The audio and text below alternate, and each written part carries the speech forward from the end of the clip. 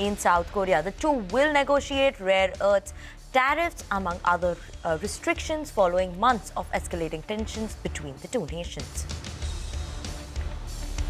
The U.S. Federal Reserve cuts interest rates by 25 basis points along expected lines, but Fed Chair Jerome Powell, in his post-policy remarks, said that a cut in December is not a foregone conclusion. Key indices on Wall Street end mixed, but significantly off the highs of the day following the Fed Chair's comments.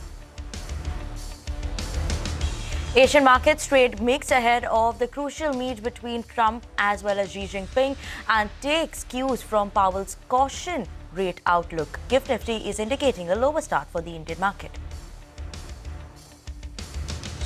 Crude prices rise following significant drop in U.S. stockpiles and U.S.-China trade optimism. Gold, meanwhile, powers gains after the Fed's cautious commentary despite 25 basis point rate cut. And L&T's September quarter earnings fall short of estimates, with net profit seeing a 16% uptick while order inflows surged 45%. And in key earnings today, three Nifty companies to report their numbers: Cipla, ITC, NTPC. Also watch out for Dabur's Q2 performance.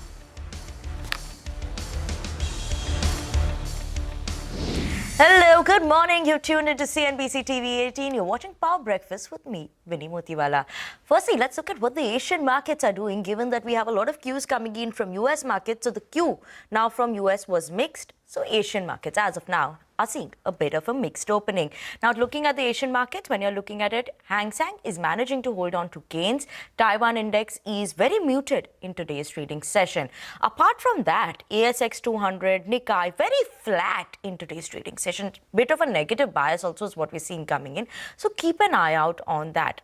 Nothing other than Shanghai is managing to trade in the green as of now, because we have the meeting that is going to be held between Trump and Xi Jinping. So everyone is watching out for the cues over there.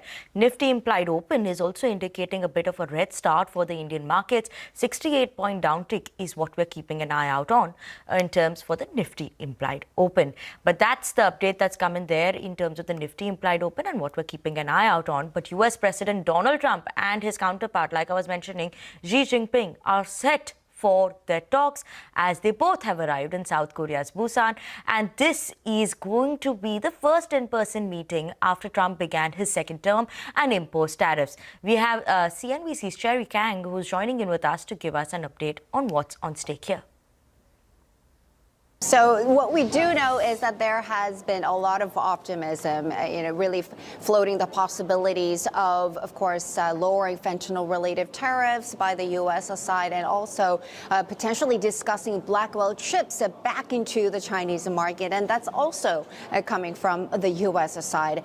The setup or the mood that we got from the Chinese side yesterday, coming from the foreign ministry, was yes, positive, nothing that could derail this kind of optimism, but much more measured, I would say. And if anything, we're actually seeing some lines from the Chinese Premier Li Qiang, basically talking about the importance of domestic growth because of the international uncertainties. And that is really this article that was published by the state-backed People's Daily on Thursday. I think it's very timely in terms of setting up the expectations going into this U.S.-China bilateral that is going to be really a key moment for this pivotal week. And of course, this is a pivotal moment because we're just days away from that truce in the trade war between the U.S. and China, which is, of course, expiring next month. So it's really about the world's biggest economic powers engaged in the world's biggest trade fight. And are we going to get another truce? Are we going to get a pact? Or do we go back to over 100% tariffs on each other? I think that is really the key question going forward. I say what we don't know is that we don't really know the details and how lasting, durable this is going to be. But if anything, it definitely feels like both sides want some kind of a stability going into this bilateral. Okay, we'll watch out for more updates coming in there from that meeting. But let's set you up for trade, tell you which are the important stocks to watch out for, as well as the cues in the world of F&O. So let's start with the trade setup for today. US markets a bit closed. Dow ended lower. S&P 500 was flat, and this came in after the comments that came in from Fed chair in terms of rate cuts for the month of December. In the month of December are not something that is certain. As of now, 25 basis point cut is what the Fed has taken this time. Nasdaq that ended closed at record high levels, and this came in from mainly led by Nvidia's commentary, as well as earnings came in from Alphabet, so keep an eye out on that. Now, in terms of flows from the FIIs and DIIs, FIIs were actually sellers in yesterday's trading session. 2,500 crores approximately of sell coming in on FIIs and 5,600 crore of buy from the DII front. Important cues for today, obviously we spoke about Trump and Xi Jinping. That is important for our Indian markets as well. IEX market coupling case, so keep an eye out on that one in terms of update there. Important earnings today, Cipla, NTPC, Dabur, ITC, Bandhan Bank, Union Bank, keep an eye out on that. And Supreme Court actually yesterday uploaded the AGR relief judgment that was filed. So that is also something that we'll be keeping an eye out on in terms of Vodafone Idea. Nifty implied open, like I mentioned, a negative start for the Indian markets. But important stocks to watch out for in today's trading session. We have Gaurav joining in with us for that. Good morning, Gaurav. Well, let's talk about L&T, because inline set of number is what we saw. Net profit that came in at around 3,926 crores. MGL, they reported a little bit of weak numbers, because when we look at net profit, it was a bit below our own estimates. Apart from that, when you look at HPCL on the other hand, they reported good set of numbers. Net profit that came in at around 3,380 crores versus what we were estimating at 3,040 crores only. And margins also saw some kind of uptick. SAIL also reported good set of number. Net profit came in at around 416 crores versus our poll of around 136 crores. So definitely, let's watch out on that. United Breweries, on the other hand, they reported net profit of just 46 crores, a bit lower than our own estimates, and that is the reason why when we look at margins, there also we saw some kind of compression. BHEL, they reported good set of numbers in the second quarter. Net profit came in at around 368 crores, and at the same time, revenue also increased. When we look at PB Fintech, we also saw good set of number here as well, because profit that has more than doubled. Now that came in at around 135 crores, and we saw positive surprise in the margins as well. RailTel, when we look at the numbers here, the net profit that increased almost by 4.7% on a year-on-year basis. On the other hand, when we look at Brigade Enterprises, there also we saw good set of numbers, around 37% growth in terms of net profit in this quarter. And lastly, let's also not forget about Dr. Reddy's today, because company has received non-compliance from the Pharmaceutical Drug Directory from Canada, and on the back of that, it will be a negative sign. Let's not forget that Nomura, they also say that the EPS can go down almost by 3 to 6%. Let's also not forget about Concor, because company has signed an MOU with JNPA for rail handling, and that is the reason why we will be watching out on all these companies today. Okay, thank you so much for that, Gaurav. But we have visuals that are coming in from the Trump as well as Xi Jinping meeting that will be happening. And you can see them, both of them are met, the handshake that is happening there. Important updates that we'll watch out for from this meeting, as US President and the Chinese leader Xi Jinping will be discussing the deals, again, in terms of rare earth metals, what's happening there, the tariff scenario. So key updates that everyone is keeping an eye out on. This is the first meeting since Trump has begun his second term. Keep an eye out on that. You can see the smiles there, hoping for a good deal that comes in there as well. We'll wait out for commentary and updates coming in from this deal. But both the leaders have arrived in South Korea's Busan. As of now, in terms of updates, is what we'll be keeping an eye out on. We have a great relationship. We've always had a great relationship.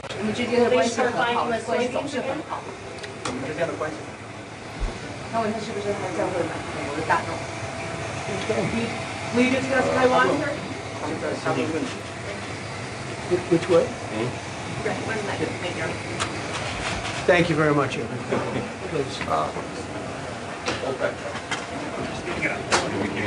Wait, nobody else is going to the meeting. Nobody else. Okay, and that's both the leaders over there. He did say they have had a great relationship always, so we'll wait out for more cues coming in there. But yes, that's about US and China. But let's shift focus back to our F&O market. What are we keeping an eye out on? Yesterday, we did manage to close about 26,000. But Sudarshan, today Nifty implied open is indicating a more than 60 point downtick. So then again below 26,000. So as you say, it was a good start to November series, and Nifty managed to hold the levels above 26,000. But the problem is Qs have turned mixed, and that's reflecting GIFT Nifty, which is indicating a start in the red, currently down almost 60 to 70 points. And the reason I'm saying that Qs have turned mixed because FIs have turned sellers again, both in the cash market as well as in the derivative market. Yesterday in the cash market, they have sold more than rupees 2,500 crore, but it was fully offset by DIs, which continue to be on the buy side. Yesterday also DIs have bought almost rupees 5,700 crore. In the index futures, two FIs have sold more than rupees 1,200 crore, and they have built huge short positions where they've added contracts of nearly 6,600 crore. But as far as the options data is concerned, it indicates the range for Nifty now from 26,000 to 26,500. So as of now, it looks like that Nifty will try to hold the levels above 26,000. So on the call side, 26,200 and 26,100 both have seen huge increase in the open interest, with premium rising further. And on the put side, 26,000, 25,900, both the put options saw a fall in the premium. So support, I have taken 25,900, and resistance would be 26,135. For Nifty Bank, support would be 58,000 and resistance would be 58,600. One stock remains in the band, that is Saman Capital. Apart from that, keep an eye on Suzlon Energy. It has been seeing fresh longs, and all the mutual fund names were under pressure yesterday. But besides the news, one stock that was under pressure also because of the weak earnings, that was CAMS, and has seen fresh shorts. Okay, Sudarshan, thank you so much for that, for those important updates coming in the world of FNO and what we should be keeping an eye out on. But on that note, we're going to slip into a very short break. We'll get you updates from the Federal Reserve's latest policy meet. Stay tuned.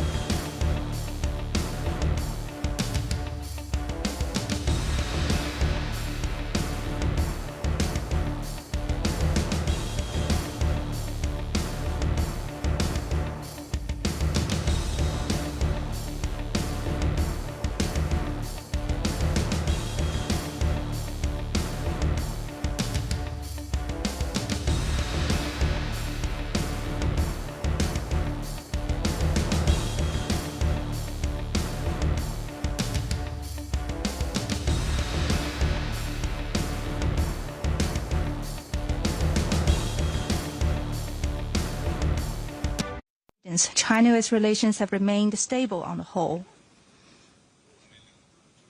Given our different national conditions, we do not always see eye to eye with each other, and it is normal for the two leading economies of the world to have frictions now and then. And in the face of winds, waves, and challenges, you and I, at the helm of China-US relations, should stay the right course and ensure the steady sailing forward of the giant ship of China-US relations. I always believe that China's development goes hand in hand with your vision to make America great again. Our two countries are fully able to help each other succeed and prosper together. Over the years, I have stated in public many times that China and the United States should be partners and friends. This is what history has taught us and what reality demands. A few days ago, in the latest round of consultation, our two economic and trade teams reached basic consensus on addressing our respective major concerns and made encouraging progress. This provided the necessary conditions for our meeting today. Mr. President, I am ready to continue working with you to build a solid foundation for China-US relations and create a sound atmosphere for the development of both countries. Mr. President, you care a lot about world peace, and you are very enthusiastic about settling various regional hotspot issues. I appreciate your great contribution to the recent conclusion of the Gaza ceasefire agreement. During your visit to Malaysia, you witnessed the signing of the Joint Declaration on Peace along the Cambodia-Thailand border, to which you had provided input. China has been helping in our own way Cambodia and Thailand properly settle their border disputes, and we have also been promoting peace talks to resolve other hotspot issues. The world today is confronted with many tough problems. China and the U.S. can jointly shoulder our responsibility as major countries and work together to accomplish more great and concrete things for the good of our two countries and the whole world. I look forward to exchanging views with you on questions important for our two countries and the world. Thank you. Thank you. Thank you very much. It's great to have you all. Thank you very much. Mr. President, why did you change your nuclear plans? Why are you going to be doing more nuclear testing? Thank you very much, everybody. Thank you. Thank you. Thank you very much.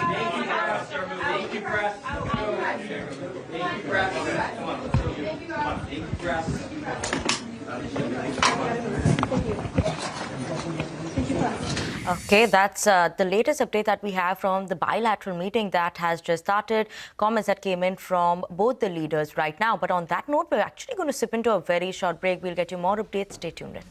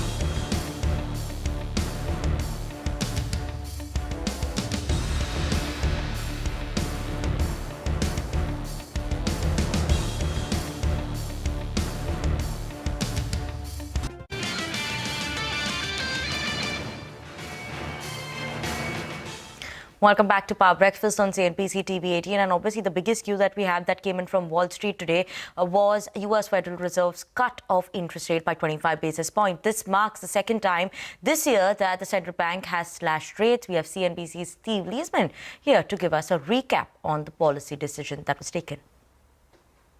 The Federal Reserve cutting interest rates by a quarter point to a new range of 3.75 to 4%. There were two dissents on this. The second one by new Fed Governor Myron, who wanted 50. First one by Kansas City Fed President Jeff Smith, who wanted no change. So dissents on both sides, a kind of a rare occurrence for the Fed. The Federal Reserve announcing it is stopping quantitative tightening or the roll-off of its balance sheet as soon as December. All roll-offs of treasuries from here on out and mortgage-backed securities on the Fed's balance sheet will now be invested into T-bills. It's a bit of a change there. On the economy, the Fed said economic activity expanded at a moderate pace, according to available indicators. One of two nods in this statement to the absence of data by the Federal Reserve. It had said in September that the economy was moderating, so almost a bit of an upgrade to the economy, but according to available data. Job gains, it said, has slowed, however. Unemployment remained low through August. And again, it said more recent indicators are consistent with these developments. That's another nod to the idea that the Fed doesn't really have the official data. More recent indicators is what it's using. Inflation, it says, has moved up since earlier this year and remains somewhat elevated. That is the same characterization as September. And there's not much in the way of forecasting the future path of rates. I believe that'll have to wait for the press conference from Fed Chair Powell. But again, the Fed cutting by a quarter, two dissents on both sides of the issue. One wanted more, one wanted none at all, and the Fed stopping quantitative tightening as of December. Let's in fact listen into the Fed Chair on his comments and statements made as well. In the committee's discussions at this meeting, there were strongly differing views about how to proceed in December. A further reduction in the policy rate at the December meeting is not a foregone conclusion. Far from it. Policy is not on a preset course. Okay, that's the latest update that is coming in from the Fed Chair Jerome Powell as well. But with that, we're absolutely out of time on this edition of Power Breakfast. Thank you so much for tuning in. Up next, Bazaar Morning Call.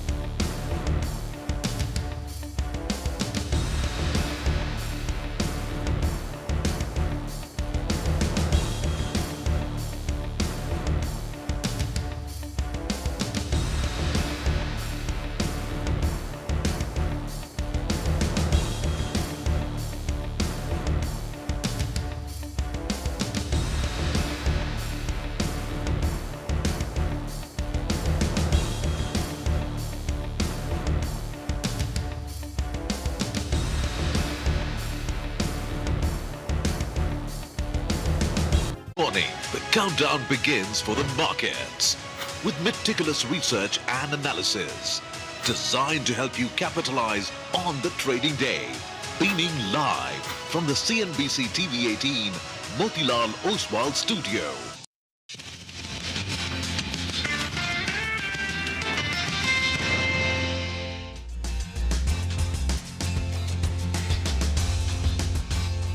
Good morning. You're with us here on a fresh new edition of Bazaar Morning Call. Thursday morning, we are coming to you live from the CNBC-TV18 Motilal Oswal studios. Lots to tackle. US-China is top of mind. There was Fed, lots of big earnings. And of course, our markets here, which are about 150 odd points on the Nifty away from an all-time high. I'm Prashant. With me, my colleague Surbhi, and Mangalam is with us today. Guys, good morning. Morning. Morning, Prashant. Morning, Mangalam. Let's get the pictures, actually. I think we've got some visuals as well. The most high-profile meeting taking place in Busan in South Korea. There, the handshakes have started.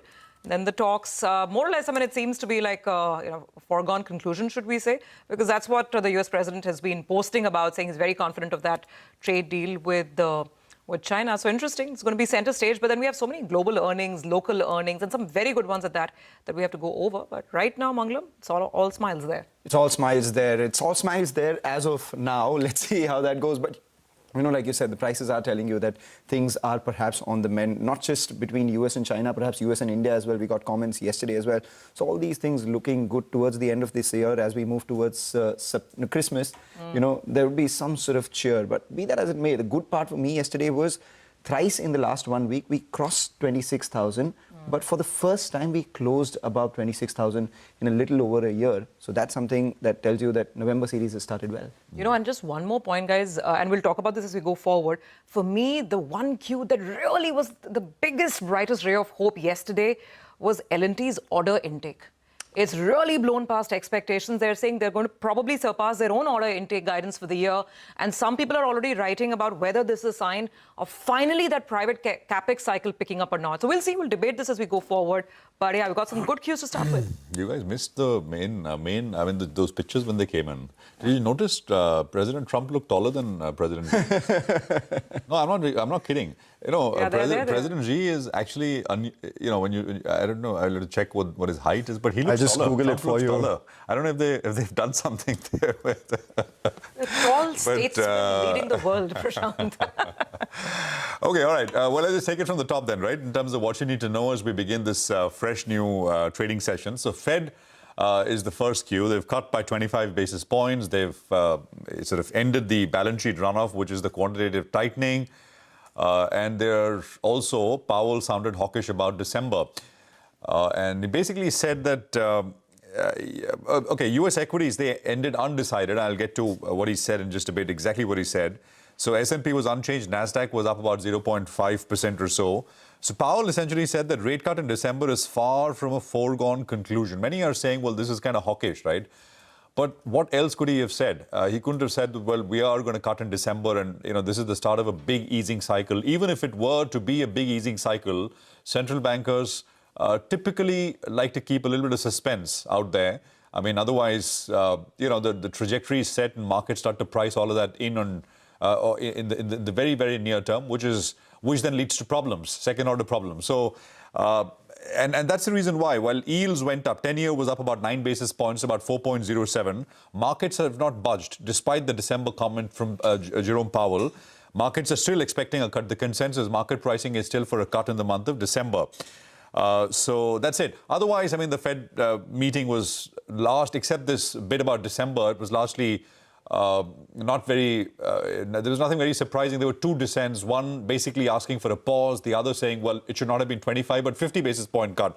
That's President Trump's man on the FOMC now.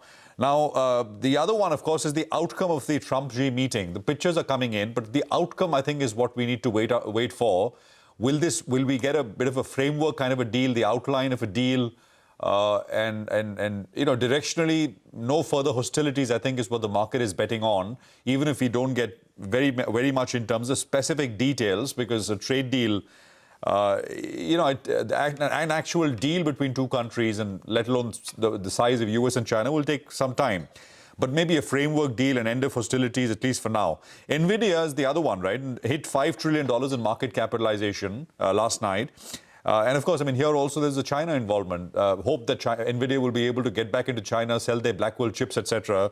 And of course, I mean, NVIDIA in the GTC event showcased a lot of their capabilities, lots of partnerships, etc. Big earnings overnight. All of them reactions aftermarket. Google stock in the aftermarket is up 7%. Meta, Microsoft are lower in aftermarket. I mean, numbers are okay. Numbers are actually good even for Microsoft. Meta may be a little bit higher in terms of guidance compared to what they said earlier, capex guidance.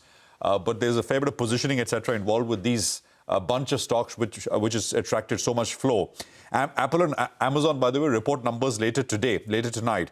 Now, numbers don't change for as far as the levels are concerned. For the Nifty, the resistance is 26,104 and 26,227. That's the range.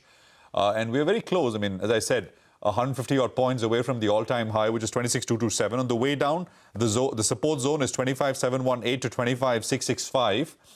You could also trail the 40-hourly exponential, which we are above. You got the Bank Nifty, which needs to cross the high of 58,577. Again, very close.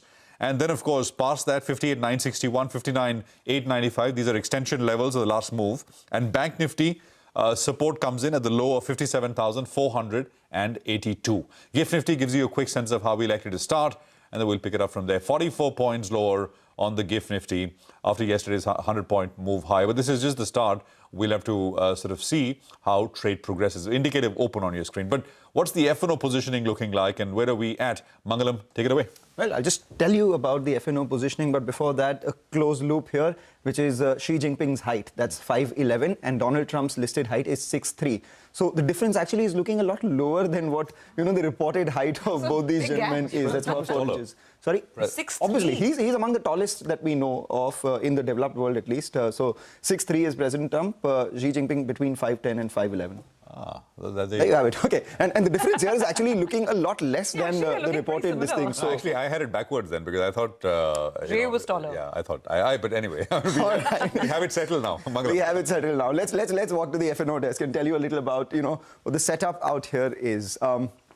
So if you look at the frontline indices yesterday, the start to the November series wasn't particularly bad. We had the Nifty closing above the 26,000 mark. The Nifty Bank picked up towards the latter half of trade, and it's the IT index which actually had been fairly resilient. More importantly, we closed above that 26,000 mark, and that's very crucial because over the last 4 or 5 trading sessions, every time we crossed past that 26,000 mark, 26,104, which was the October 23 high, we closed below 26,000. But yesterday, the high was 26,098 and the close was 26,054. So we did not give up much from the day's high. That's speaking about resilience. At the same time, we are just a very short distance away from the all-time high of 26,277. So 26,000 to 26,277 is what the option writers are believing that the range for the market would be. Why do I say that? Because if you look at the 26,000 put, premium of 90 rupees telling you between 25,900 to 26,000 is an important support zone. So to that extent, the GIFT Nifty's gap down is perhaps a positive for the bulls.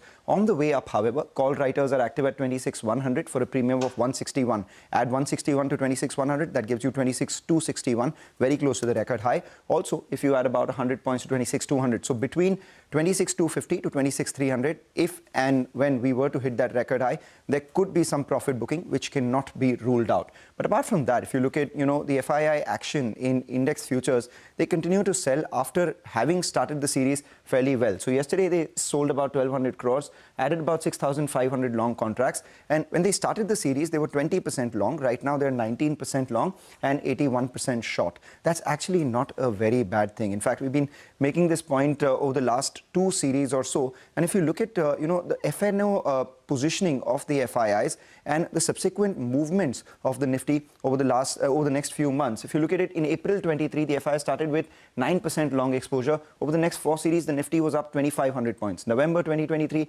FII started with 11%. The next 2 series, Nifty was up 3,000 points. As recent as September 2025, when the FII started the September series, they were just 8% long, went lower to October at 6%. And over the next 2 series, we've already gotten 1,500 points. So let's see where that goes from here. The one stock that I'll be watching out for today in particular would be United Spirits, because it was fairly well bid in trade earnings today, and it has crossed the 200-day moving average with a lot of long positions being added on this counter. So far, the numbers that have come in from this space have been fairly positive, the likes of Radico, Khaitan, etc. So let's see whether United Spirits follow suit. Speaking of Radico, Ketan, Manglam, I was at a concert in Mumbai, The Enrique Iglesias concert, and all I could see was phenomenal marketing by Radico. They had captured everything out there. So, yeah, it's an interesting way of introducing premium products, perhaps. Catch them young, catch them early, so to speak. Anyhow, let's get back to the big global story now. And before we introduce our first guest on the show, let's hear out some of the commentary that started coming in from the sidelines of the all-important Trump-Xi meeting. And for the time being, it's all praises for each other at a personal level and, of course, for the great two nations as well. Hear it out from the US and the Chinese presidents. And we're going to have a very successful meeting, I have no doubt. But he's a very tough negotiator. That's not good. Mr. President, do you plan to sign a trade deal today? Could be. I think we'll have a great understanding. We have a great relationship. We've always had a great relationship. Well, thank you very much. It's a great honor to be with a friend of mine, really for a long time now, if you think about it. The very, very distinguished and respected President of China. And we will be having some discussions. I think we've already agreed to a lot of things, and we'll agree to some more right now. But President Xi is a great leader of a great country, and I think we're going to have a fantastic relationship for a long period of time. And it's an honor to have you with us. Thank you very much. Since your re-election, we have spoken on the phone 3 times, exchanged several letters, and stayed in close contact. And our joint guidance, China-US relations have remained stable on the whole. Given our different national conditions, we do not always see eye to eye with each other. And it is normal for the two leading economies of the world to have frictions now and then. And in the face of winds, waves, and challenges, you and I, at the helm of China-US relations, should stay the right course and ensure the steady sailing forward of the giant ship of China-US relations. You have it, comments from both the sides. Now, what does all of this mean for the global economy, for global markets, and where does it leave India, our own tryst with the US in getting that trade deal done? Let's discuss this and more with Jahangir Aziz, Head of Emerging Market Economic Research at JP Morgan. Jahangir, morning, great to have you in. So there you see, I mean, the tone is always right, the smiles are bright, and I think the teams have done their homework in the background, right? That this framework is more or less done. So what is your base case that you're going with? That, they reduce tariffs to what levels? I mean, does global trade, free-flowing global trade start between the US and China? And if yes, what does that mean for the market? More animal spirits, more upside? So we might be less enthusiastic about the Xi Jinping-Trump meeting than you are. So we basically think that things are going to go back to what it was pre-October.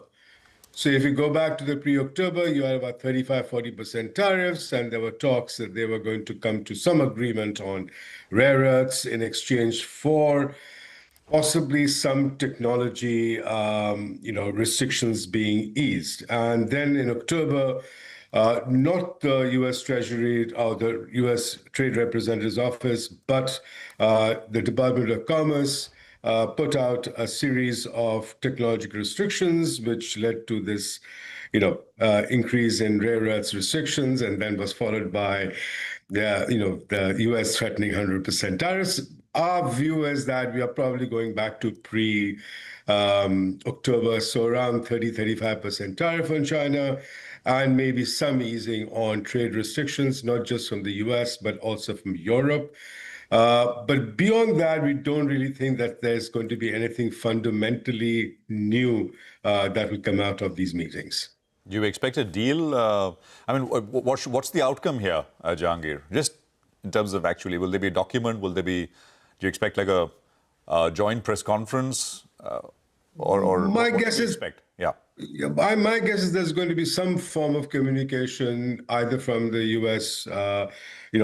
Secretary Bessent after the meeting, or from the Chinese side, or both together. But I doubt whether the two presidents are going to have a joint statement. So that I don't expect. But there might be something, joint communique from the two, the vice premier from China's side and Secretary Bessent from the US side. That is possible.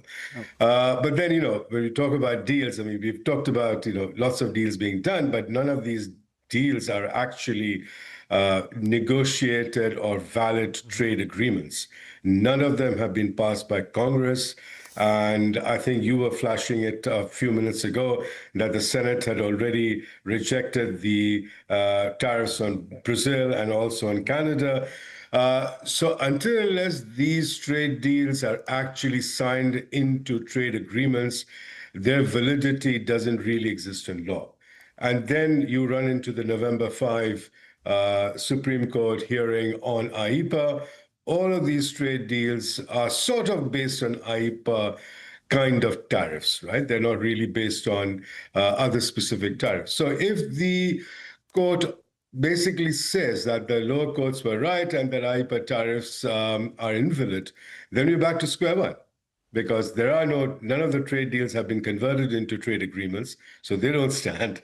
Therefore, you need to go back to the drawing board and restart all of this with new tariffs in different sections of the U.S. trade acts being used. So I think, we need to wait and see how the Supreme Court decides before, even if, I don't think even that the White House is going to put them up for congressional approval even before that. So many things happen, yet the risk of nothing happening is still intact. Prashant, you said whether there would be a press communique or not.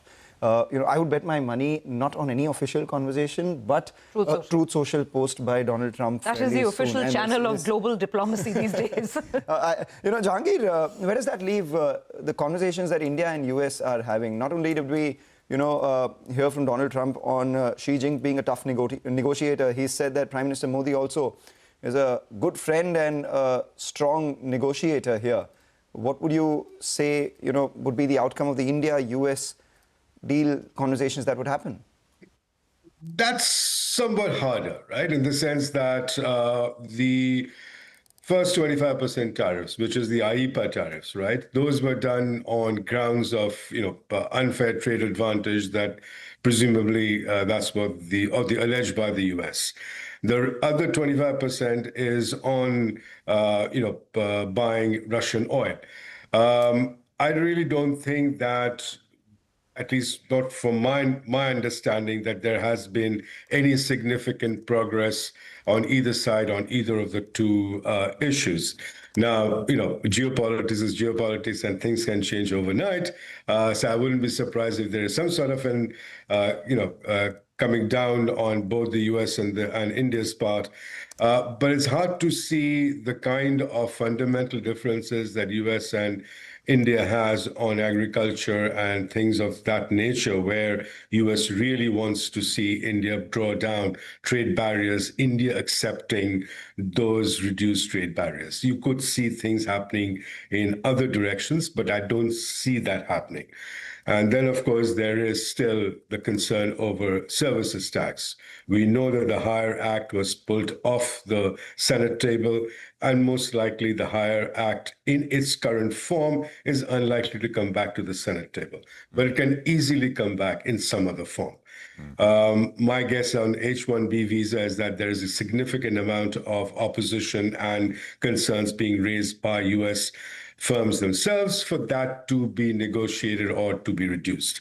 But by and large, it looks like a tough situation where don't really see what either of the two sides can offer to bring that 50% down to something more reasonable. That court ruling is going to be interesting, right? Although I'm not very sure now how will markets react. If the court rules them illegal, is it good news or bad news? So that's a difficult question. So think about how is the 10-year being anchored? The 10-year right now is being anchored on the assumption that there is going to be around $300 to $350 billion of tariff revenues for this year and similar amounts for next year. That's what's giving you the anchoring of the 10-year rate.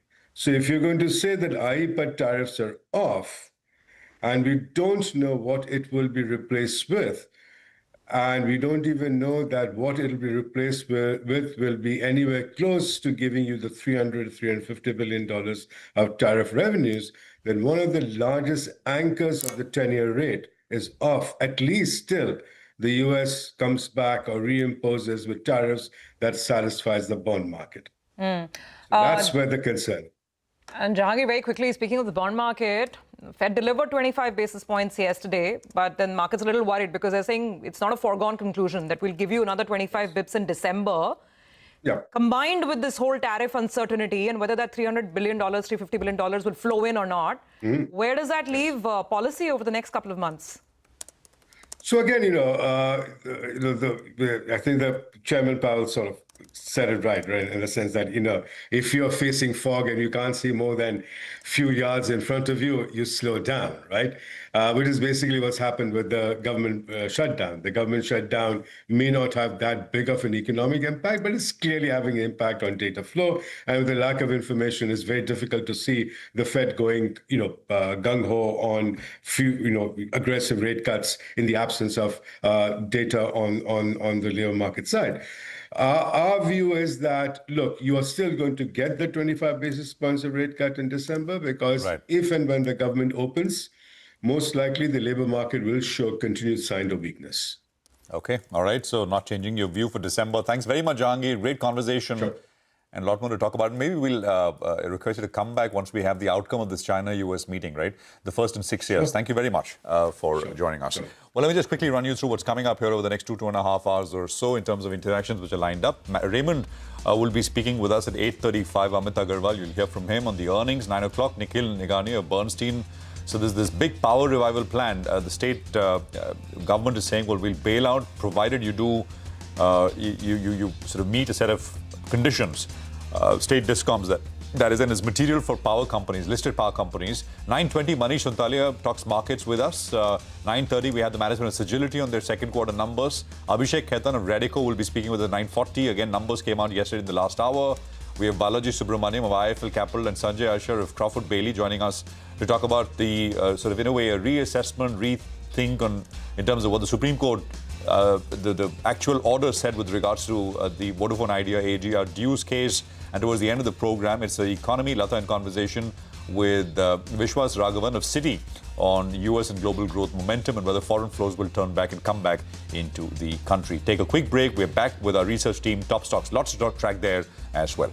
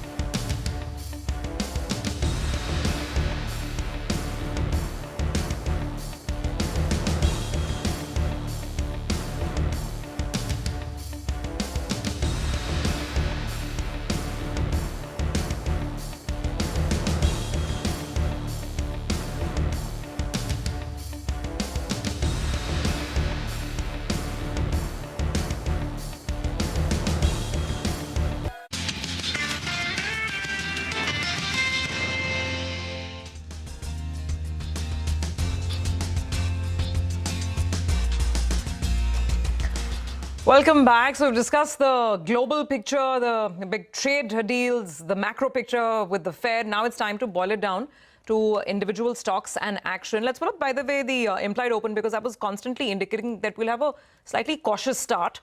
So it's still down about 60 odd points. So we'll see how it goes. Asian markets are also trading fairly mixed right now. But like I said, let's now boil this down to stocks, because there are lots and lots of very important names that we need to keep on our radar. So to kick things off, we have Ashmit now joining in. And this is really important for Vodafone Idea. Now, just days after allowing the centre to reconsider Vodafone Idea's AGR dues, the court yesterday uploaded the judgment itself.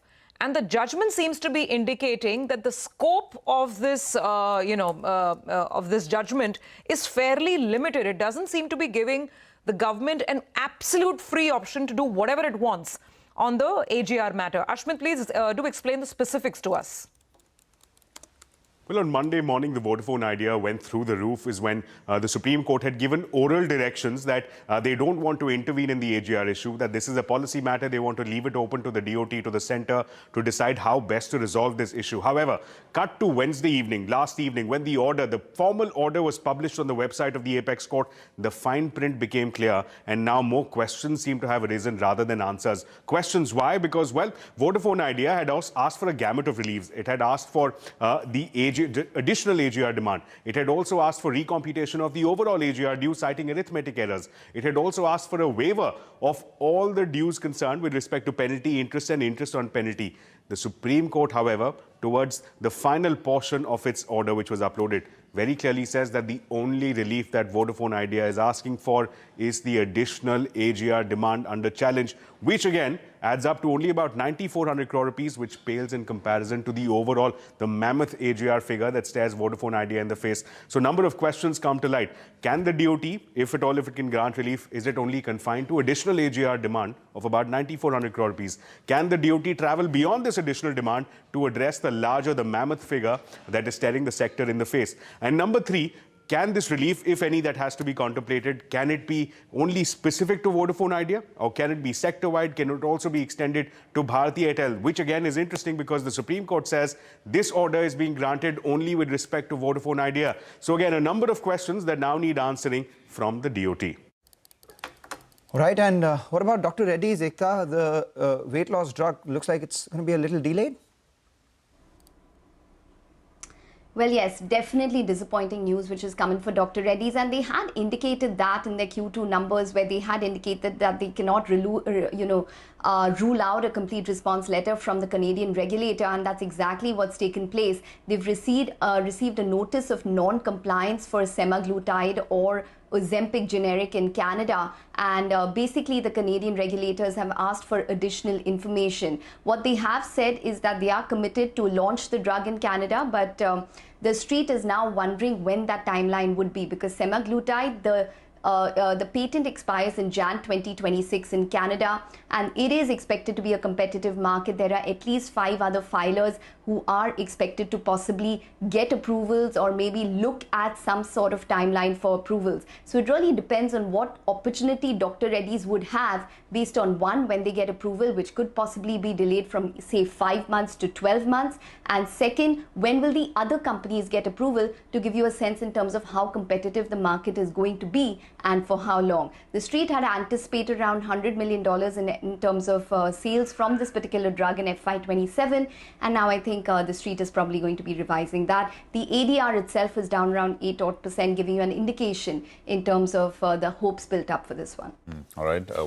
That's the big drug, right? Not just for Dr. Reddy's, but expected to be one of the largest drug categories ever,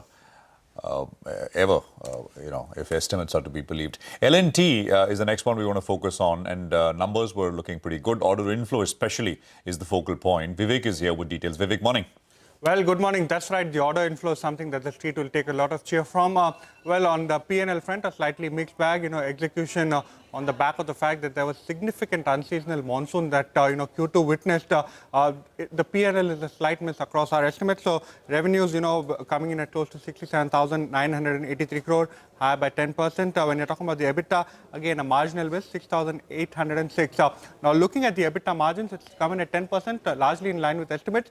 Management pointed out 2 key reasons for EBITDA being soft on a year-on-year basis. Number one, legacy orders, the revenue recognition came in this particular quarter, but that's being phased out. And also, when you're talking about the newer or the new legacy orders that are coming in, these orders are yet to reach the stage where revenue recognition will come. But going forward, the management has indicated that the margins will improve and profitability too largely in line to a slight miss. So expect some profit booking given the fact that the stock actually saw a bit of a run-up going into Q2 results. Now, talking about the key highlights, from the media call that the management held.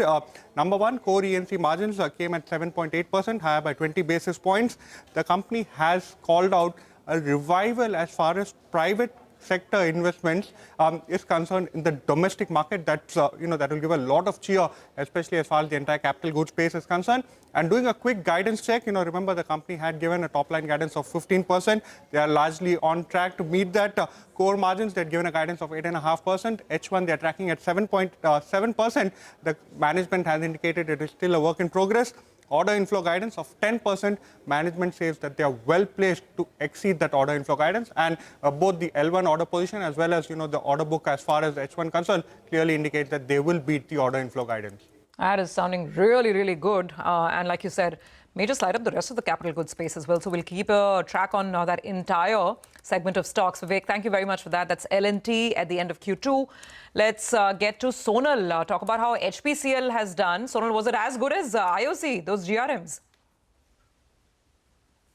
Oh yes, it was a beat led both by the marketing and refining segment. Yes, on a sequential basis, it's a decline, but the numbers are much better than the poll. So revenues at 1.01 lakh crore rupees, EBITDA has come in at 6,900 crore rupees, which compares with the poll of 5,900 crores. Margins 100 basis points higher than the poll at 6.8, and profits also higher accordingly. GRMs have come in at $8.8 per barrel versus an expectation of around $6.5 per barrel. Company says pre-commissioning activities of their big expansion at Vizag is underway, and if that happens, it could lead to incremental GRMs of around $3 per barrel. So that's a big uptake.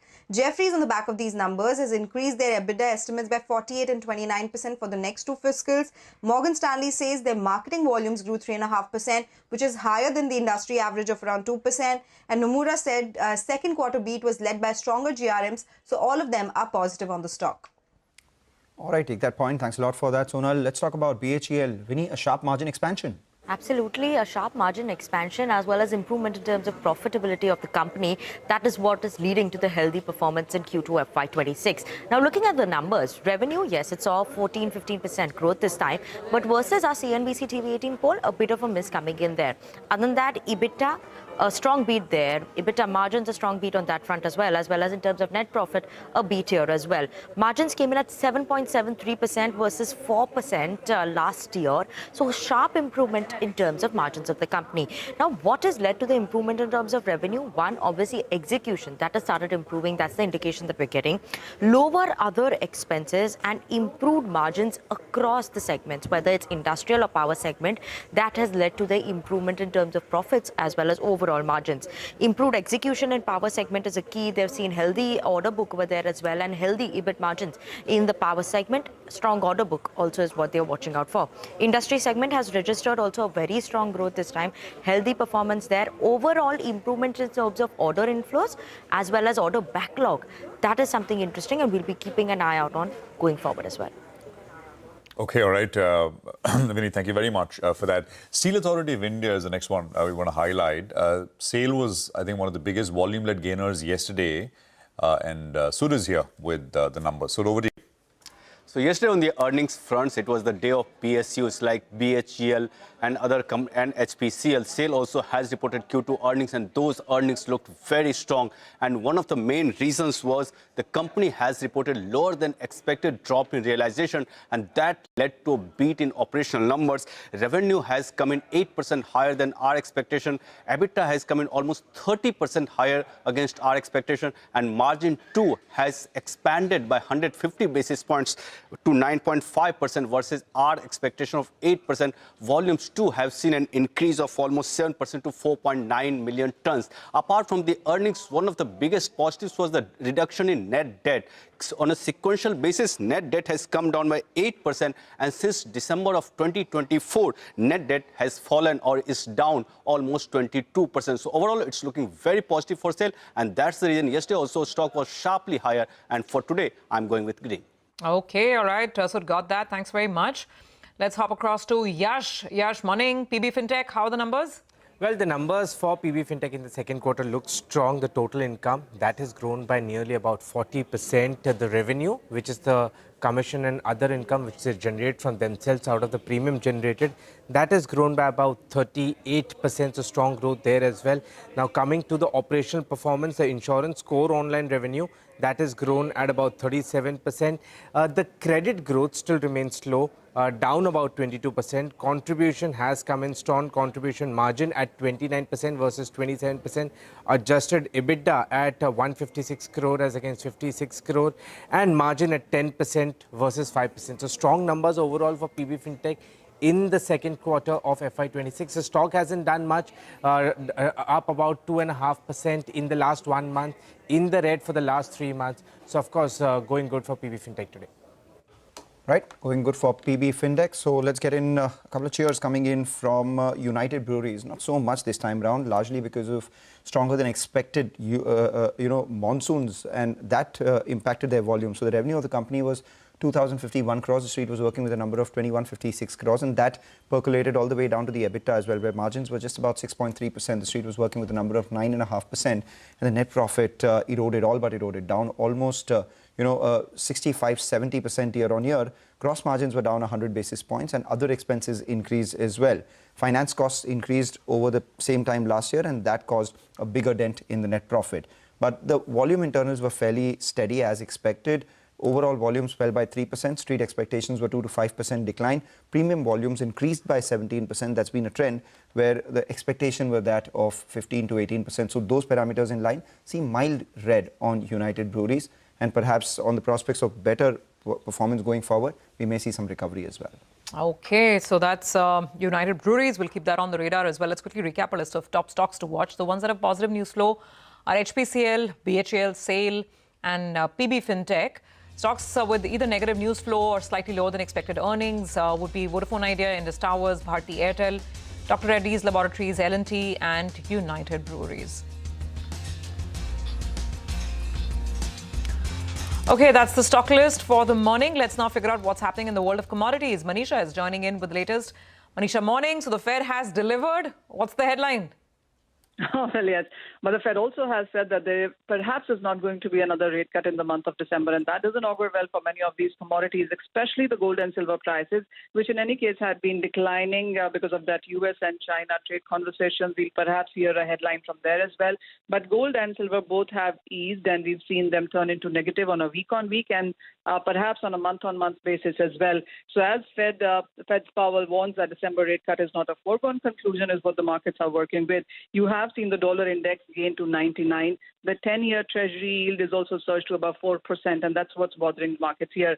If you look at the overall central bank buying, that also seems to have declined for the month of October, and ETF as well has seen some redemptions. Markets believe that the weak hands have gone out. Some consolidation is perhaps what you can see in gold and silver, but there is some profit-taking that we are looking at in base metals as well. So from its highs of yesterday, where zinc was trading at a 10-month high, aluminum at a 3-year high, copper near all-time highs, all of these three base metals also are trading 0.25% to 0.5% on the lower side. So no buying activity is what we are seeing in the Asian markets onto this one as well.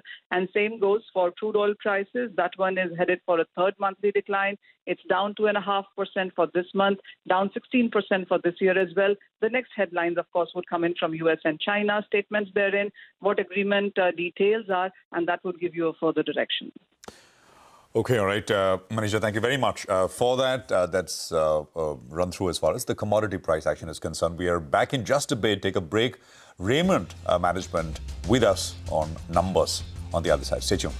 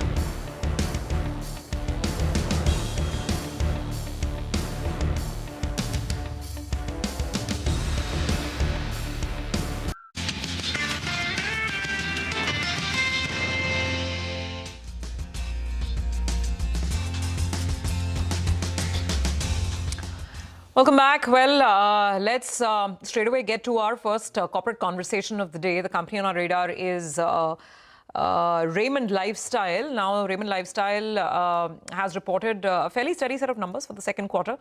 Revenue growth has been led by domestic demand. The textile segment growth has been led by robust volume growth. Amit Agrawal, Group CFO at Raymond Lifestyle, is with us now. Amit, thank you so much for being with us. So I'm just quickly going to go over the numbers. Your revenue is up about 7.5%. Your margin has remained fairly steady at about 12.3%. Profits have grown quite a bit. I mean, profits have jumped over 70%.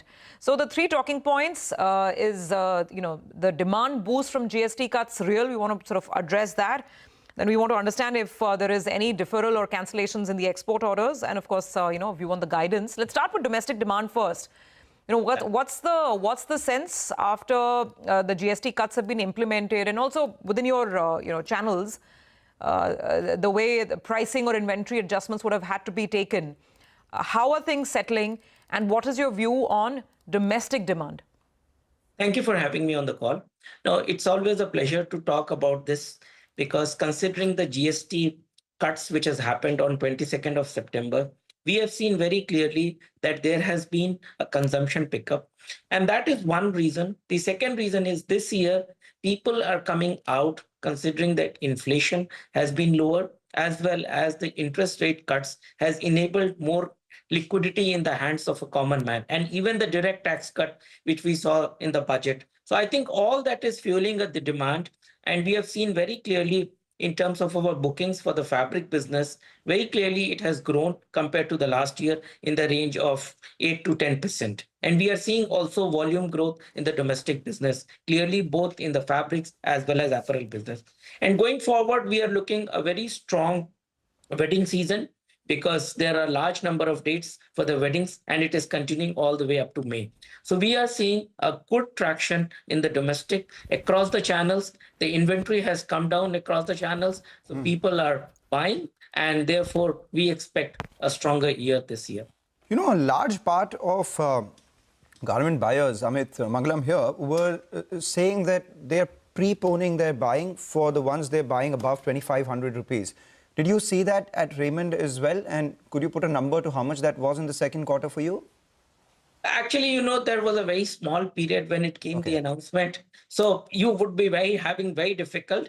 But what actually we saw, because when we do the primary sales, a lot of our franchisees, dealers were reluctant to buy during that period. However, when I look at the data for our outlets and the stores, there has been a little bit increase in the period from 5th to 22nd. But can I say it is really significant that people did a preponement is difficult to justify. All right. Second half of this year, ethnic wear, the first half grew about 11%. That has been a growth driver for you. Alongside that, there are other, newer categories, sleepwear, innerwear, etc., which would be growth drivers as well. Sleepwear and innerwear, I wanted to understand how that performed. Innerwear faced some challenges. So your ethnic wear, sleepwear, innerwear, what's the prognosis for the next couple of years? Yeah. So look, let us talk one by one. In terms of ethnic wear, clearly the first half is not so much relevant because of it is more wedding and festivity related sector. And that we will see in the second half. Based on the conversations which we are having with our franchisees or dealers and EBO operators, they are saying there is a good traction because of the wedding season.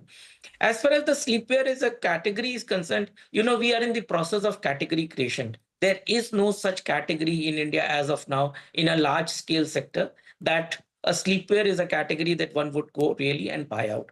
And especially maybe in tier 1 people do, but tier 2, tier 3, 4, which is a large market, there people are not really doing that. So it's a category building. As far as innerwear is concerned, we all know that in the second quarter, there has been a bit of a struggle in this sector, and everybody went out for massive discounting, increasing the commissions to the wholesalers and the retailers. So I think it goes through the ups and downs, always innerwear, and once it comes back. So we expect these are smaller sectors for us. I think our big focus clearly on the fabric and the apparel side, where in the domestic side, you have seen a good growth. And what we are more pleased about is it's a volume-led growth. It is not a price-led growth. Take that point. Yeah, so let's wrap this up then. Amit, the first half revenues have grown 12%, margins at around 11.5%.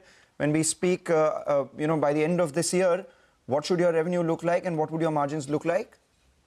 So I would not go definitely on a guidance basis, but what I can tell you, this year is going to be much stronger compared to the last year, and we will be in early teens, the growth in the revenue compared to the last year, as well as in the profitability of the business.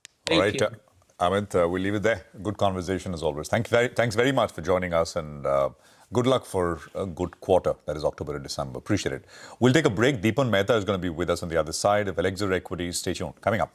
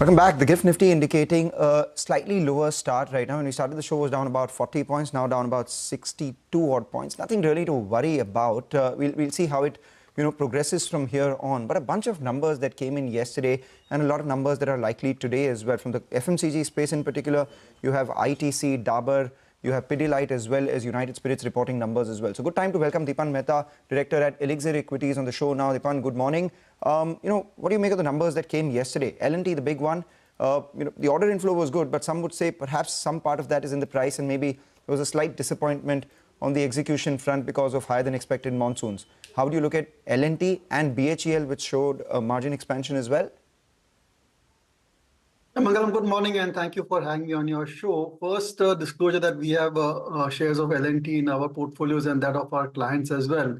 And I thought exceptionally good order book build up and a lot of it coming from the Middle East as well. And so the diversity of the order book certainly offers comfort.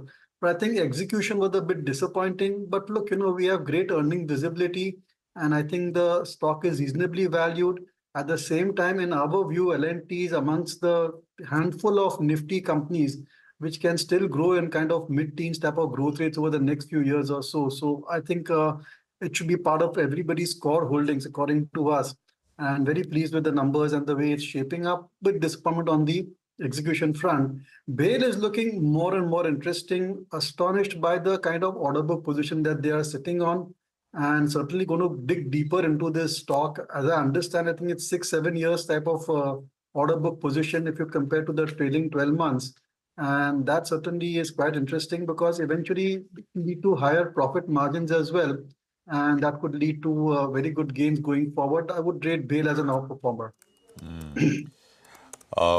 And generally, Deepan, morning, PSUs have earnings, I mean, they're all disaggregated sectors, and HPCL, for example, is strong. SAIL reported numbers. And there seems to be a bit of momentum building as well, not just on the banking, PSU banking side, otherwise as well. That's right. I think that's been the real phenomena under the Modi government, that the PSUs which were ignored and which had given very, very disappointing returns right until the Modi government came on board. We have seen them to be great wealth creators. And it's across the board, I think. It started with the defense companies. It started with with PSU engineering companies. Now we are seeing good returns coming through from the PSU banks, where the actual performance also has improved. And now I think across the board, the final frontier, of course, were the oil marketing companies, which were laggards. But I think the government is explaining these companies better. And there's a better transparency also as compared to before. And we are seeing the numbers come through for a lot of the oil marketing companies, where the play is all about less trading of refined products and more of in-house manufacturing, where they get the benefit of refining margins as well. The only issue with oil marketing companies is the very low volume growth. For example, HPCL, I've read somewhere, was just 3.6% volume growth. So while the gains will be there in the margin improvement and also backward integration, so to speak, but company growing at 3.6% volume growth, I kind of just want to wait and watch and let us see whether the P multiple actually expands. They might just buy an oil marketing company, right? That'll be the day. I think you've not so far. You've stayed away, as we've discussed in the past. But Prashant, I'm getting increasingly positive on these companies. Yeah. I mean, I think that Hardeep Singh Puri here, the minister in Bombay, meeting analysts, investors, that I think that was also a bit of a turning point. Not turning point, maybe it's but he, as you said, explaining the companies better. I was there for the meeting. They put up a very impressive show. Yeah. And all the top management of all the three oil marketing companies were there, and they were speaking in a very transparent and open manner. Yeah. What investors should expect from this company. I missed it. I wanted to be there as well. But it's something. We'll take a break, Deepan. A lot more questions I want to ask you about Dr. Reddy's, Idea, Vodafone, etc. as well. So stay with us. Have to take a break, and we are back in just a bit.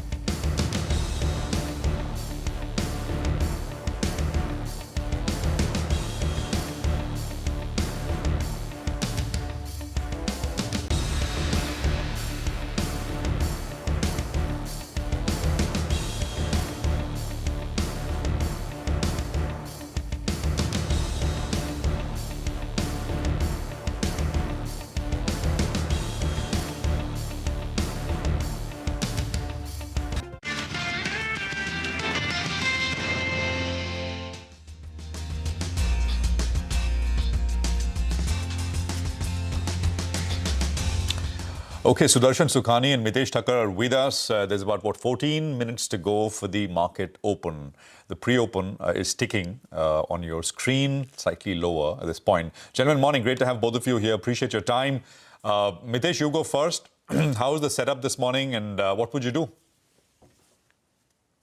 Good morning, Prashant. So we've kind of maintained that we will most likely retest the earlier highs, that zone of 26,150 to about 26,220, give and take a few points. And broadly, there is a chance of us breaking beyond that. But in the short term, that level will still be important and will attract a lot of supply. So you can believe that 25,800, 26,200 broadly is the range which we are working with, and eventually waiting for an upside breakout. Okay, so looking out for that upside breakout, got that. Mitesh, Darshan, morning to both of you. So Darshan, what's your advice for today? What's the approach? Yeah, good morning. See, the approach remains the same. The trend is up. We are going to see choppy markets. It's not as if the markets will oblige us every day. Today's dip, if it comes about, and it may, is a buying opportunity because your stops are very clear. That's 25,800 on a closing basis. So far as the Nifty is trading above it, minor corrections should be used to buy and assume that the trend is up. Buy the dips and keep riding the trend on the upside. Got that, gentlemen. Let's talk stocks. Mitesh, what are you working with today? Yeah. Good morning, Surabhi. I have all buy calls today. Gas Authority was a call, I think, earlier as well. It's broken out of a contracting pattern with good jump in volumes yesterday. So buy with a stop at 182. The first target should be around 191, 192 on the upside. Also a buy on Coforge, which, after a good gap up 3 days back, or rather on Monday, has given a good pullback. Now gives you a favorable entry point. So keep a stop below 1775 here. Look for targets of 1840. Biocon managed to get past a swing high. So buy with a stop below 367.5 for targets of 385 to about 387. And the final stop call is ABB. Buy with a stop at 5,200. Try to buy on a mild decline. So around 5,280, 5,260 is the buying zone, and look for targets of 5,400. Sudarshan, what about you? Well, it's an all buy list. HDFC Life is a buy with a stop under 745. Tata Tech is a buying opportunity with a stop under 690. Hind Petro is a buy with a stop under 465. And finally, BPCL is a buy with a stop under 340. And quickly, markets don't go up every day, but they do go up when the trend is up. Absolutely. Trend is your friend. That's the whole one, right? Sudarshan, thanks very much. Deepan, thanks very much for joining us, and talk to you in about 10 minutes with your calls. Okay, I mean Sudarshan and Mitesh. Deepan is with us. I mean to go back to Deepan. Deepan, thanks for staying on. So just a bunch of other things, right? Dr. Reddy's, I don't know if you saw the news on semaglutide. The bit of a setback, ADR was down 8%. Any thoughts here? Yeah, I think that is going to be a growth driver for the company, and certainly disappointing numbers and disappointing event. And also the numbers, I think clearly North America market is slowing down for them. A lot of price erosion over there, reflected in the stock price and the P multiple as well. I think once investors should wait out this uncertain period. Within the pharma, I think the hottest segment to be in are the CDMO companies, and that's why I think we and a lot of investors are increasing their investment exposure. This idea of Vodafone Indus Tower business, as I don't know if you saw, right? I mean, the written order came out, and seems like but there's still confusion. It's not settled whether the relief that they're seeking is only for that 9,500 crores or so. I mean, it's unlikely that that's going to be the case. At least that's what I would think, because the numbers are in tens of thousands of crores, the AGR dues.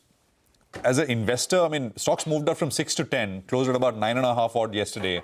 What's the view, Deepan?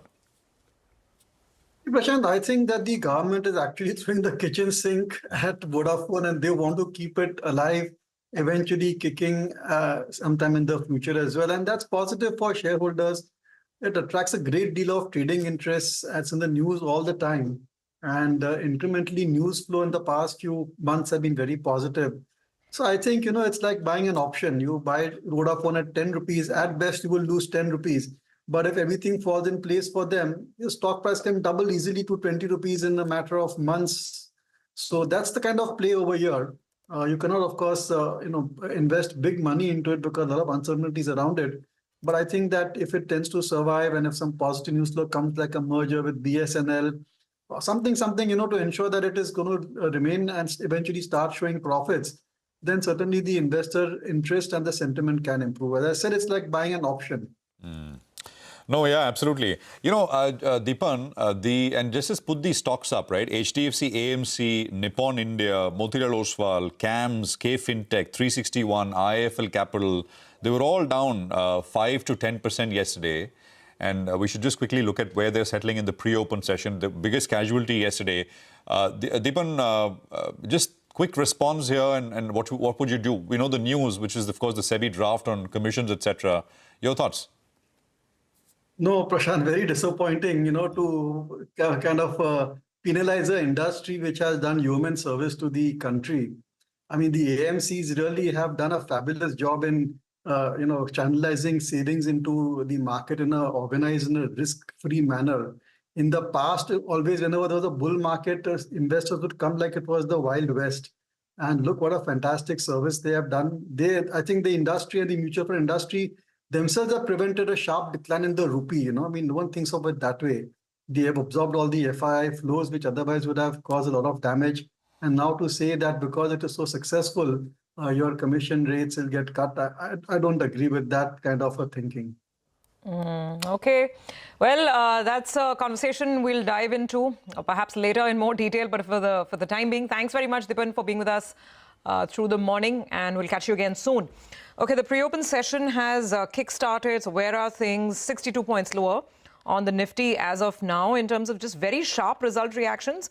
Watch out for United Breweries. That Mangalam was explaining to us was a miss. Extended monsoon period, so not as much of consumption of beer as perhaps what one would have expected. So 4%, 4.5% on the lower side. Right now, let's address the power sector. We need to look at a couple of things.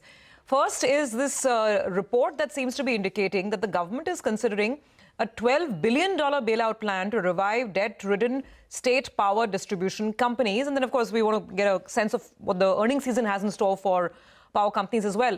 Nikhil Nigania, who tracks the space very, very closely at Bernstein, is with us. Nikhil, good morning. Thank you for joining in.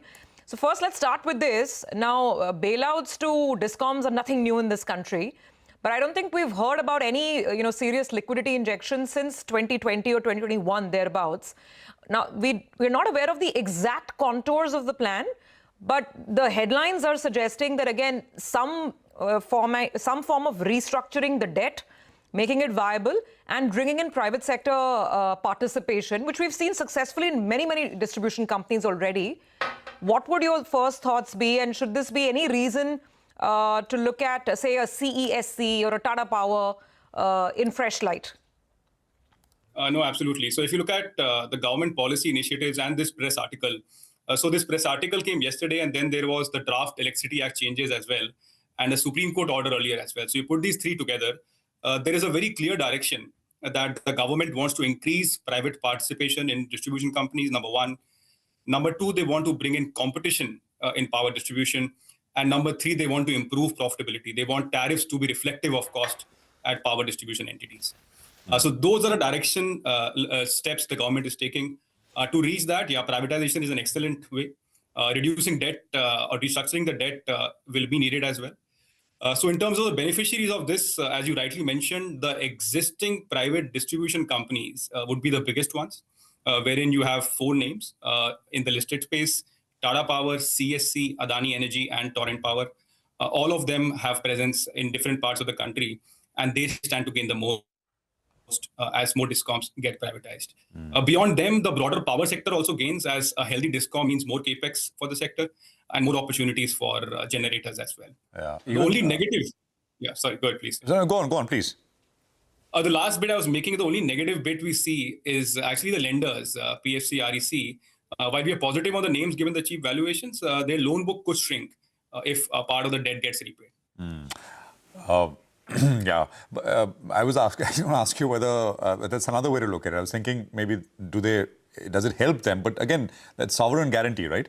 I mean, there's for both REC and PFC, at least in terms of lending to these state discoms. You mentioned generators briefly there as well, I think. But this is all longer term, right? There's no immediate kind of impact because of this, even for the 4 companies that you mentioned. No, absolutely. I mean, privatization and distribution has been tried for decades in this country. And at each step, you see pushback from the local stakeholders, from opposition parties. So it's going to take time. It's not an easy task.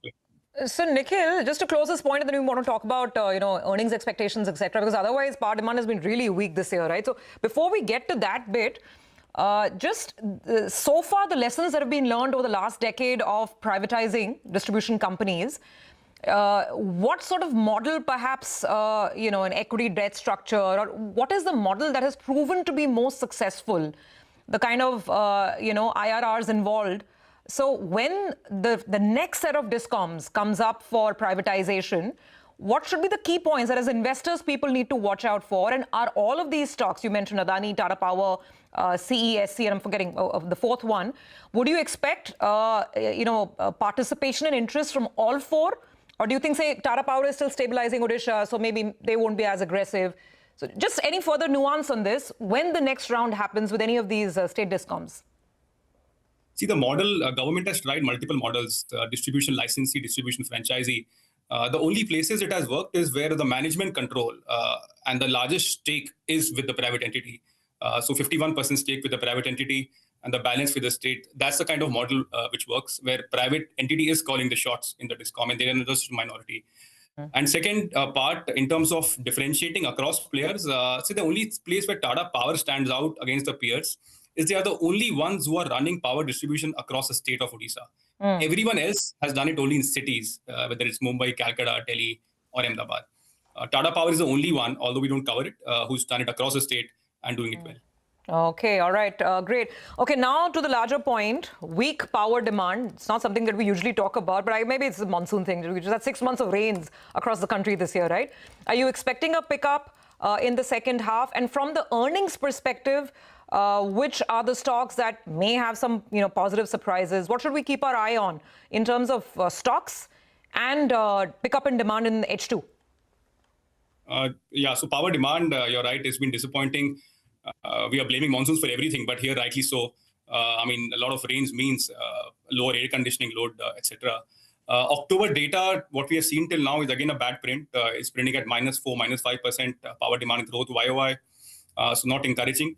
But on medium to long-term view is absolutely intact. Electrification is the global theme, and power demand should come to 1x of real GDP growth, which should be around 6% in the medium to long term. That's what we expect. Second half, yes, possibly better. Help of lower base of last year should help. But the weather needs to be supportive as well for that. On the second bit on impact on earnings, lower power demand and soft power prices impact merchant players the most, who have untied capacity. So where, for example, JSW Energy, Adani Green, Adani Power have substantial merchant capacities. The ones like NTPC, it's a regulated business. So the earnings shouldn't see an impact from lower power demand per se. All right. It's we're talking about weather. It's still raining here in Mumbai, right? It's on November. It's unbelievable. November rain is actually going to become a reality, right? At this rate. Which also meant that the famous Mumbai October heat has not really panned out in its full force, which is good news. But it's good news for power sector, good news for all of us. But I'm just worried about all those consumer discretionary companies, the durable companies who were already impacted by unseasonal rains this summer. And they were sitting on a fair amount of inventory, hoping for some sales to come by in the month of October. And now reports are suggesting that the winter would be much stronger than ever before. So maybe what they... Manisha tells me it's El Nina. La Nina. La Nina. El Nino is followed by La Nina. Gosh, I think these words are best left to Manisha. It's much harsher winter apparently, North India and everywhere actually, much colder. Nikhil, thank you very much for joining us and appreciate your time here on CNBC-TV18. Just market opening coming up right on cue. What do we have? First rates. Sensex is down about 0.25%, 84,870. And you got the Nifty, which is at about 26,028, 26,020, about a 0.25% lower, not quarter, but just under it. The Nifty Bank is down about 0.2%. The Midcap index is slightly higher, so it's kind of quiet, sideways, no real direction, undecided. And market breadth, though, right out of the gates is better, but 2:1. Yesterday, again, I mean, we closed at 330 with 2:1 advances to decline ratio. So that's it. I mean, 60 points lower on the Nifty with about a minute or so into this open.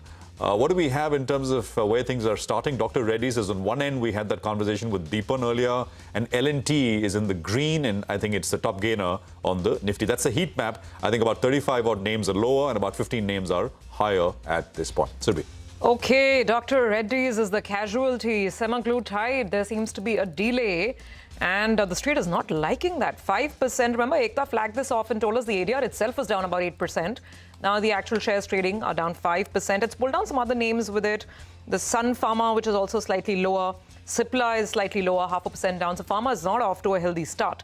What else? Bharti Airtel is down 1.5%. Let me actually pull out Vodafone and see what's happening at Vodafone. Yep, it's taken a knock because the Supreme Court physical judgment, or the actual judgment now that it's been uploaded, it's made it clear that the scope of that relief is just to the additional AGR demand, which is all of some 9,500 odd crores. It doesn't apply to the entire 80,000 crore rupee issue. At least that's what it appears to be.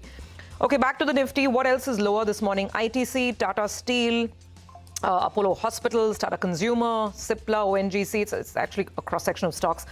Reliance is also pulling its weight on the downside. The only real green is L&T. And remember, we flagged this off. I mean, what they're talking about in terms of the order intake and the company calling it out, saying private sector capex in India finally seems to be beginning, steady margins, and execution is fine. Top line is a bit of a miss, but that's okay. It was monsoons. And the market's definitely reading this as a positive. Big winner of the morning, Mangalam. Yeah, I take your point indeed. You know, on L&T, big winner of the morning, but a lot of losers today. If you look at from the broader markets, obviously Vodafone Idea, because the limited relief that would come by, and as a result of which we're seeing some decline in Indus Towers as well. And on the way up, PB Fintech on the back of numbers. But the casualty of the morning, definitely two of them. Shelly Engineering down about 15%. Remember, these are Ekta tells us that Shelly Engineering is the one that supplies semaglutide, or had a tie-up to supply semaglutide to Dr. Reddy's. So Dr. Reddy's falling has led to a bigger fall in Shelly Engineering, down 15% straight off the blocks. Latravenues Tech, remember, is a company which had a strong investor come by during this quarter, but at the same time, the performance wasn't very good. They reported an EBITDA loss versus a gain same time last year, and that stock down about 12.5% as well, pummeled in trade. We have United Breweries down 4% on the back of performance not being as per street expectations. But on the way up, we have VST Industries, where the margins did see a bit of expansion. So a lot of these moves are mostly news-led, result-led, or in some cases, like Latravenues Tech, or rather like Shelly Engineering. It has to be, because of Dr. Reddy's, the other impact of the second-order impact that has happened on Shelly Engineering. The big so yeah, I mean, Shelly Engineering, of course, it's in the fill-finish business, and with regards to the semaglutide GLP-1 opportunity, and that's taking a large cut, actually. I look at the volumes at about 14,000 shares, but there you go. The number one volume-led gainer on the NSE is Sagility. It's up 9%. $55. It's got very large volumes already, some 45 million shares on it as so far. Policy Bazaar is number two with the biggest volume-led gainer, 3% here. 5-Star continues its 5-star performance last 2 days, yesterday and today. I mean, this is, of course, also on the back of numbers which came through. I mean, I think today is Thursday, which means Tuesday's close was 540. It's moved up 100 rupees since then. NetWeb, had a flip-flop, 6% day before, 6% yesterday, up and down. So didn't go anywhere, and it's up 2%, but it's got very large volumes for now. Suzlon, I think, has appointed a new CFO, 1% here. Aether Energy is up about 1%. GM Breweries, the volumes start to fade off very quickly beyond what I mentioned in terms of just price action. And on the downside, Bharti is down about 1.5% as well. Blue Dot had this massive 20% candle yesterday. It's down about 3% right now. And Ixigo has had a phenomenal year. It closed last year, it's just second year of listing. It closed last year at 170, and it made a high of about 340 this year. And they're about 274 as we speak. So that's the overall picture with things starting out. Lots of other stuff coming into the mix, and we'll address it. Indus Tower, for example, right? Idea, Vodafone, Bharti is down. Indus Tower is down 3%. There is UBL, that is United Breweries, the beer company, down 3%. EPAC Durables is down 3%, but again had a very large move, very large moves recently. Kalamandir, that is Sai Silk, had a big move, I think day before yesterday, down about 1.5%. And look at Varun Beverages maybe as well. That was the big mover from yesterday and was up 10%, is down about. Varun should come up. It's a 1/3% higher after yesterday's 10% move. Manish Sonthalia is with us, Chief Investment Officer at... Chief Investment Officer at MK and MK Investment Managers. Manish, good morning. Great to have you with us here. Thanks very much for joining us. I just want to start with PSUs as a theme, Manish. What do you own in PSUs, if you own any, segment-wise? Because earnings are starting to pick up a little bit. And maybe, the least loved area is the oil marketing companies. We were having this conversation with a guest earlier. And he put it well. The government's starting to explain the story here much better in terms of what's the fixed asset base, what these companies trade at, etc., etc. Go on. Yeah, so the Nifty PSC index is almost at 1-year highs and almost at all-time highs, if I'm not mistaken. But what we own out here are power utilities. We own logistic majors. Like Container Corporation, we have Power Grid. We have the power financing companies, the power finance corporations. We have the mortgage housing finance company, the largest. I mean, the key thesis out here is that valuation vis-a-vis growth is conducive. And, you may argue that PSUs will always trade at lower valuations, but how much lower valuation is the key point? And the rest of the market is trading at whatever valuation they're trading at. The discount to the private sector, cannot be that big, is the whole argument. And the whole thesis has actually played out over the last 1 year. The Nifty PSC index has done well, and our stocks also continue to do well. As regards the oil marketing companies, look, I mean, there's no way to predict, the earnings on a yearly basis because of the volatility of crude prices, and the best way to value them is on a price to book, because if you can't predict earnings, actually it's futile to actually value these companies on price to earnings, and so price to book. And even out there is a lot of comfort, and these stocks also have got re-rated, plus the dividend yields obviously plays out quite well. So the story is now being well articulated by the GOI. As far as the oil marketing companies, again, they have got re-rated. They have immense potential even from here. But that's how to go about it. Okay. By the way, I was looking at some more details on a couple of these sharp result reactions. Ixigo, there is a ESOP expense of 26 crores. That's what they've called out. And they're saying that X of this, it would have been a better performance. Actually, it's almost 27 crores. In fact, I was just looking at their cash flow from operations. That's actually increased year on year. And at the same time, we've seen an improvement across all their segments as well. So, Revenues Tech comes up for you right now. Flight business has shown a strong growth. That has been a growth driver for the company going forward. The margins out there are fairly strong as well. Train, obviously, they have the highest market share outside of IRCTC when it comes to trains out there too.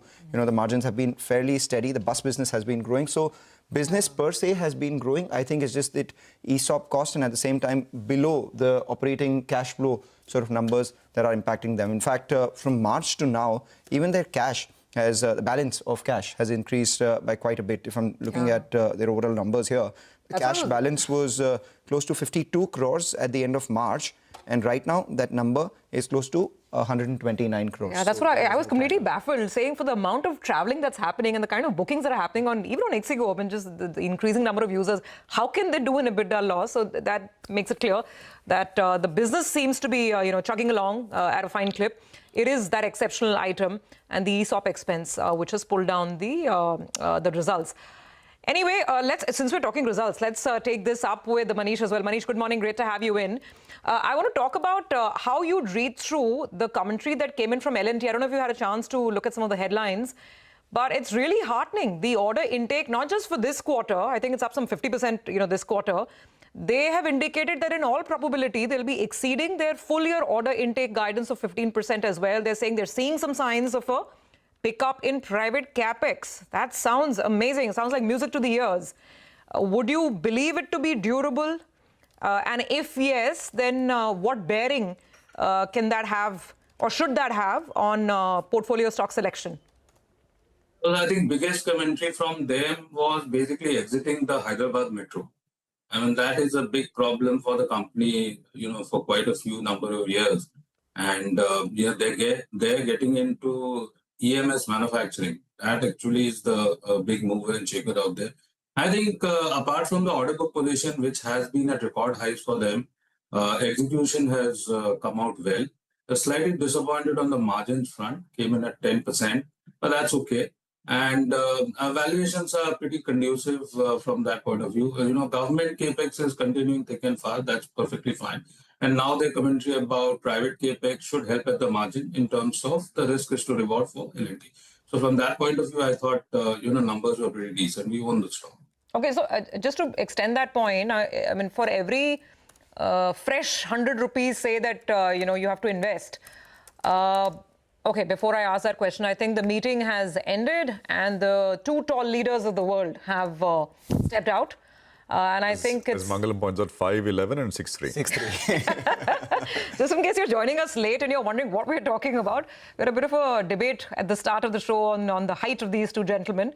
They're both exceedingly tall figures at the world stage. And perhaps literally as well. Literally and figuratively, and the GDP. Maybe guys, let's just turn up the audio if we can. Let's. I don't know if I think there will be. Okay, there is no audio. Just visuals, yeah. Yeah. I'm not. So they're parting ways. Are they smiling? They're parting ways. Mr. Trump is walking away very, very quickly from that frame. We'll know shortly, I think. Just stay tuned to social media posts of Donald Trump. Back in the day when there used to be IT results, right? Yeah. There used to be a lot of focus and discussion on body language. Right. Yeah. Body language, whether this there still is a lot of discussion, body language, where people are positioned, how they stand, which table of, which side of the table are people sitting on, etc. That's a different science altogether. But for now, are they wondering whether they're going to the same place? Is there a press? We don't know, right? I mean, are they sort of heading back? For now, what we know is that Xi Jinping's cavalcade has moved, and it's moved fast. While no, I'm just saying, is there going to be a joint press conference, statement, or what? We'll have to just see, but because we don't know whether there is any of that. But yeah, I mean, these are. I mean, it's the first meeting in 6 years between the two leaders, personally. And I assume there will be a statement at least, if not more, from both sides. Maybe not from the presidents themselves, but maybe their underlings will want to talk and sort of communicate to the world what exactly has been agreed upon, etc. But I think President Xi's cavalcade has moved on. President Trump's is still there. And we will see. You don't see the underlings together either. We saw President Trump and Xi. They came. They no, they were there. No, the underlings were not together. That looks like. That's Marco Rubio. Exactly. Yeah. There's see the Chinese Howard Lutnick. There's Scott Bessent somewhere there, and yeah, there you go. So the two sides have parted ways. Now we need to understand if it is a final parting, or whether there's going to be a recongregation and then a great joint statement or a joint press conference of sorts. No clarity on this, at least as yet. This really sounds like sports commentary out here. We're just trying to figure out what. Let's go to Manish Mangalam. Let's go to Manish. Actually, okay. That's the best. Manish, we got those visuals, and this is something that none of us can actually predict what will happen at what point in time, and what happens as well is unfortunately not usually permanent. So, be that as it may, all those things which are moving around, let's talk about the things that are more important here. Earnings season so far hasn't been as bad as the street was fearing, and the belief is that maybe the second half of this year we see earnings actually pick up because of all the GST-related issues, and all those triggers that have come by. So, what's your expectation for earnings in the second half of this year, and which sectors, according to you, will lead them? Where should one bet? Yeah, so second half earnings obviously is likely to be better than the first half on the back of lower inflation, GST cut, better spending, and all of that. So previously we were building in 10%, now basically 13%, 13.5% sort of full year EPS growth for FY26 is what we are working at. Obviously, discretionary consumption looks much better placed currently. And we've seen the festive season demand pick up. Auto sales numbers are speaking for themselves. And I think out here, in the case of discretionary consumption, the premium segment seems somewhat better placed. And there is an premiumization story playing out in the discretionary consumption. Demand looks more stable and predictable. So I think the premium end of consumption is what should do well in terms of stock performance. Banks, obviously, of course, we believe that, taking away the rate cuts, if that happens, then maybe the margins pressure won't go away. But if there is no rate cut further, then margins for banks should start to pick up from the third and the fourth quarter. Credit growth is likely to be better. BFSI looks good. And even on the insurance side, I think some of the numbers and the GST cuts and the penetration story, etc., would start to bode well. So BFSI as a space, discretionary consumption as a space, apart from the normal capital market related themes, selectively hospitals and hotels. Of course, those are part of the consumption story. These look quite good from near-term standpoint. So Q3 and Q4. Somewhat apathetic to the large and highly valued stocks, EMS, power, renewables. Of course, there the valuation discomfort is obviously there.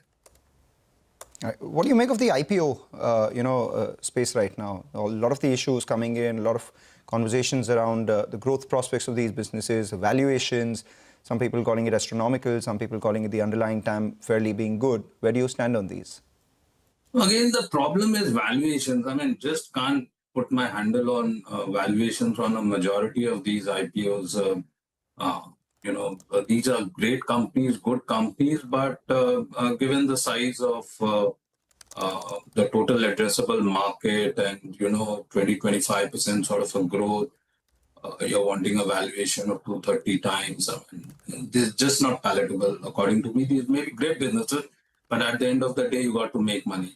Pine Labs looks somewhat okay, according to me, provided they come out with some sort of a palatable valuation in the ballpark of 30,000 crore or below market cap, because the projected numbers, according to me, for the next 3 years look somewhat okay compared to listed peers that we have. There could be some scope of making money out there if the valuations were to be below 30,000 or in that ballpark. Rest of them, the growth vis-a-vis valuation, just don't look that great. These may be great platform businesses, but in the garb of new age tech companies, I mean, we just can't pay anything.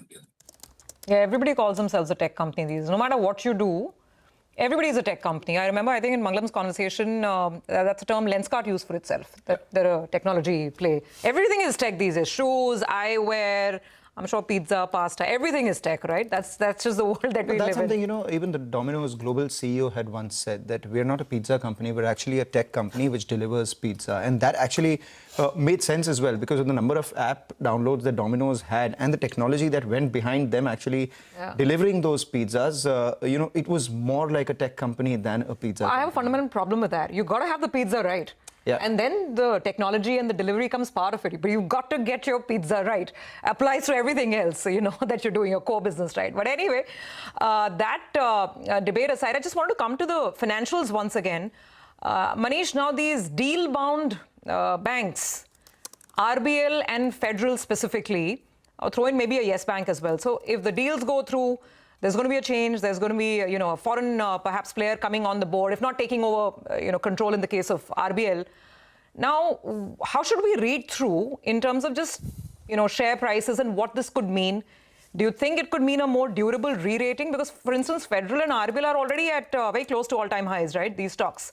So as an investor, should one focus on them, play it for the long run, or are you just better off in larger banks which are doing really well? I mean, like the likes of ICICI, etc.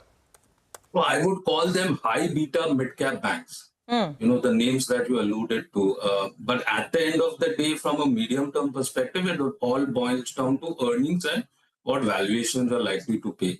some of these deal-bound banks, I mean, the numbers are not going to change in a hurry for the better. Because banking is a tough business, and just because you throw in a lot of capital inside a bank, you will reform, processes, etc., will get mended, and all of that is likely to play out, but it's going to play out over a period of time. So if let's say the capital infusion in RBL Bank happens at, let's say, 280 rupees, the existing price to book previous to the deal was 250 rupees. I mean, everything said and done, what are we looking at? FY27 numbers, then you could at best pay, let's say, 1.2 times price to book. You're almost there. So what happens for the next 2 years? So I think the proof of the pudding lies in the, how the numbers play out over the next 2 years, and then it is basically valuation, except for a federal bank, which looks more of a structural story, and this is the stock that we own. The rest of them, we are still evaluating whether there is still money on the table. But near term, it's all about the high beta, news driven. That's basically played out in some of these. All right, Manish, thanks very much for joining us. Good speaking with you. Appreciate your time here on CNBC-TV18. Well, let's just bring in our second management for the day. Sagility is the company in focus. Ramesh Gopalan is Managing Director and Group CEO of the company. By the way, the stock is one of the big gainers today. It's the #1 volume-led gainer on the NSE. I think about 55. Three things we'll talk about with Sagility. So is the EBITDA margin expansion sustainable? As question number one, literally, will H2 FY26 growth be better than the first half? And finally, synergies from the BroadPath acquisition. Thanks once again for joining us on the program to talk about the numbers, Mr. Gopalan. In the first quarter, Mr. Gopalan, you maintained a 20% revenue growth guidance for FY26, including BroadPath. Given the strong first half performance, are you likely, do you want to revise that number upwards, or will you stick with 20%? And also, second part, I mean, once you've answered the first bit, any impact on client spending or project timelines in the near term because of all these uncertainties, especially in the US? Thank you. Thank you for having me on your show. Yes, we did revise our guidance in the earnings call last evening, right? So given the strong momentum that we are seeing, we think we will do a constant currency growth of 21% or more. The first half has been very strong for us, and we continue to see that momentum into the second half as well. On your question on the market, yes, the marketplace is changing. There's a lot of turbulence in the market, but then the core value proposition that we take to clients is one of cost takeout and help them improve their profitability. So that's exactly what clients are looking for. And so as our clients go through their profitability pressures, companies like us can do a lot to help them. And that's what gives us the confidence that the second half will continue to be as robust as the first half. Mr. Gopalan, hi, sir. Your margin, EBITDA margin, I think has come to now almost 25%, right? I mean, at the end of this quarter, which is remarkable. What specifically is driving the margin? And is it some seasonal factor, or one-off factor, or maybe one deal win? Or is it more sustainable and more structural in nature? See, our EBITDA margins were always high. We were doing anywhere between 24 and 25 even in the past. When we acquired BroadPath, BroadPath had a much lower margin profile than us. And so we had given a guidance towards lower EBITDA numbers for FY26. However, our operations have been pretty robust. Main reason is, as we are using technology to transform operations, a large part of those benefits go to our clients, but that could be accretive to our margins as well. So it's a question of how we deploy these efficiency levers and how much do we pass on to clients and how much we can retain for ourselves. So the slight uptick in the margins that you're seeing is essentially coming from strong operations and use of technology to transform client operations. And do you expect this to get better in the second half? I mean, where do you see exit margins by the end of the year? See, we had guided to around 24% at the start of the year. After the first quarter, we said we'd be north of 24. Right now, we are guiding to a 25% margin for the full year. So second half will be similar to the first half. Look, ours is a seasonal business. So Q3 has seasonality, and a large part of these execution comes from the US, which is at a lower margin profile than other geographies. So it'll kind of even out. But for the full year, we are guiding to more of the same 25% EBITDA margins. Right. If you could give us a sense further on the kind of investments that you'll be making in AI and any sort of M&A plans that you have, any gaps which you believe that can be filled through M&A, anything that you're talking about? Constantly, we are evaluating opportunities on the M&A side, right? So as we've said before, for us, M&A achieves or M&A is expected to achieve two objectives. One, how do we grow our capabilities? We have a lot of domain expertise. We are investing organically in technology. But there are obviously areas where if you find an attractive target which can give us that quick build of capability, we would be interested. And the other objective of M&A is to increase our market access. As we've stated in the past, expanding into the mid-market and the small market has been a stated objective of ours. And so BroadPath, for instance, we acquired BroadPath because it gave us access to a large number of clients in the mid and small space. If we find other similar opportunities, we would be interested in doing. So we are constantly on the lookout, but subject to valuations that meet our criteria, we'd be happy to do an M&A. The promoters were looking to pare their stake. They had pared their stake as well from, 82% to close to around 67%. The OFS that came in at around for 15%. Is there more or is that done for now? Look, I can't speak on behalf of the promoters. So yeah, like you said, promoters still own 67%. So how and when they dilute their stake is entirely up to them. So I can't comment on the time frame. But is something on the cards? Not that I know of. Okay. Mr. Gopalan, the proposed or the attempts to reform US healthcare and is going in lots of different directions under the not so new health secretary. Is that going to is there any strain there which impacts your business in the shape and form it's being proposed? You're right. I mean, there's lots of changes happening. As you know, the one big beautiful bill had a lot of implications towards some segments of the healthcare business like Medicaid. So there are lots of puts and takes, but our value proposition, like I said, is to help improve efficiency of healthcare operations. And so all of these changes at some level are impacting our clients. And the focus for them is to how to reduce cost and how to improve the profitability. And that's where we play a big role. So while you're right in the sense all of these changes will have impacts in terms of membership growth in some areas, membership drops in other areas, we got to be nimble. We got to be willing to work with our clients to help them improve their profitability. And our strength also is our portfolio of services is quite broad. So we help clients in all facets of operations.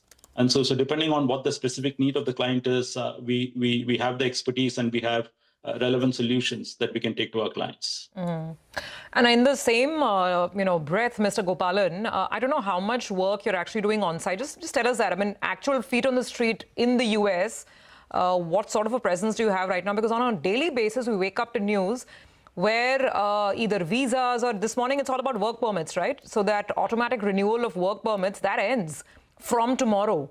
So you have to, apply for reauthorization. The whole documentation has to go through again. So it seems to be getting increasingly difficult to have a seamless, smooth sailing if you're operating in the US. Your thoughts on this? Look, we operate like a true global company, right? So most of our employees in every geography that we operate are local citizens, and that's true of the US as well. Over 99% of our employees in the US are either citizens or green card holders. So we don't rely on visas, and it's, like I said, less than 1%. So none of these regulations have any direct impact on us. And we have a sizable presence in the US, and US is a very important delivery geography for us because some of the work that we do cannot be offshored through regulation. So we have to deliver that in the US for our clients. And so we continue to look at US as a growth geography. And like I said, none of these visa-related regulations will have any impact on us. Take that point. Thank you so much for joining in, sir, and giving us an outlook into your business. Good luck once again. The street likes those numbers. More importantly, the upped guidance as well. With that, let's give a quick note to our viewers. As you can see on the screen, there is that Money Control stock score, which is just above the line graph. This is a score assigned to each stock based on Money Control's multi-factor algorithm. It's calculated by analyzing over 40 parameters, which include both current and historical financial statements, price charts, and technical indicators for each stock. Each of the individual parameters are considered for calculation of the 4 factors, which are then assigned a score, which is then aggregated to arrive at an overall Q factor, G factor, V factor, and T factor score. Remember, this is not a buy or sell recommendation. Any investor or viewer is advised to carry out necessary diligence on their own through a certified, registered financial advisor for investment decisions. Right, with that, let's move on. Let's get in another management. Radhiko Khaitan is the next management on our show. Reported a strong set of numbers. Change in route to market in Andhra Pradesh contributed to the regular volume growth as well, even as Prestige and above continued to do well. We have Abhishek Khaitan, who's the managing director at Radhiko Khaitan, joining in. Abhishek, thank you so much for joining in. The last time we spoke, you said that the second quarter has been as good as the first quarter, and that's what the numbers have been, saying as well. Could you now give us a sense of expected growth in the second half? Because on the one hand, it's seasonally strong, but on the other, you also have a higher base. See, as you see, our second quarter has been the strongest quarter of Radhiko so far in terms of revenue. The volumes, we have recorded the largest ever, which is our turnover was 1493 crores and volume 9.34 million cases, which is a growth of 38%. Our EBITDA also grew by 45% to 236 crores, and we registered the highest ever net profit of 138 crores, which is a 69% jump. Now, going forward, we are seeing a good traction, but the base is large. And for the entire year, we feel that the volume minimum should be more than 20% plus. So I think we are seeing good traction in the coming months also. And most importantly, the premiumization strategy of the company is working. And last quarter also, we grew by 21%, 22% in the P&A segment. Yeah. So we expect it to continue in the current fiscal, the similar growth. Right, but 20% plus is an understatement, right? Because the first half you've grown volumes over 35%. So you obviously will grow 20% for the full year. How much more than 20% is the question? See, our total volume in the first half has been up by 37.5% because we take the total volume, including the royalty volumes. And so I think, as a guidance, I think we should be far above 20% in volumes for sure. All right, far above 20%, yes. And how much in P&A? P&A also 20% plus. P&A also 20% plus. Yeah. Also, if you see, the most encouraging part, Royal Ranthambore, which is the only Indian whiskey to be priced higher than the bottle in India, Scotch. We have grown more than 67% for the first half. And we got listed in the armed forces. And there in the month of September, we have achieved a market share of 10%. Also, the category After Dark, we did 1.9 million cases last year. And this year, in the first half, we are already up by 100% in volumes.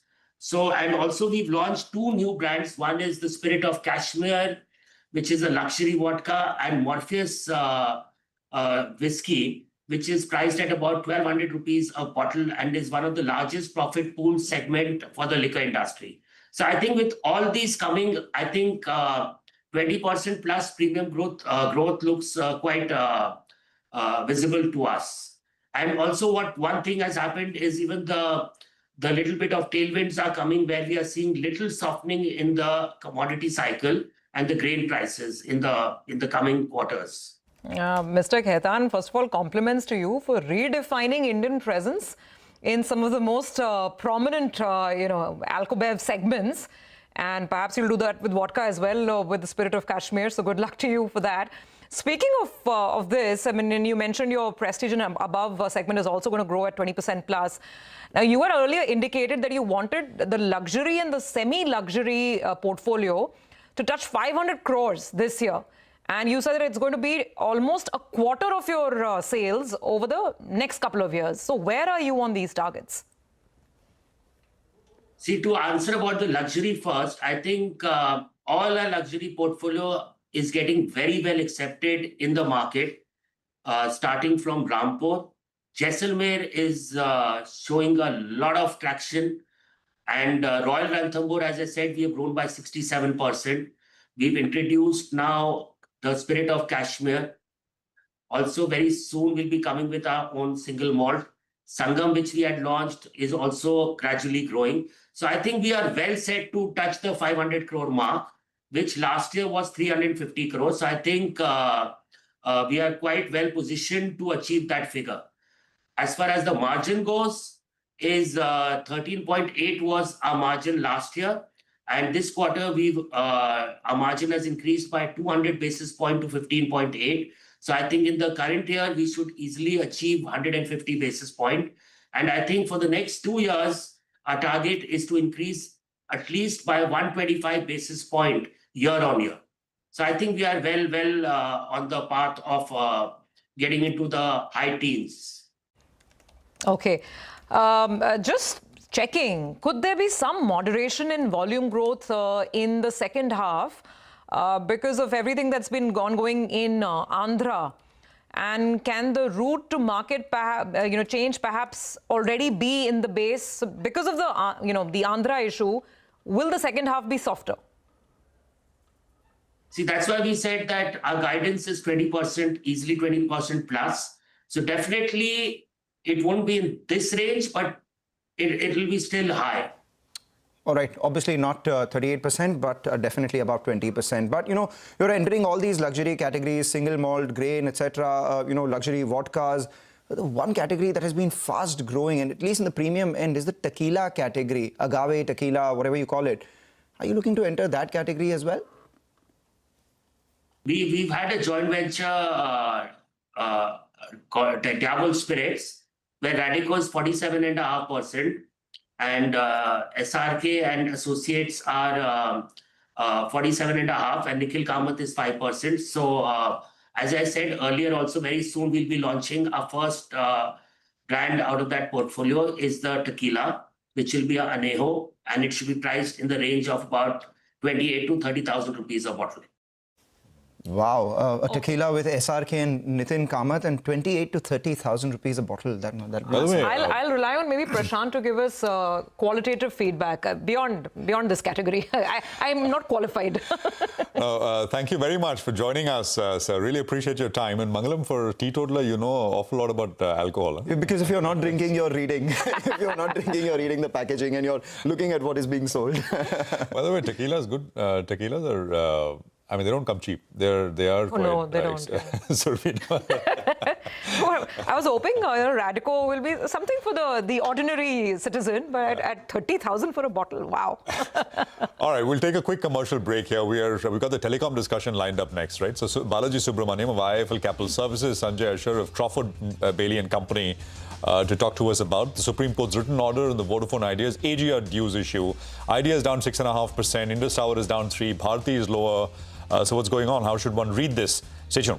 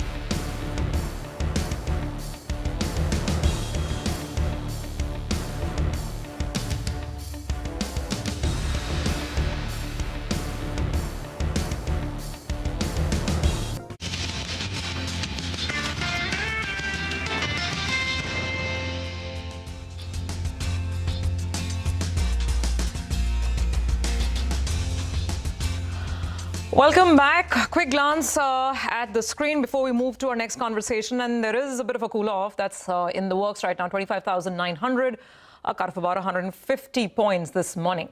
Okay, the next big story that we are tracking is the latest understanding on the Supreme Court's order in the Vodafone Idea adjusted gross revenue case. Now, the actual court order has triggered a fresh debate over the extent of relief that the government can consider for the telecom operators, because the court order seems to be indicating that the scope of relief will be limited to the additional AGR demand, which was less than 10,000 crores, whereas the overall dues, go up to 80,000 crores plus.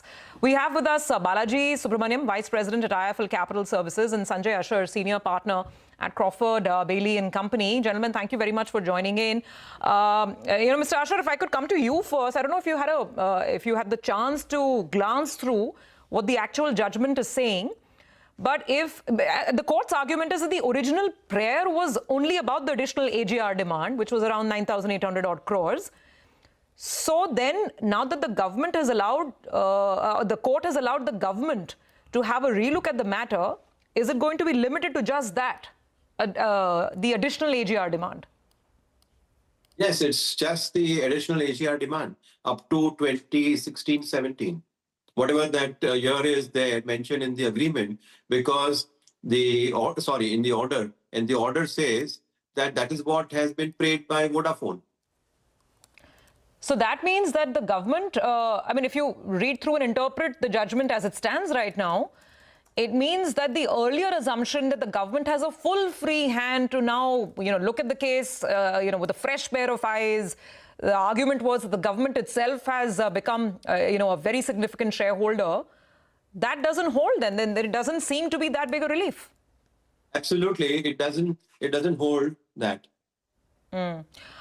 So Balaji, comment on this. If that's the interpretation, then what? And it's playing out, right? We're seeing the Vodafone stock today. In fact, there was some argument whether Bharti can also seek some relief, arguing that AGR affects Bharti as well. So don't limit it to one telecom company. So now what? We're back to square one? Good morning. Thanks for having me on the show. If you look at the order that the Supreme Court uploaded last evening, I think it's a little ambiguous, to be honest, as in neither does it clearly say that the government has a free hand as far as the larger AGR case of 80,000 crore dues is concerned, nor does it kind of explicitly dismiss that point number 6, which says that this will be limited to the additional AGR demand, whether that is the statement of fact merely, or does that mean that the earlier clauses which mentioned about giving flexibility to the government, whether the point number 6 qualifies the earlier set of points, that is not very clear. But my reading of the situation is that since the order itself leaves a lot of room for interpretation, I would expect the government to probably seek additional clarification from the Supreme Court before they take any concrete action. So I think based on what transpired a couple of days back, the expectation was that the government would have had a free hand, and there could be relief to Vodafone Idea either in the terms of either in NPV terms or in terms of the payment timeline. Now I think all that probably needs more clarity to come. So to that extent, I think any release rally or any expectation of a clarity emerging would probably now take a back seat, and we have to see how the government proceeds going ahead.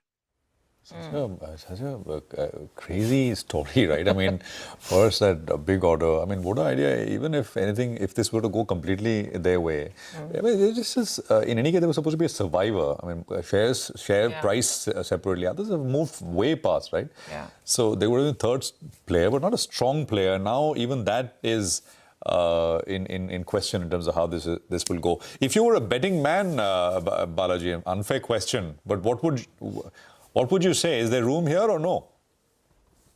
I think it's a very tricky question, and if I would see, the way I look at it is that the stock meaningfully moved up. It almost moved up by 50% from where it was in maybe late August, early September. In anticipation of some relief coming through. So now we are seeing, some of that rally getting, unwound in the last 2-3 days. So I think fundamentally there are still challenges for the company, even if we assume that there is a meaningful relief on the AGR front, because let us not forget that Vodafone Idea also has a 1.2 lakh crores of spectrum dues, and which is basically almost 60% of the overall debt on books. So even if the AGR relief comes into play, you have the spectrum debt, on which there is again a bit of, limited flexibility for the government, because let us not forget that a lot of this debt pertains to spectrum that will expire in 2034, 2035. So even if you give a moratorium at some point in time, the company will have to pay this up. And it also assumes that at some point, Vodafone Idea arrests its subscriber losses and it sees a massive ARPU increase. So I think, there are too many hurdles that the company has got to clear before it becomes a competitive, strong third player. Do you see it able to raise debt? Because that debt raising was seen as the most critical requirement for its survival as a going concern. Will they be able to raise the money, Balaji? Now with this, uncertainty, the fresh round of uncertainty after last evening's order that got uploaded, I think the lenders would seek clarity, before they cut the check. Okay. So very quickly, Mr. Asher, just to comment on this. Now, the consistent argument that Vodafone has been making is that there are errors in computation of this whole AGR liability. Now, I don't know if they can use that to try and seek relief beyond just the scope of this additional AGR, because they're saying there's error in computing, in the additional AGR, in the AGR, in the penalty, all of that. Could that be some argument of some sort that holds? Very much. Of course, that will hold, that argument will certainly hold water, and surely they can agitate on it, and they can request the government to relook at the calculation. And in case that calculation is still, in view of Vodafone, not the correct calculation, they can again start a new legal battle in order to seek clarification or seek relief on the calculation of the AGR computation as well. Wow. How many cases can you file on arguing that the calculation is not right? That 2 plus 2 is becoming 5, or maybe 5.5, or maybe 7. No, but so the point, all different cases. No, it was highly unusual in the first place for the Supreme Court to circumvent its own order of 2020. That it happened, and we all kind of believed it and it was going to happen. Now there's this googly. So there's no way to tell, right? And if you're, just look at Vodafone Idea today. You thought, well, slowly the government is going to come in and, they have full flexibility, and today slam dunk, down 10%. So this is an absolutely crazy kind of story. But thanks very much, Balaji and Sanjay, for joining us as we continue to sort of track this as we go along. Appreciate it very much here. Well, 140 odd points lower is what you have on the Nifty, 25,920. What we'll do is take a break. We're back with Manisha on the other side, and commodities in focus when we return.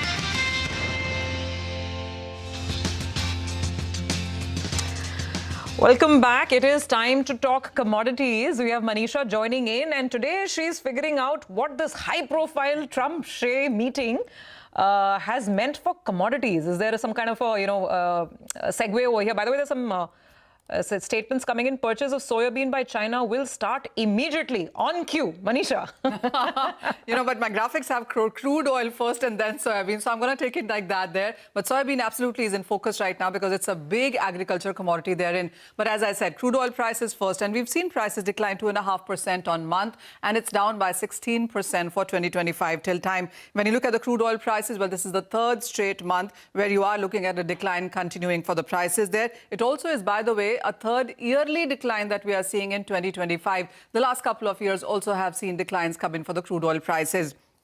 Interestingly, while the markets are reacting to the U.S. Fed statement where December rate cut is not a foregone conclusion, is what we are dealing with right now. It's not so positive for many of those commodities. But for the crude oil prices, what it is also watching out for is on the conversation between U.S. and China and whether or not the U.S. will push China in sense of energy demand there, and whether we do see an agreement come in from there, whether U.S. tells China to not buy so much of Russian oil. So those statements is something that the street is waiting for right now, and is the reason you have seen a very, very jittery crude oil prices moving there. Apart from that, it also is going to be about the OPEC Plus meeting, which is on 2nd of November, where they will talk about the monthly quota for the month of December, and an expectation, as OPEC has been saying, that they can increase production in case Russian sanctions do work out and you see a supply disruption there. So plenty happening in the international markets in sense of headlines for the crude prices there. But now let's talk about soybean, because that seems to be making a lot of headlines right now. So let me take you through the numbers therein. If you look at the soybean futures in the international markets, well, they are trading at a 15-month highs right now.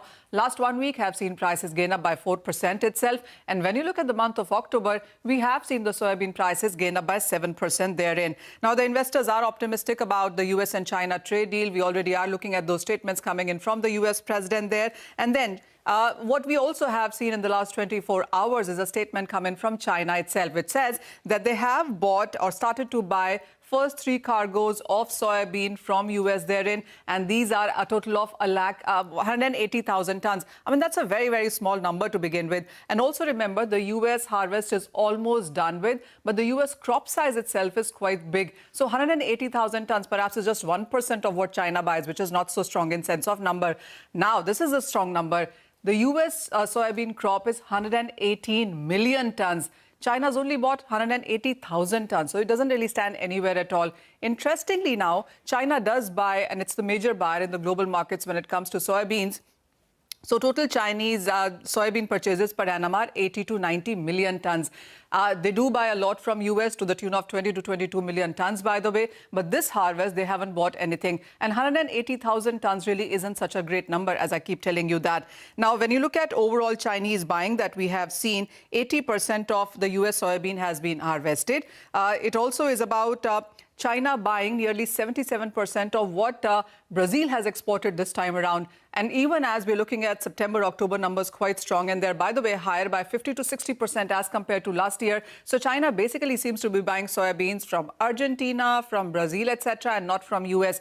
But if there is this conversation that goes on strong, and as the US president says, then the overall international markets perhaps would change. Remember, the soybean and dairy and corn are a couple of factors that US has been discussing with India as well. India does import 60% of its edible oil requirements, and US has been pushing that on as well. The only point of contention here is the genetically modified, because what US does more of its soybean and corn is GM crops, which India does not buy or grow at this point in time. But with China buying that is a big support continuing for the soybean prices in days to come. All right. Well, Manisha, thank you very much for that. Well, China, which is very much in news, and there are flashes at the bottom of the screen coming in from President Trump talking about agreement on rare earths, saying China has agreed to keep the rare earth supply flowing.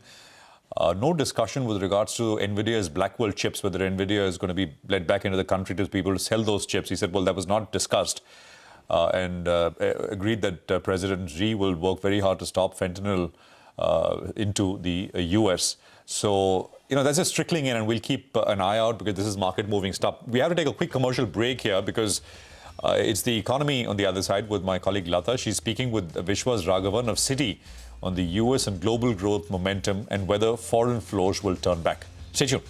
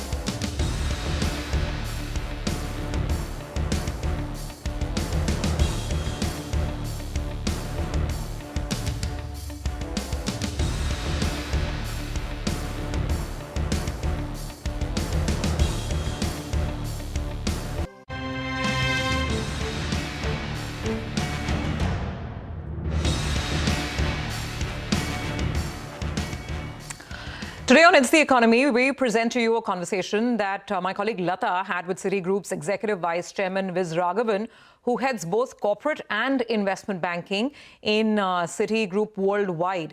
In a conversation that spans global equities, Indian equities, gold, and Citi's plans for India, Lata began by asking him if there is growth in America beyond the AI companies and beyond the AI theme, or is it just confined to AI and chips?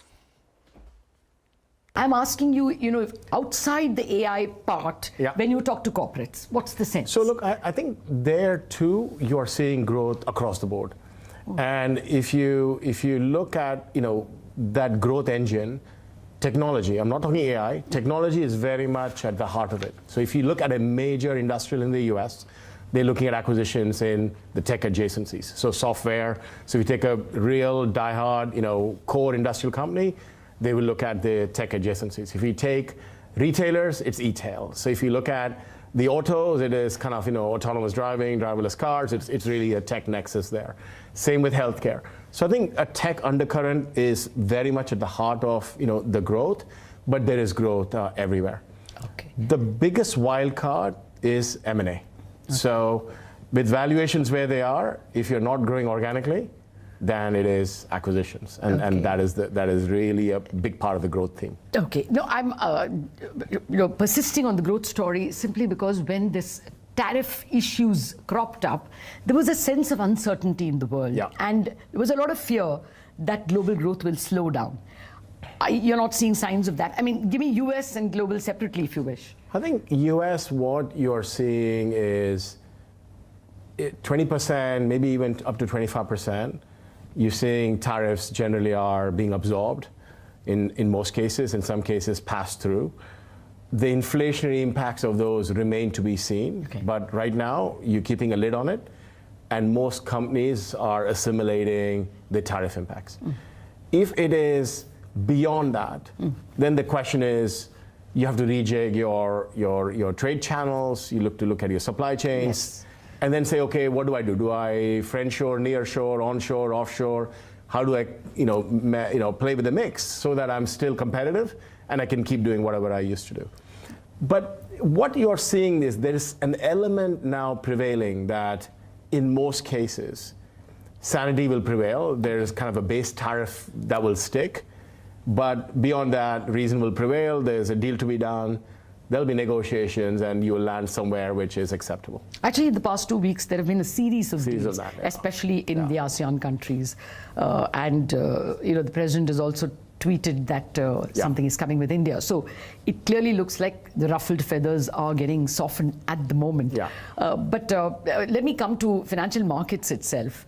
What have you made of this rally in gold? You think it continues? I think multiple drivers there, and it's a bit complicated. I think clearly gold benefits at times of tumult when there is uncertainty. You flock to that asset, and there's an element of that.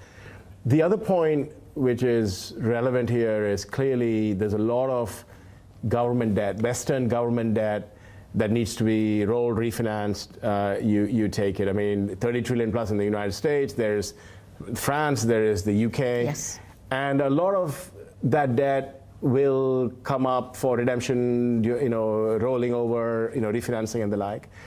And a key kind of factor there is not all the traditional buyers of this paper are natural buyers of this paper in the same magnitude going forward, because of geopolitical tensions, because of different stances.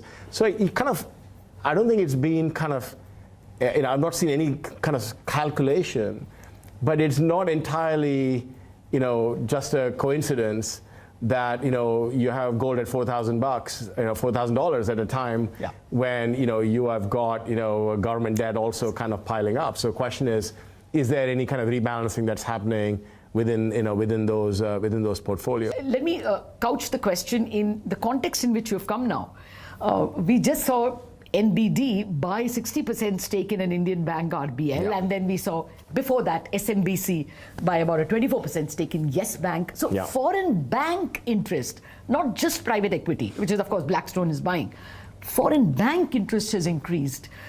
Can you just explain, would Citi be doing more? What explains this interest? So I think this is a pivotal moment because just like in 91, 92 was a pivotal moment for the equity markets. I think this is a pivotal moment for FDI liquidity flows into India. So I think, really kudos to RBI and, really I think the whole kind of regulatory framework for enabling this to happen because this will be a watershed moment for liquidity flows, just like the gates were open for equities, a few decades ago.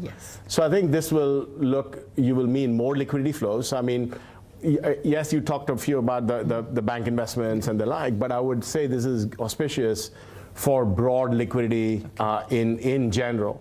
And this is good for corporates. This is good for inward investment. Absolutely. And this has come at the right time, and really hats off to. We could do with more banking capital. Absolutely. If this growth story rolls the way it is, which is going to be my next question. I mean, I know you're looking more at deals and banking rather than, FPI flows, portfolio flows. But actually, lately the flows have been attracted to. China and some of the ASEAN countries. Do you see the reversal? Absolutely. I think it's a no-brainer. I mean, if you look at there are pockets. When you look at the big pockets of investment, America rules right now. I mean, this is where outsized.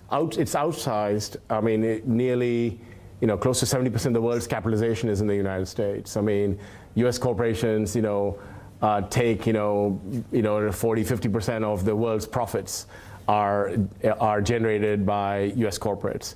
The pools of liquidity, whether it is in public markets, private credit, private equity, public credit, all the walls and pools of liquidity are there. And the point is, if you wanted to invest, where do you go?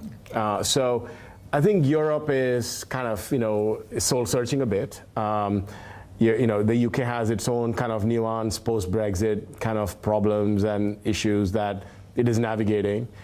France, you've seen the story. Germany is kind of rediscovering its kind of industrial, strengths and the industrial framework. So I think Europe is kind of right now, it needs to refocus and rejuvenate. China, you cannot ignore. I mean, it is an incredible economic power.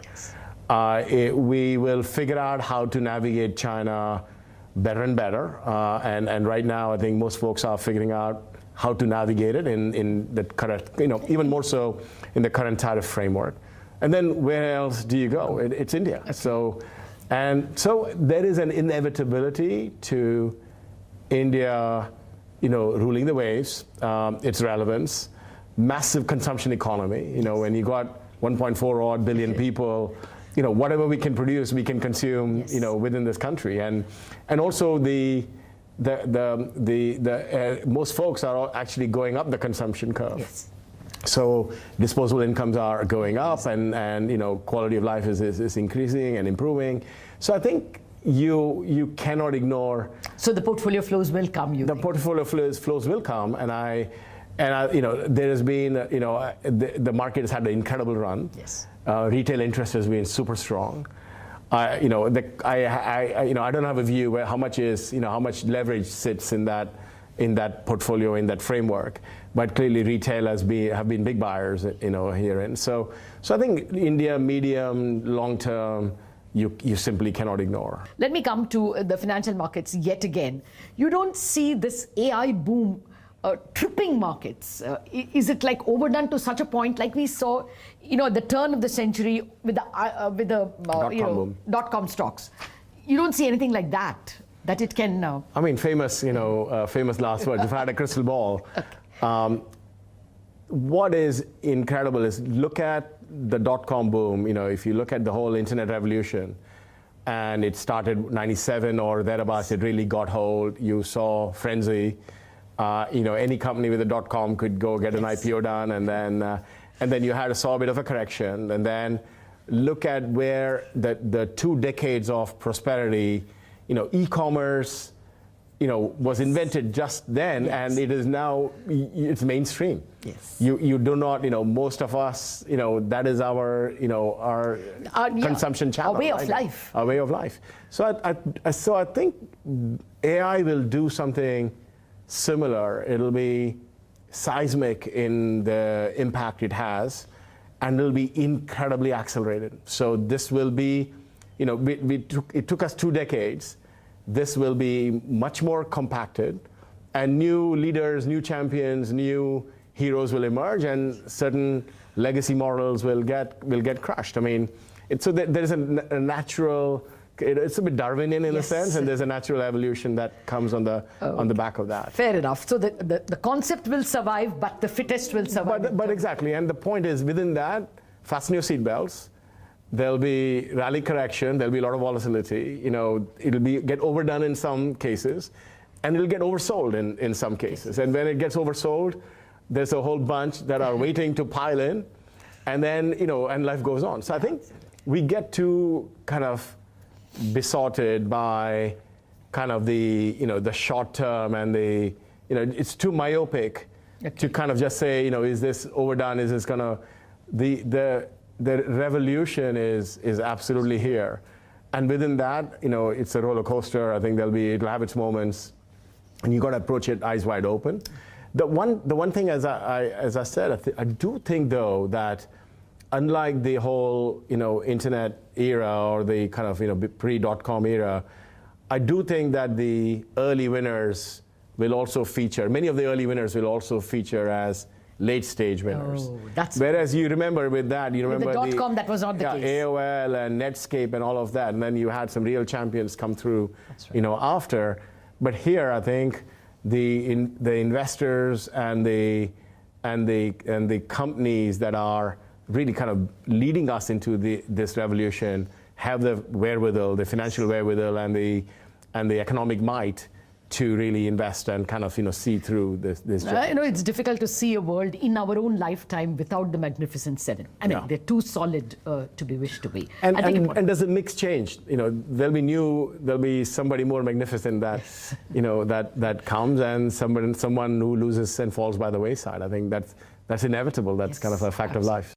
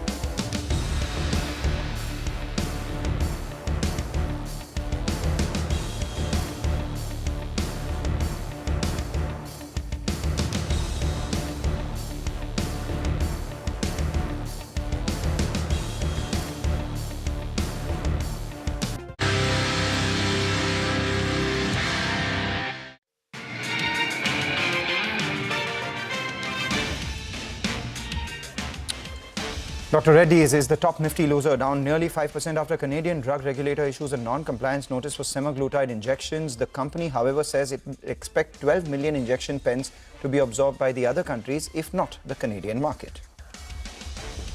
BHL rallies on healthy second quarter where margins expand sharply and execution improves. The order book also is higher by nearly 40% on a year-on-year basis. This is the order backlog. L&T's second quarter numbers miss estimates, but the stock is a top Nifty gainer following very strong guidance. In fact, order inflow is up nearly 40% in the first half. Management expects it to beat the 10% guidance which was given at the start of this year. Vodafone Idea slumps over 10% as the Supreme Court's creates the uncertainty over quantum of relief possible on the company's AGR dues. Analysts say the company faces fundamental challenges even if there is a full AGR relief, given they have spectrum debt.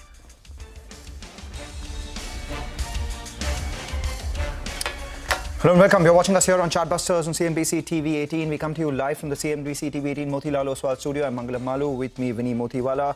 We're looking at a bit of a downtick today after a good gain that we saw in yesterday's trading session. But if you had to, take some heart from the fact that the Nifty has held its support at around that 25,900 mark, would be important. The mid-cap index isn't falling as much as the broader, as the large caps. And we do have the Nifty Bank, which was a slight underperformer yesterday, but is a bit of an outperformer today by virtue of not falling as much. So it's down, but not out.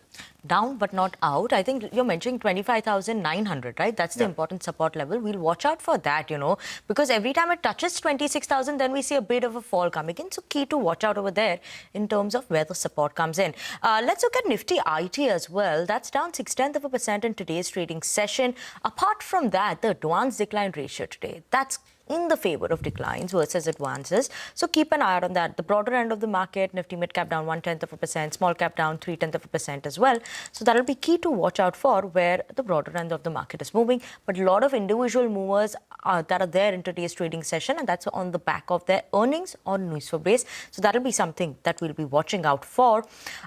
Sagility, Capri Global, BPCL are some of these broader end of the names that are holding on to very strong gains in today's trading session. While among the losers, we do have Premier Energies, V-Guard, BLS International that are seeing some bit of a pressure. But let's welcome on board Sachithanand Dutekar of Trade Bulls for a technical check on the market.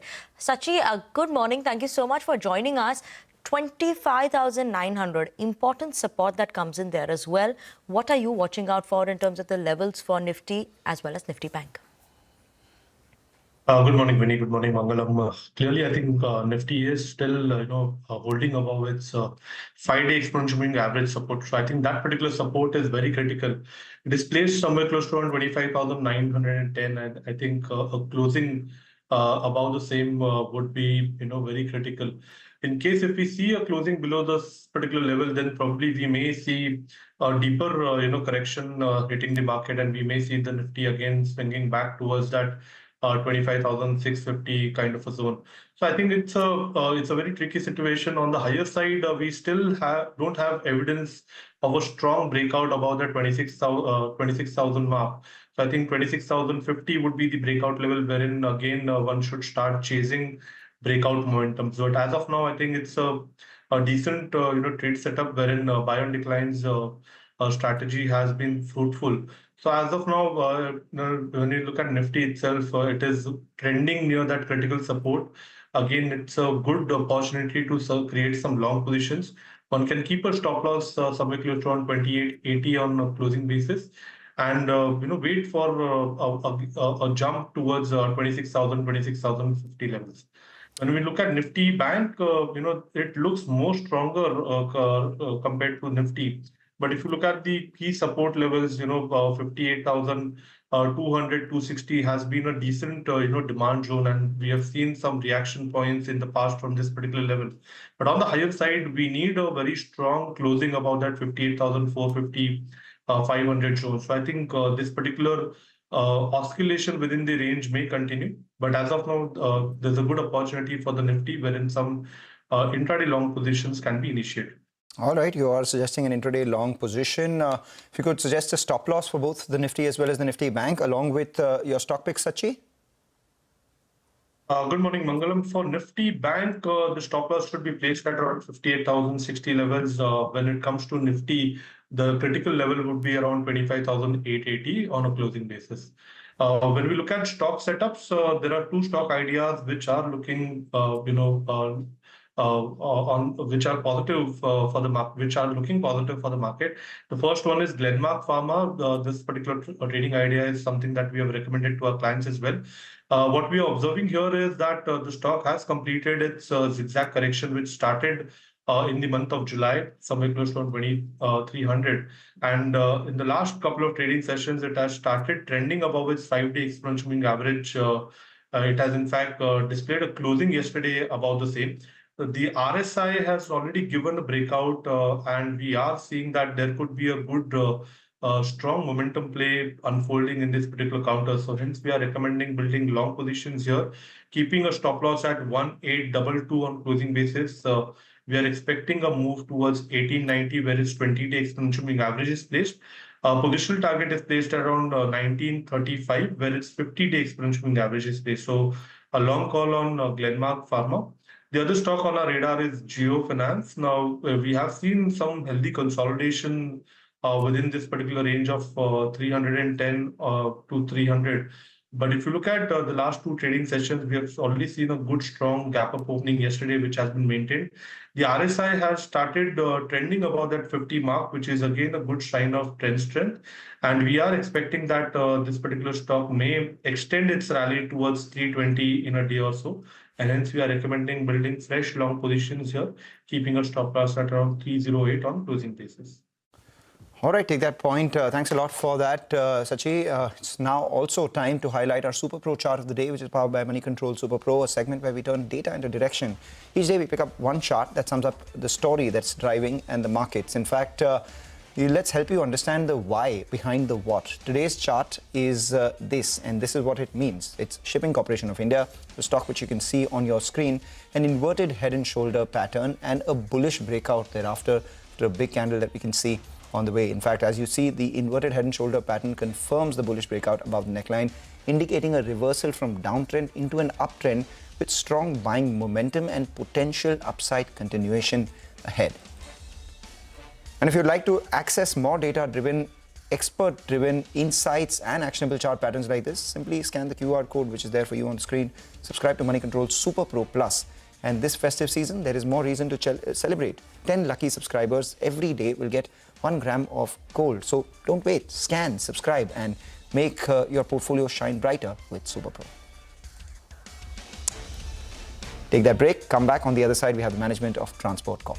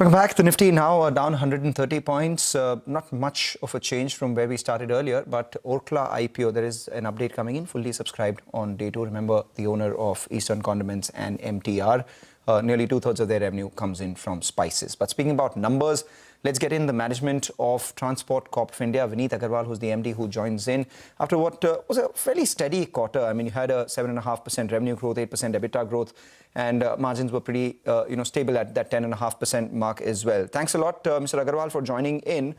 First half, your revenue was up 8%. When we started the year and after the first quarter, your annual guidance was 10 to 12%.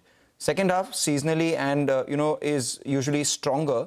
So even if you up your growth rate, I just wanted to understand whether you end this year with 10% growth or 12% revenue growth, because the first half has been 8%. Yeah. Hi, Manglam. It's the second half is always the best 2 quarters of the year for us. Also, I think December end is when MNCs are closing their books, and March end is when Indian companies are closing their books. So there is always a thrust towards more sales and more push towards volumes. So we do expect that this will pick up. And, the range is 10 to 12% because there is a lot of changes that keep coming up from whether it is from a macro perspective or a micro perspective. When GST was announced, the changes in GST was announced, the flip that happened in the end of September was huge. So that and going on in till Diwali, things were quite hot in terms of movements. But some of this has to keep playing out for the volumes to come up. So I cannot give you exactly whether it's 10 or 12%, but definitely in that range is where we should end for the year. That's on the top line. On the bottom line, we are looking at the same numbers also. So there's no change in our projections. Right, Mr. Agarwal, good morning. This is Vinny joining in the conversation. Just want to understand your LTL as well as FTL mix. What is that in Q2, given that LTL normally is higher margin? So just want to understand that. Yes, in our freight business, we have 2 areas that we work in. One is the full truckload, which is essentially a full truck moving from one customer to the other. The other is less than truckload, which essentially is moving smaller packages, whether it is essentially but a higher dimension. So it is not very small express kind of packages, but larger, maybe 300 kilos, 500 kilos, or some things like that. That move through a hub and spoke system, not necessarily direct from customer's doorstep to the other customer's doorstep. So these are 2 businesses. The LTL business is typically double the margin, operating margin of a FTL business. And it is a business of network. So if you have branches, which is what we have, about close to 750 branches in the freight business, that helps us to generate more volume across the system. There are also customers who give both kind of volumes, but more on the MSMEs is that generate the LTL business. So what we wanted to understand is how much was LTL as a composition of your overall business? Because I remember at the end of the first quarter, it was close to 36%. You had expected it to be 50% by the end of this year. All of this would mean that your margins would be positively impacted. So where did that number stand and where are you on those projections? The 50% was not end of this year, but end of FY27. Okay. Because it's a slow and steady growth. We have moved from 36% to 38%. And our end of year FY26 goal is to get to about 42% and then shift to 50% over the next year and a half from now. So yes, and that will definitely impact the freight business margins positively. Right now, the sentiments have improved quite a lot because of the GST impact, but it has to still translate to business for MSMEs. Okay, still has to translate. So right now the number is what? 42% will be by the end of FY26, right? That's correct. Okay. And right now is currently what's the contribution? 38%. 38%. Okay. And what about your Seaway margins, right? That has suddenly seen a very good spike up. 37%, I believe. 37.5% is the EBIT margins this time. So what has led to that, given that your target was somewhere between 28 to 29%? What has led to this amazing margins? And do you think this is sustainable through the rest of the year? The Seaways business continues to surprise us. We had one ship that went for, out of the 6 ships that we own, 1 ship went for a dry dock. And hence we had lesser voyages also. But the bunker prices, which is the fuel prices, actually came down. And that helped us to get better margins. The freight rates and we operate only on the domestic sector on the East Coast as well as the West Coast. And the freight rates are stable. They have not really gone down too much or gone up. But the fuel prices have come down. So that has helped us in terms of margins. We've also been trying to push more volume through the system. Of course, there's a limitation in terms of capacity. We run at full capacity and all our ships are operational. So yes, and also all our ships are depreciated. They are old, but they are all depreciated. You also must be aware that we have placed an order for two brand new ships that are going to come in next year and add to our capacity. So, do you have any early projections for next year when it comes to margins and overall revenue growth? Not yet, because these ships will come maybe about a year from now, September, October, and they are not of. They're about 7,500 deadweight ton each. And once they're delivered, then we'll start the operation. So it'll take 2-3 months for them to stabilize. So it is the reflection of some of that will come only in FY27, maybe towards the end of FY27. Got that point. Thank you, Vineet, for joining in. Wish you good luck for the second half of this year, which promises to be a lot better than the first half seasonally. And, 10 to 12% revenue and profit growth is what we are guiding for. Obviously, for another conversation when we'll talk about all the other parts of your business, including the likes of cold chain, etc. We'll take a short break on that note. On the other side, we'll get you US President Trump's comments after meeting with China's Xi Jinping. Much awaited. Stay tuned for that.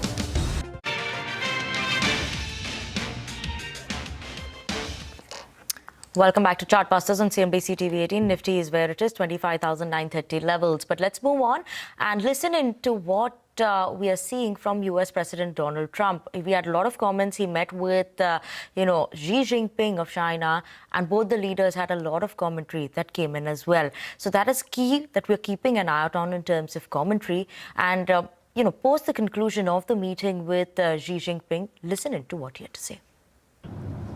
I thought it was an amazing meeting. He's a great leader of a very powerful, very strong country, China. And what can I say? We have, it was an outstanding group of decisions, I think, that was made. A lot of decisions were made, too. There wasn't too much left out there.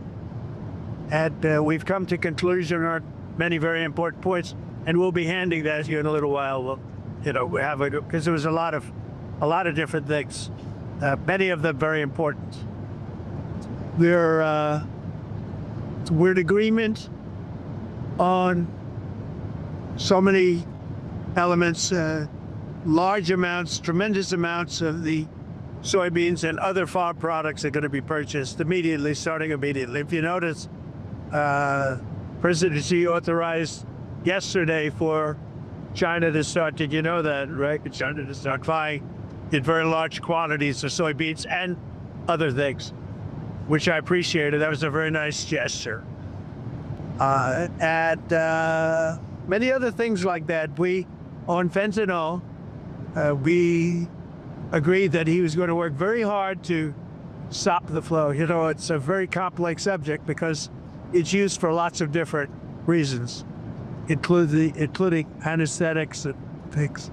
But he's going to work very hard on it, precursors, and I think you're going to see some real action taken. I've agreed, as you know, I put a 20% tariff on China because of the fentanyl coming in, which is it's a big tariff. And based on his statements today, I reduced it by 10%, so it's 10% instead of 20%, effective immediately. I believe he's going to work very hard to stop the death that's coming in. But again, it's complex because of what fentanyl is, what the precursors do. So I think you're going to see a big difference. We've had discussions on many of the elements that you're talking about all the time. You're asking me questions, and most of those things were I think agreed to for the most part. Then we agreed to almost everything at a very acceptable form. I wouldn't say everything was discussed because of the things that probably, in retrospect, we could have discussed that we did for some reason didn't come up. Did he agree? Did you agree to sell any more chips? We did discuss chips, and they're going to be talking to NVIDIA and others about taking chips. If we make great chips, and NVIDIA is the leader. I'll be speaking to Jensen from NVIDIA, but they're going to be discussing that with NVIDIA to see whether or not they could do. I said that's really between you and NVIDIA, but we're sort of the arbitrator or the referee. It's a little rough up here. The skies are a little rough. What are the major stumbling blocks that are left now to work through, and how soon do you think you could sign a trade deal with China? Well, I think pretty soon. We have not too many major stumbling blocks. We have a deal. Now, every year we'll renegotiate the deal, but I think the deal will go on for a long time, long beyond the year. We'll negotiate at the end of a year, but all of the rare earth has been settled, and that's for the world. I mean, worldwide. This, I guess you could really say this was a worldwide situation, not just the U.S. situation. So we continue to produce the rare earths and buy the rare earths and everything else, when you see from other countries. But China is, that whole situation, that roadblock is gone now. There's no roadblock at all on rare earth. That will hopefully disappear from our vocabulary for a little while. So is that a one-year pause on the policy they announced? It's 1 year. It's a one-year agreement, and we'll extend it after a year, like we do. It's a one-year deal. that will, I think, be very routinely extended as time goes by. Jimmy, what will you do? Clear, they're not going to impose the rare controls that they proposed. President Trump or President Xi came to an understanding that. What will your new tariff rate on China's goods be once you say? Other than what there's the tariffs remain exactly the same. 55%. It's about no, it was 57, now it's 47. Because we reduced it by the fentanyl. So, sir, it sounds like you might be going to China then after a successful. That's another thing we agreed. I'll be going to China in April, and he'll be coming here sometime after that, whether it's at Florida, Palm Beach, or Washington, D.C. Okay, those were the updates that came in from Trump as well as Xi Jinping's meeting. But with that, we're absolutely out of time on this edition of Chartbusters. Thank you so much for tuning in. Up next, Trading Hour.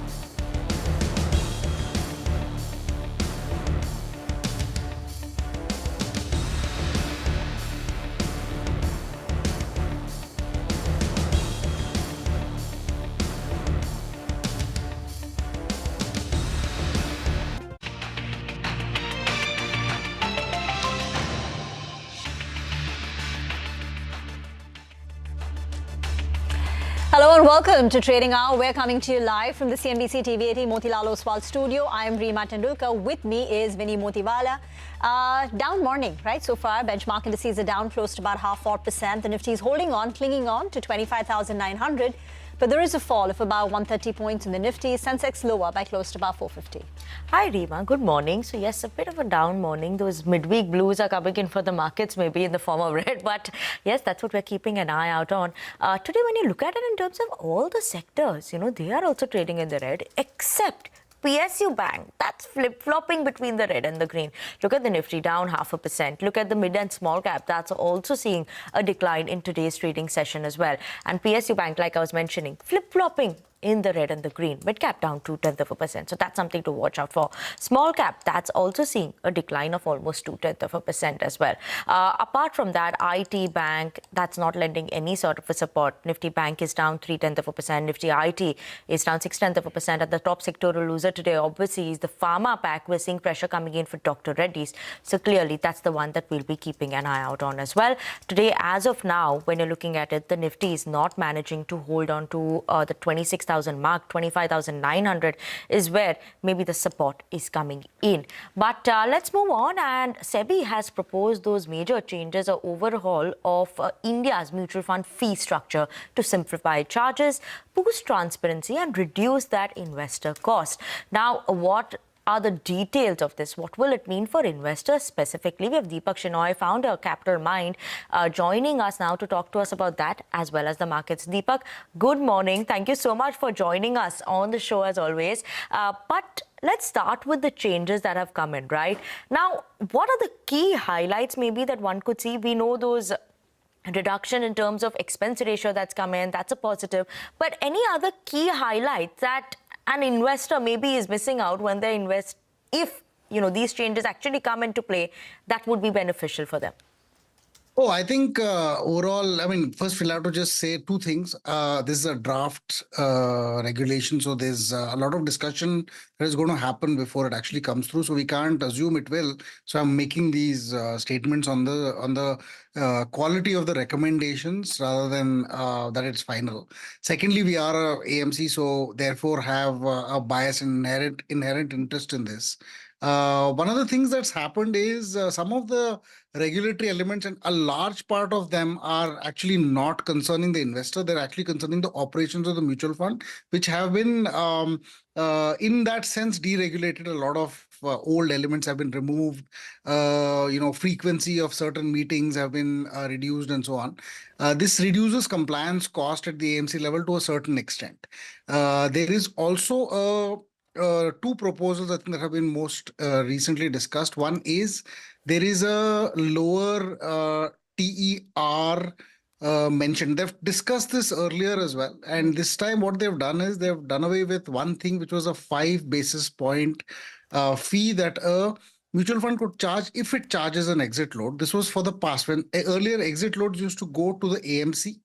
Then they said the exit load cannot go to the AMC. The exit load has to go to the fund. To compensate for the loss of income for a few years, they allowed the AMC to charge an extra 5 basis points for having if they had an exit load. So this is now not there in these draft regulations, or has been removed from the draft regulations. So that cuts certain income levels of funds which charge this extra 0.05%. And the second one is that they have said overall fees come down, but it actually is not coming down, in the sense that currently GST is within this limit, current limits, and the limits are actually slabbed. So 2.25% at the highest for up to 500 crores. Then for subsequent 250 crores, you can charge only 2% or something. So your blended fee comes down to like 2.16 and then 1.9 and so on. They have reduced this entire thing by 15 basis points. Now, you might say that this is a reduction of, everybody has to reduce their fees, but actually they've taken the GST part of what was inside this 2.5% to say, no, let's keep the GST outside of this. And the remaining fees should be within this new lower limit. If you consider just the math, let us say this is a fund that charges 0.9% as management fees and I think it'll be 1.35% if you assume the full 2.25% is taken, or say 1 and 1.25%. And that 1.25% included GST, right? The 1% of the management fee, the GST is outside. So leave that as in that's not considered as part of the limit. The GST is not considered part of the limit. But the 1.25 includes the GST component. Now, if you remove the GST component itself is about 18 to 19 basis points. So 0.19%. So in the sense of reducing by 0.15%, and you get a benefit of 0.19% because it goes outside the limits. So it doesn't change anything meaningfully for anybody. It's actually neutral in that sense. So there is no impact on both having to pay a lower fee to the AMC or having to pay a lower fee to anybody else, the brokerage or distributors also. Right. Also, Deepak, what is the ask now from the industry? Right? Because you are a part of this as well. So what are AMCs now asking, or what is the conversation that you all want, or maybe a change that you all want from this proposal? Is there anything specific that you all are looking at? Yeah, so I think I can't speak for us all. I think that would be an AMFI kind of a discussion. But I think these regulations are by and large good. There is still, I think deregulation is a long process, so it takes a lot of time. There are certain things that we would like, for instance, but it's not part of SEBI's mandate, or it's RBI, for instance, that restricts foreign investments of Indian mutual funds. So those are things that I think collectively that maybe say we desire. But by and large, I think the elements of regulation have been in the favor of both an AMC and the investor. The highly regulated nature is what makes it so much, gives so much confidence to investors to, pay out. There has been no major issue in mutual funds for a long time now. And I think the number of issues have come down substantially, and investor interests have been protected. So I think that way this regulatory piece is quite good. We'll have to see comments on individual elements. There are still, areas of operation where sometimes we have dual layers of reporting. We report the same data in different ways to the same regulator, but to different teams. So those are some of them have been taken away, but this is a good deregulatory measure. There are some proposals that SEBI had earlier mentioned with respect to target oriented plans, where you might actually say, I want to retire in 2045. So give me one plan I can keep putting money into. And that plan will initially have high equity exposure. But as I come closer to my retirement date, or not, let's not call it retirement, just target date, I will say that I will want to go lower and lower in equity and higher and higher in debt. A fund that automatically does this. SEBI had a proposal for this. I hope that sees the light of day as well. Deepak, hi, Rima here. Just markets today, of course, are down. Are you getting a sense that we are facing a lot of resistance to get back to the higher levels? I mean, overall, how are you seeing the markets right now? And then throw in a quick word about Lenskart and the valuations. Would you recommend subscribing? And the new one is Grow. They've come up with a market cap of 61,000 crore. I mean, it's a great platform. It's growing very well. But then there is an elephant in the room about potential phasing out of weekly expiries, which changes the numbers completely. It's a game changer if it comes through. So give us your view on these two. Quickly, I may not be able to comment on individual stocks. I'll give you the overall summary on general of IPOs that have a large amount of VC funding in them. Typically, the venture capital companies want to exit the stock after it gets listed. This creates downward pressure on it. And typically, you see these stocks reach points where there will be, a large amount of sales coming through. And those kind of, you have seen this in the last 4 or 5 years, a lot of these stocks see a much lower price 6 or 8 months after the IPO than earlier. So I would say, there's no hurry to rush in and kind of lock in your entry price or something like that, especially in a euphoric scenario. And it's always useful to wait for at least 1 or 2 quarters of results to see whether, in general, in any IPO, the results were dressed up only for the IPO. And I would say this not just for these companies that you mentioned, but in general, I would say this is the, always wait till you can see the performance after the list before you make large commitments. I think those are general sequences. We have at least at this point, no comments on individual stocks. But in general, the brokerage sector also is going through a down cycle because of the reduction in expiries, I think, in general. And I'm saying we're seeing also a reduction in the customer counts in some of these, the last top 2 or maybe top 5. Out of the top 5, the top 4 have seen roughly a 10% cut in their active clients. as of September 2025 compared to March 2025. So the number of actively trading subscribers have also come down. So you have to be cognizant that the past growth may not necessarily reflect as easily into the future. So these are the two things. Well, what was the second question? I thought I completely forgot. Oh, the market. Yes. So I don't see the market this is a good thing when the market tries to break through its past high and then has a lot of it is what is called a resistance in the technical language of things, but it's a simple behavioral thing. Somebody who bought last year at the time when the Nifty was 26,000 is probably one of those people who's saying he saw this 20% downturn, is probably thinking when it comes back to my buy price, I will sell. That is what causes a last high to be a considerable resistance, because lots of selling comes in roughly around that time. You're going to see this happen over some time until the consolidation happens, and only if it breaks out beyond this into relatively into newer highs is when you are going to actually see a trend up. I think it's a good thing because we're coming there, but I don't think we're there yet. All right, Deepak, we leave the conversation here. Thank you very much for joining in. Need to get into a break. On the other side, we'll talk cryptos with Richard Green from Roots Stock Lambs on the other side.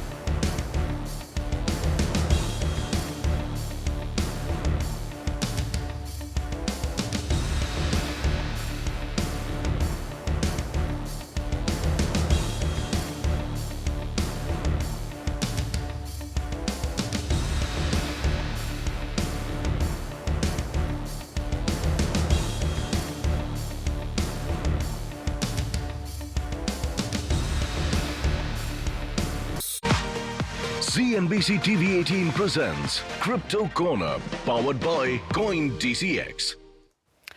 On Crypto Corner, we have with us today Richard Green from Rothstockla. Richard, hi, thank you so much for joining in. First of all, talking about the month of October, which usually is a positive month across last many years, but this one doesn't seem to be turning around that way. And more importantly, there are more leveraged positions that seem to be getting liquidated. How are you reading October this time?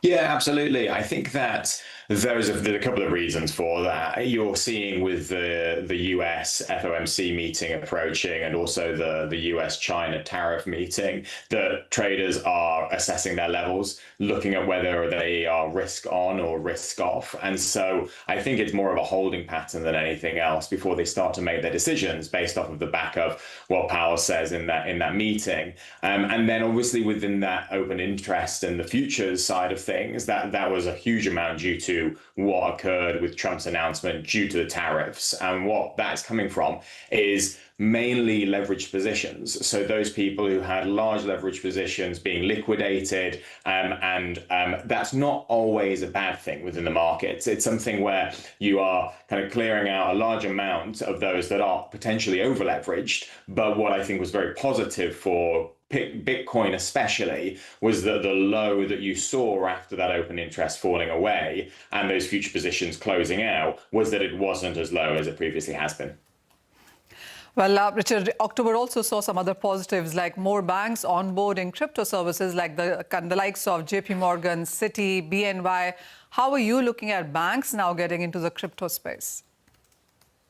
You're seeing the likes of Citi, Societe Generale, all of these banks and Western Union institutions coming in. And what you're usually seeing them doing is they're obviously coming in with a crypto-centric or a Web3-centric partner. So if you're looking at Anchorage Digital with Western Union, if you're looking at Citi and Coinbase, they're choosing a very well-established partner to enter the market and deploy, whether that be a stablecoin or whether that be something for their customers. And I think that what is great to see within that space is that they are entering the market. They're doing so incredibly cleverly with a partner. So they're taking a risk-on approach, and they're wanting to review not only what are we doing, what is the world of crypto about and tokens, but what is the infrastructure world about with blockchain? And that's exactly how blockchain should be looked at. It should be considered as an infrastructure layer. And how can I, as a bank or an institution, use it throughout my business, not just in a single space? So I think that you're seeing these banks and institutions going into the world of Web3 crypto with a gateway kind of product, testing the waters a little bit. And what you'll then start to see is that starting to grow into the bank as a whole, whether we back office, middle office, payments, and those kinds of things. So again, super positive news. Richard, just taking a step back yet again and talking about the leverage sell-off that the street has seen in this month itself, would you say spot is better to trade within ETFs even better rather than doing leverage trade?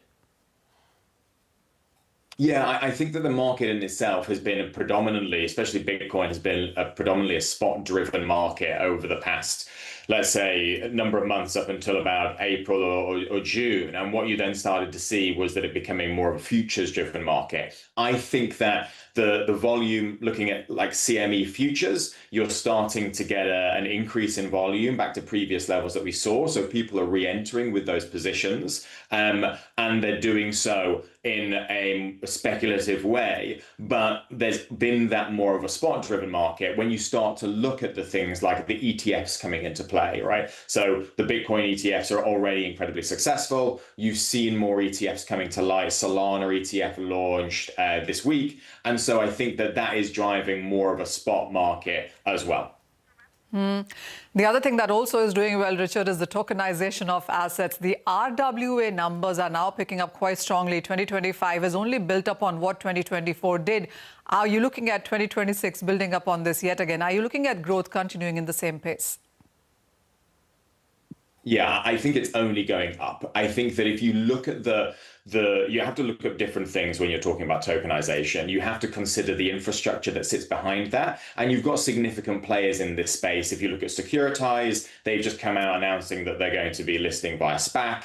And the infrastructure that sits under a firm like that is very TradFi relevant. It's regulated, it's compliant, and all of those things. So I think that what you will see is more and more people considering tokenization, not just as a way of distributing their funds or whatever asset it is that they're wanting to tokenize, and increasing that kind of market that they can appeal to, but also they're looking at it from the technology standpoint, 24/7 trading, fully automated tracking in terms of it all being blockchain present and things like that. So I think that where you will continue to see more tokenization is in inefficient markets. So equities are fantastic in TradFi, lots of liquidity, lots of trading. And so that's a great place to be, but it's actually probably more the fixed income markets, the private credit markets, those kinds of areas where there is a greater opportunity for tokenization and the benefits that tokenization brings. So I think that more and more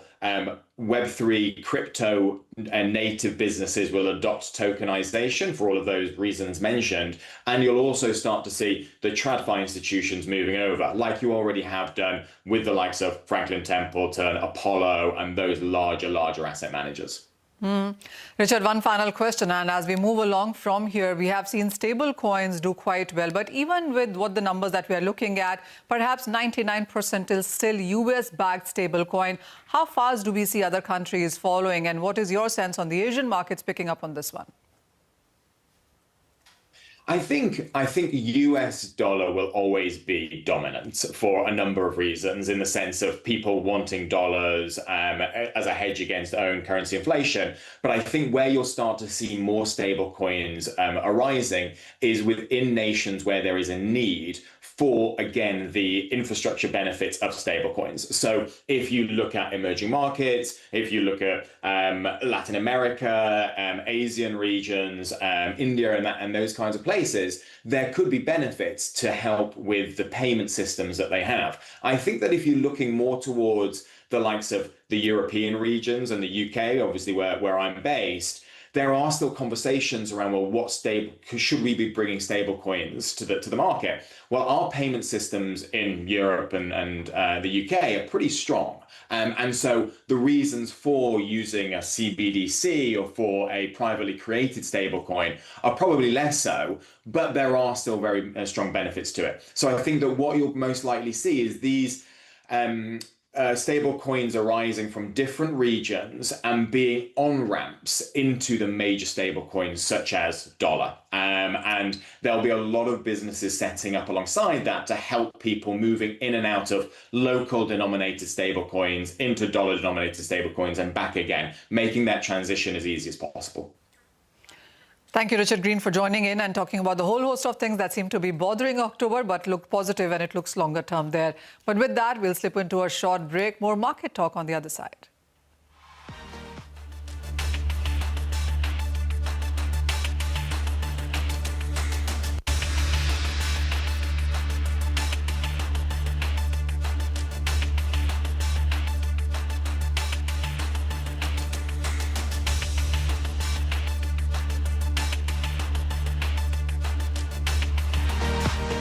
CNBC-TV18 presents Crypto Corner, powered by CoinDCX.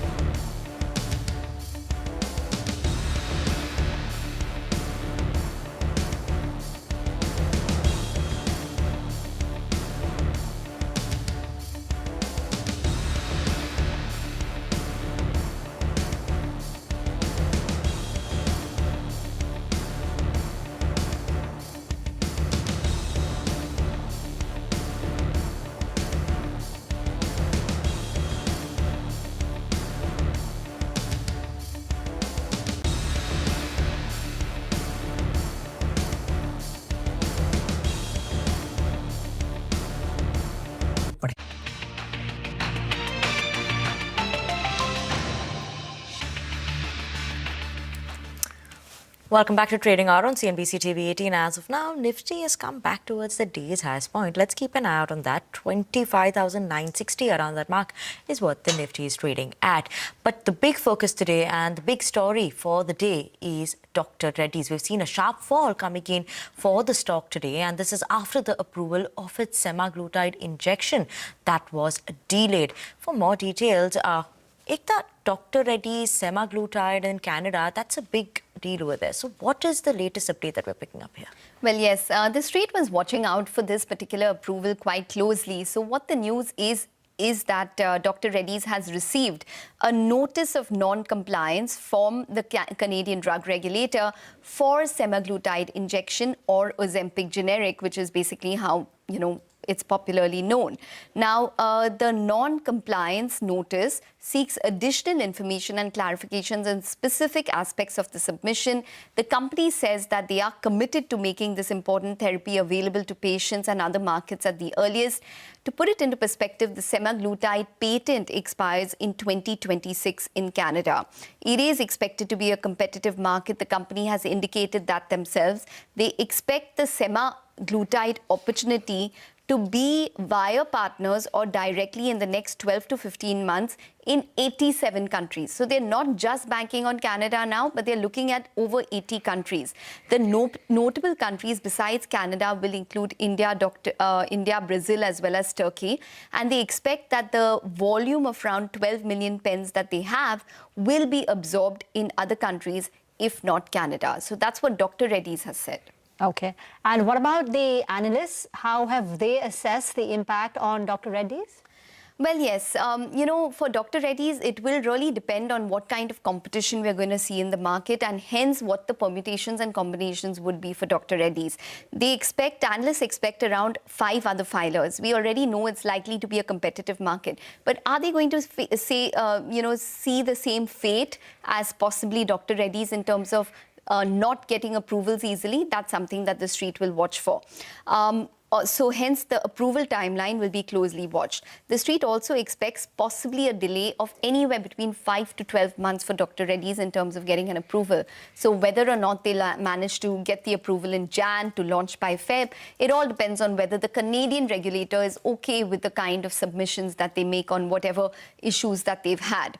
And FY27, the street is built in around $100 million in terms of revenue from this opportunity. So let's see whether that does come through. Nomura has a buy, but they've cut the target price to 15.80. They've lowered the FY26 to 28 EPS by 3 to 6%. Morgan Stanley equal weight target price 13.89. The success in Canada and semaglutide will be a key driver according to them in FY27. Citi has a sell with a target price of 9.90. Revlimid has led the Revlimid-led drag according to them may be tough to offset because Dr. Reddy's has faced some amount of negative news in the past couple of days with regards to its complex drug pipeline. Ekta, what does it also mean for Shelley Engineering? That stock is also under pressure today. Well, yes, Shelley Engineering, if you look at that stock, it's down around 12% Now, the reason for Shelley Engineering to be in focus is because they provide pens. They produce pens. They work in the pharmaceutical industry. So they produce pens which are then used to sort of give that subcute injection, which is either Ozempic or, other injections with other drugs. So they are in focus because they produce these pens for all of these pharmaceutical companies, including those who are manufacturing GLP-1 drugs such as semaglutide. Remember, it's going off patent in various countries in FY27 or next year onwards, and hence the opportunity for a company like Shelley Engineering would be huge if in case they do supply to other companies as well. Now, Dr. Reddy's is in focus because it's one of their key customers according to analysts, and that's the reason why you're seeing the stock lower. And if you look at their Q1 numbers, the revenue was up around 181% to 77 crores in terms of the pharma segment. Around 60% of the pens that they sold in Q1 were GLP. Now, we don't know how much of it was Dr. Reddy's, but we do know that a large part of their revenues is actually coming in from this opportunity. So one will have to wait and watch and see what the impact could be. But remember that the opportunity for GLP would be spread across. It won't just be limited to the Canadian market for a company that is supplying pens. Everybody will will need the pens wherever they, use the drug, unless eventually you start using the oral drug, which will be the next big trigger. Indeed, thank you very much for explaining it. For now, we will slip into a very short break. We'll come back with more on the market. Stay tuned.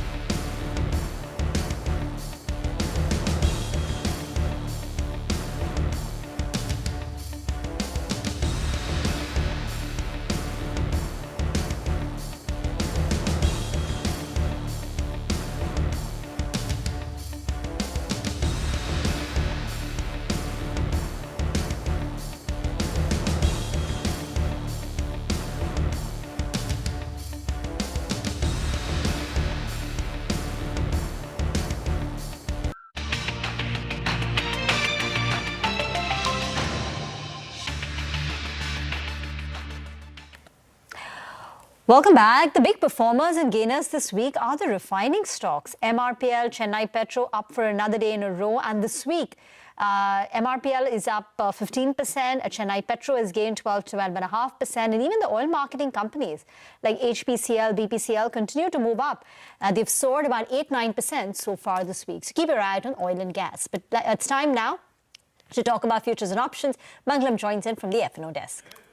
Well, we're down but not out. Day 2 of November series. Day 1 was fairly good. We closed above that 26,000 mark. And today it's just a bit of that give back which is taking place. Why do I say that? Because, you know, Nifty is a wee bit under pressure. The Midcap index is actually outperforming by not falling as much. And the Nifty bank, which did not gain as much yesterday, is not giving back as much today as well. Down about 1/3%. So a large part of the gains that came by yesterday were not from the Nifty bank, and today as well a large part of the losses are not from the Nifty bank as well. Nothing really to worry about. Why do I also say that? Is because had there been some worry, then the India VIX would have seen a big spike as well. That's not the case. The India VIX is just marginally higher, hovering around that 12.3, 12.4 mark too. And as that happens, you know, the street believes that the range will continue. Today as well, the low on the Nifty was closer to that 25,900 mark. So 25,900 to 25,300 is the broad range that the street is working with. In fact, the 26,000 call, once we cross past yesterday and the earlier high of 26,100, is only then can we look at fresher highs on the Nifty. But as of now, the call writers believe that maybe around 26,100, 26,115, there could be some supply that would come by, which is why they're writing those calls. At the lower levels, however, 25,900 put is fairly active. So you're looking at that range to be sustained between 25,900 to 26,100 thereabouts. So fresh longs added on IIFL Finance. And if you look at, CAMS, it was a serious amount of short covering is what is going on underway in CAMS right now. So I'm watching out for these two stocks. Okay, Mangalam, thank you so much for that. But let's also bring on board Jay Thakkar of ICICI Securities, who's joining us to give us a quick check on the market on the technicals. Jay, good morning. Thank you so much for joining us. In terms of levels, you're keeping an eye out for Nifty as well as Bank Nifty, as well as your individual picks. Good morning to you, Vinny and Rima. Well, as far as the Nifty is concerned, I would say that that's been trading within that range of 26,100. I mean, since past couple of days, we have seen that it made attempt to surpass 26,000 and close above those levels, but then it's not able to sustain above those levels. In fact, it closed above those levels in yesterday's trading session, but then today again, unfortunately, we are seeing it again, it dipping below 26,000 levels. So I think that, in the short term, we need 25,700 to 26,100. That is going to be the range for the index. And I believe that once this consolidation is over, the probability of a breakout on the upside is quite likely. Post this consolidation, Nifty is likely to make a new high, is what we believe. And sectorally, there is only one sector which we think as of now there is a lot of pressure. That is Nifty IT, wherein we still have a lot of shorts. And hopefully, if at all we see some short covering there, then it could help Nifty to inch higher. Stock specifically, I would say that I have two buy recommendations. The first one is on what Rima initially was talking about, the oil marketing companies. So yes, HPCL looks great on the charts, as well as the derivatives data is quite positive out there. So HPCL trading around the levels of 475, 76. I think one can buy this with a stop loss of 460, targeting 510 to 525 in the near term. And the second buy recommendation, when it would be on Shriram Finance, that's from the financials. It has taken off its multiple swing resistances, and we have seen a great, good long build-up here as well. On the downside, 720 now is a very crucial or critical support from Shriram Finance. With a stop loss of 720, one can buy this, targeting around 800 on the upside. And a final buy recommendation would be on United Spirits. We are expecting a good short covering out there. As a disclaimer, we have recommended that to our clients as well. And I think United Spirit is likely to inch towards the levels of 1,460 to 1,500 going forward. Once the call base of 1,400 takes off, I think there will be further unwinding on the call side, as well as short covering happening there. On the downside, we believe that 1,350 is a good short-term support. So with that, we'll go along on United Spirits as well. Thank you very much for that. So Shriram Finance and United Spirits. If you look at the Nifty gainers, stocks bucking the trend, right on top is Coal India, but that's rebounding after a subdued performance yesterday where the stock declined post Q2. And the other one is L&T, reacting to their numbers, where we had a good set, top line growth of close to about 10.5% and EBITDA jump of 7%. Vivek joins in with the details. Well, that's right. So L&T, one of the stocks that are doing quite well in the session. Capital goods, infra major, a lot of developments, a lot of key read-throughs, especially as far as the commentary from the management, both in the media as well as the analyst call is concerned. While we are talking about the core P&L, the core P&L was a slight miss to our estimates across all of the parameters. EBITDA margin largely in line with what we were anticipating. What led to the top line miss? Monsoons across the country led to delayed execution, so that impacted execution and the top line, and margins were impacted by execution of older legacy projects, while the new projects are yet to reach levels where revenue recognition and margin recognition can be done. So both top line as well as margin, the miss has been accounted for or has been given clarity as far as the management is concerned. Now, what are the key triggers we watch out for? The core E&C margin. So that came in at 7.8%, 20 basis points uptick. The order book very strong at 6.7 trillion rupees. Order prospect pipeline very, very strong at 10 trillion rupees. That's one of the key takeaways. And the thing that the management told us was that they are seeing a revival as far as domestic private capex is concerned, something that the industry and all of the capital goods stocks companies have been waiting for a very, very long time. Now let's do a quick guidance check, again for the management had indicated at the start of the year and where they stand at the end of H1.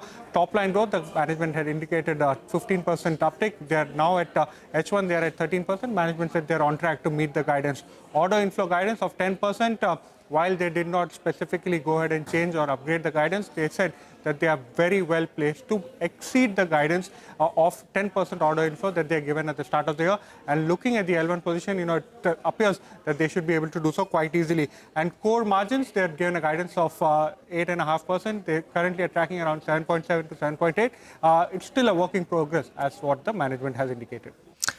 Okay, thank you so much for that, Vivek. L&T as of now up almost 1%. But a quick note for our viewers, if you did like to access expert-driven insights and actionable chart patterns, simply scan the QR code on your screens and subscribe to the Money Control Super Pro and get daily expert calls, actionable charts and insights to power your investing decision. Plus, the festive season, there's more to reason to celebrate. 10 lucky subscribers every day win 1 gram of gold. So do not wait, scan, subscribe and make your portfolio shine brighter with Super Pro.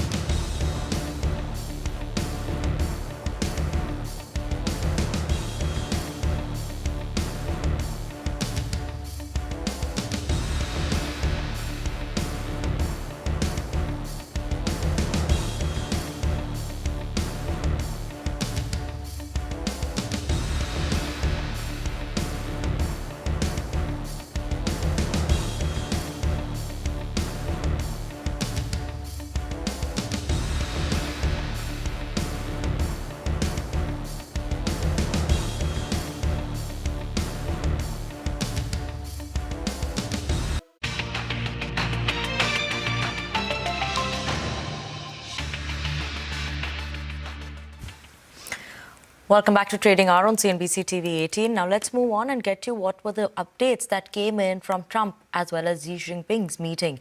Now, in a historic high-stake meeting, US President Donald Trump, who met with Chinese President Xi Jinping in what was his first in-person meeting since 2019, a whole host of trade-related issues were discussed. CNBC's Sherry Kang is joining in with us to give us the details. U.S. President Donald Trump called this 1 hour and 40-minute long meeting with his Chinese counterpart Xi Jinping amazing, touting a lot of progress that has been made. For starters, tariffs on China coming down from 57% to 47%. When it comes to some of the sensitive topics like rare earths, and this is actually where China has a lot of leverage over the U.S., Trump says all rare earth related issues have been resolved. He also added that soybean purchases will start immediately, and fentanyl-related tariffs are coming down from 20% to 10%. So what now? The U.S. side says this is a one-year agreement that will likely be extended. President Trump also talked about visiting China in April next year and also floated the possibility of his Chinese counterpart Xi Jinping reciprocating that after that. There was no joint agreement or announcement that is also confirmed by the Chinese side. In the meantime, the U.S. leader is finishing the Asia trip and he is returning home, while Chinese President Xi Jinping is sticking around in South Korea to attend the APEC Leader Summit and also do some bilateral meetings. On that note, get into a break. More on the market. Stay tuned.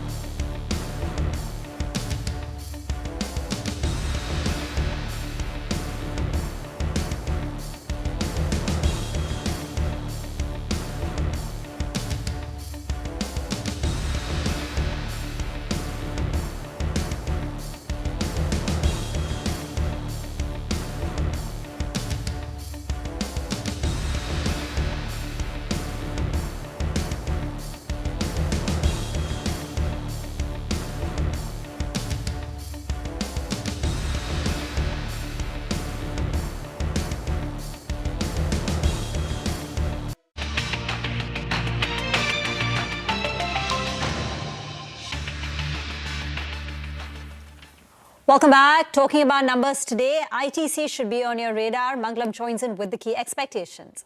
Well, for ITC this time around, the expectations are pretty simple. Around 5 to 6% sort of cigarette volume growth, led by 6 to 7% cigarette revenue growth. The FMCG business grows at around 4%. But more importantly, we are looking at some sort of contraction in FMCG margins. And at the same time, if you look at the other parts of the business, which is the paperboards and agri, paperboards 4 to 5% sort of growth, and agri revenue likely to grow by about 10 to 15% with a mild moderation in margins, and that's largely on account of leaf tobacco prices coming off highs. What does all of that mean in terms of numbers? Do not look at them year on year, because remember the same time last year we had the hotels business in the base. So instead of looking at the comparable year on year, an absolute is extremely important. So we'll watch out for a little over 19,000 crores in terms of their overall revenue. And at the same time, if you look at the other parameters as well, margins are likely to be more or less maintained. 19,222 crores revenue, 6,300 crores of EBITDA, and the net profit a little over 4,000 crores as well. So that's a bunch of immediate numbers that we're looking at. 5,062 crores of the net profit.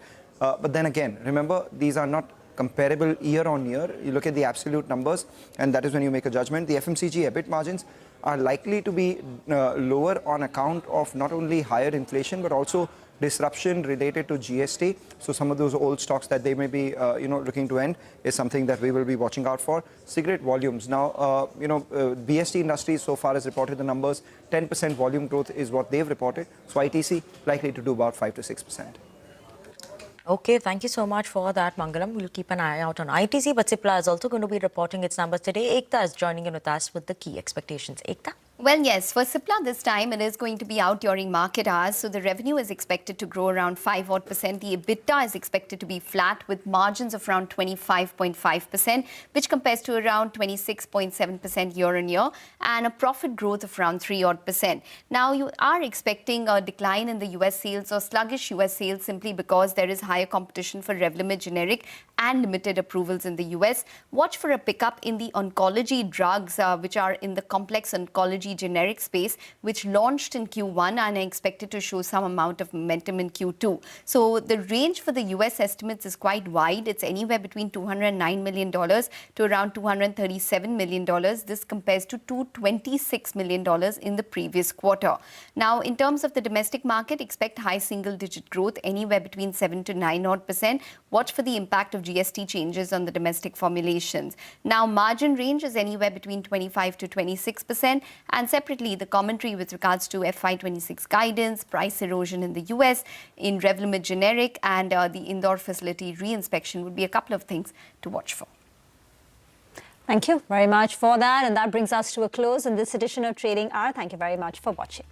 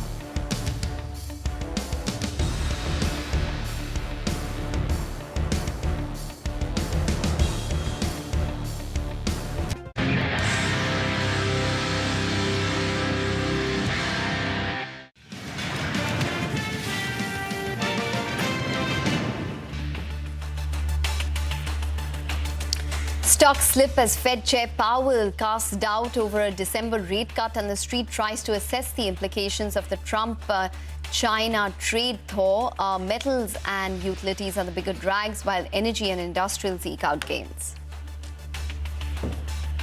Dr. Reddy's gets a non-compliance notice from the Canadian drug regulator seeking further information on its proposed launch of generic semaglutide. The expected delay in launch is expected to significantly impact its FY27 sales. The Supreme Court's verdict restricts review of Vodafone Idea's relief to the additional AGR demand. It also limits any such concessions to Voda Idea alone. The stocks of Voda Idea, Industars and Bharti Airtel slip. Larsen & Toubro shrugs off a second quarter earnings miss due to monsoon impacting execution. The strong order outlook and on a cited pickup in private capex, a key order win in Europe and a planned foray into precision equipment lift the stock. US President Donald Trump says a trade deal with China could be signed pretty soon. Also cuts the additional 20% fentanyl tariff on China to 10%, bringing the overall tariff on the country to 47% from 57% earlier. The two countries also reach an agreement on chips and supplies of rare earths. Trump is also set to meet with Xi Jinping in China in April.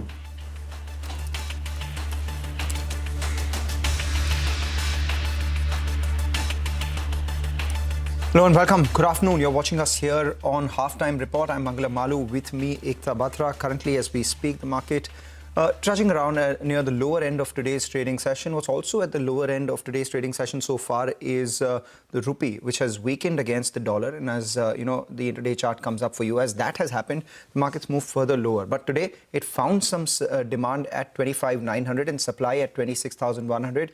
Does that continue to play out or not is something that we will be monitoring over the course of the next hour and as we move towards the close of trade. Hi, Ekta. Hi, Manglam. Yes, absolutely. Around a 4/10 for depreciation, which has taken place for the rupee. So always doesn't bode well. 88.5 odd is currently where the rupee is at, or 88.6. But nonetheless, besides that, the equity markets are also a bit sluggish at this point in time. We have the Nifty, which is below 26,000. We have the Bank Nifty, which is down around 0.4% at this point as well. I just want to point out that, the mid-caps and the small caps in comparison seem to be consolidating. So the mid-cap index is just about lower by around 0.1%. We have the small cap index, which is just about flat in today's trading session as well. So both those indices should come up for you. The advanced decline ratio, however, could be wanting for more. So we have a negative advanced decline ratio on our hands. But we have a lot of stocks which are in focus. So L&T, which is in focus post numbers, Dr. Reddy's, which we will be addressing in just a bit, Vodafone Idea, which is in focus as well. And besides that, from the broader markets, to watch out for a couple of these stocks, such as Blue Dart, which is now up around 20% on a week-to-date basis. Consecutive gains is what we are seeing on a couple of counters like that. But let's continue our conversation with regards to Dr. Reddy's, because that stock has been in focus after the news of them actually receiving a non-compliance issue with regards to their semaglutide opportunity in Canada. So what they have said is that they will be responding back to the Canadian regulator when it comes to, the semaglutide opportunity. But as of now, what we do understand is that analysts have said that it would be around $100 million in terms of sales for FY27. And one would really need to assess what takes place, when it comes to further competition. So Dr. Reddy's, the management, who had sort of hinted that, there could be a possible issue with regards to this particular, application, in their Q2 numbers, they have now indicated that it is also a very competitive market. So analysts are assuming around 5 players in this particular market going forward. And that would mean that there could be competition for Dr. Reddy's. There could be a miss in terms of earnings if in case they do not launch in time. So what is the street anticipating in terms of a launch timeline? Anywhere between 5 to 12 months. So their approval could be in the next 3 to 4 months, 5 months, or maybe in the next 1 year. So by that time, how many other companies are already selling semaglutide would be something that the street would be watching quite closely. Remember, it goes off patent in Jan of 2026. So that's the news with regards to with regards to Dr. Reddy's. But Shelly Engineering is also in focus, Mangalam. You know, Shelly Engineering should come up for you. That stock is down around 10% in today's trading session because they do provide the pens that Dr. Reddy's uses and other companies use when they administer semaglutide, which is basically in the injection form. It'll be interesting to see what happens when oral drugs come in the middle. But as of now, that stock is in focus on account of that. Obviously, there will be other opportunities which will be which they will compensate. I'm just looking at you know, at the bottom of the screen, Fed Bank Financial, FedFina as we know it. You know, there will be a clean out trade likely from True North Fund because the fund is closing. Obviously, there has been a spike in the stock price. If you look at the last 1 month or so, there has been a decline in the stock price. So a clean out trade, a possible clean out trade means that the supply overhang goes away. So yeah, you have the 1 month stock where the stock is down about 5%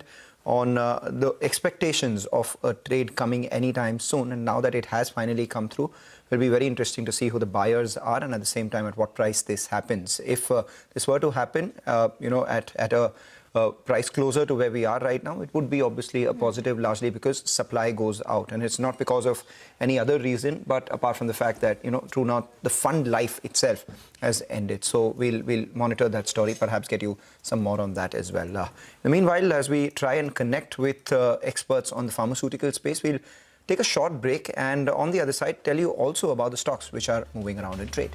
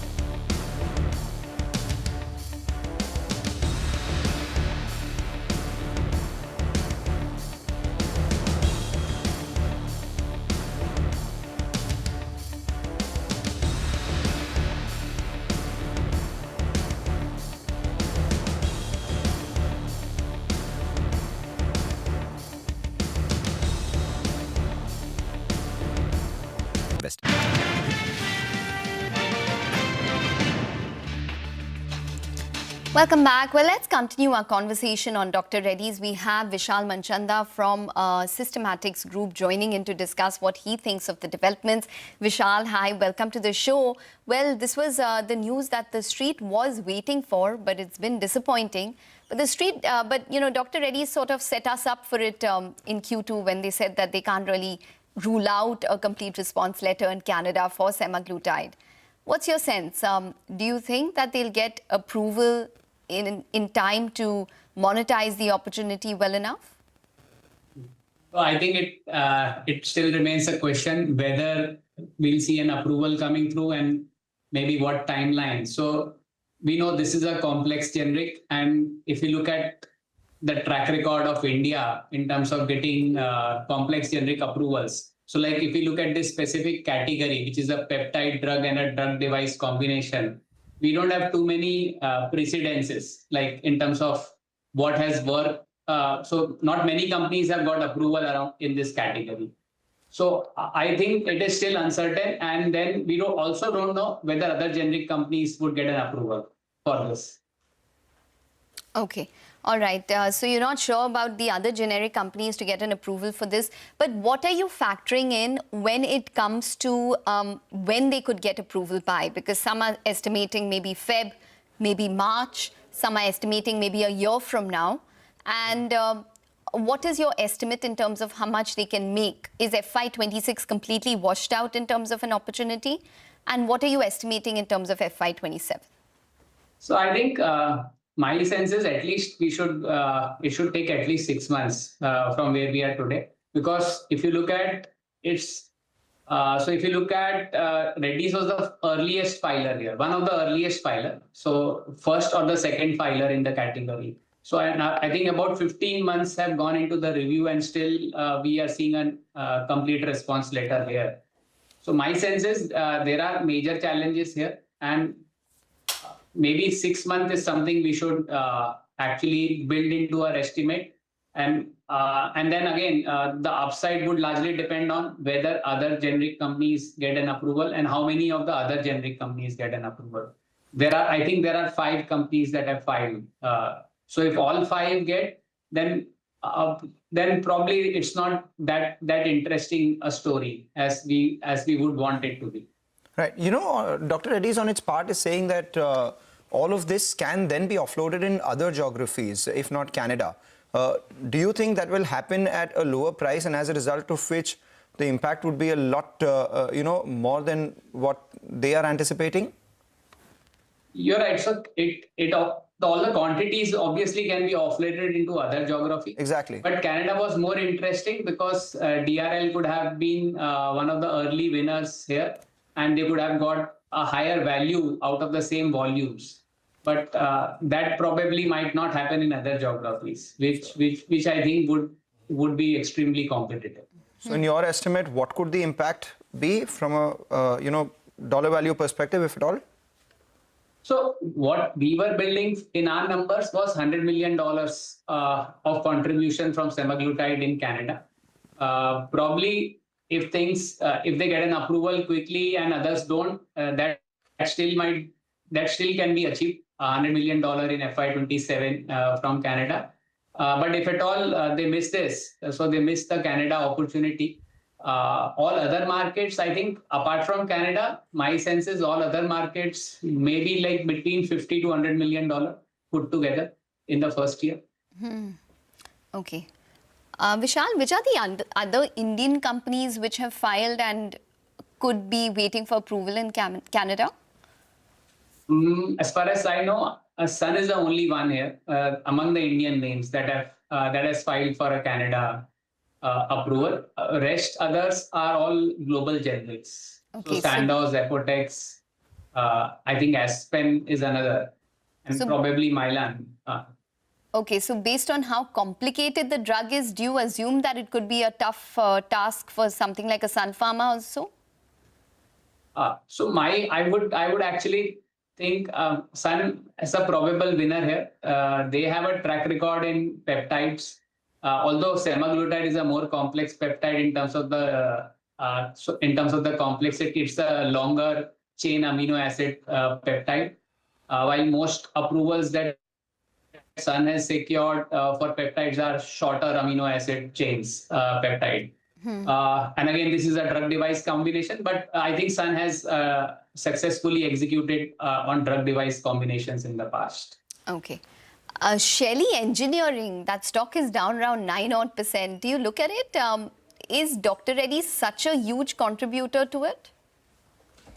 So our understanding is Shelly Engineering is basically the supplier of pen here, and they probably are a supplier to pen to most generic companies. So my understanding would be Shelly may not get as much impacted as DRL, because for Shelly, they are more concerned with volumes. So for them, Canada is not a high value market. They probably get the same value out of every market that they would serve. And from a volume perspective, my sense is Canada is a much smaller market. If we look at the entire global market that's going to open up in the next 1 year, from a volume perspective, other markets might be larger. And I think this should not be a very large market for Shelly Engineering. Okay. But again, Shelly is also going. Shelly might also supply to other generics that would have filed for approval in Canada. So if not Reddy's, they would still be able to supply to other generics that would have filed for Canada markets. Exactly. So they do have, other opportunities which could probably compensate. So one should probably look at it that way. Yeah. So they are not as much hit, or as probably DRL can get impacted because of a delay here, because Canada was a high value market and probably going to deliver larger numbers for DRL. But for Shelly, it's not, they are kind of going to get the same value out of all markets. They're more of a volume driven story. Okay. All right, Vishal, we're going to leave it on that note. Thanks very much for joining in and speaking with us. And I'm sure this is a story we're going to keep revisiting, considering that we do have the India semaglutide opportunity as well. It'll go off patent in March of 2026. And Dr. Reddy's is currently in a patent litigation with Novo Nordisk to possibly even launch semaglutide earlier if in case there is any kind of favorable outcome. It's currently in the courts in India. We'll take a short break, but up next, Abhijit Choksi will join in with some trading calls. Stay tuned.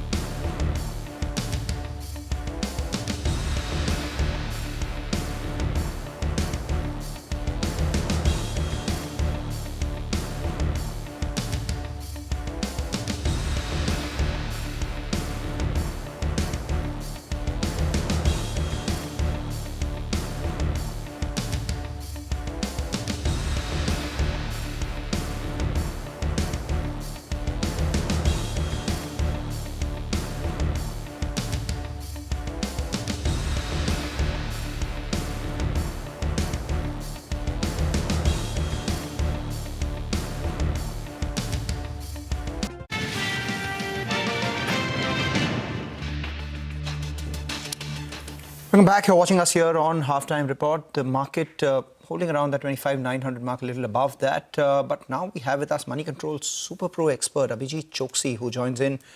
He's the founder of Stockify, a SEBI-registered market professional who tracks market movements and identifies trade-worthy trends for Super Pro subscribers every day. Abhijit, what are you looking at today, and what's your subscription or what's your prescription for those who want to trade? Hi, good afternoon. Thank you for inviting. So I would like to discuss two stock ideas today. The first stock idea is from the infra sector. The company is called PSP Projects. So last year, Adani Infra bought almost 35% of this company. The market cap of this company is around 3,500 right now. Just as a disclaimer, we have recommended this stock recently to all our registered clients this week at around 800 levels. Going forward, I see a lot of potential in this, especially backed by Adani. Their order book is going to inch up drastically. Almost they have 10,000 crores of orders right now. And going forward, I believe they will be gaining at least 3x their order book by FY29 as per the company guidance. And 8 to 9% EBITDA margins, if I consider, then also it's available at a very steep discount. So even at current market price, I believe it's a good opportunity for next 6 months to 1 year point of view. And another company which I would like to discuss is Aadhar Housing Finance. I do believe Aadhar Housing Finance has a lot of potential, especially it has a backing of the Singapore-backed Blackstone. And the current market cap is 20,000 crores. And especially on the back of housing demands going, I believe they have at least 30 to 40% potential in next 6 months period. 75% is owned by Blackstone, and they have recently released an open offer where they are interested in even getting 25% more of this company. Okay. All right, Abhijit. Thanks very much for that. In fact, that was a very insightful session. Thanks very much for joining in and giving us all of that perspective. Well, for our viewers who want to access these kind of actionable insights daily, check out Money Control Super Pro, where a market expertise does meet technology. Subscribe now and get an ad-free, data-rich and globally connected experience. And here's a festive bonus. 10 lucky subscribers every day stand a chance to win gold coins. Just scan the QR code on your screen or download the Money Control app to know more.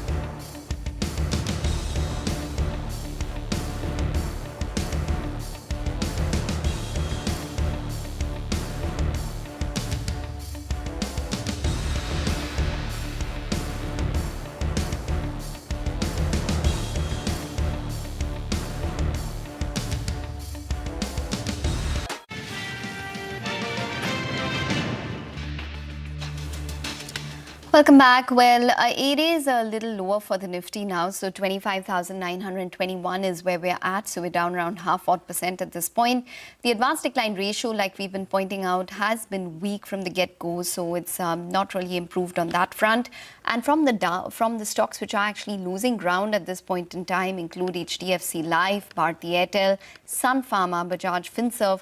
All of these stocks trading with cuts of anywhere between 1 to 2%. Dr. Reddy's has given up a little bit of its gains, so that stock is just about lower by around 3.8%. But let's now shift focus to the latest in the primary markets. One of India's biggest stockbrokers, Grow's IPO, is set to open on November 4th. Our colleague Rima spoke to the management on their growth plans and use of IPO proceeds. Listen in. The big elephant in the room when it comes to your IPO is the potential of F&O curbs. SEBI is reportedly looking at phasing out weekly expiry. But have you done any sort of sensitivity analysis that if there is a 10% drop in the futures and options volume, what will be the impact on your revenues and margins or EBITDA? So, what you can look at is the last years. So we had certain regulations, and I think all the numbers are public, so maybe that can give you some idea, how resilient the company is. And we have been quite resilient over the last many quarters. So, yeah. There's some estimates which say the impact could be as high as 20-25%. Is that an overestimation? Oh, I can't comment on that.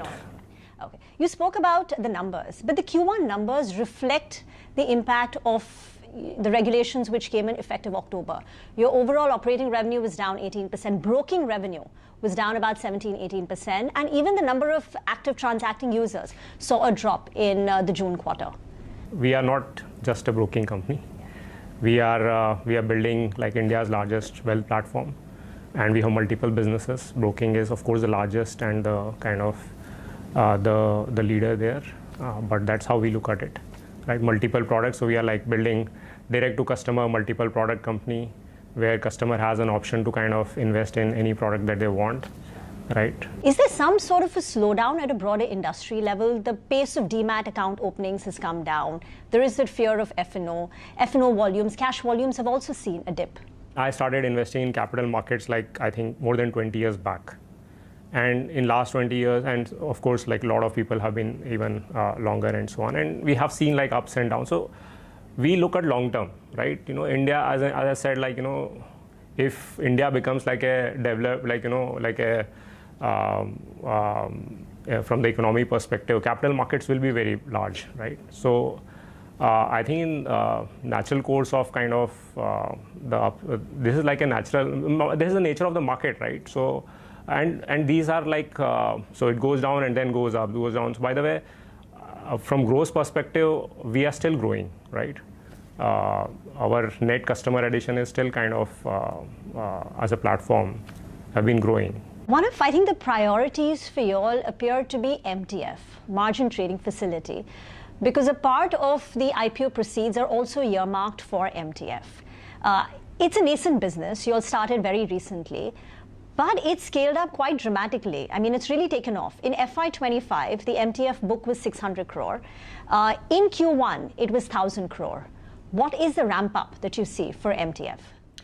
Yeah, so before that, I want to explain how the platform works. So as I said, like we have like around 14 million active investors on the platform and so on. And every product that we add that has access to like all the customers, or the other way around, customers get access to like a new product, right? And the adoption curve starts taking. So when we launched mutual funds, we started with 0 customers. So it took, let's say, some time to get to, let's say, 1 million customers or whatever, right? And then when we launched stocks, you already had like a lot of mutual fund investors on the platform. So then the uptake starts happening fast. So growth, then you launch any next product again faster and so on. So that is what I think every product that we launch goes through, like, a very, very sharp adoption cycle. And that is what you are seeing in, you saw in MTF also, as you said, in quarter ending FY25 and Q1 and so on. Actually, tell us the new sources of revenue, the products that you've launched, and which one are you most excited about, or which could be the profit or growth engine for you? So let's talk about these two kind of categories. One is in wealth, for example, we are kind of super excited about one big trend that we have seen is the rise of affluent customers on the platform. So we are democratizing investing in the country. But what happens is, as customers spend more time on the platform, they get affluent category, so they need wealth management solutions. This growth of this affluent category is more than double the growth of the overall platform growth. And the reason is because it has two top of the funnel. One is our existing customers are graduating into the affluent, and second is because we became like a leader like 2.5 years back. A lot of affluent customers who are existing kind of investors, they started coming on grow in a large scale. So both of them combined together, the base is growing very, very fast, and the numbers also again we have published. We launched commodities recently because we started seeing very, very good demand there and so on. So MTF adoption will continue happening. There is commodities we are launching. And then what we are also seeing is that rise of power traders on the platform. There is a certain category, they get into like professional kind of trading. So we have built a lot of tools for them as well. All this seems like it will be margin accretive for you because you already have the existing customer and now you're selling more and more services to him based on what his requirements are. So the cost of acquisition is going to be nil for this kind of cross-selling. I mean, what's the overall view on margins? You did about 56% adjusted margins in Q1, 59% in FY 25. Is that sustainable, or can margins improve from here on? Yeah, so see, the way things work is like we have primarily three costs in the company. One is like cost to grow, as you said, like marketing costs. And the marketing cost comes on only the new customers that come, right? And they are also, by the way, more than 80% of our customers are organic customers where we don't have to spend money, right? So that is cost to grow. Then we have cost to operate, which is like, okay, to run the business, you need, we have people, right? And that's the biggest strength that we have. So there, good thing about tech companies is, right, you don't have to scale as your revenue, as your ARPU, as your number of customers grow. You don't have to kind of scale the team size and so on. So the tech does the work. You don't have sales force, you don't have branches and everything, right? So that is the cost to operate. And third is cost to serve, which is like your variable cost, your tech cost, server cost, and so on. And they also kind of don't grow as linearly to revenue, right? So all three costs kind of are not kind of linear to revenue. So if your revenue grows, then kind of some of it falls down to so do margins expand or stay where they are? What I explained you, margins have been expanding over last many years. And these operating leverages will continue kind of happening. You did profits of about 1,800 crore rupees last year. You've been profitable now for the last 3 years, is that correct? Yeah, last 3 years, except for this operating profits, yes. But because of that restructuring, we had this outgo. So yeah, FY24 was reported was negative, yeah. Okay, but if you strip out that one-off tax expense, you would have been profitable from FY23, 24 and FY20. Yes. So 1,800 crore approximately last year. Can that number scale up to say 2,500, 2,700, 3,000 crore 2 years down the line with the kind of products that you have? I mean, are we in the right ballpark?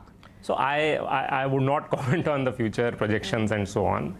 How did you arrive at the valuation of 61,000 crore rupees? There is intense scrutiny on valuations right now. Valuations today are in mid-30s, trailing, slightly higher than if I look at a peer like Angel. What was the thought process behind valuations? And over here, the growth projections come into picture, right? You know more about it, but typically when you value a company, there are kind of, bankers, buyers, sellers, and then they come up with all these numbers and so on, right?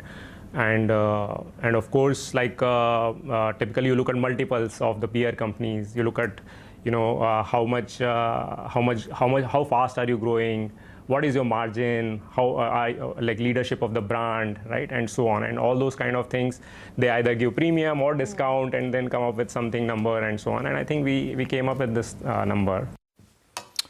Right, that is the management of Grow. The IPO comes shortly as well. We take a short break, come back on the other side. A quick note for our viewers: if you'd like to access expert-driven insights and actionable chart patterns, you can simply scan the QR code which is up for you on the screen. Subscribe to Money Control Pro and get daily expert calls, actionable charts, and insights to power your investing decisions. Plus, this festive season, there's more reason to celebrate. 10 lucky subscribers each day win 1 gram of gold.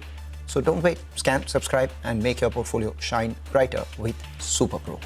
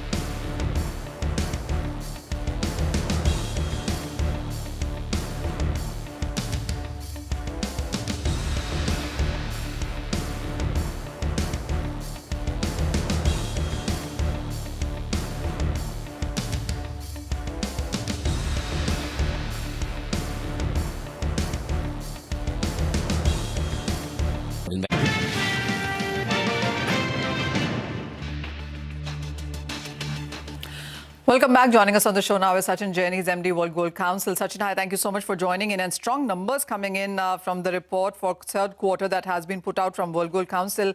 While the global market's clearly looking at a quarterly record number, but for India, the jewelry consumption clearly is a bit of a dampener. Thanks, Manisha. It's always an honor and pleasure to be here on your platform. And as you rightly said, it's been quite an exciting time in gold overall. And globally, we've witnessed the biggest quarter yet in history. 1,313 tons, 1,313 tons of global demand that came through, largely led by investment demand of over 524 tons. And of course, as you said, it's not just in India, but we've witnessed a global decline in jewelry demand. And that's, of course, was expected with the current pricing of gold and how the consumers respond. So absolutely spot on there. Oh, well, yes. So until September, it hasn't been so good. Even when you look at the Indian imports, they're in, Sachin, those have been on the weaker side as well. Is October looking any better? I know it's still early to talk about that, but October being the festival month and all, do you see numbers getting... Yeah. So, Manisha, we have to look at 2025 with a slightly deeper lens because, when you look at 2024, on the 24th of June, our respectable finance minister came out with the historic budget, where the duty reduction happened, and all that benefit and all that sort of euphoria that we witnessed of the duty drop from 15% to 6% was reflected in Q3 2024. And hence the import numbers are high, because that was also concentrated because June people were holding on the imports last year. And then the consumption that happened last year was a really strong demand that led purely by the reduction of import duty and the pricing of gold. Now let's fast forward to 2025, where, from a volume point of view, we are about 31% down, which is significant.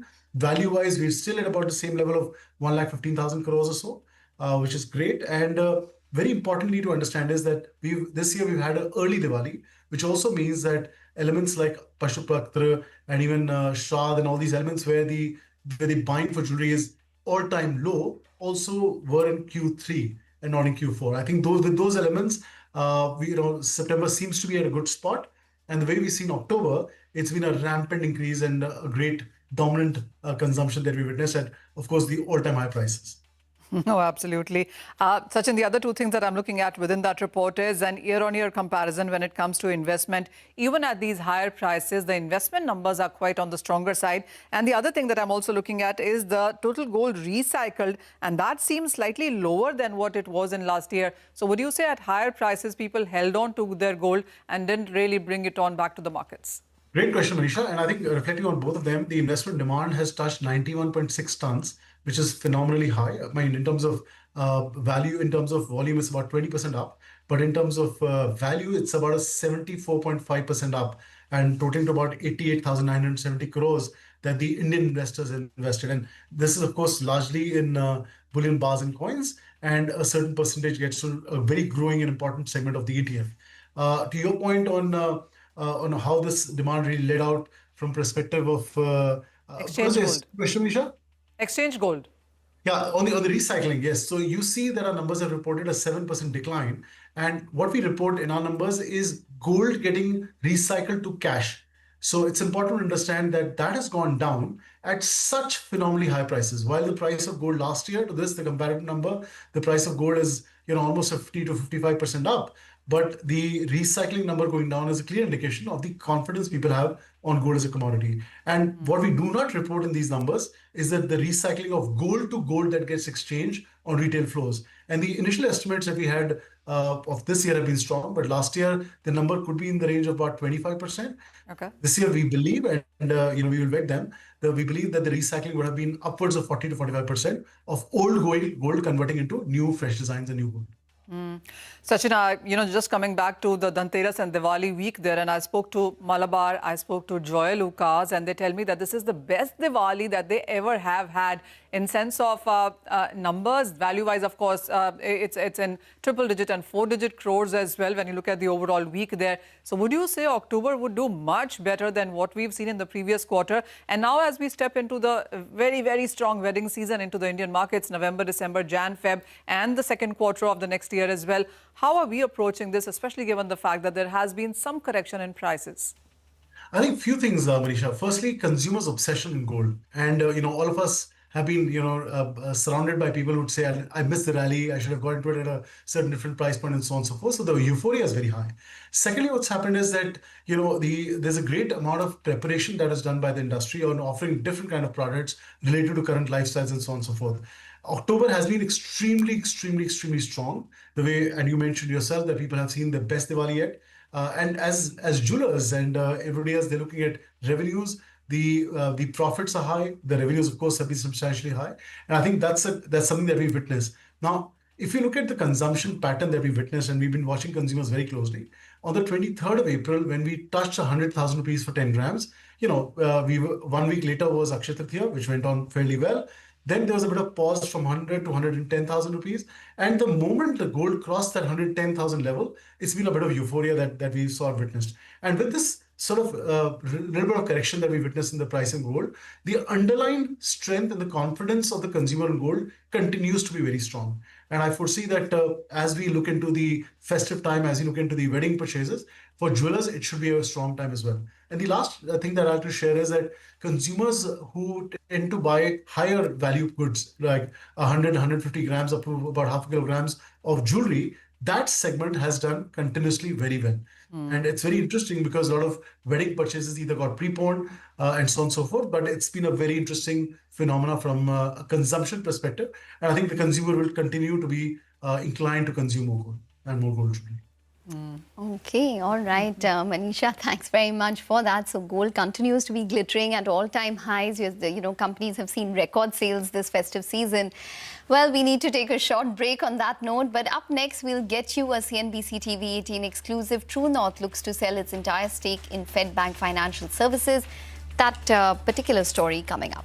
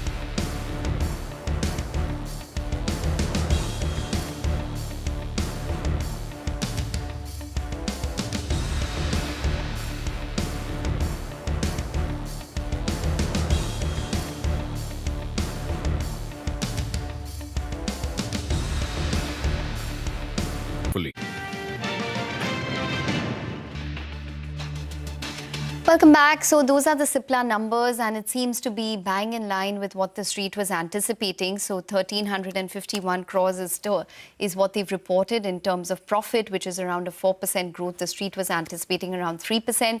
The EBITDA has come in at around 1,894 odd crores, which is, again, largely in line with what the street was anticipating at around 1,882 odd crores this quarter.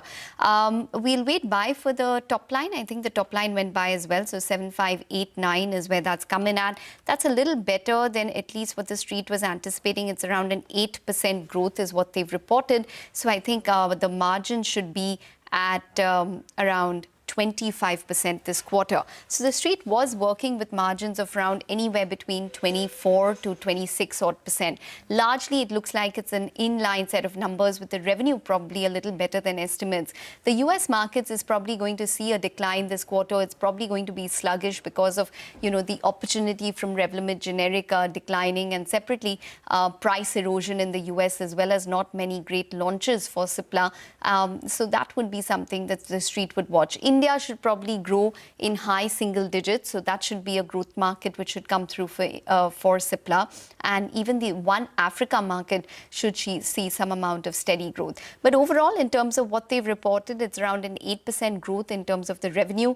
Their margins have come in at around 25%, which is in line with what the street was anticipating, and the profitability is up around 4 odd percent. We're just going to wait by and see what the internals look like, but just based on what they've reported, no real big surprises which have come through for Cipla this time. As you can see, the stock just about lower by around 0.7%. Obviously, commentary is going to be important for them. What is the GLP-1 opportunity for a company such as Cipla? What is the US pipeline looking like for Cipla as well? And going forward, what are the Indore plant, which has had some US FTA issues? But as you can see, the stock is recovering a little bit from the day's low, so just about lower by around 0.5% at this point in time. So that's Cipla for you, just about lower by around 9 odd rupees. All right, that's Cipla.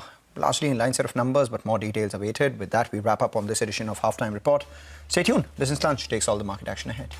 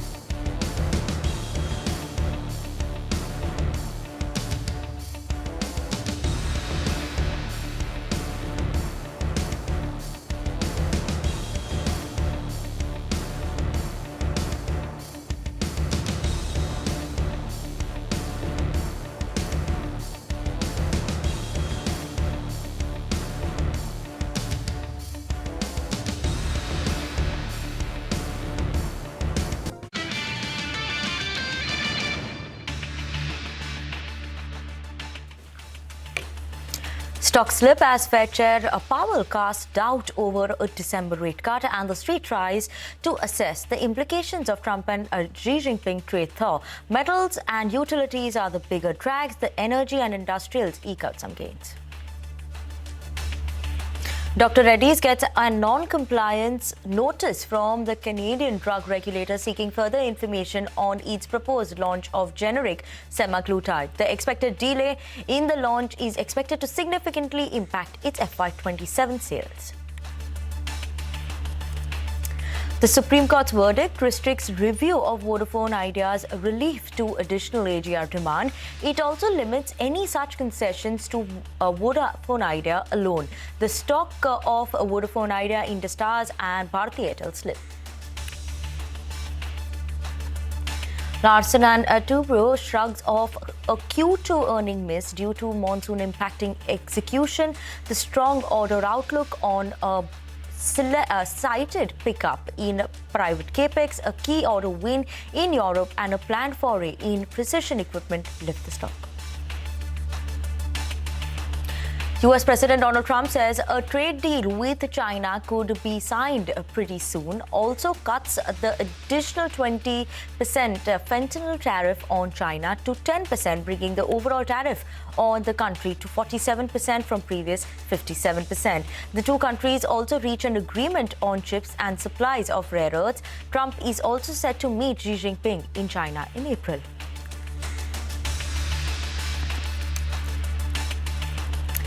Hello, good afternoon. You've tuned into Business Lunch, coming live from the CNBC-TV18 Motilal Oswal studios. I'm Vinny Motiwala. Thank you so much, as always, for tuning in.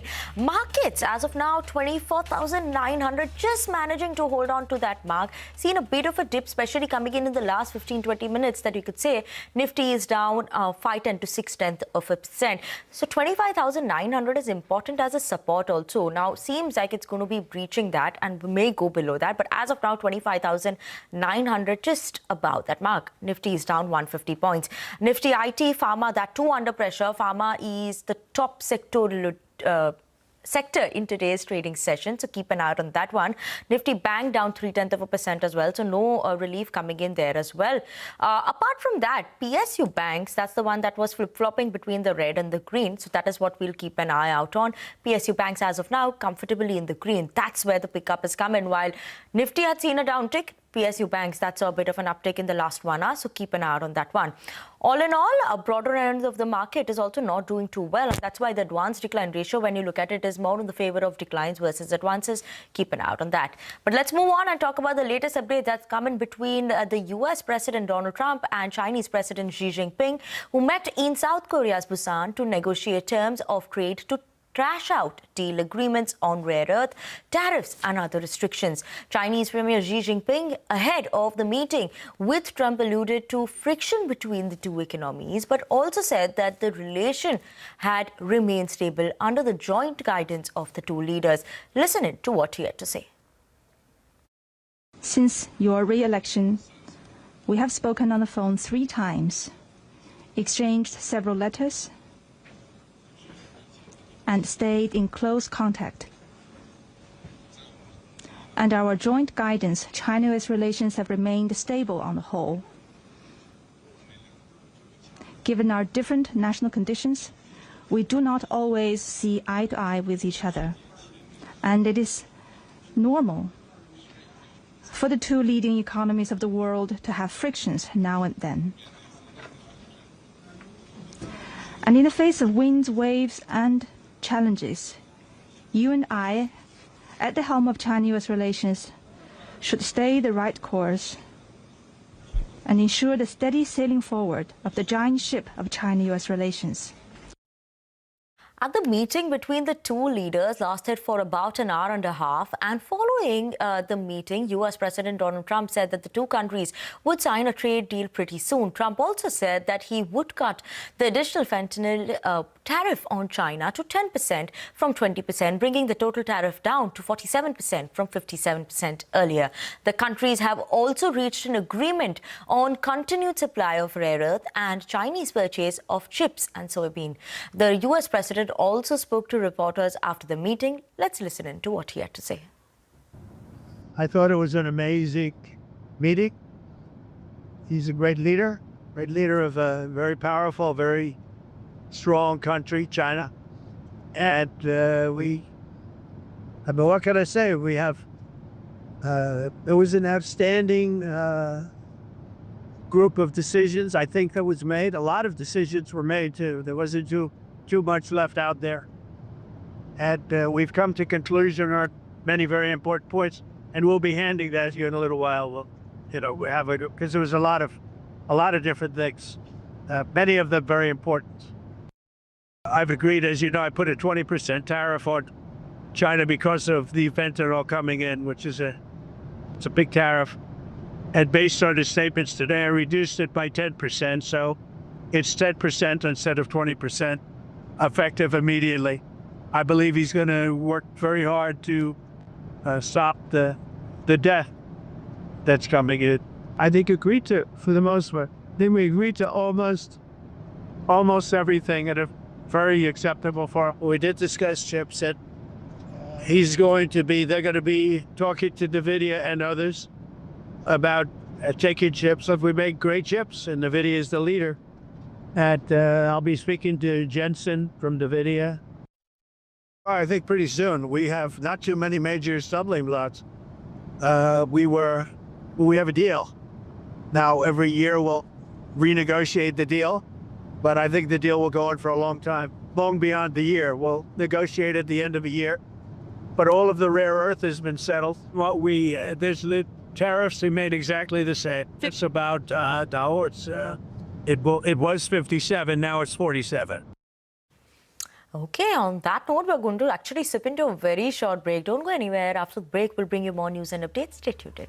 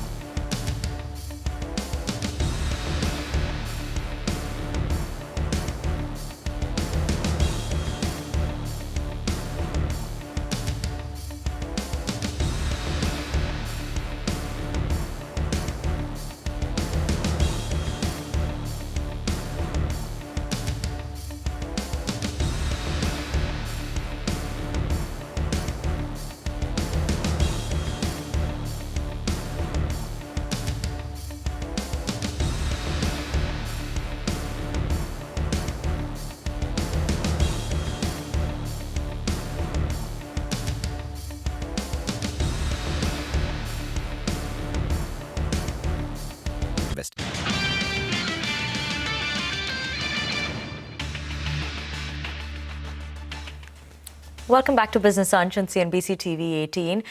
While we have Cipla's numbers that have just come in as of now, US sales $233 versus $226 quarter-on-quarter basis. We'll get out more details for that, but first we're going to go to Ekta to understand what happened to Dr. Reddy's and why is it falling in trade today. Well, yes, Dr. Reddy's is in focus because they have received a notice for non-compliance from the Canadian drug regulator for semaglutide, or basically Ozempic generic, which is the weight loss drug. Now, this particular issue, which the Canadian regulator has brought up, has said that they are looking for additional information and clarifications on specific aspects of Dr. Reddy's submission for this particular drug. Now, just to give you a little bit of background, the semaglutide patent itself expires in Jan 2026 in Canada. The company has said that the Canadian market is going to be quite competitive, and they expect that the semaglutide opportunity, if it does not materialize in Canada, they do have other countries to look at where they will be looking at sort of partnering or going in directly, and that is around 87 countries in the next 12 to 15 odd months. Now, the notable countries besides Canada will be India, Brazil, Turkey. They expect the volumes of 12 million pens that they have to be absorbed in other countries, if not Canada. Now, in terms of what the analysts have said is that, like I mentioned, it is expected to be a competitive market. You're expecting around 5 other filers, and analysts are going to be watching for the timeline of approval for other competitors to give an assessment in terms of what that would mean for Dr. Reddy's and the opportunity for them. Now, the street is expecting an approval delay of around anywhere between 5 to 12 odd months. So they could probably get approval before it goes generic, or maybe even after, as much as maybe even a year out. So the estimates are quite wide. Now, FY27, however, as of now, the street is still working with $100 million in terms of revenue from this particular opportunity. In terms of what the brokerages have said, Nomura has a buy, but they've cut their target price. Morgan Stanley is equal weight with a target price of around 1389 odd rupees, and Citi has a sell at this point in time. Revlimid generic has led to a drag which might be tough to offset, according to them. Okay. That is Dr. Reddy's for y'all. Keep an eye out on that. Cipla's numbers came a few minutes ago. It came almost 5-10 minutes ago as well. But that's what we'll be keeping an eye out on. But before that, Ekta, just a quick word. Cipla, have you managed to see the numbers? Well, yes. The US sales did come out, and as you can see, the stock has now moved up into the green because it's on the higher end of the estimates. The street was working with as much as $209 million this quarter from the US market, but they've reported $233 million, which is better than what the street was anticipating. So that is the reason why you've seen the Cipla stock move up around 0.5% at this point. Remember that Revlimid generic was supposed to be the key reason why they would face a lot of competition this time, or maybe price pressure in the US, but it's come in better than expected. Okay, thanks so much for that. That's why the spike up that came in the stock as well. But let's move on. Days after allowing the centre to reconsider Vodafone Idea's AGR dues, the Supreme Court has uploaded its judgment on the matter. Ashmit is here to take us through the specifics of the court's judgment. Well, on Monday morning, the Vodafone Idea went through the roof is when the Supreme Court had given oral directions that they don't want to intervene in the AGR issue, that this is a policy matter. They want to leave it open to the DOT, to the centre, to decide how best to resolve this issue. However, cut to Wednesday evening, last evening, when the formal order was published on the website of the Apex Court, the fine print became clear, and now more questions seem to have arisen rather than answers. Questions why? Because, well, Vodafone Idea had asked for a gamut of reliefs. It had asked for additional AGR demand. It had also asked for recomputation of the overall AGR due, citing arithmetic errors. It had also asked for a waiver of all the dues concerned with respect to penalty, interest and interest on penalty. The Supreme Court, however, towards the final portion of its order, which was uploaded, very clearly says that the only relief that Vodafone Idea is asking for is the additional AGR demand under challenge, which again adds up to only about 9,400 crore rupees, which pales in comparison to the mammoth AGR figure that stares Vodafone Idea in the face. So a number of questions come to light. Can the DOT, if at all, if it can grant relief, is it only confined to additional AGR demand of about 9,400 crore rupees? Can the DOT travel beyond this additional demand to address the mammoth figure that is staring the sector in the face? And number three, Can this relief, if any, that has to be contemplated, can it be only specific to Vodafone Idea, or can it be sector-wide? Can it also be extended to Bharti Airtel, which again is interesting because the Supreme Court says this order is being granted only with respect to Vodafone Idea. So again, a number of questions that now need answering from the DOT. Okay, let's move on. And L&T is trading in the green after reporting its Q2 earnings. For the details, let's go across to Vivek. Well, when you're talking about L&T, this particular quarter, while the actual execution, was a bit of a disappointment, but the company gave clear clarifications to what exactly transpired. The execution, number one, the top line was impacted by the fact that the unseasonal and very heavy monsoons that we witnessed throughout the country impacted the execution. Talking about the margins, which softened on a year-on-year basis, the management indicated that legacy projects that were getting executed were booked in the quarter gone by, and the newer projects are still to reach a stage where revenue recognition can be done. So that impacted the margins, but the trajectory is expected to improve going forward. Now, the core, margins that we look at, the E&C margins has come in slightly higher at 7.8%, and the order book very strong at 6.7 trillion rupees. Now, looking at the guidance check, at the start of the year, the company had given a top-line growth guidance of 15%, on track to achieve that. Core margin guidance in the range of 8.5%. The management is saying that it is still a work in progress. But the key positive takeaway is the fact that the company had given an order inflow guidance of close to 10%. They are well placed to exceed that. And looking at the L1 position, it's safe to say that they are expected to beat that particular order inflow guidance quite strongly. Along with that, a couple of other important developments today that the company has announced. They've partnered with Hitachi Energy, and and this is for projects in Europe, where the company will be a HVDC partner supplier. And along with that, they're looking at entering into the electronic manufacturing space. This could have a negative read across for other EMS players as well. Okay, thank you so much for that. Now, moving on, sources are telling CNBC-TV18 that a handful of Indian companies have received license from China to import rare earth magnets. Parikshit is here to give us details on that front. Parikshit.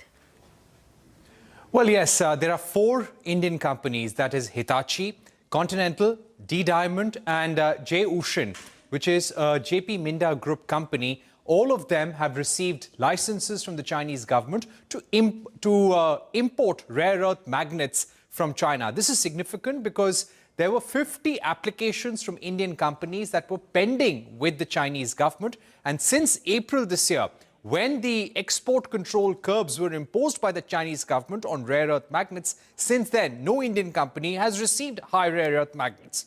Now, there is hope that more companies will receive licenses and the imports of rare earth magnets from China will begin. Now, this is also coming at a time when India and China are trying to normalize their economic relationship, bring some transparency and predictability, make sure there are no hurdles as far as the economic partnership goes. We saw flights being resumed, border trade being resumed as well. And if we start getting rare earths from China, this will be an important way forward, which shows that some understanding has definitely been reached between the two countries. This also comes at a time when the Indian government is mulling a 7,500 crore scheme for manufacturing rare earth magnets in the country. So the Indian government would be watching these developments very closely. Okay, thank you so much for that, Parikshit. But let's move on. And government sources tell CNN News 18 that India has secured sanction waivers from the United States for its operations at Iran's strategic Chabahar port till early next year. The extension comes as a relief for India, which has been using Chabahar port to send humanitarian aid and essential supplies to Afghanistan, bypassing Pakistan. The port is also seen as a critical link to Central Asia countries like Uzbekistan, Kazakhstan, offering them direct access to Indian Ocean. On that note, we're going to sip into a very short break. But as we sip into the break, here's a quick note for our viewers.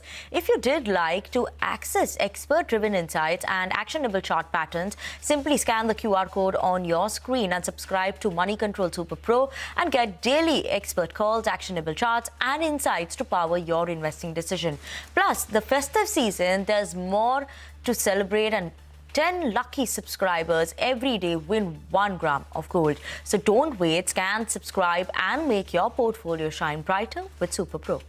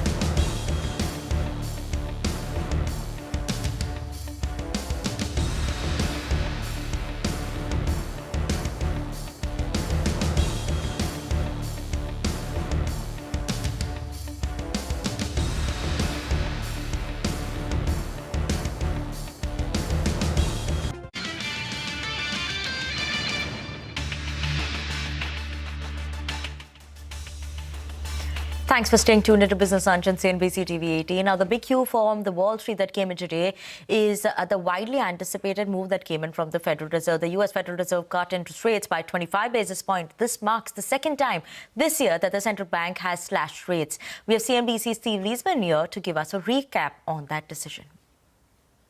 The Federal Reserve cutting interest rates by a quarter point to a new range of 3.75 to 4%. There were two dissents on this. The second one by new Fed Governor Myron, who wanted 50.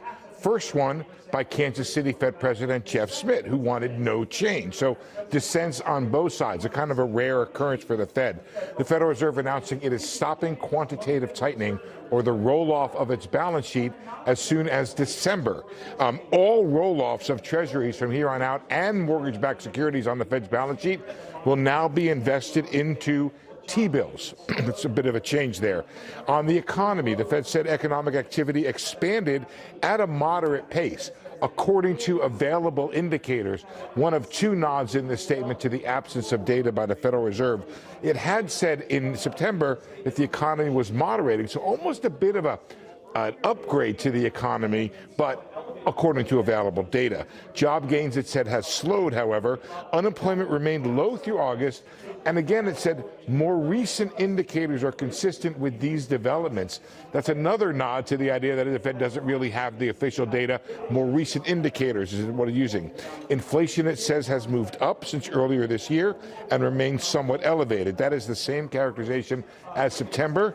And there's not much in the way of forecasting the future path of rates. I believe that'll have to wait for the press conference from Fed Chair Powell. But again, the Fed cutting by a quarter, two dissents on both sides of the issue. One wanted more, one wanted none at all, and the Fed stopping quantitative tightening as of December. In fact, let's listen into Fed Chair on his statements made after this decision as well. There is no risk-free path for policy as we navigate this tension between our employment and inflation goals. Our framework calls for us to take a balanced approach in promoting both sides of our dual mandate.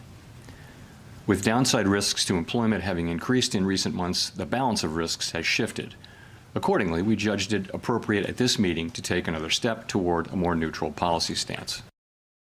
In the committee's discussions at this meeting, there were strongly differing views about how to proceed in December. A further reduction in the policy rate at the December meeting is not a foregone conclusion. Far from it. Policy is not on a preset course. Okay, that is the word coming in there. But with that, we're absolutely out of time on this edition of Business Lunch. Thank you so much for tuning in. Up next, the Midcap Radar.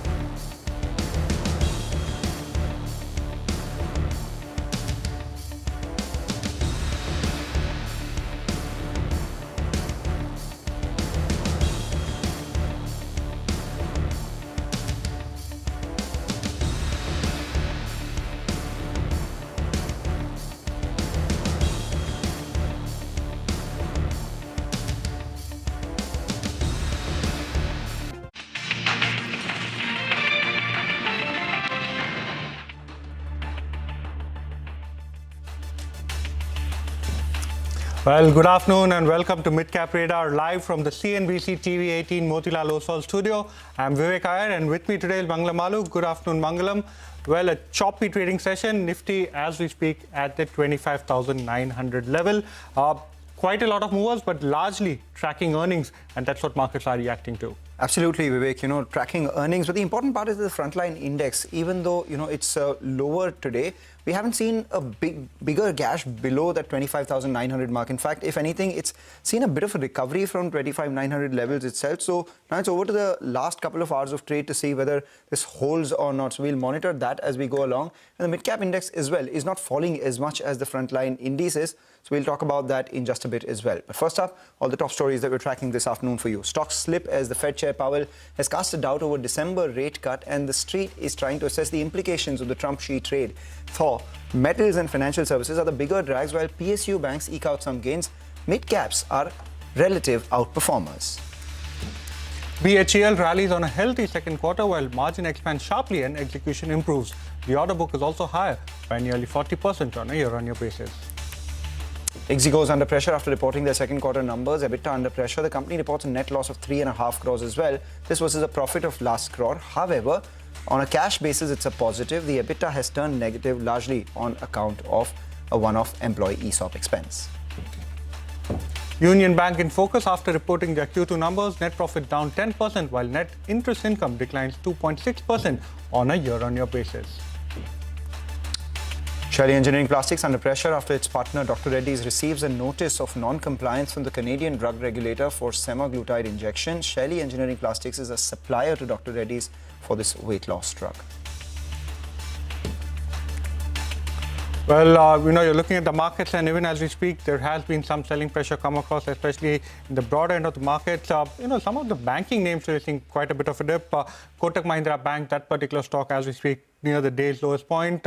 Quite a few EMS players as well. Mangalam, yesterday, L&T said something very interesting. They said that they're actively looking at entering the EMS space, and this could mean big disruption. And especially if you look at a player like Keynes, they're present in the precision engineering part of the entire EMS basket. So that stock is seeing quite a bit of a knock. But this stock, along with a whole host of other stocks, is what Upasana today has on our radar. This is our special segment, Midcap Movers. Upasana will take us through all of the stocks that are moving around in the broader markets. Well, certainly. First up, let us look at what are the key gainers in today's trading session, especially on the back of their Q2 results. Canara Bank has reported a healthy set of numbers. The net profit has also seen a surge of 19% on year-on-year basis. Next up is PB Fintech, up nearly about 6% after reporting a good set of numbers with the operating revenue uptick of 38%. BHEL has also reported a good set of numbers with performance led by healthy margins and profit. Hence, the stock is up nearly about 5% in today's trading session. Sagility has also upped its FY26 revenue growth guidance to 21% from previous 20%. And lastly, BEML has also seen some sort of up move in today's trading session. Now, let us look at the key losers in today's trading session. Now, Ixigo is down nearly about 17% because of the weak Q2 numbers. LIC Housing Finance was also down nearly about 4%. Sagility, Shaily Engineering has also seen some sort of a dip. And lastly, IEX has seen a dip of nearly about 3%. This is because of, mind you, that today is a hearing on the market coupling scheduled in today's trading session, which is why the stock is seeing a bit of a knock out there. So all in all, these are the top movers. All right, these are the top movers. Just keeping an eye on a couple of these other stocks which are buzzing around as well right now. Canara Bank posts its numbers, has seen a sharp spike up 3.5%. PB Fintech extends its gains, and at the same time, we are seeing some bit of profit taking in Varun Beverages after a 9% up move that took place. Maybe the street, on the one hand, overestimated the positives of the foray into the alcohol business, but the management did say that the India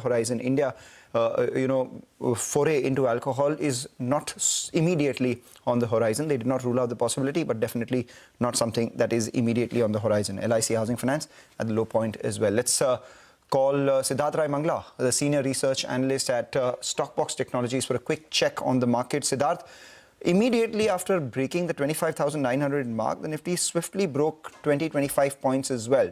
Do you think towards the latter half of trade we will see this accelerate, or maybe at some point there will be some recovery?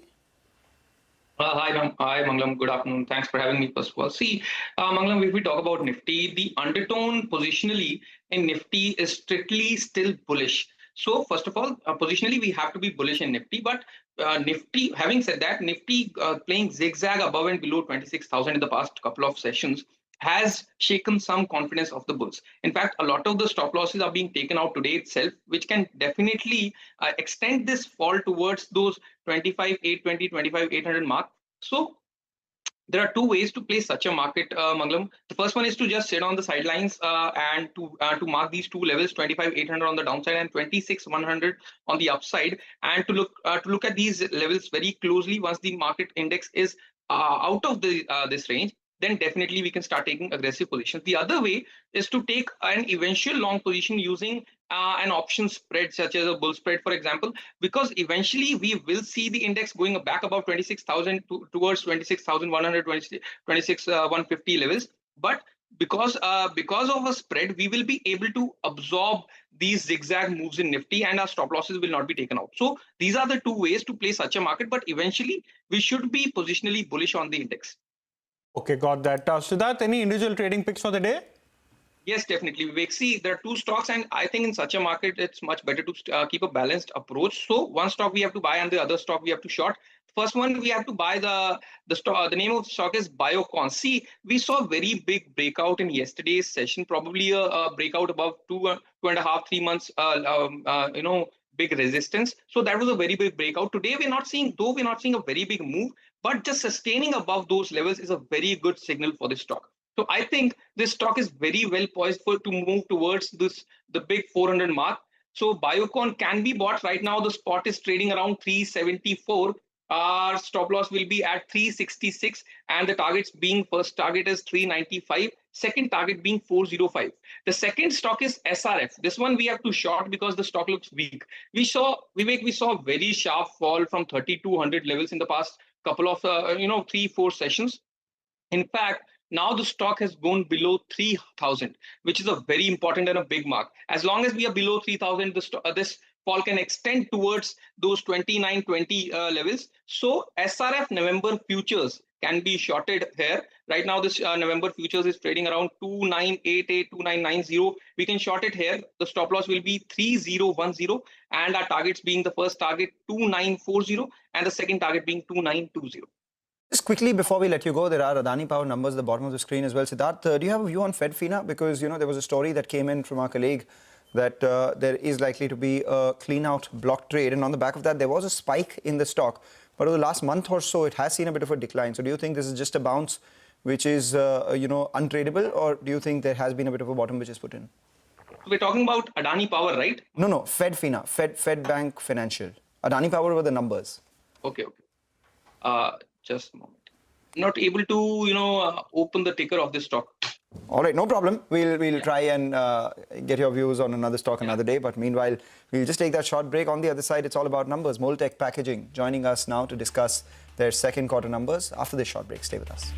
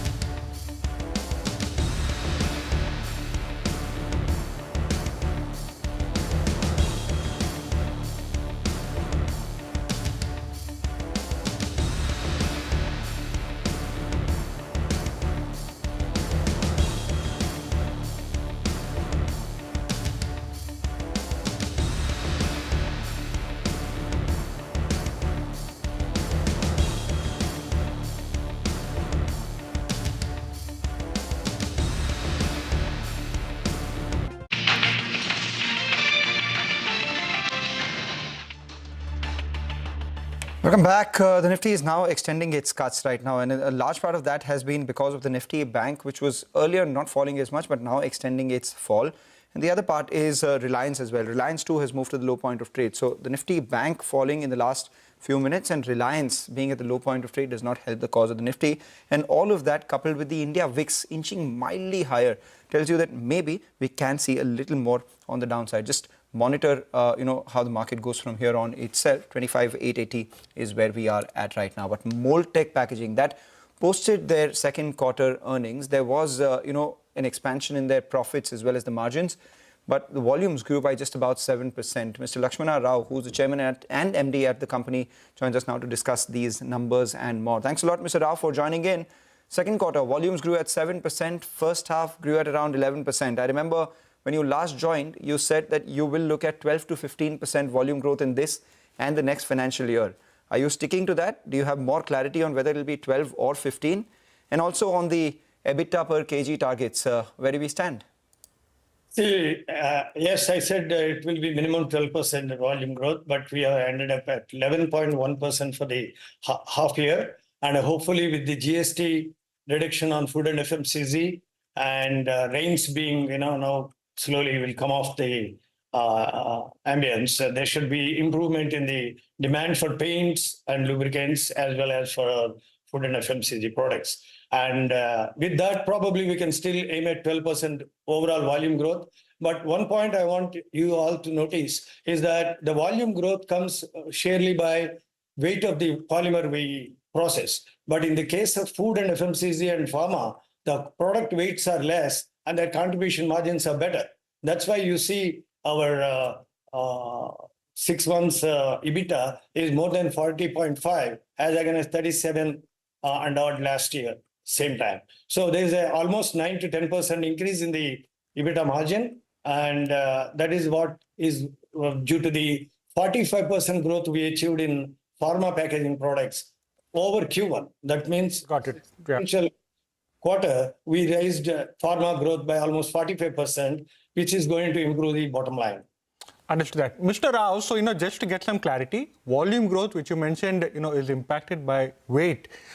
We understand that, in the analyst call, you've marginally lowered that to a 10% target for FY26 versus an earlier guidance of 12 to 15%.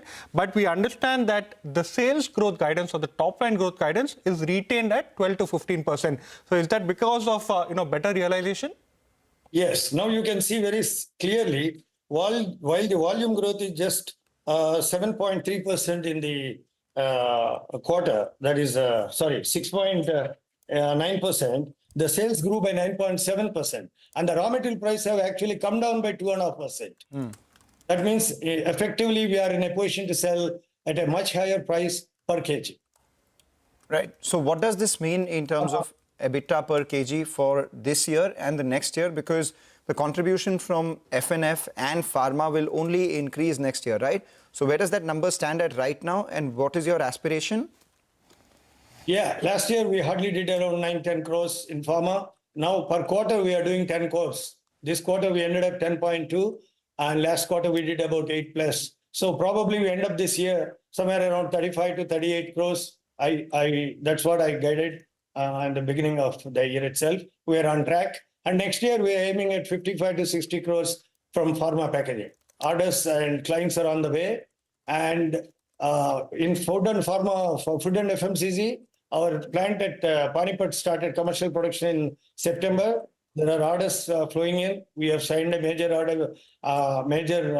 agreement with a dairy in North India, which will be contributing about 5 to 6 crores to the top line in the next season itself. No, we understand that. So that is growing. We have those numbers that you've guided for and the updated numbers on that as well. But on EBITDA per kg, because as the contribution of F&F and pharma increases, your EBITDA per kg will also increase, right? That's what you are seeing from 37.6 last year, full year. It is 40.6 for the 6 months. And I hope this will close around 41 probably in the full year. That is a jump of almost 8 to 9% on EBITDA margin, which is considerable. So going at this, if not at this pace, looking at 41, 42 for next year is definitely possible. Okay, so 40 plus this year, closer to 41, and anywhere between 41 to 43 for FY27 is the kind of EBITDA per kg that you're looking at. Is that right? Yeah, you can say 41 to 42 for next year. Right. Let's have a look at the paint segment. While one of the largest customers, Asian Paints, this particular quarter, it appears to have been slightly muted. But on the other hand, the Aditya Birla Group is quite strong. So what is the trend that you're seeing over there? November, December, has there been material pickup as far as, volumes there are concerned? Their indication of November is good from ABG and even for Asian Paints. Because of rains and followed by quick early Diwali, I think the quarter passed by has been tepid for most of the paint industries, but for ABG. ABG because they're riding on a very small numbers last year, which they're ramping up this year. So their numbers are appreciably high.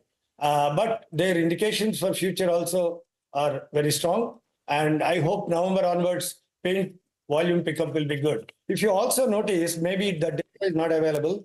For paint also, from 188 rupees, our selling price has gone above 190. In spite of raw material coming down by 2 rupee 50 paisa, that's basically because of IML adoption by Asian Paints. So whatever we guided in the previous quarters, slowly the paint per kg sale value is improving because of more and more IML adoption.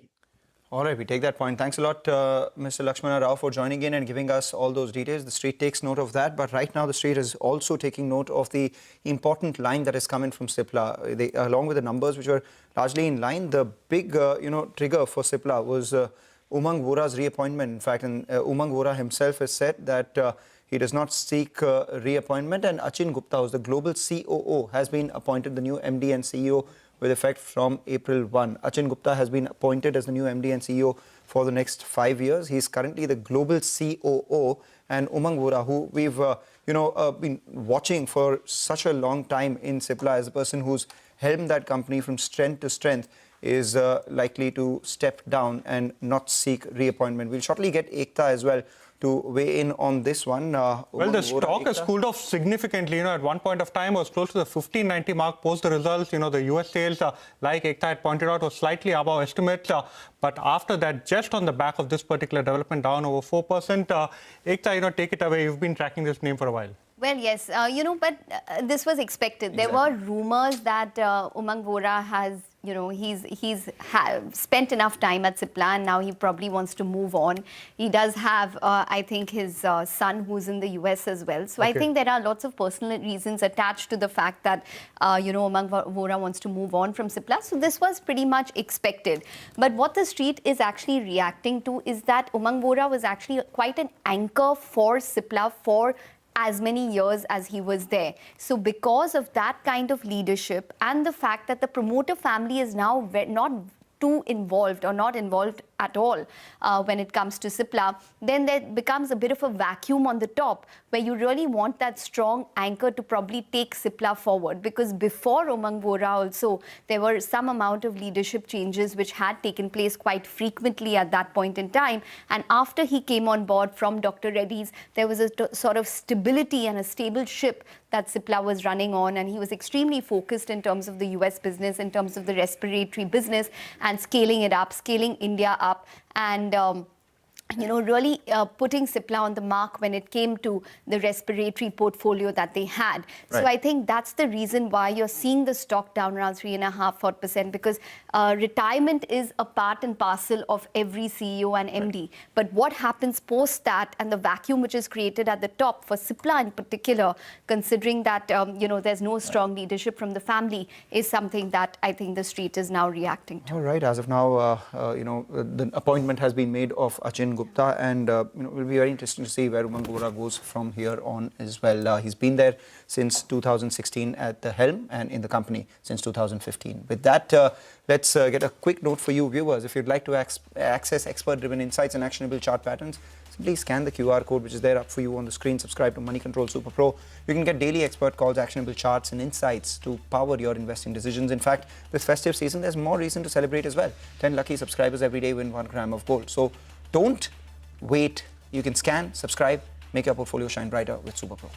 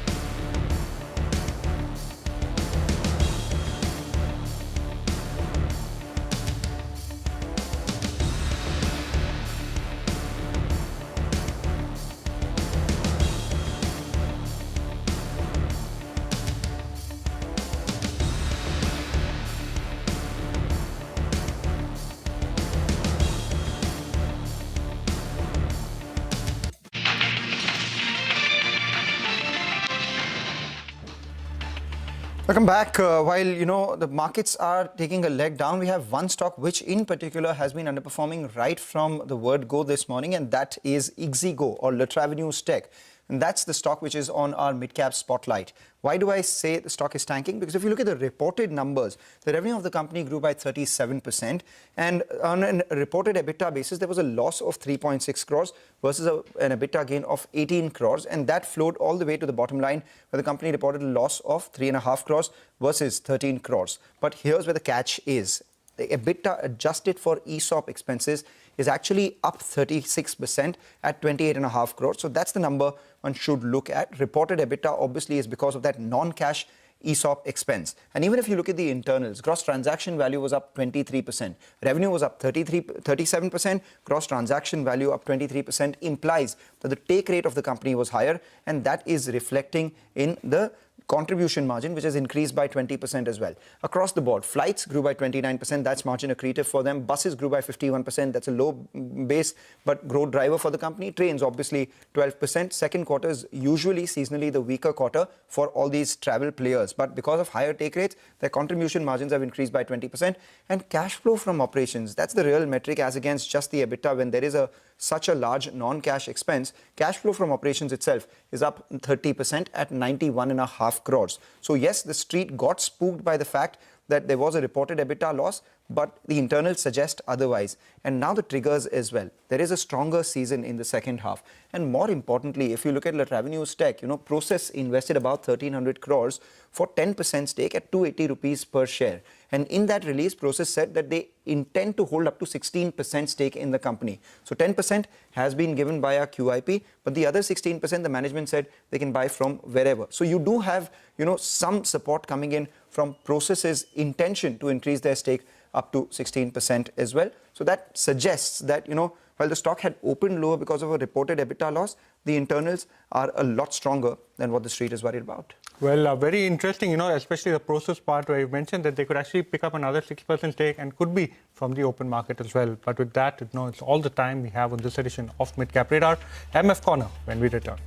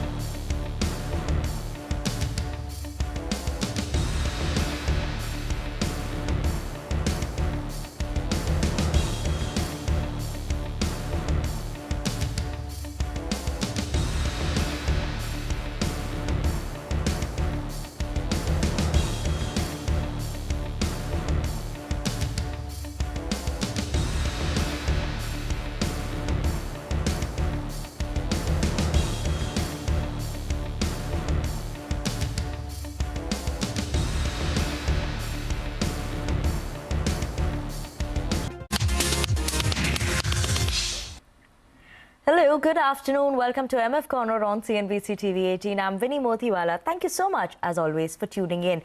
Now, today we're going to be putting the spotlight on the SEBI proposal that has come in for new mutual fund fees. And this is the restructuring. This is just a proposal as of now, but there's a lot of changes that I've spoken about, right? Removal of additional expenses of 5 basis points on the entire AUM. Furthermore, they're talking about some differential TER-based performance, statutory levies that could come in on over and above brokerage cap, a lot more changes and announcements or proposals that they've made. Now, what does this mean for you as investors? What will it mean for brokers as well? To understand more of this, we have Feroz Aziz, joint CEO at Anand Rathi Wealth, as well as Mohit Gangs, co-founder and CEO at Moneyfront, to discuss all of this and explain us what it will mean for investors. Feroz, as well as Mohit, good afternoon and thank you so much as always for joining us on the show. Feroz, let me start with you.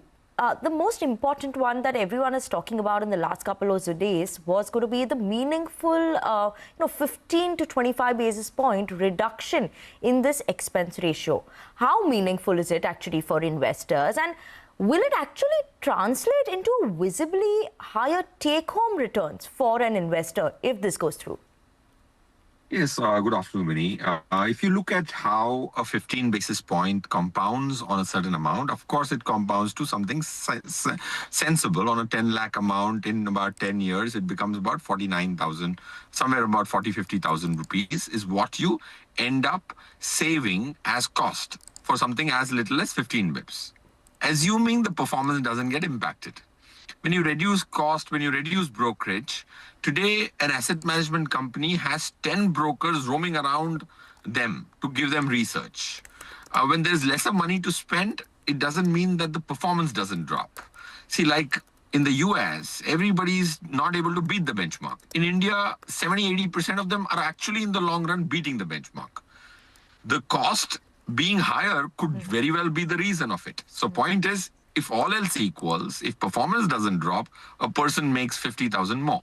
Assuming nothing happens to value when you reduce cost is a wrong hypothesis. Absolutely. Mohit, what's your view on this as well? And also, by removing that additional 5 basis point expense and offsetting it through the higher base slab, is SEBI truly actually lowering the cost, or is it more like a redistribution that we're seeing? Hi, Vinny. Thank you so much for having me on the show.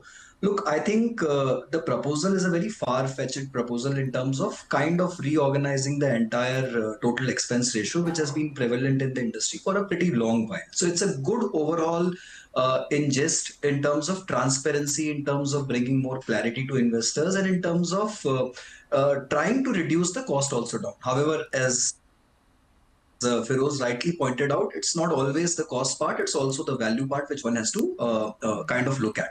Now, coming to some computations, let's say a 0.15% overall reduction over a period of 10 years kind of compounds to around a difference of 1.6%, which to any mind is a meaningful number. Look, if I were to take an example of a lump sum investment of rupee 10 lakh and assume it gets invested at a 2% TER and the net return post the TER is 10%, then the corpus goes to around 17,62,000. And if I take it with cut, which is a 1.8% TER, I'm taking TER cut at around 20 bips out here, and assuming the net return then comes out to around 10.2, the return then kind of jumps to 17,81,000 rupees. So there is a differential amount of around 19,500 rupees, which an investor earns extra in terms of return. So it's a significant difference. For large portfolios, it will be meaningful. For small retail investors, I'm not sure whether it really makes a difference in their portfolios. In terms of lowering or redistribution, honestly, I think it's mostly redistribution. If you look at that 5 bips extra which have been taken off, they've actually upped the base slabs. And they have increased the caps on the base slab. So for larger AMCs or larger schemes, it won't impact the overall TER out there. So my sense is it's mostly redistribution and not per se lowering because of the 5 bips removal part. Okay, mainly redistribution is what you believe. Feroz, what's your thought on that? And does excluding also the statutory levies from TER make cost disclosures more clearer, or maybe it is going to be a bit more of a confusion that comes in for an individual investor? It is one of the biggest mysteries to solve, Vinny, being a large distributor, a non-banking financial services distributor, a non-aggregator. We are the largest. I have a 25-member colleague team which tries to only focus on mutual fund research. When it comes to deciphering what is the total expense from the TER, for us to understand our commissions, we have to decipher something called distributable TER, which we call in the nomenclature DTER. Deciphering this difference has been no bigger mystery could I have in the mutual fund industry. So I can't welcome this move enough from SEBI to separate costs in statutory costs, brokerage costs, STTs, all those costs and exchange cost out of the management fee or the TER. I think is a brilliant move, point one. Why do I say so? First step of managing anything efficiently is to separate it. When you separate it, when it's visible, over a period of time, efficiency on each count will come. When the consultation paper speaks about brokerage, it highlights the differential brokerage which a broker is charging for the same asset in arbitrage fund vis-a-vis equity fund. Why should equity funds be charged 8 paisa brokerage or 10 paisa or 12 paisa brokerage as against arbitrage fund to buy the same stock be charged 2 paisa brokerage? So that's the second point I'm making. So it's the same asset class. Of course, arbitrage has a different return expectation. Equity has a different return expectation. But brokerage can't be different depending on clients' risk appetite and risk expectation. So I think I love the fact that SEBI is getting into microscopic understanding and macro management. Absolutely, that's interesting. There are a lot of points that you made. What more I want to understand is also SEBI is exploring performance-linked expense ratio, right? And this is obviously that flat fee model. They want to get rid of that, seems like it. How is that going to motivate fund houses in terms of, do you see them chasing short-term alpha rather than long-term consistency? And how is this actually going to pan out if it actually goes through?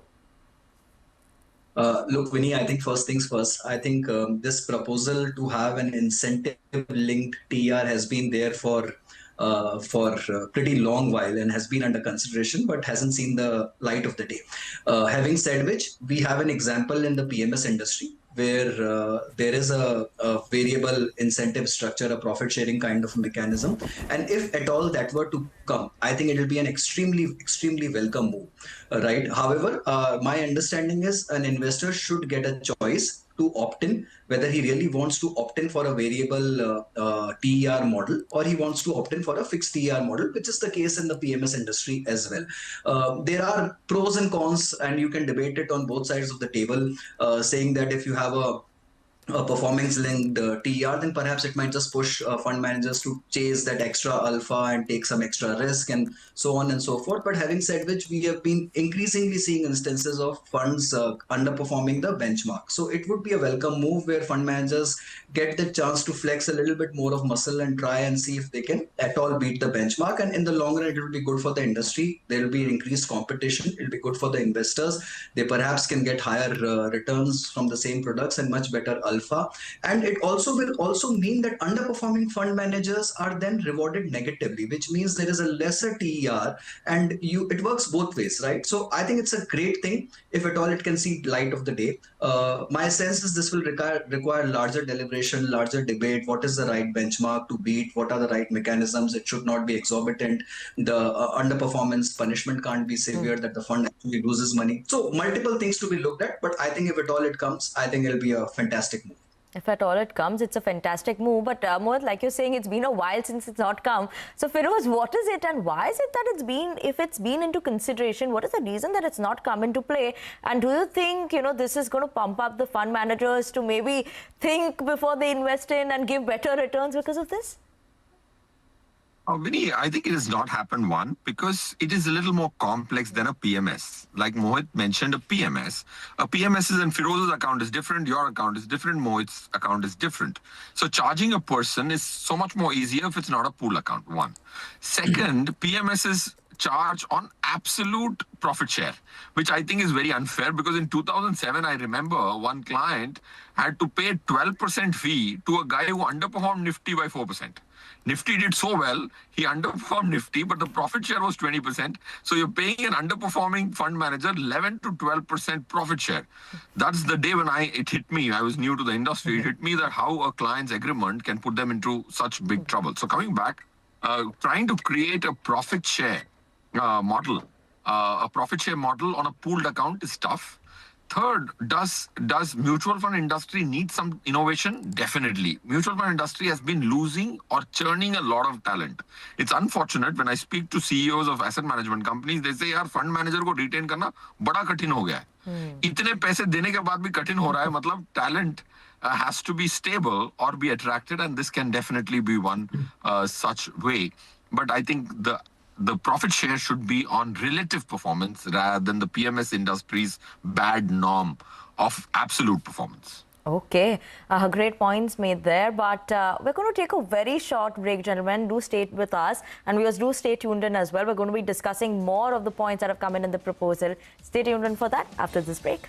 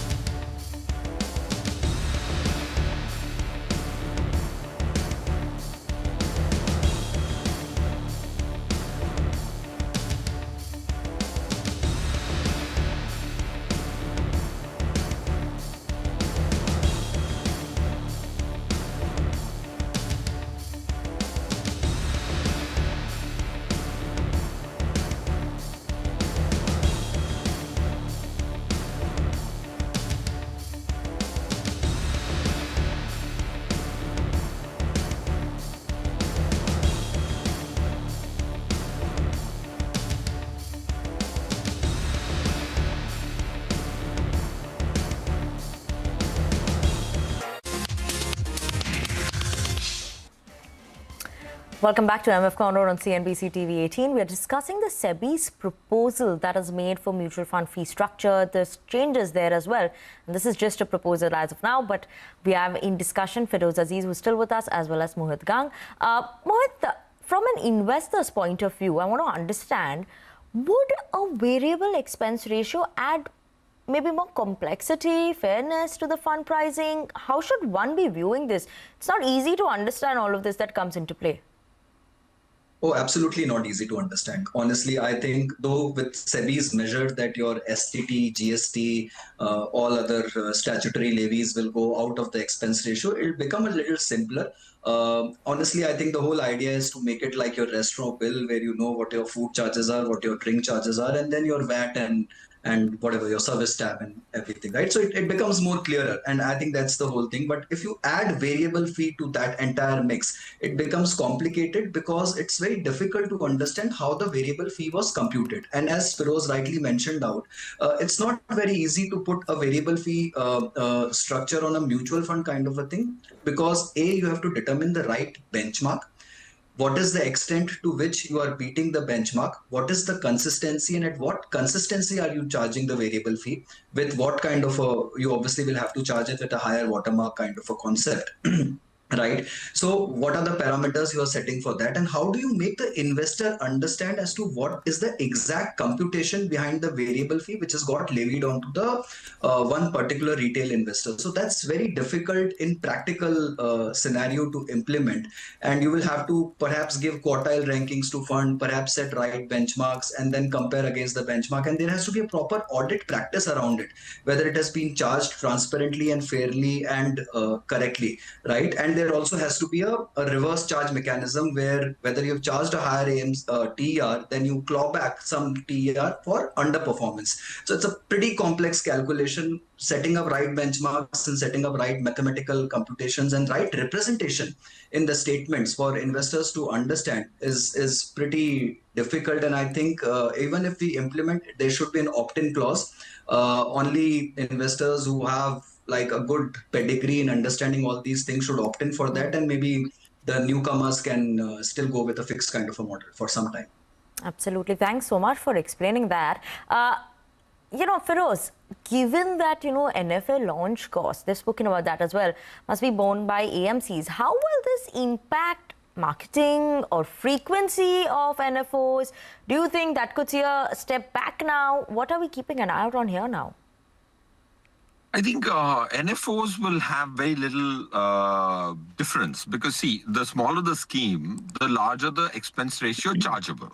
If I'm spending money to collect NFO money, that's been one of the largest motivations, that you bring in a new idea, maybe a theme. Of course, SEBI very rightly expected it, is why in 2018 they categorized and gave one category and one scheme in each category. Now, of course, they're mulling over it for scheme sizes greater. So what an AMC would do is bring a new theme. There's more talking point. Distributors are engaging with investors and getting 5,000, 10,000 crores. Will that slow down? Because of this, the answer is no. Because there's an income tax method of charging. The first 500 crores, there's a separate charge. Then the next 250. So even if there's a 50,000 crore fund, it's going to be charged. It is going to be benefiting from the first 500 crores having a larger expense. So newer the fund, larger the expense ratio, weighted average on the slabs. So that will not get impacted. Second, I think AMCs today are also charging for brokerages, which I think one thing which if we learn from the UK market, UK did this. They said that a broker has to charge brokerage for execution separate and research separate. After that, the mutual fund industry in the UK has taken a hit. Because brokers stopped giving research because they were not getting paid enough. And when research is not there, the asset management company needs to employ more people and more buy-side analysts. That can actually bring down the profitability of an asset management company business. So the industry went through a little. So UK is mulling over reversing that decision, which we are today contemplating. So maybe this decision is something that they should avoid going for it. Is that some request that you all have made there as well, Feroz? No, I'm sure they would have examined. SEBI is one of the most respectable regulator. I've spoken to them in different contexts. But I'm saying this has to be examined. UK can't be just cut, copy, paste. But if UK is planning to reverse the decision, then definitely requires more homework for us to go that direction. Absolutely requires more homework. Before this is just a proposal now, there'll be a lot of discussions that will happen as well. Now, from an investor's point of view, I'm an SIP investor as well.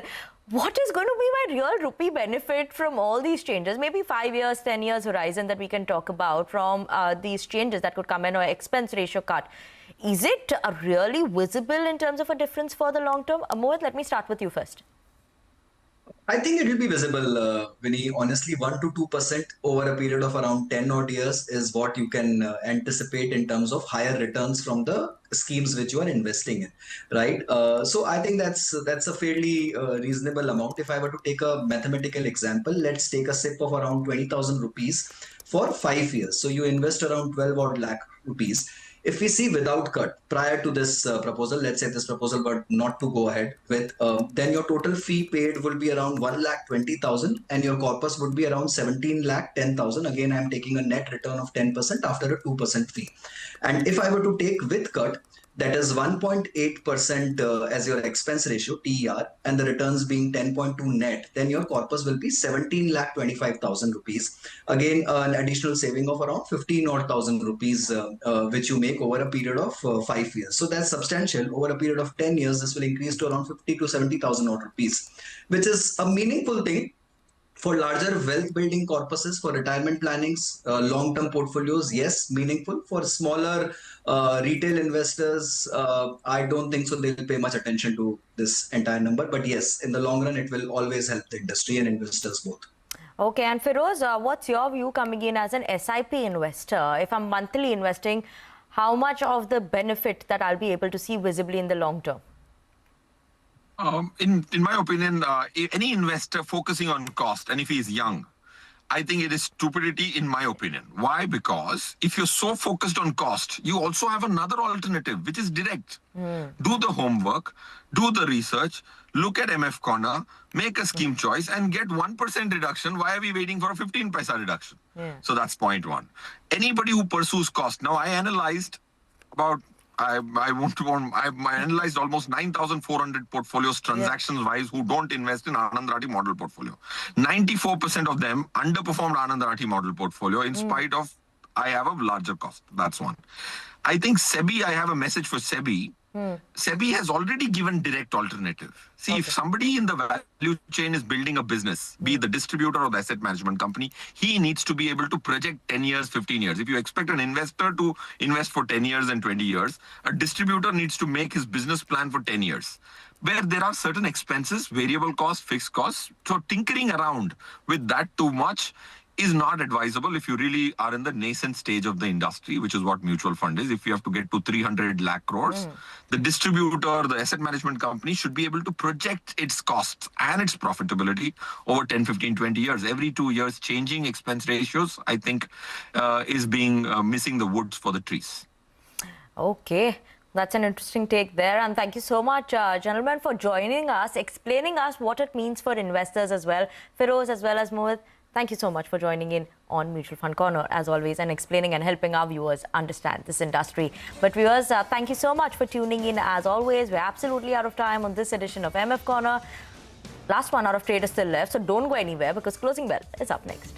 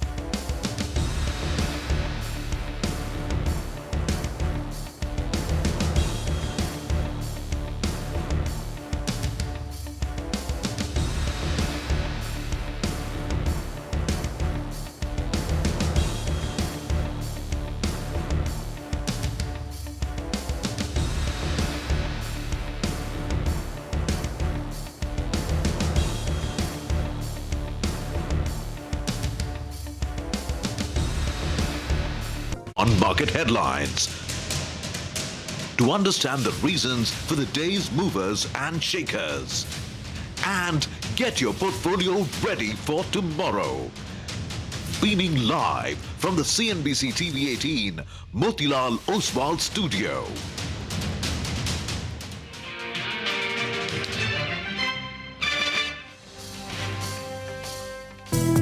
Hang Seng is managing to hold on to gains. A further reduction in the policy rate at the December meeting is not a foregone conclusion. They're 44 points lower on the GIFT Nifty. I think we've already agreed to a lot of things. You got the Nifty, which is at about 26,028, 26,020. I would expect the government to, probably seek additional clarification from the Supreme Court. It's 10% instead of 20%, effective immediately. Benchmark indices are down close to about 0.5%. The Nifty is holding on, clinging on to 25,900.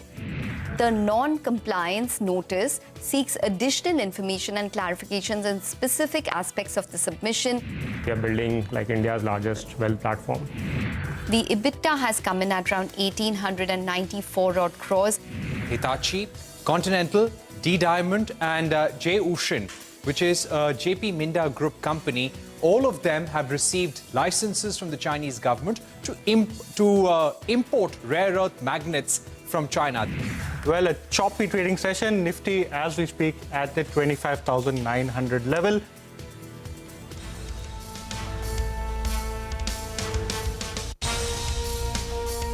Well, that is the day so far. Markets down 150 odd points. If you're looking for reasons, I'd say you'll struggle because there's not any discernible top of the mind big drivers for why markets should be down, except maybe the fact that there is a little bit of profit booking across the board. No sectoral big news one way or the other. Yesterday there was capital markets. Today there isn't very much which is going on. But there are lots of individual movers because it's the thick of earnings season. And I guess that's what we're going to focus on here over the next 60 minutes, running into market close. I'm Prashant, with me, my colleagues Surbhi and Raymond. Guys, hi. Hi. A lot of individual stocks, right? Yeah. Even though at the headline index we're down a tad bit. Look at Cipla, leadership change. Exide, they've postponed or deferred the earnings announcement. Just right now, sometime back, Adv-Decline Capital came out with a decent set of numbers. So lots to look. Yeah. Going back to what Prashant was saying, that there are no real reasons. It's just like as if the mojo is missing, right? You're seeing the China-US dance play out. You've seen the Fed rate cut play out. But the Indian market, maza nahi aa raha hai. So that maza either has to come from earnings or it has to come from, something concrete on the trade front. And in the absence of those two triggers, we're just sort of ambling along. And it remains very stock specific, as you guys are saying, till we get a more decisive move on these two triggers. Maybe all the maza is happening in the IPO market, right? There's so much action with large issues tomorrow. Lenskart opens. Next week, you've got Grow, and these are large size issues looking to rake in. Also maybe one reason, right? But the market's become so big now, right? Even if you remember that Hyundai, what was the last big one? LG Electronics was the big one. If you remember, in the 2 or 3 days when people had applied and the IPO was open, and 4 lakh crores. 4 lakh crores was out of the market, right? I mean, and we did well that week. And in that period, the market was higher. So because you remember, we were almost at the verge, or that's what the market believed, and everybody believed, we were on the verge of a big breakthrough. Because Diwali greetings were happening, phone calls were, phones were ringing across New Delhi and Washington. Parties in White House also. Exactly, and then we figured, we have to wait. Absolutely, and I think, as I said, I mean, it's not. You can't really pinpoint this or that. But now for 4 or 5 days now, the market's not done very much. If you just look at the aggregate sum total of the last 4 or 5 days. Before that, prior to these 4 or 5 days, I mean, we had this 1,000-point move from 24,600 to about 25. Actually, we're still at about 25,900, so over a 1,000-point move before that. Well, lots to discuss, and let me just quickly run you through what's coming up here on closing bells. The market's under a bit of pressure. Nifty is hovering around 25,900. All sectoral indices are in the red. DRL is down, Shelly is down, semaglutide delay is essentially what is hurting. We've got a comprehensive analysis of that coming up.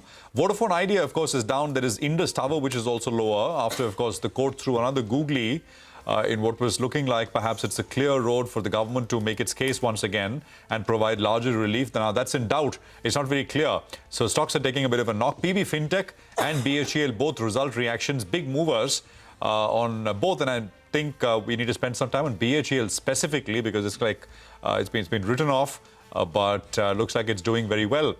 And of course, shares of Sagility will play out some management sound bites. We had them in the morning. They've raised their guidance, not by much, by about 1% compared to what they had earlier. And of course, some previews as well. So ITC will report, and I think Dabur number should be with us as well. So we'll analyze those as well. Well, how should you position yourself in the last hour? Mitesh is with us with exactly that. Mitesh, good afternoon. Good to have you back. What would you do? Well, as I said, I think, we need to get past 26, 150, 200 zones. We have not done that. Twice we have gone there. And twice we've come off. So that is the area of all-time highs. There's a falling gap there as well. So it will be a tricky level to get past. And till that happens, there's always a chance that, the market could give up some gains because the rally started from 24,600. So nearly about 1,500 plus kind of point kind of rally which has happened. And therefore, we should, assume that there is some kind of a sideways activity consolidation which could happen before the markets garner enough strength to get past these levels. So for the time being, my view is 26,150 on the upside to about 25,800, and in a bad case scenario, 25,600 could happen, and that's where the market will be positioned. Therefore, trading should be more stock specific. Now, I have one buy and one sell call. On the buying side is JSW Steel. Recommend buying with a stop at 1189 for targets of 1240, and Bajaj Auto is a slightly negative pattern over there, so sell with a stop at 8980 for targets of 8800. Yeah. Okay. All right. Mitesh, got that. Thank you very much for the details.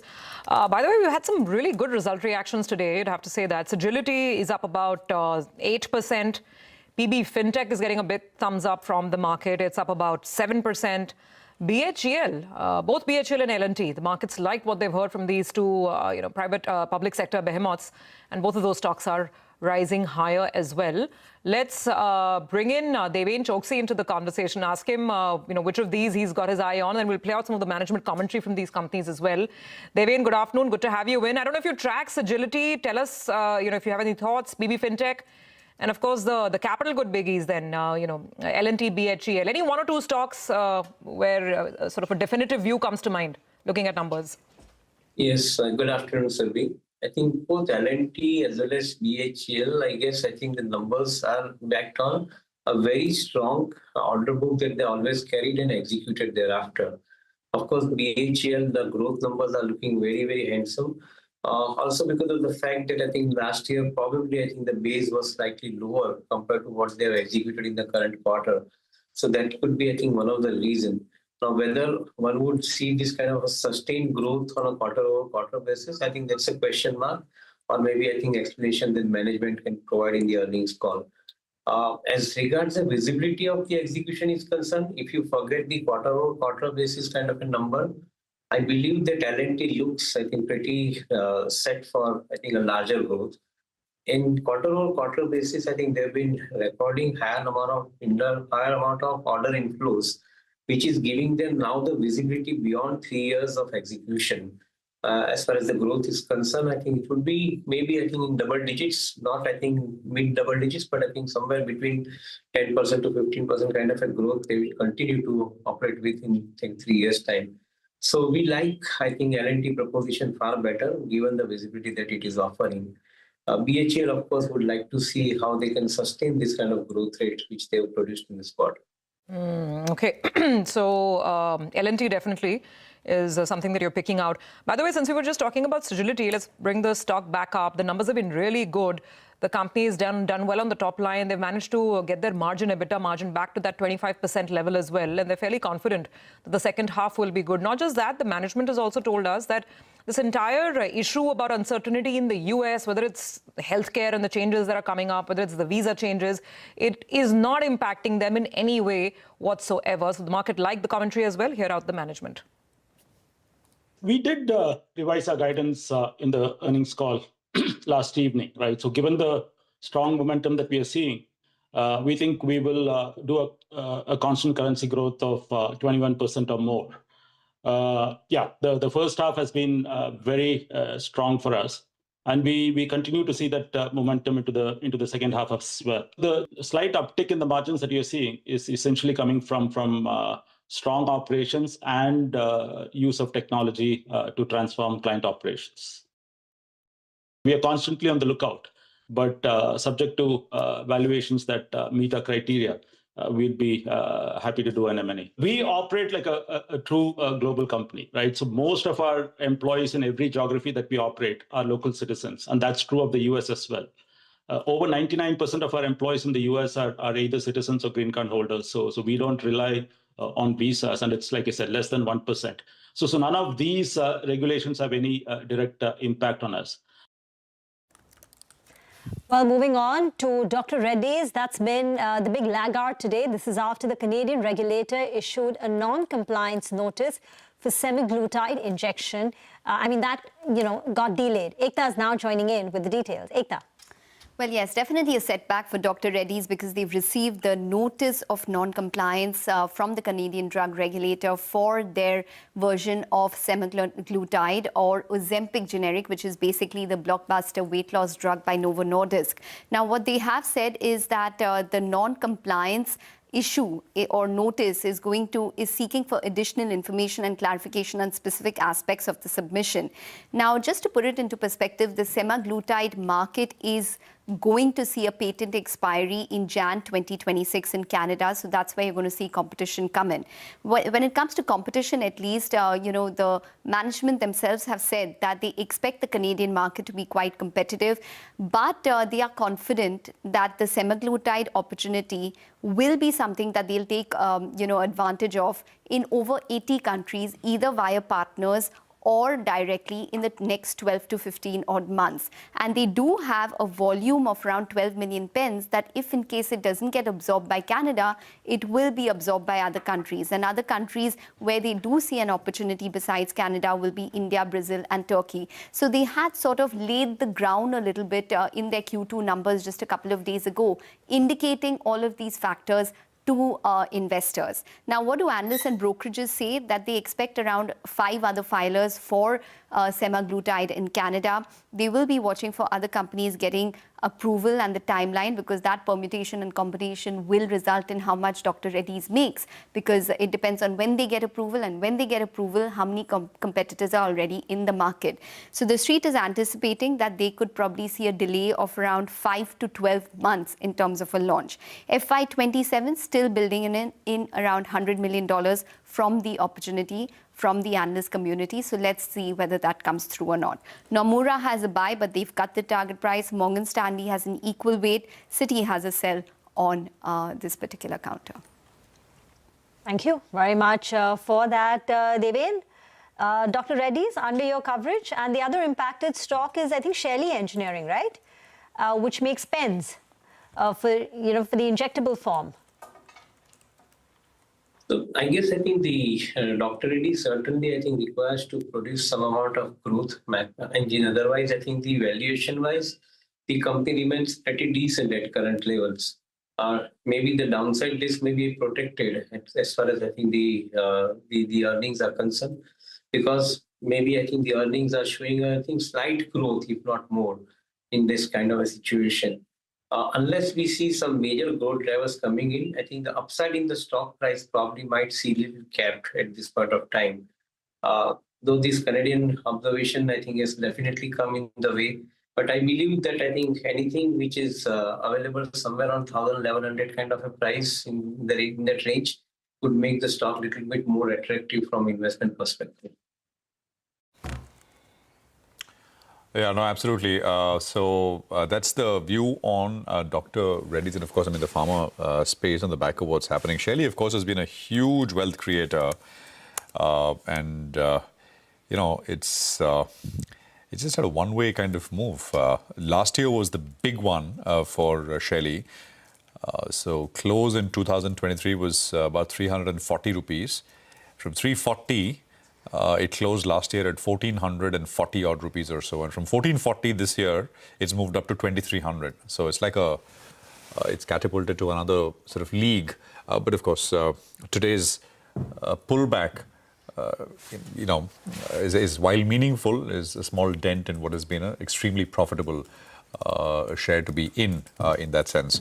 160 odd points lower is what you have so far on the index at this stage. Devin, just financials, if you want to come in, and not what you already own, not the ICICI banks or the HDFCs, etc., but are you widening what you're looking at? For example, 5-star reported numbers recently. The call went pretty good yesterday. Credit Access, of course, reported numbers. Again, Credit Access has done very well from the lows of 750 to where it is now. 5-star still available at a much more decent kind of valuation. Different business models. One is MFI. The other, of course, is fund small businesses, not MFI loans. Any thoughts, Devin? Yeah, Prashant, I think importantly, we are looking at those companies which are having the larger AUM and a very strong consumer finance franchises. That may include the likes of Bajaj Finance, or that may include also the likes of Geocredit now. Wherein I think the couple of advantage on one side, I think a very strong AUM book, and at the same time, their ability to execute it efficiently and faster, I think is something which is appealing us. And maybe I think we are looking at employment of AI at the front end in their fintech is possibly one of the reasons for which they are growing faster compared to the industry players in the marketplace. And we like that kind of a proposition. So yes, you are right. I think the other big companies which are probably growing in a single digit in this particular quarter, as we have seen, vis-a-vis that, I think these companies, the NBFCs, the stronger NBFC companies, are growing at, I think, in 20s, 20% plus kind of a growth. So we will probably, I think, look at such companies which have the ability to execute faster by taking care of the liability side of the balance sheet well. Maybe I think that's where probably one should be focusing on in this kind of a crowded market. We are typically not looking at small finance, microfinance kind of proposition, largely because of the other barriers attached to it. But I think some of the larger companies, yes, we are more comfortable. Okay, the other story where there is, the stock's done a flip-flop is, of course, the entire telecom area, right? And Voda Idea is one which people, I think, it's traded quite heavily. But there is also Indus, etc., etc., etc. So yesterday, the written order from the court came through, and it basically said that maybe the relief is limited. We don't know; it's not clear yet. Probably the government is going to seek that clarification in terms of what the court is okay in allowing. But it's to send the stock the other way. Now, we spoke with Balaji Srinivasan of IIFL on exactly this, so I just want to play that out for you. If you look at the order that the Supreme Court uploaded last evening, I think it's a little ambiguous, to be honest. Since the order itself leaves a lot of room for interpretation, I would expect the government to, probably seek additional clarification from the Supreme Court before they take any concrete action. So I think based on what transpired a couple of days back, the expectation was that the government would have had a free hand, and there could be relief to Vodafone Idea either in the terms of either in NPV terms or in terms of the payment timeline. Now I think all that probably needs more clarity to come. So to that extent, I think any relief rally or any expectation of a clarity emerging would probably now take a back seat, and we have to see how the government proceeds going ahead. Well, that's Vodafone Idea, and the stock has taken a big knock today. Devin, Cipla is the other stock which is in focus. So after 10 years, Umang Vohra has said that he will step down effective March 2026, and Achin Gupta, who's currently the global COO, will take over as the MD and the global CEO. Generally, whenever there is any sort of a transition, there is volatility in the stock price, there is a period of stability. How would you approach Cipla on this? I mean, do you have any thoughts? Have you interacted with Achin Gupta before? So I think to his credit, Umang has played a really crucial role in navigating Cipla over last as many years since he has been at the helm of affairs, and indeed steadily brought this company up to a greater level. a promoter-driven company to a professionally run managed company, I think is something which he has transitioned it very well. Not completely sure about, I think, the incumbent who is basically going to be taking care of the assignment now onwards. So different from that particular comment, but overall Cipla portfolio of products, I think they remain quite appealing, and they are actually, I think, moving quite systematically in the complex generics and the specialty generics products. So that's where probably we like this company from the launch point of view, as well as I think the visibility of earnings point of view. By the way, I'm looking at some of the losers today in the mid-cap market. So a bunch of banks, for instance, IDBI Bank is down. Then we've discussed Vodafone and Indus, so those stocks are under pressure. There's also United Breweries because of a weak second quarter. That stock's been down about 3%. And then, of course, Lee Travenues Tech, the company that runs Ixigo, still down 15%, despite that clarification that this was a one-off ESOP cost issue, which dragged down the bottom line. They've reported losses this quarter. Market's not too happy with that in any case. On the Alcobol space, Devin, any thoughts here? I mean, there is United Breweries, weak quarter, extended monsoon, which kind of played its part. Radico obviously had a good quarter. They reported numbers yesterday. We spoke with the management this morning. They sound as bullish as ever on their premium segment. Any thought? Varun Beverages, since I'm talking Alcobol, Varun is not an Alcobol company, but they're getting into beer in in Africa, and the stock took off in a big way yesterday. Anything that you're recommending buying here? So not directly the alcohol part of the business, but I think Varun Beverages, I think, which is basically now foraying into this particular segment, is looking a little bit more interesting. Though everything is in price, according to me, I think the valuations are completely justified for the growth that they have undertaken. But this company has shown a distinct character of producing higher amount of growth with the profitability, including in the international market in which they have moved, those three markets in which they have moved. They have actually, I think, shown resilient and I think distinctly good performance. They promises to do better from current levels, including, I think, the India market as well as, I think, the overseas market. I think the portfolio of products that they have basically been putting across, they are actually showing better promises as we see it. But as I said, valuation-wise, they're adequately priced today. So maybe unless meaningful price correction, I think one will not immediately jump into them. And that's what my viewpoint would be. By the way, Hyundai is reacting positively to the numbers. The revenue growth is modest, 1.2%, but EBITDA has jumped up 10%. There is margin expansion of about 100 basis points, and the profit has soared close to about 14%. And with that, the stock has moved up to nearly 2,400. It had a very slow start last year when it listed, didn't move too much from the issue price of 1960. But since then, it's managed a pretty decent return of nearly about 20-odd%. Yeah, absolutely. Hyundai is reacting well. The other set of numbers, when the banks, Canara particularly, still holding on to a gain of about 3%. It's been a good quarter for them. Growth has been very, very strong. They have done 14% loan growth in Q2. And the deposit growth is also in double digits, 13%. These are year-on-year numbers. And the margin compression only, 5 basis points, so very steady asset quality. So all around looking good in the second quarter for Canara Bank as well. And therefore, the stock is up about 3%. Well, on that note, we will head into a break. But before we do that, it is time to highlight our Super Pro chart of the day, powered by Money Control. Super Pro, a segment where we turn data into direction. Each day, we pick one chart that sums up the story driving the markets and help you understand the why behind the what. Here's today's chart and what it means for your next market move. BHL is a stock on your screen. It's showing a cup and handle pattern and a bullish breakout.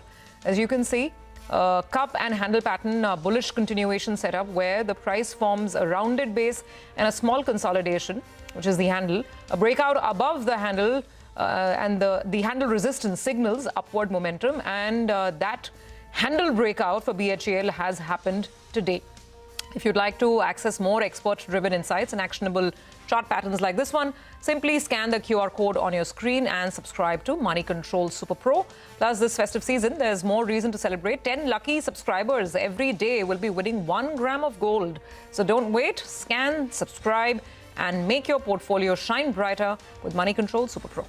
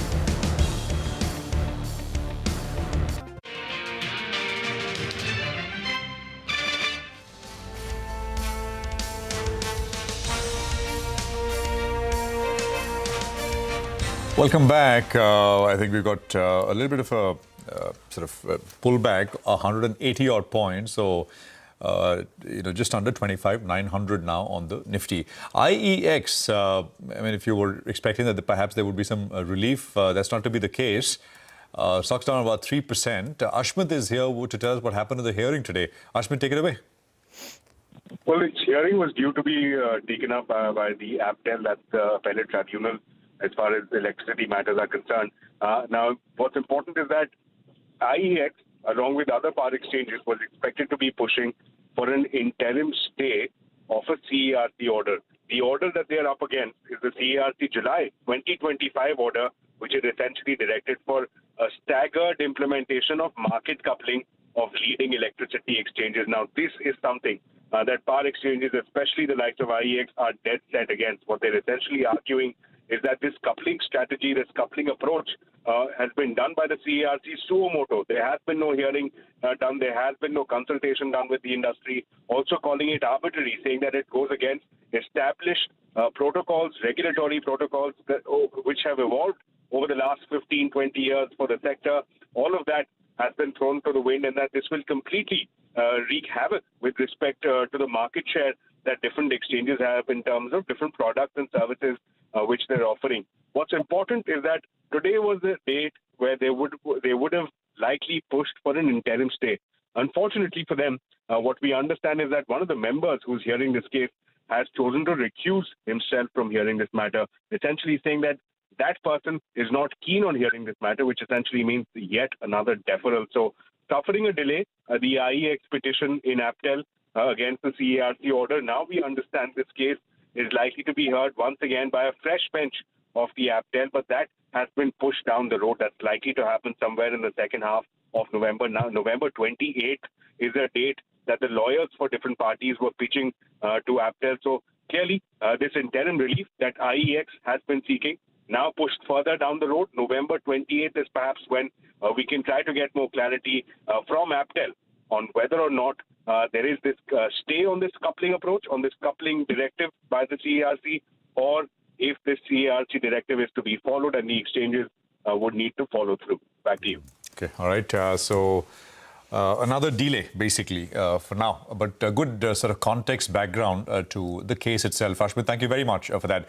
Varun Goyal from Mirae Asset Investment Managers is with us with what he's making of things and what he's doing, more importantly. Varun, give us a sense of how you've been active in markets, doing what, buying what, selling what. Just give us a flavor.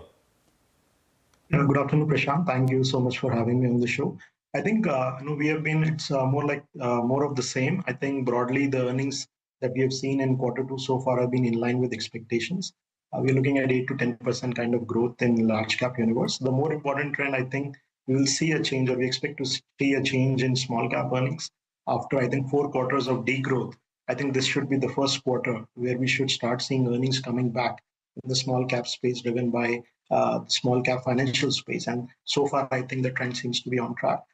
So we are selectively looking at some of that space. We are looking at some new IPOs coming, a lot of interesting companies coming up for listing this year. So rest of the portfolio continues to be stable and more of what it was earlier.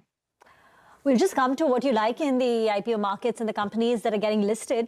But very recently, towards the end of August, Mirae launched a gold-silver passive fund of fund. After a frenzied run in precious metal, it appears that things are now, consolidating, maybe pausing, maybe it'll retrace a bit. At a fund house level, what is the call that you'll have on gold and silver, say for the next 12 to 18 months?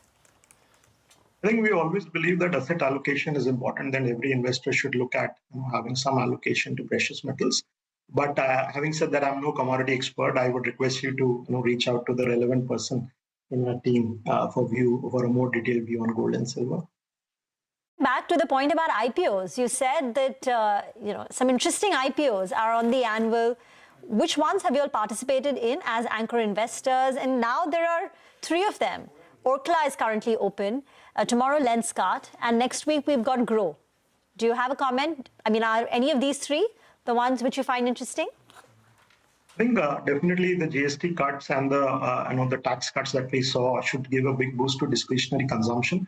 We've been looking at this space very, very closely. I think the biggest beneficiaries, at least early on, seems to be the white goods consumer durable space and, of course, the automobile space, especially the pass car segment. So I think definitely, companies rated in those areas should definitely benefit, and we expect a strong demand, a rebound in these categories in the next, let's say, 6 to 12 months. So these are categories which are of interest. I think overall, if you look at the consumption space, I think the stable companies are seeing disruption in business models thanks to the advent of quick commerce. And there are several categories which are coming up where the distribution mode is no longer that relevant. So those companies which are able to reach out to the customers without the distribution presence are denting the growth of the entrenched players everywhere.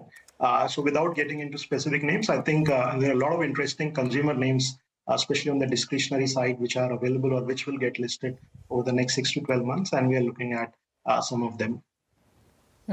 Okay, so consumer and consumption is an aspect you're looking at. Varun, hi, great to have you on the show today. Speaking of Mireille's funds, I believe you guys got the approval to launch an infrastructure fund as well. And I don't think this is a ETF. This is going to be a actively managed scheme. Not sure if you're part of the team that will be managing this fund. But I mean, in general, tell us what's the sense on infra? Looking at the excitement that BHEL's numbers, L&T's commentary and L&T's performance have led to, I think the market's very well aware that, even if you move towards consumer and consumption, you can't entirely ignore CapEx and infra. So what is the thought process here? What all would you sort of, classify as infra in terms of fresh purchases now? Yeah, good afternoon, Surbi. So I think that's a great question because I think the whole market is currently focused on consumption. And of course, there have been big triggers in terms of various tax cuts. But our sense is the pillars of growth will remain both capex and consumption. And if you look at the last 5 months data on central government's capex, the growth has been very strong. And that, of course, comes on a very low base. But we believe that 11 lakh crore capex target will be met for this year. And as such, we remain quite constructive on capex as a theme. And I think various segments like power, T&D, solar, wind, and ancillary companies in that space. I think two-wheeler and the whole auto segment is set for a transition from ICE to EV. So there is going to be a massive change in the overall infrastructure story in India. Ports, roads, railways, and there is a massive capex story. Of course, we are coming up with the infrastructure fund. Our colleague, Bharti, would be looking at that, so maybe she can talk about it in a lot more detail. But from my point of view, definitely infrastructure remains a big part of the funds that I manage, and hopefully that segment should deliver a strong earnings growth. I think after 12 to 18 months kind of a pause, we believe the earnings will get pretty strong. And from whatever we have seen this quarter, I think most construction infrastructure companies look set for good couple of years going down the line. Varun, we leave it there. Thank you very much for joining us. Quick conversation, but useful. Appreciated very much here on CNBC. Well, 187 points on the Nifty, so it's a down day. And we are now in the last hour mark. We'll take a break. We are going to come back with some insights, some dealing rooms, D-Street chatter with Nimesh coming up, and some short-term trading ideas as well with our technical experts. Stay tuned.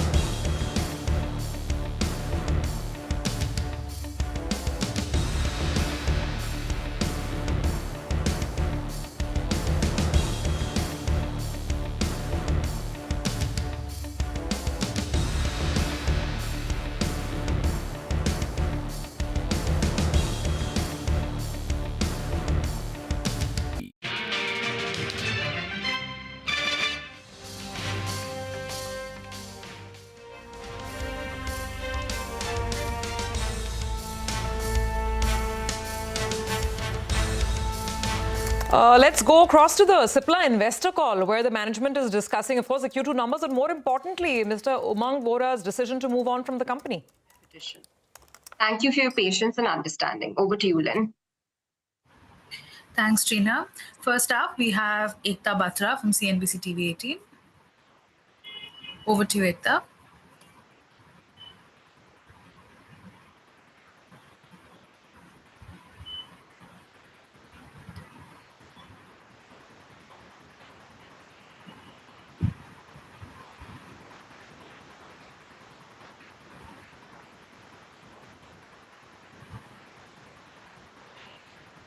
I'm not sure I can hear her. I don't know if about the others. You're still muted. Okay. We'll just give her a second, else we'll move on to the next person. Okay, I think she's on.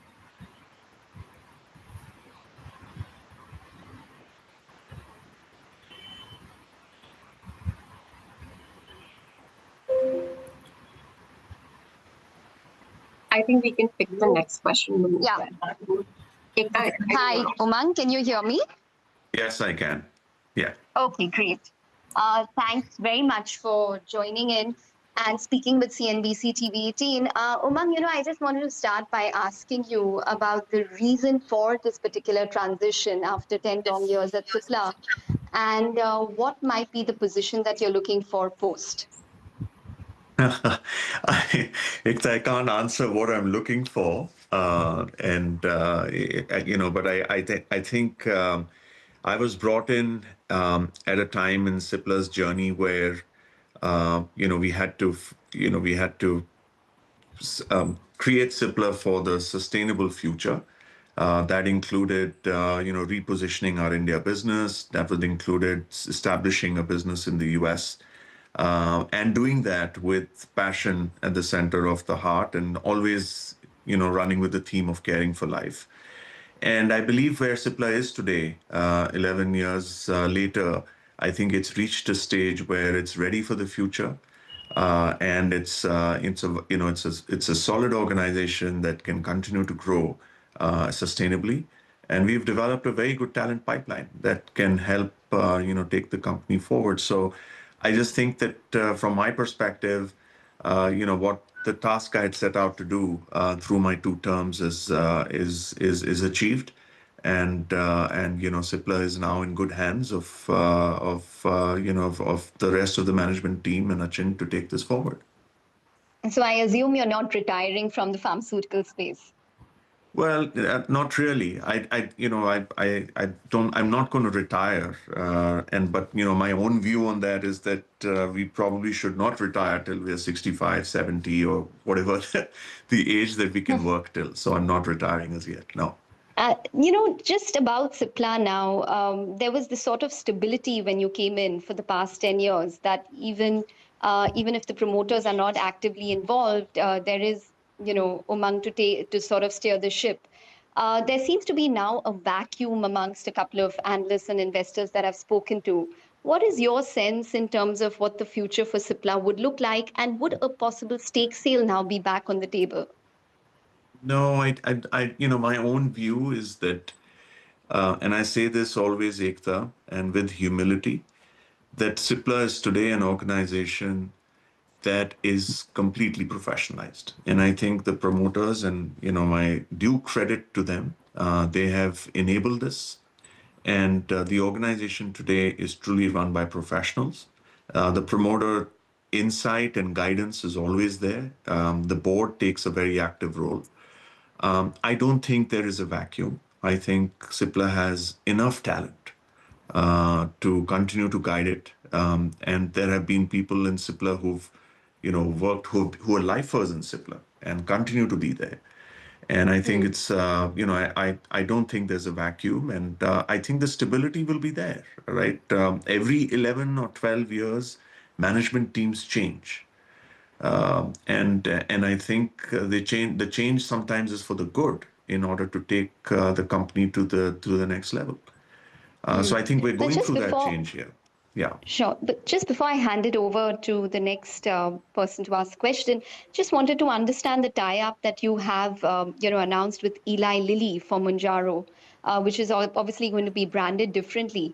But is there a revenue share? If you could just spend more time giving us more details in terms of the revenue share, whether it's exclusive, and what does this do to, say, a semaglutide launch for Cipla? Would that be still on the cards, considering that you are selling a competitive product in the market? So maybe I'll add, there's not too much that we can speak about in the agreement, Ekta. We have a confidential agreement with a very strategic and long-term partner with Eli Lilly. We practically sell most of Eli Lilly's range today in India. But what I can share with you is that this is a trusted partnership, right, between Lilly and Cipla to service the India market. There is obviously, you're aware that Eli Lilly's brand is already selling, and Cipla will supplement that. I think the other thing that I can say is that, you can expect margin structures to be very similar in the past transactions that we have done with Lilly. And we can't exactly divulge what the margins, etc. are. We believe that tirzepatide is a product with superior science and has the ability to firstly create the type of outcomes that people want. We kind of see it's superior to semaglutide as well. And on sema, depending on how our product gets approved and how soon we are ready to launch, at some point in time, we'll have more clarity on that as well. Okay. You also have a $1 billion guidance for the US. Does that still stay? Directionally, yes, it should. Obviously, when we gave that guidance, we said we would have launches which would come in to substitute what we would potentially lose with Revlimid. And I think directionally that guidance stays even today. This year we may not be at $1 billion, right? But at the same time, we're not going to be so off the $1 billion either. Okay. All right. I'll join back. Thanks. Thanks very much, Oman. Thank you, Ekta. Next up, we have Vishwanath Pilla from Money Control, promoting you to a panelist.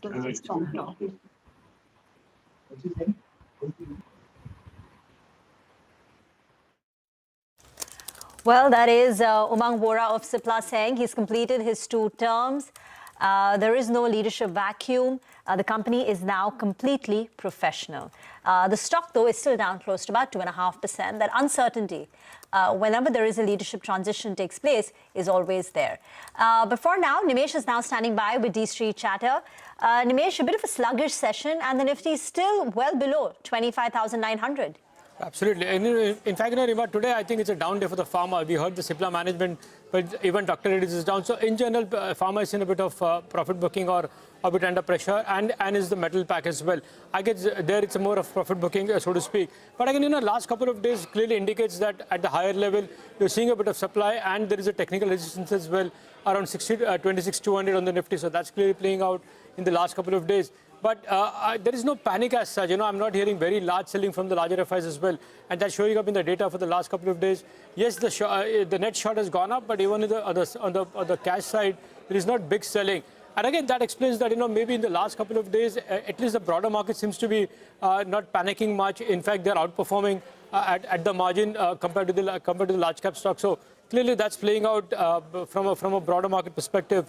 I guess for the level to break about 26,200, some big news has to come. Either a big India-US deal or some big results coming up in terms of favor of the bull. So that clearly is a thing to watch out. But again, from a flow perspective, mild selling is what I understand from FIs again in today's market. Okay. Nimesh, now to the stock chatter. What are you picking up? Well, so the first stock on my list is delivery. The results are today, so watch out for the numbers. But beyond that, I guess in the next couple of days, you might see a large block as well on delivery. One of the strategic investor could potentially sell 2% stakes. That's the indication as far as delivery is concerned. The second stock is Suzlon. That's been buzzing for the last couple of days. There was an announcement of a new CFO as well joining from December. But apart from earnings, there is a strong indication that maybe the company is likely to back some large orders as well. So that's a trigger there. The third name is L&T. Strong delivery-based buying is what I understand. Some large FI seems to be active buyers as well. And in the morning, there is a Morgan Stanley tactical buy as well. They are the most bullish on the street with a target price of almost 5,000 on the stock. So there is a bit of buying for sure in L&T in today's market. And the last one is Associated Alcohols. I haven't tracked the stock much, but it came into that volume charter as well. A big move on that stock, up 16%. And I understand today one influential HN investor has bought nearly 1 lakh shares. So maybe that explains a big move in associated alcohols in today's market. That's an interesting one. Associated alcohols, 16% higher. So, some 2,300 crores in market capitalization. So in terms of listed names in that space, this perhaps would be the smallest one in that sense. So I think a lot of their business, I guess, is bulk alcohol as well. And I think they are into some Indian-made foreign liquor as well. So that's the one to track. Mitesh is with us with what he'd want you to do for short-term trading ideas. Mitesh, what do you have?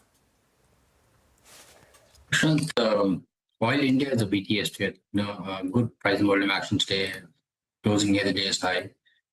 Keep a stop at about 431 and a target of 440, 442 for tomorrow can be looked at. And the other one is NVCC, which is also BTS with a stop at 117.25 for targets of 120.5 or so. Okay, all right. We'll take a quick commercial break here. Mitesh, thank you very much for that. We're going to come back in just a bit from now. And we will sort of address two names. One is FedFina, which is a Fed Bank financial. So, there's a story there. And PB Fintech is jumping on the back of earnings. Take that break. Back with both in a bit.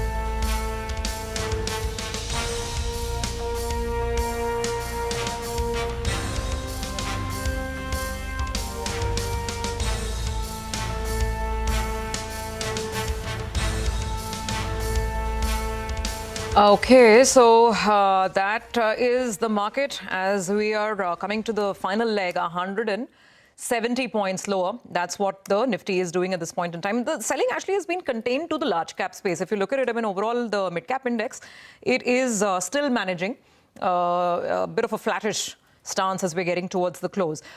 Before we get to Amrish and find out more about his stock picks, let's quickly bring in Yash. Yash is tracking a source-based development. A clean-out trade from True North Fund is likely in Fed Bank Financial Services. Let's go across to Yash. Yash, what exactly are you picking up? Well, True North holds about 8.6% stake when it comes to Federal Bank Financial Services. And what we've been given to understand from our sources is that True North has appointed bankers to drive a clean-out trade when it comes to this entire 8.6% stake in FedFin or Federal Bank Financial Services. Now, what we've been given to understand is that the bankers have started working on this particular transaction, and this transaction is expected to happen through a block deal where this entire 8.6% stake in Federal Financial Services is expected to be sold. This is at an advanced stage of being executed, and very soon we expect to hear something on this particular stake sale coming from True North, a clean-out stake sale in FedFin or Federal Financial Services. Okay, PB Fintech, Yash, what stood out? Why is the market excited? Well, the numbers continuously for the last few quarters have been strong, and that continues to be the case in the second quarter of FY26 as well. As far as the premium, which Policybazaar generates for all the insurance companies, that grew at about 40% in the quarter.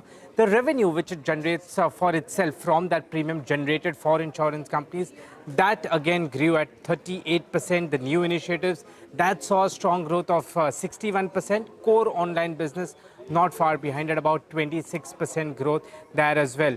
The credit business still remains subdued, but the insurance business is doing pretty well. Contribution income, that also came in at about 464 crore versus 319 crore. The margin, contribution margins, that saw an increase of 200 basis points. Adjusted EBITDA at 156 crore versus 56 crore, and adjusted EBITDA margin growing by about 500 basis points at 10% as compared to 5%. So overall, the numbers looked very, very strong. The stock hadn't done much in the last 1 month or the last 3 months, and all of that can be seen in the stock price today.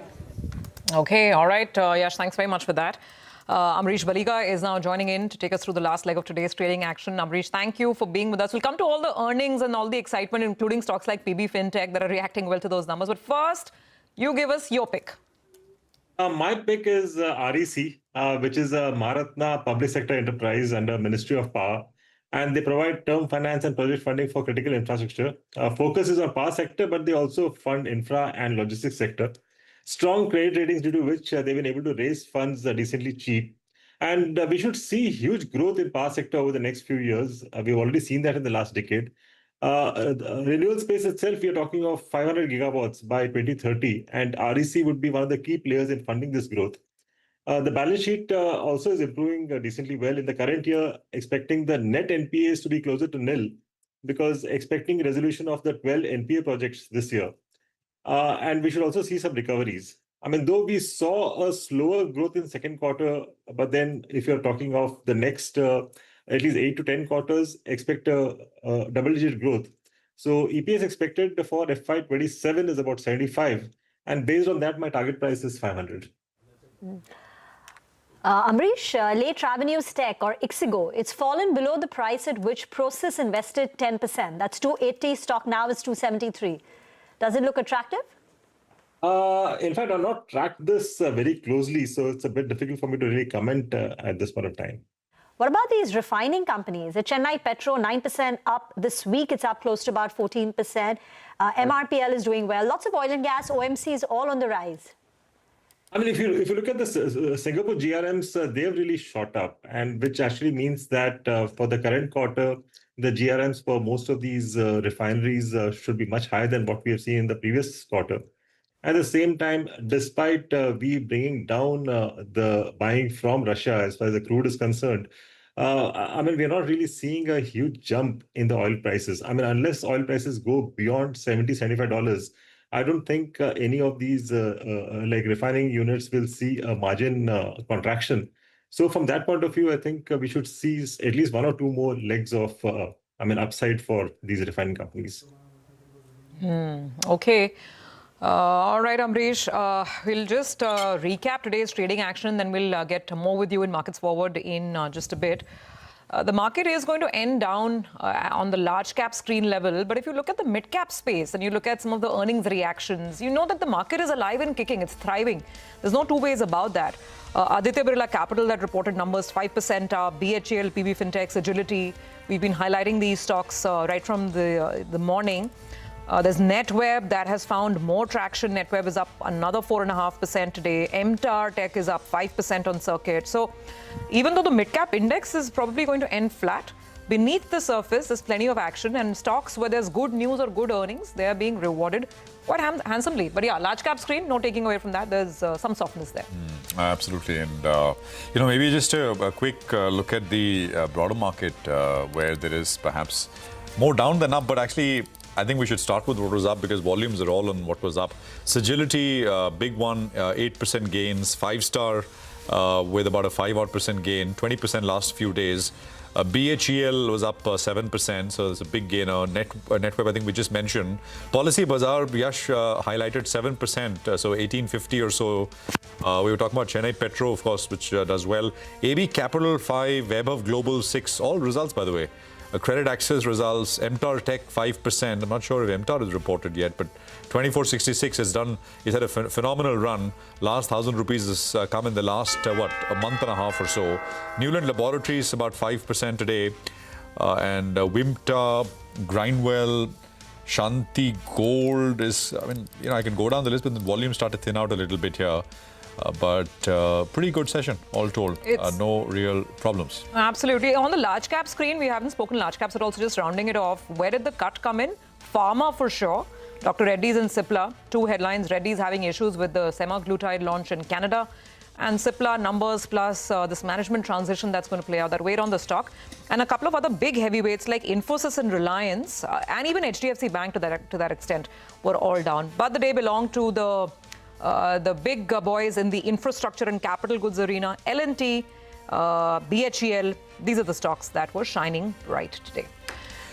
Okay, well, it's a wrap on this edition of Closing Bell. From all of us here, it's goodbye. Thanks very much for watching. Markets Forward pick coming up in just a bit. Amrish, of course, will join you on that in just a bit.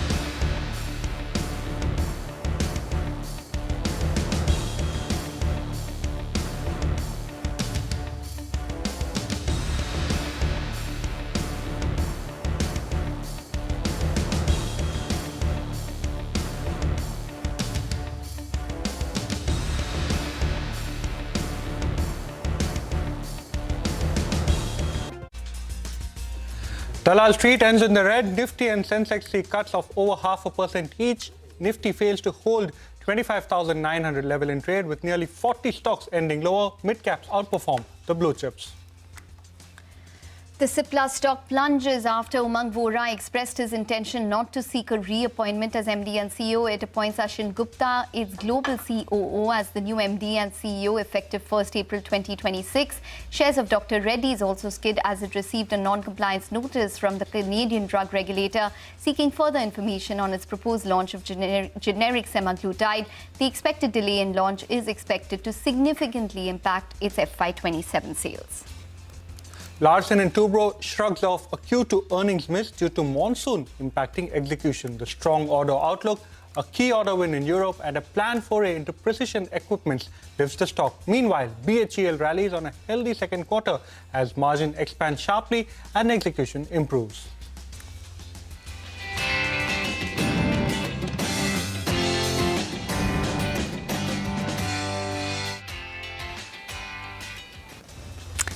Hello and welcome to Markets Forward, your go-to show where we aim to get you all the key data points to gear you up for the next trading day. I'm Ekta Batra and with me is my colleague Vivek Iyer. Well, Vivek, it turned out to be a session which was weak.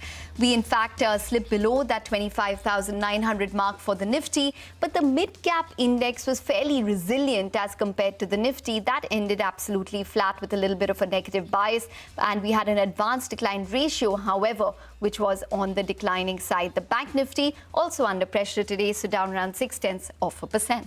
That's right. Good afternoon, Ekta. Like you mentioned, a session which was mostly dominated by the fact that you had so many results reactions.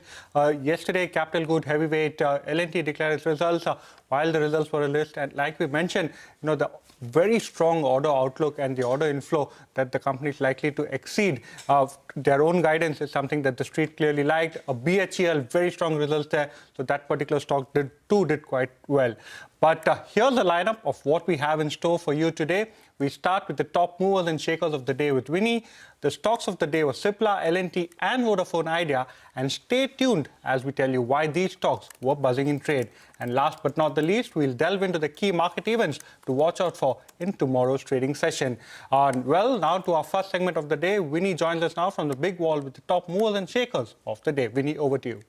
Hi, thank you so much for that, Vivek. Now, talking about the top movers for the day, let's talk about some of the earnings candidate. And we have AB Capital that I'm talking about. They reported their Q2 numbers. Aditya Birla Capital, that the stock was surging in trade, AUM was rising as well, and consolidated profits also saw a rise. Other than that, PB Fintech, that's the next one. Strong operational performance in Q2. EBITDA margins came up, significant rise over there as well. It was at 10% versus 5% previously. Sagility, strong numbers came in from the company. The company upgraded their guidance as well in terms of revenue growth as well as the margins of the company. EBITDA margins, how they expect for FY26 to end at around 25% plus. Previously, the guidance was 24% plus.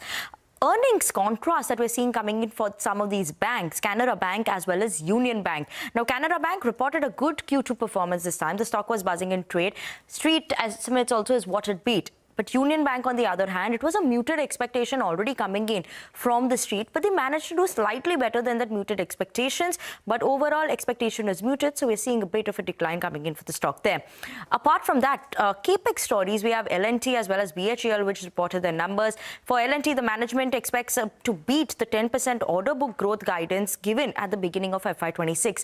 BHEL also reported a strong Q2 number this time, led by margins as well as profitability, and slight bit of an improvement in terms of execution is what one has started seeing in terms of revenue. Earnings disappointment that came in from Ixigo as well as LIC Housing Finance. So those two stocks were down and out in today's trading session.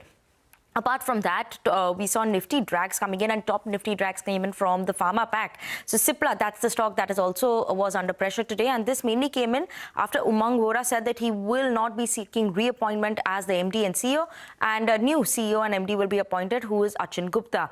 Dr. Reddy's, that was also under pressure, received a notice of non-compliance from Canada drug regulator. This was for semaglutide, and that is why the stock was under pressure. Lastly, we had Vodafone Idea Industars that were also in focus and under pressure today after the Supreme Court order created some bit of an uncertainty in terms of over the quantum of relief that one would receive from these dues. So because of that, these two stocks were also under pressure. Okay, all right. Thanks very much for that, Vinny. Yes, a lot of stocks in focus in today's trading session. Let's go across to our guest. Ambrish Baliga joins in to discuss what he thinks of today's trading session. We have Somil Mehta joining in as well. Afternoon, gentlemen. Well, Ambrish, I'll come to you. It was a day where we've, slipped in trade. We've ended below that 25,900 mark. What's your sense in terms of where exactly the range could be? The markets are again finding it a bit difficult to cross that 26,000 levels quite decisively. But then at least now it's being supported by the earnings. Thankfully, the expectations were low. So whatever numbers are coming out, most of the numbers are better than expected. I think the next big trigger for the markets would be the US-India trade treaty. And at least I'm expecting that to happen before the end of November. I think that could be the trigger for the markets to move beyond the earlier highs which we had seen and more towards 26,500 plus levels. Till then, I think markets could be on the lower side, possibly about 25,600, 700 on the lower side. On the higher side, we'll see that 26,000, 26,100 would be the sort of a resistance for the market. So it'll be in like a narrow band, but could be volatile. Okay, well, Ambrish, we understand that completely. But, the entire pharma pack was in focus today. First, we saw the results of Cipla and then Dr. Reddy. Setback coming in as far as the Canadian market was concerned. Ekta, you were looking at Cipla quite closely.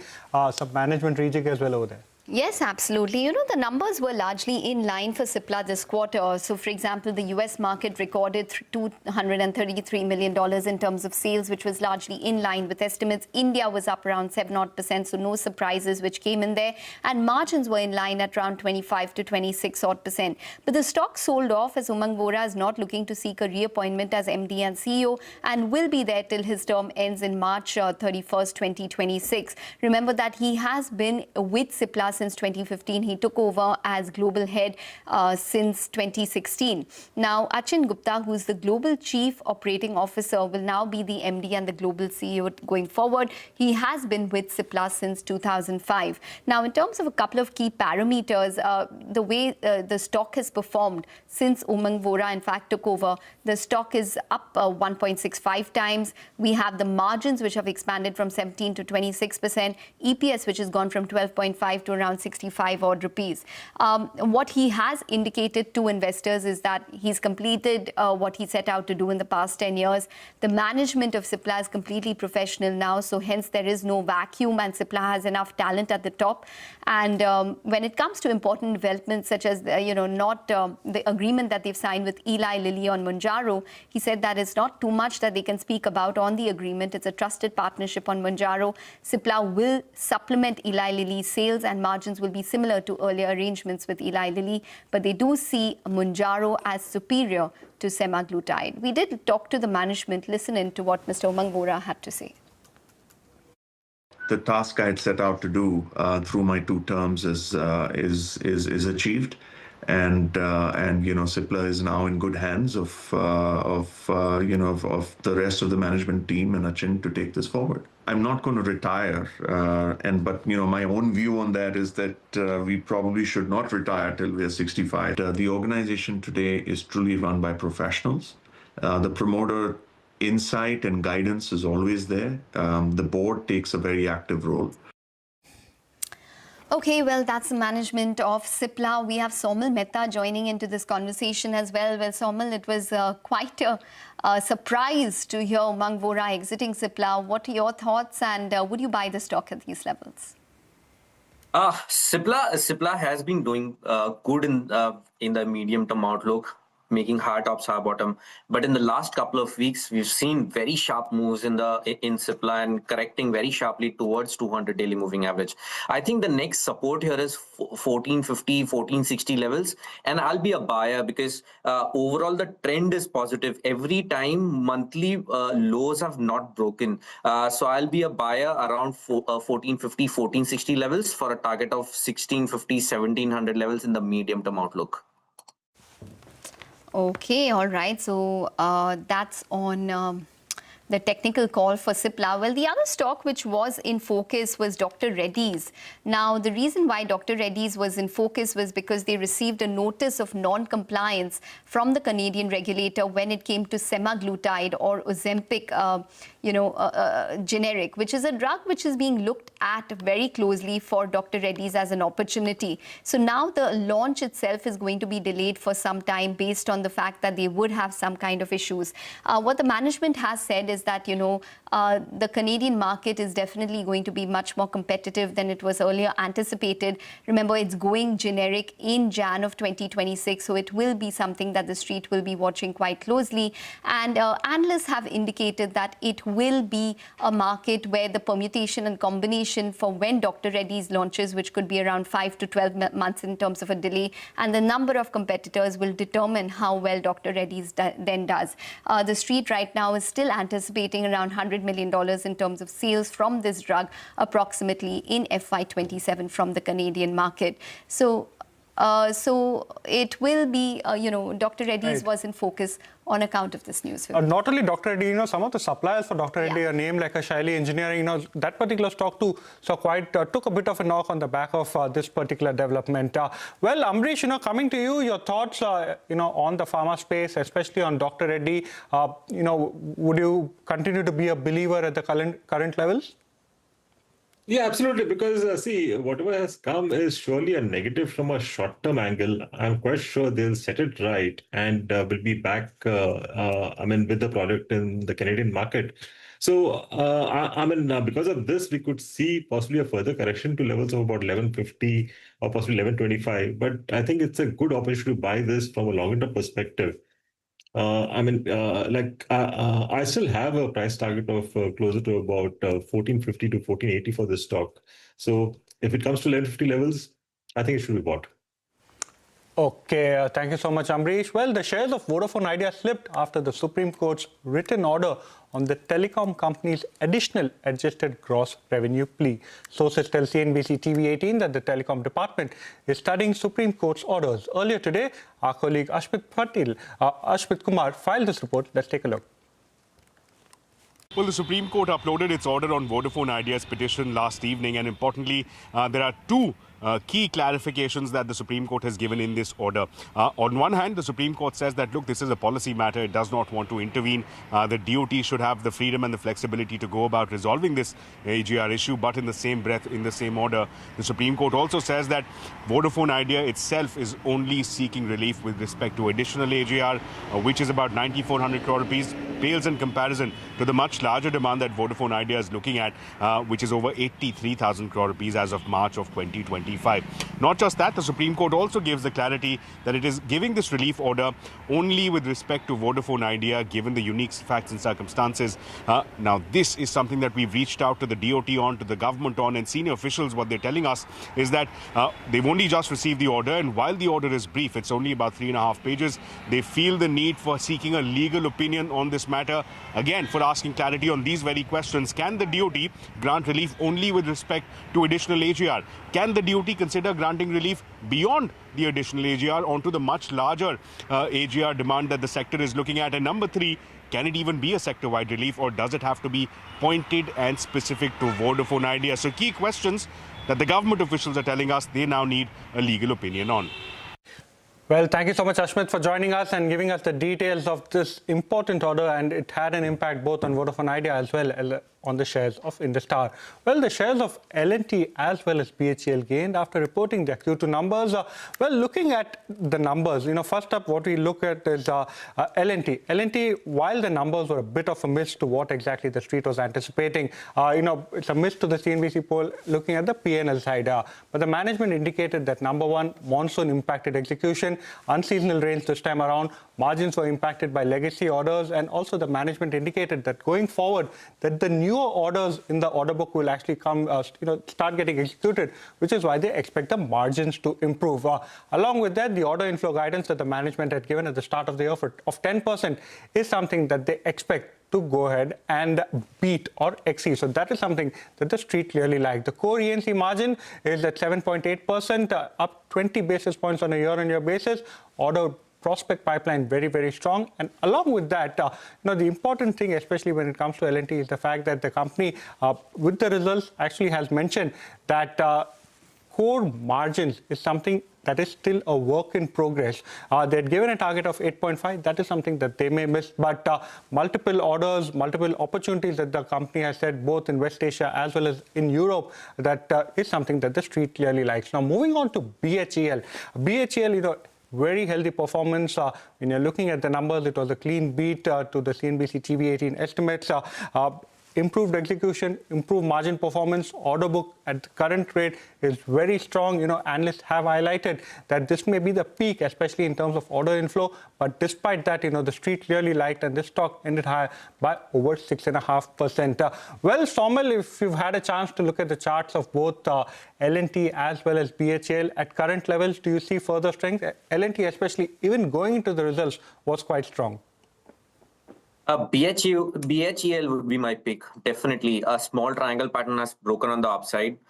Great setup for a short to medium term trend to resume. I think the next target would be 272 in the very short term, and the next target in the medium term outlook would be 290. But I'll be expecting this trend to continue even above 290 levels, because now it has started making high tops, high bottom on the higher time frame, which is monthly charts, and 200 daily moving average will become a very crucial level now to watch out for in BHEL. 235 is the level which I'm not expecting this stock to break on the downside. Amrish, what would your view be on a couple of these stocks? Which one has stood out for you in terms of earnings within the capital goods space? In fact, Larsen & Toubro has been my pick for a long time. And look at the execution. I mean, forget the monsoon issue which was there. But overall, if you see longer term, execution hasn't been an issue for L&T. They have proven time and again. And now we are talking of margins, going up over the next couple of quarters, which the management has said. And look at the order book positions, as robust as possible. So L&T clearly is the pick for a long term. I think in the short to medium term, we should see levels of about 4,400 or so. But then if you're talking of longer term, I think 18 to 20% CAGR is surely there. Amrish, with the commentary that the management gave, the other thing that's happened today is a significant Europe foray. I don't know if you've had a chance to look at that. And along with that, they're talking about entering the EMS space. Would you be a little worried, if you were an investor in a lot of these EMS stocks, especially which are trading at elevated valuations? Yeah, surely I think there'll be a huge amount of competition coming in if they're getting into that. So I've not really looked at that in too much of detail. But yes, if they get into that, yes, you'll have the margins again going up further.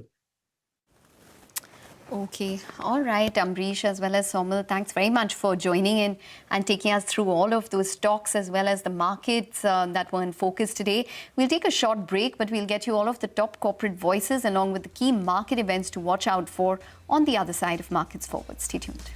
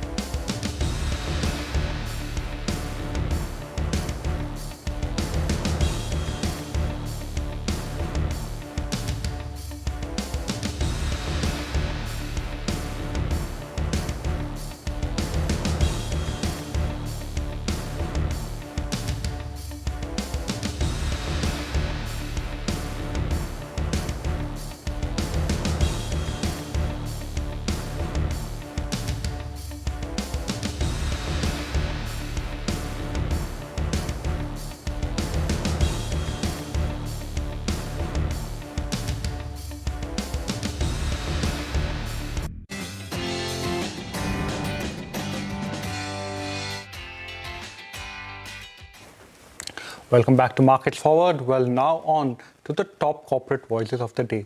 The management of Sagility delivers in the second quarter. The management told CNBC-TV18 that looking at Q2, it has raised its FY26 revenue growth guidance to 21% from the earlier 20%. The second half of FY26 is expected to be as strong as the first, with a positive revision in the EBITDA margin guidance as well.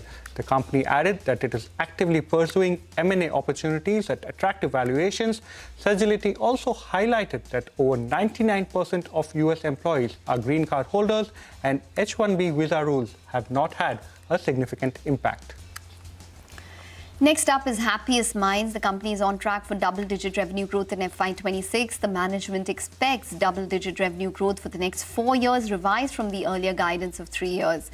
Management expects $8 million in terms of revenue from its generative AI business services in FY26, having already achieved $4 million in the first half. It anticipates that this business will contribute $50 to $60 million over the next 3 to 4 years.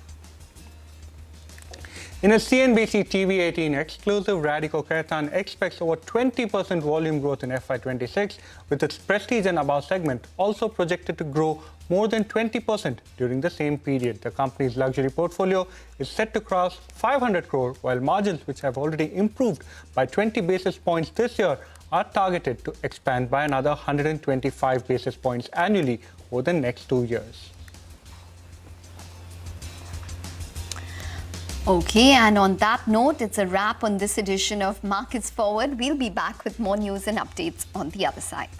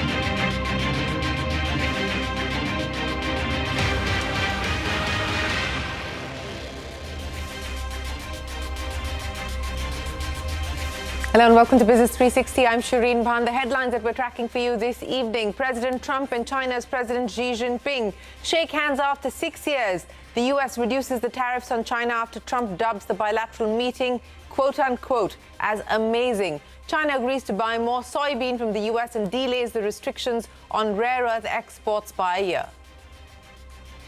There is rare earth respite for India too. 4 Indian companies get export approval from Beijing. External Affairs Ministry also confirms that India has secured a waiver from US sanctions on operating Iran's Chabahar port till early next year. Asian markets have a mixed day after a conciliatory meeting between President Trump and President Xi. US stock futures rise marginally. Federal Reserve cuts interest rates for the second consecutive time. The Sensex and the Nifty end with cuts of nearly 1%. The Nifty drops below 26,000. Midcaps outperform, but the index ends marginally in the red. Cipla shares decline even after reporting record revenue in Q2. Umang Vohra will step down as CEO in April 2026 after a 10-year stint. Global Chief Operating Officer Achin Gupta to succeed him for a 5-year term.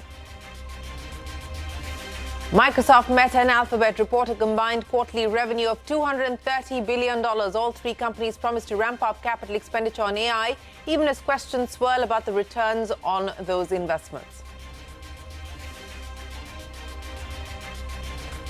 Online investment platform Grow sets its IPO price of 95 to 100 rupees a share. The management says the company has shown resilience to regulatory changes, but stopped short of commenting on the impact on financials if weekly F&O expiries are phased out. President Trump orders U.S. Defense Department to immediately resume testing nuclear weapons hours before meeting China's Xi Jinping. This is the first such directive from the White House in 33 years. Since 1998, no country apart from North Korea has claimed to have conducted nuclear tests. Well, there's plenty from President Trump, and that is the top story today. President Trump and China's President Xi Jinping held their first in-person talks in nearly 6 years. Now, both leaders met at the sidelines of the APEC summit in South Korea's Busan. The meeting lasted for about an hour and 40 minutes. There was no joint statement, but there were a few key agreements aimed at easing trade tensions between the two nations. Remember, the U.S. will now cut tariffs on Chinese goods by 10% to 47% from the current effective rate of 57%. This comes after President Trump praised China's efforts to crack down on fentanyl and cited that as the reason for reducing the tariffs by 100 basis points. The U.S. had imposed an additional tariff of 20% over fentanyl, which has now been cut to 10%. In return, Beijing will pause the export restrictions on rare earth magnets to the U.S. for a year.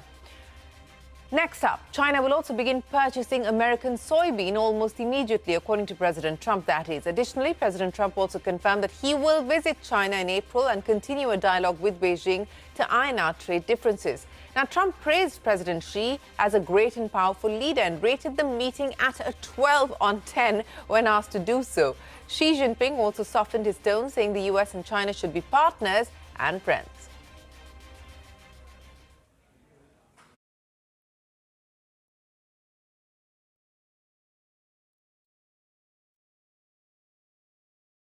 We'll get to that in just a second, but from a conciliatory Trump-Xi meeting to improving trade ties between India and China, at least 4 Indian auto component companies have been granted licenses to import rare earth minerals from China. Sources say this is the first time that the Chinese government has granted licenses to Indian companies since the export curbs were implemented on the 1st of April. We'll get you more details on that in just a bit. We are going to take a quick break and we'll be back with more right after.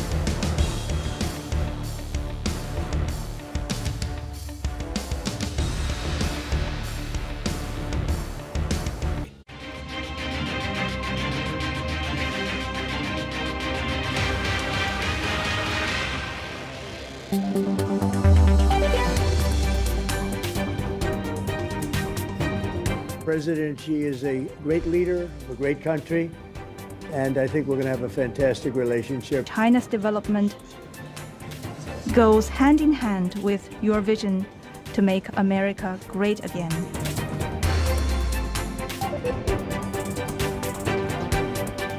I put a 20% tariff on China because of the fentanyl coming in, which is it's a big tariff. And based on the statements today, I reduced it by 10%. So we did discuss chips, and they're going to be talking to NVIDIA and others about taking chips.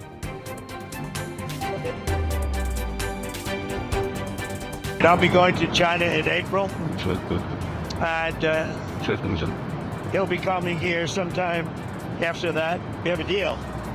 Now, every year we'll renegotiate the deal, but I think the deal will go on for a long time.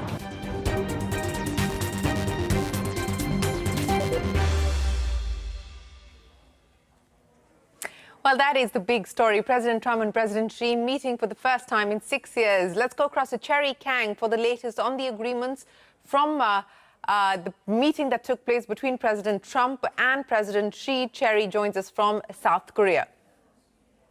What was agreed in the big picture, things are seeing some, showing some progress here. So tariffs are coming down, fentanyl tariffs are coming down, rare earth related issues have been resolved. But all this has a 1-year deadline. So I think that is going to be really the focus for the markets going forward. And sure, there has been some discussions around when they're going to meet next. President Trump is set to visit China, he says, in April next year, and also floated the possibility of his Chinese counterpart, Chinese President Xi Jinping, reciprocating that after that. Some of the sensitive matters, such as the Taiwan, President Trump says it never came up. What about NVIDIA chip-related matters? Did it cover the Blackwell chips? Of course, we're talking about the latest, the most advanced versions of NVIDIA's AI chips here. Well, it wasn't really covered this time around. So there are some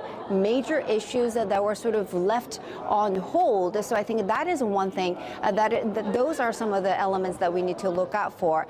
Sure, if you look at the language coming from President Trump himself, speaking to reporters on the Air Force One on his way back to Washington now, or some of the language that we got from the Chinese state media or the foreign ministry in China, it seems to suggest that they wanted a pause in all this, that they wanted to sort of bring stability after months of chaotic relationship. And obviously, if you look at the Chinese language, it's really about cooperating with the U.S. further, and that it was never Beijing's intention to replace or challenge the United States. So I think that's really, that could actually suggest progress. But once again, there are some caveats here, the 1-year deadline. So is it something lasting? Is it durable? Maybe we're not there just yet, and we will have to wait till April next year, perhaps, when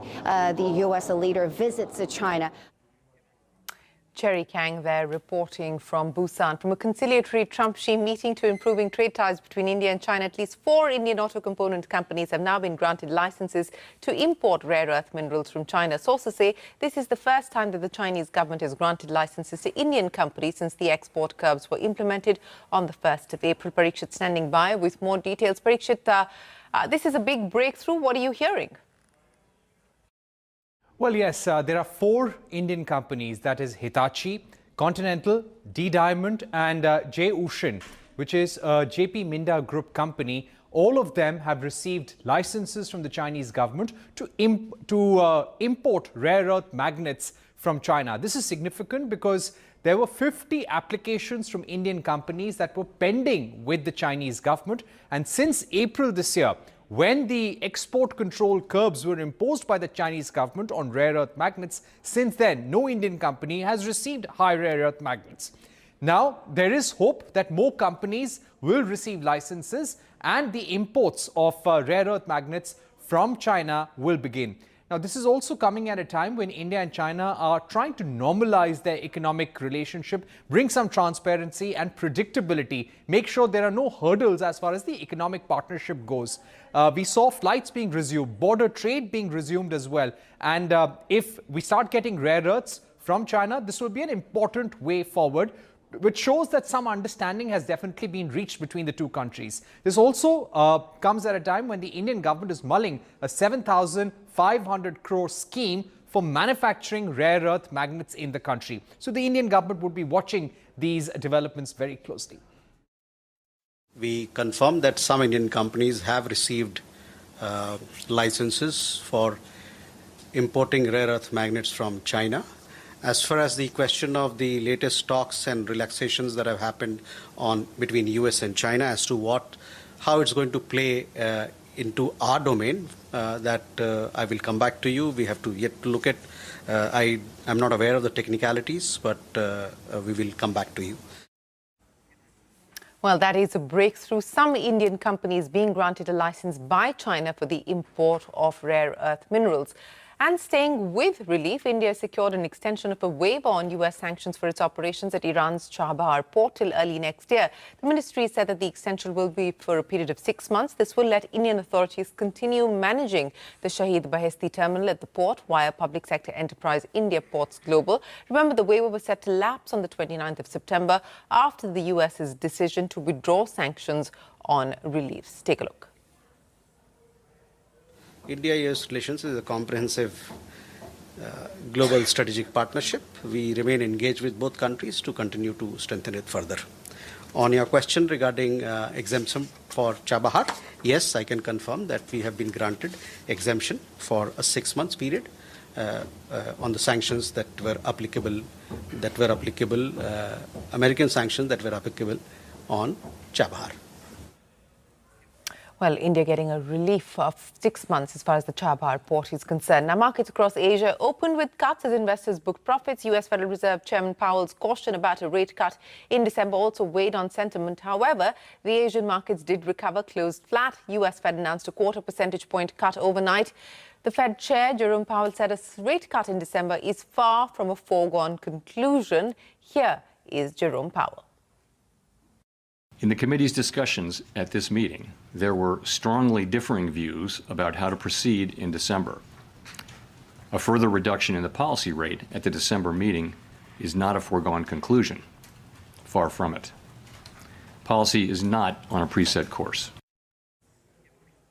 Well, that impacted global markets, and back home, the Wall Street ending the day in the red. The Nifty and the Sensex saw cuts of over 0.5%, with the Nifty failing to hold on to the 25,900 mark. That's the story, down by over 0.5% for both the Nifty, the Sensex, the Nifty Bank and the Nifty Midcap as well. 40 Nifty stocks closed lower today. Pharma stocks were the big drag in the markets, and of course Cipla, Dr. Reddy's, those were the two stocks that we saw a lot of pressure being built on Dr. Reddy's because of the delay as far as its semaglutide product is concerned in Canada. And of course, Umang Vohra saying that he will not seek a reappointment, will step away next year. That dragged down Cipla. The mid-cap index outperformed the large caps, ending the day flat, but with a mild negative bias. Earnings: Hyundai India's second quarter performance ahead of expectations on most fronts. Net profit was above estimates, rising 14%. Margin stood at 13.9%, expanding more than anticipated. However, revenue growth was muted as volumes were down 1% year on year. And as I pointed out, shares of Cipla down in trade after the company said that MD and Global CEO Umang Vohra will not seek reappointment. Global CEO Achin Gupta will become the new MD and CEO starting the 1st of April 2026. The pharma giant also reported its Q2 numbers. Revenue and EBITDA beat street expectations, while net profit jumped by nearly 4% on a year-on-year basis. Ekta's here with more on the earnings and the big change at the helm. Ekta, both the report card for Cipla and Umang Vohra's decision to step away. Well, yes, I'll start with the numbers for Cipla this time round. The numbers were largely in line with estimates. The US market recorded $233 million in terms of sales, which was better than estimates. India was up around 7%. It was largely in line with what the street was anticipating, and margins in line with estimates at around 25 to 26%. Now, the stock, however, sold off as Umang Vohra has indicated that he is not looking to seek a reappointment as MD and CEO and will be there till his term ends. till March 31st, 2026. Now remember that Umang Vohra has been with Cipla since 2015. He has been at the helm since 2016 itself.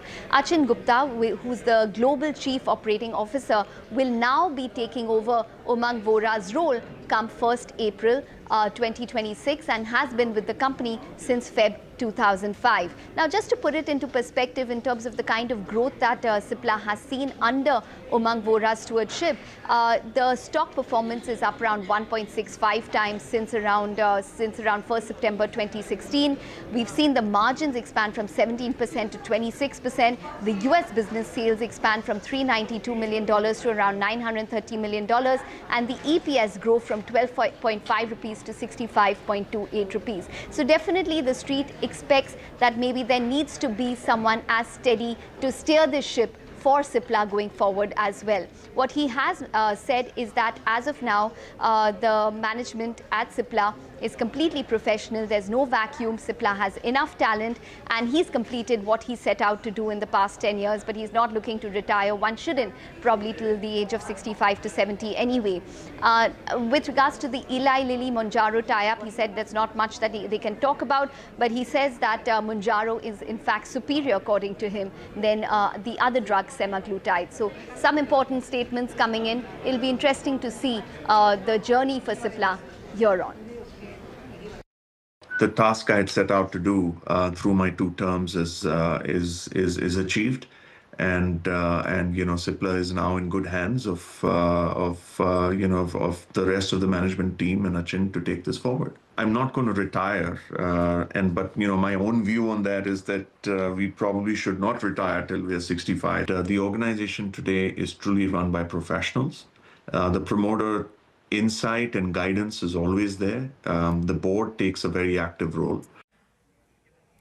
Well, that's Umang Vohra stepping away next year. Shares of Dr. Reddy's under pressure, down over 4% in trade after the approval for its semaglutide injection was delayed. The company received the notice of non-compliance from Canada's pharma watchdog for the injection. The notice has sought additional information. The street expects a delay of between 5 to 12 months for Dr. Reddy's.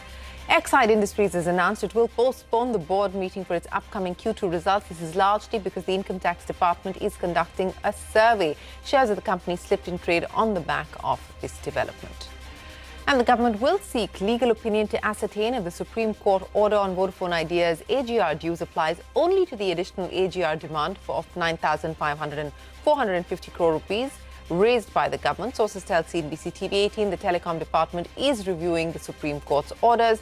Shares of Vodafone Idea down today after the court's written order highlighted that the plea restricts its claim only to the additional AGR demand raised. This comes days after the Apex Court allowed the centre to reconsider Vodafone Idea's AGR dues.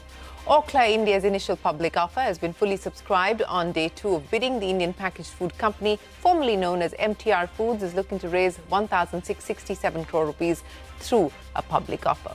US-based investment firm General Atlantic pumped in $600 million into PhonePe as per Money Control. The investment giant has upped its stake in the company from 4.4% to 9%. General Atlantic has been an investor in PhonePe since 2023, with its total investment now at $1.15 billion. That's the latest on PhonePe.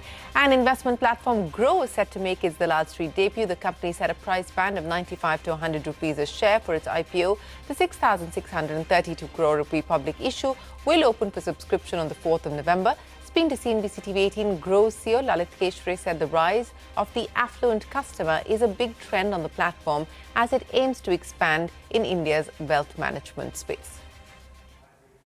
We are kind of super excited about one big trend that we have seen is the rise of affluent customers on the platform. So we are democratizing investing in the country.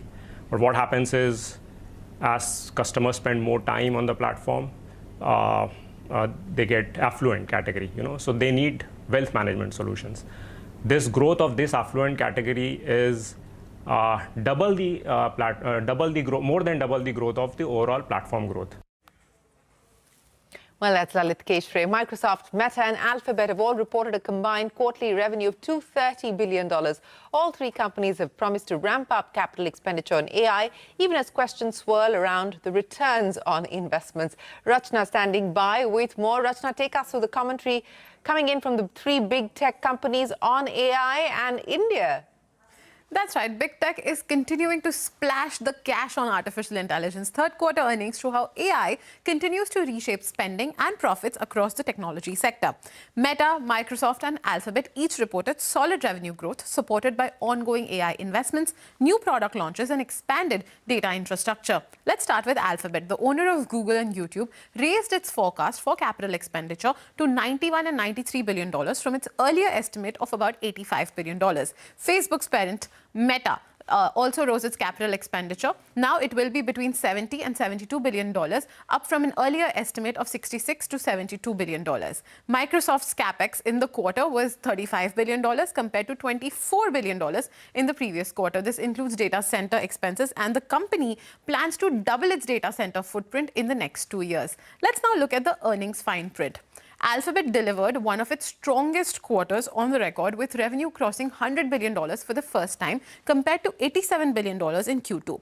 Cloud revenue increased 33.5% year-on-year to over $15 billion. Now, CEO Sundar Pichai said Alphabet's AI products are now driving real business results, with AI-related revenue up more than 200% compared to the previous year. Microsoft reported quarterly revenue of nearly $78 billion and a net income of about $31 billion, up 22% year-on-year. Growth was led by its Azure cloud business. Operating income also rose 19% to more than $38 billion, while gross margin improved by 2 points from last year. Meta Platforms reported revenue of over $51 billion. That's a 26% increase from the same quarter last year. That is Meta's strongest growth since early 2024. But the stock declined in trade after the company took a one-time tax charge of nearly $16 billion linked to President Donald Trump's big spending legislation, which is also known as the Big Beautiful Bill. Now, Meta also confirmed that a $14.3 billion investment was made in Scale AI and a $27 billion financing deal to expand its data center footprint in Louisiana. Collectively, the three tech majors have reported more than $230 billion in combined quarterly revenue, reflecting how deeply AI is influencing growth and corporate spending priorities all across the Silicon Valley. All right, Rachna, many thanks for joining us. That's Microsoft, Meta and Alphabet with their earnings. With that, it is time for us to wrap up this edition of Business 360. The news will continue right after this very short break. Stay tuned. You're watching CNBC-TV18. We're back in a moment.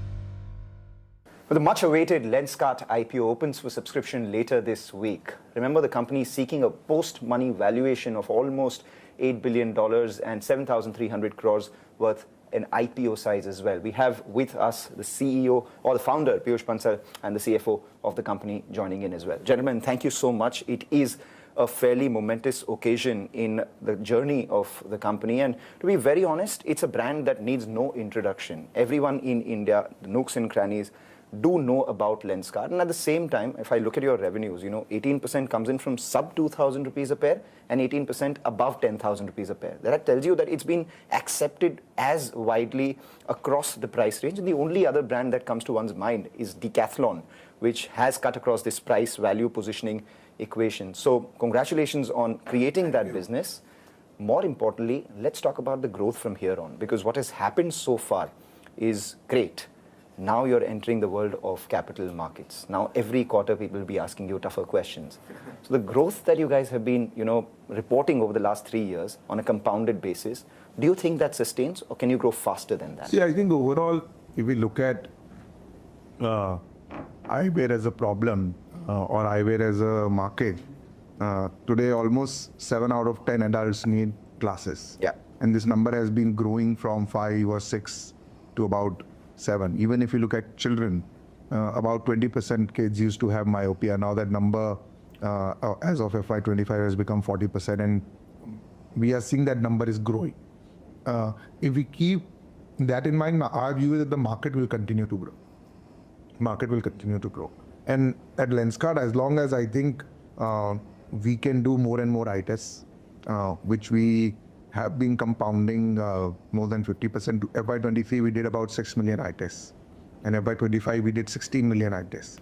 And India needs light. We have almost, very soon going to have over 500 million people who need glasses, without glasses. So I think as long as we can continue to do that, there's a lot of opportunity. The organized market obviously likely to grow nearly 1.6 times the unorganized market. Let me ask you the numbers specifically. What rate is the market projected to grow at? In the past, what have you been growing versus the market? And is that sustainable in the future as well? So Indian market in eyewear category has been growing at about 13%, caused by both the increasing myopia rates, increasing adoption, and people buying more eyewear per head. We have been outperforming the market, and we think we will continue to do that in the foreseeable future. By a factor of how much? Similar to what we have done in the past. What has been that number in the past? We did about 24-25% growth. And we've been adding to our share. So 2x of the market is a number that is sustainable. Let's talk about the margins as well. Your operating leverage has begun to kick in. The international operations, which have a lot more margins as well, all of that has meant that your margins are just sub 18% at the end of the previous quarter, the numbers that you've reported so far. What are the levers for the margins to go further from here, and what's the headroom here? Yeah, if you see our last 3 years, we have increased our EBITDA margins by almost 8 to 9%. And that has come as a combination of product margin expansion, operating leverage, and marketing efficiencies. So all these 3 levers continue to be relevant. And as we look at future, they will keep adding to the margin profile.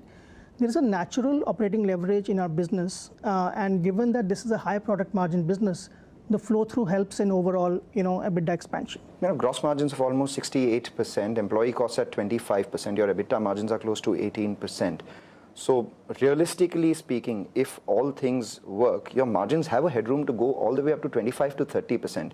Is that directionally an aspirational number? I would not get into direction of margin right now. I think as a business, I would still say that we are very early in the journey. Like I said, right now, of course, the business has hit a certain scale, and we like to believe that we are creating a lot of value for the customer, and we want to do that even further. It is too early, I think, in the journey for us to really set expectations for the numbers that you're talking about right now. I think our goal right now is how do we take our 16 million eye tests to 100 million eye tests a year. As long as we can do that, I think we would like to be focused towards that. Margins is a outcome. They have been, we have been fortunate that they are coming along, and let's see where they go. I'm sure we continue to surprise everybody. Well, you have to. You better be surprising people. The reason why I say that is because, you're saying you don't want to set expectations for people so early in your journey and speak about adding value to customers and all of that and stuff. In the secondary market is the valuation that matters the most. And I'm looking at your numbers. You're seeking a post-money valuation for almost 70,000 crores in terms of market cap. Just basis trailing numbers, you are, offered at a little over 230 times price to earnings, nearly 10.5 times sales. Even if you triple your profits from current levels over the next few years, you would be at around 70 times, right? So what I'm trying to understand is how much value do you think personally you've left on the table for people who are entering right now? I would say that firstly, as a company and as an entrepreneur, our job is to create value for the customer. Yeah. Right? And now increasingly shareholder as well. Yes. And the shareholder, as far as valuation is concerned, it is what the market decides.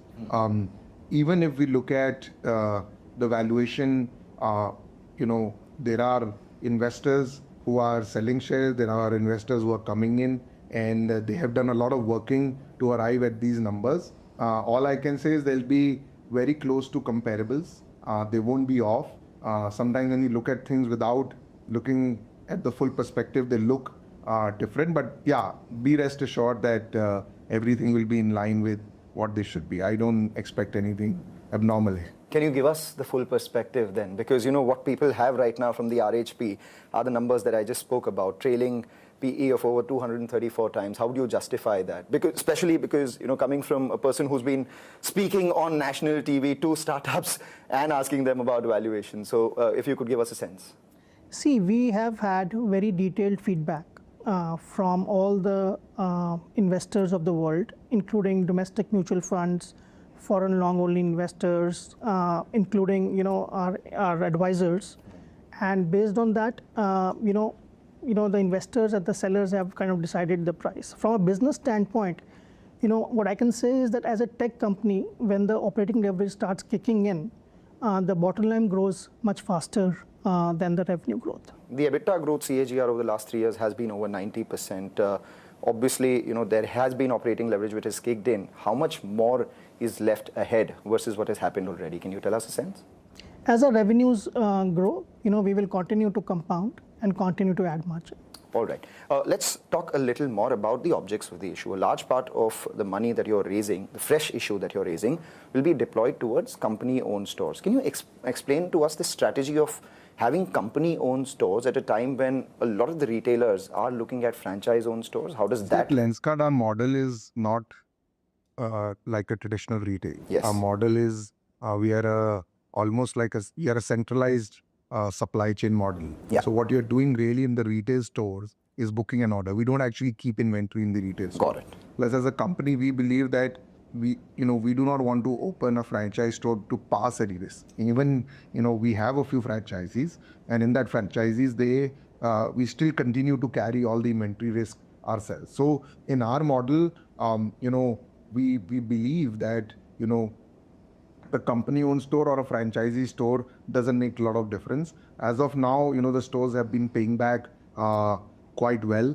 I think we are also an evolving model. We continue to reinvest in the store experience because we want people to have a surprising experience all the time. So keeping all those factors in mind, we continue to still open a mix of both, but largely, yes, we have more company stores than franchise. So roughly 2150 stores as of now in India, around 600, 700 stores abroad. How is that number likely to evolve over the next 3 to 4 years? India is a very large market. If you see the optical density in India, it is about 60 stores for 1 million people. Yes. If you think about that, it is 1/8 the size of pharmacy and 1/20th the size of jewelry stores. For a modern day epidemic, which is affecting at least half of the population, and with only 1/3 penetration levels, the number of stores are bound to grow, right? So it is a very large market. It is growing very fast, and and we will continue to try and address it. Let's talk about one of the other risks as well, which was the kind of supply that you got from China. That was about 55% a few years ago. That number's come down to around 45%.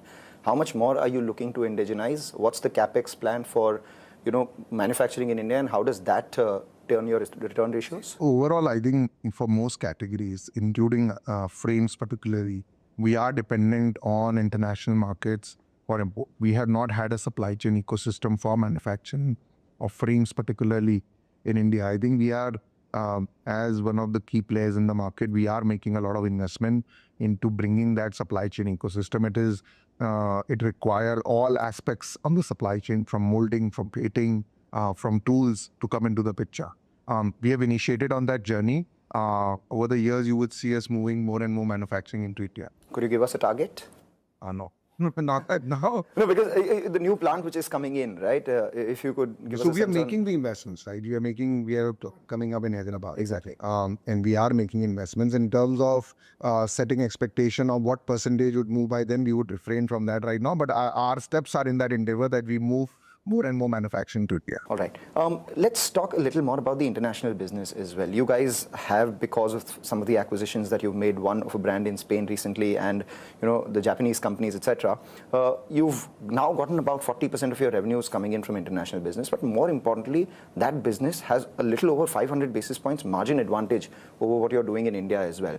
How is that mix likely to evolve over the next few years? See, overall, if you look at the journey of Lenskart, it depends on where are you standing and looking at. If you feel Lenskart as a company is just about there and now there is little room, I think as far as we are concerned in this category, the market is just beginning to open up. I mean, the amount of digital penetration we have in all markets, including India, the amount of the rate at which myopia is growing, one has to assume that you haven't done much right now. So keeping that in mind, there is a long journey for us. As part of that journey, there are two aspects that are very important for us.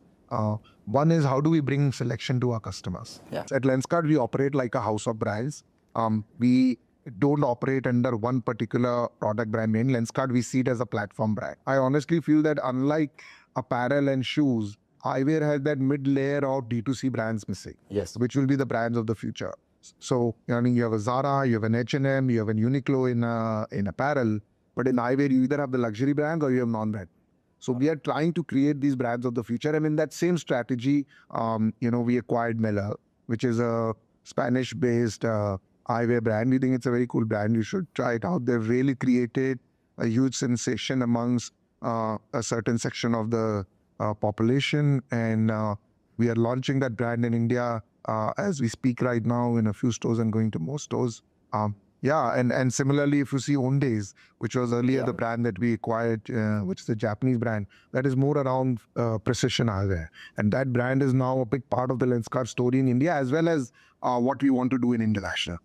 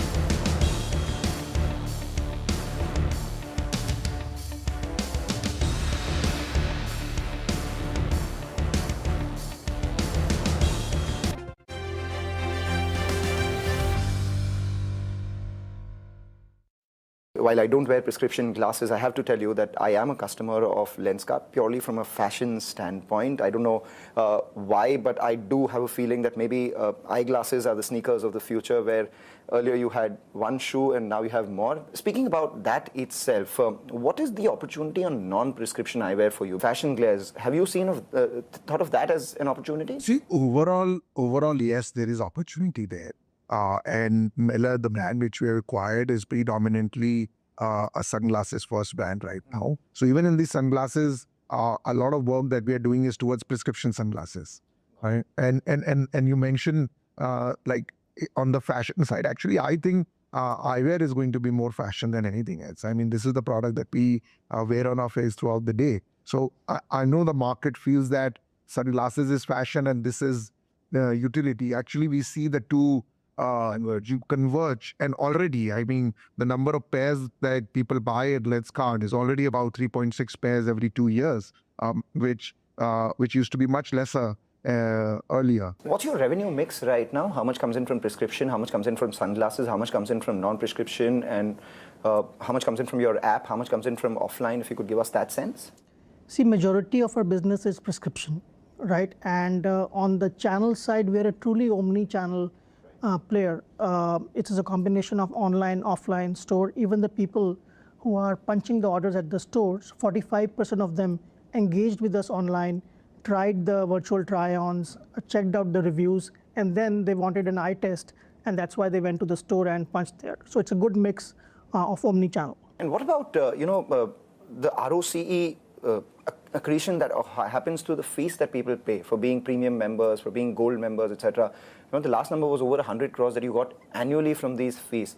Do you have any target on how you expect that to contribute to your overall? We don't have a target, but overall we feel that we need to allow people to own multiple fares. I mean, that's the whole genesis of the Lenskart membership, to get people to enjoy owning multiple pairs. Ironically, one would think that if I make you buy multiple pairs, you would use them in a sequence. But what we see is people actually use them together, and then they have this subconscious desire to buy more. Right? So I think we would see that habit is only going to grow more and more. How's competition in the international market? Because in India, obviously, you are 2.5 times bigger than the next biggest person in this business, the organized player, that's Titan Eye. How is competition in the international business, and have you faced any difference in the competition there versus here? See, all the markets that we are present in, they are highly fragmented and unorganized, and the traditional optical stores continue to be the a large part of the market. So the value proposition that we bring to our customers in India, whether it is quality, whether it is value for money, whether it is the design element of it, whether it is the functionality, I think we have seen that hold equally true for all our markets and all types of consumer segments, whether it is Indians living outside India or the local residents of these markets. We don't really have players which are trying to organize the whole market. But the demand is very high. If you look at, I was reading the Singapore government website, they say 83% people get myopic now by the age of 80. And myopia rates there are very high in terms of the prescription levels. It's not -1, -2, -4, -5. And the solutions that are available across these markets are quite expensive. And there's a big gap in the number of optometrists that are available to do the eye test and the number of people who need eye test. So I actually think there is a huge gap here, and it will require a certain amount of scale to be able to solve this problem. And I think so we are looking at this as a combined market, India, Southeast Asia, Middle East, and Japan. And India is definitely at the core of the technology and the supply chain that we are building. What do you make of people who wear contact lenses? I mean, we have a brand called Aqualens, which is been growing again. We have been trying to use the fashion approach on color lenses. It is one of the key brands right now, and in prescription also it is. What's its size right now, and where do you see that going? It is, I mean, overall contact lens market in India is only, I think, in somewhere in the $100 to $200 million size. So it is a market which I think in the years to come will explode. There are events in the Southeast Asian market and China market where, I still remember a story in Southeast Asia. There was a lens that was launched, which wasn't a color lens, but it would make your eyes look bigger. And that's what exploded the market. India, I think, will go through a phase like that. Contact lens, if we see in our markets like Japan, in Singapore, this is a key, key component of the market, as a key part of the fashion. I don't see this as a substitute for eyewear.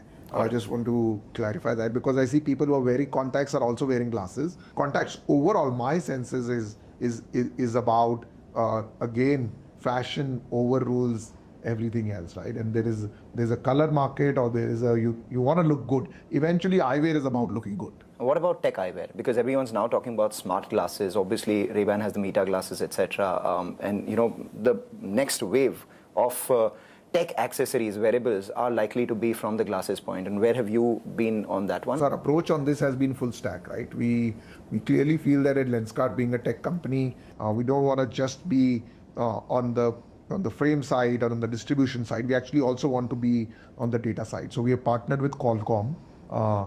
We would have a camera-based glasses coming out in the near future. We recently integrated with UPI, where you can make payments. So the way at least I'm looking at the world right now is that we had laptops, and then we had mobile phones, and laptops still are a big part of our everyday life. But there are activities that move from the laptop to the phone. And similarly, there are activities which I think would move to the smart eyewear. One such example is payment. Second such example is monitoring the diet that you're eating every day. I mean, it is kind of uncomfortable to take out your phone, scan, and check the calories. So similarly, for visually impaired people, this is a huge use case. In corporates, for delivery ecosystems, in warehousing, there'll be a lot of use cases. So I think what we are doing is we are investing in the full stack. I think it's time that we start innovating this. So at Lenskart, we are taking a slightly longer term bet. So we have put a team together. We are designing the hardware. We are designing the firmware. We have all the best partners, and we want to create world-class smart eyewear out of India. All right, we take that point. Let's wrap this up with a quick rapid fire, and we'd like you to give as many numbers or as many nuggets as possible in as little time. So let's start with the first one. Let's market share. No projections. No projections. Current market close to 70,000 crores. Your revenue 6,600 crores. Sub 8% market share in India. Where do you see this headed?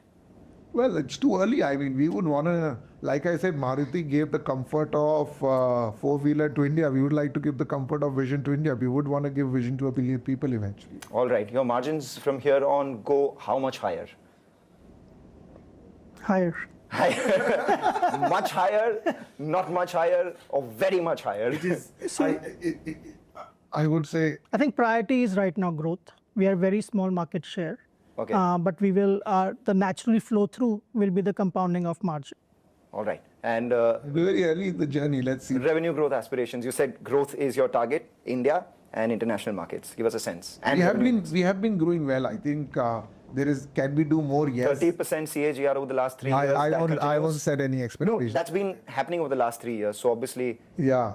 Let's say, I think I would say that we are still very early in the journey. Okay. 60% revenue from India, 40% internationally. Does that mix stay the same? It will keep changing depending, how things are at different stages. Right now in India, we are in a high scale mode. We have been adding about 300 plus stores a year. International, we are integrating our tech. I think less relevant, I would say. It is something that you will see will evolve over the years. But international continues to be a good focus for the company. 4,000 stores by 2030? Again, I would say. Possible? Definitely. I mean, India has 80,000 eyewear stores, approximately, conservatively. We have 20 times more jewelry stores in India. So one would say, can you add at least another 80,000 optical stores as a country? Yes. Right? Out of that 80,000, let's see how many Lenskart adds. All right. Your favorite Lenskart pair? Hustler. Yours is Hustler as well? As of now, but very soon it's going to be something else. I'm looking forward to wear our camera glasses. I keep playing with them. There's one in my bag right now. I don't want to show anyone. I like the new Meller as well. You like the new Meller as well? Actually, yes. The Meller is quite cool. A competitor's product that you really admire? Decathlon. Not a competitor. Right. I'm all about Uniqlo. I am top to bottom Uniqlo. 1,000 crore PAT by 28, FY28. Is that possible? On a 10,000 crore revenue base? I won't comment on that right now. Our Q1 numbers are out. You can look at them. Well, if we do that, thank you so much for joining in. Wish you good luck for this IPO, and more importantly, valuations. You've said that they're based on certain parameters. There is a growth opportunity here. Let's see what the market says. So as they say, over to the markets. Thank you. Thank you.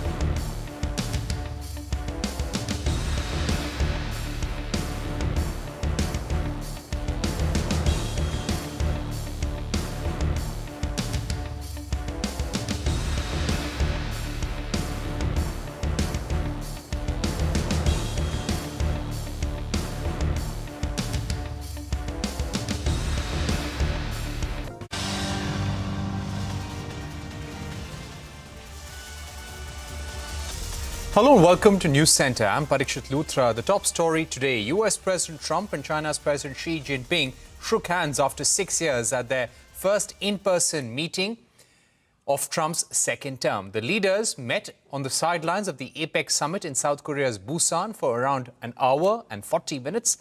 There was no joint statement, but there were a few key agreements aimed at easing trade tensions between the two nations. Number one, the US will slash tariffs on Chinese goods by 10% to 47% from the current effective rate of 57%. President Trump said that China's efforts to crack down on fentanyl was the main reason for this reduction. The US had imposed an additional tariff of 20% over fentanyl, which has now been cut to 10%. In return, Beijing will pause export restrictions on rare earth magnets to the US for a year. President Trump also claimed, and I quote, China will begin purchasing American soybean almost immediately. Additionally, he also confirmed that he will visit China in April and continue dialogue with Beijing to iron out trade differences. However, there were points of contention between the two countries that were not discussed. Trump said that Taiwan was not discussed as it never came up in talks. China's purchase of Russian oil was not discussed either, according to the US leader. Remember, China is the largest buyer of Russian oil as well.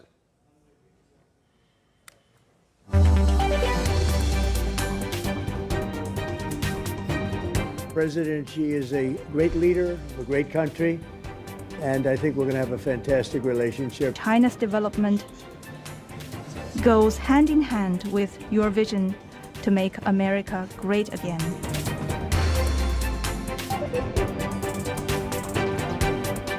I put a 20% tariff on China because of the fentanyl coming in, which is it's a big tariff. And based on the statements today, I reduced it by 10%. So we did discuss chips, and they're going to be talking to NVIDIA and others about taking chips.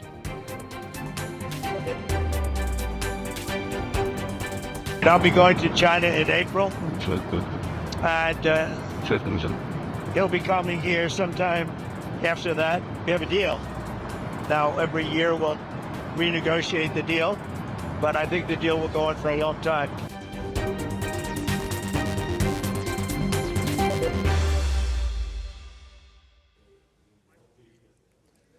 To take this discussion forward, I'm now joined by a political affairs commentator in our tangent, former Indian ambassador to US, Meera Shankar, and trade expert Abhijit Das. He's also the former head of Center for WTO Studies. Thank you very much, gentlemen, for joining us in our tangent. The effective tariff reduction by US is 10%.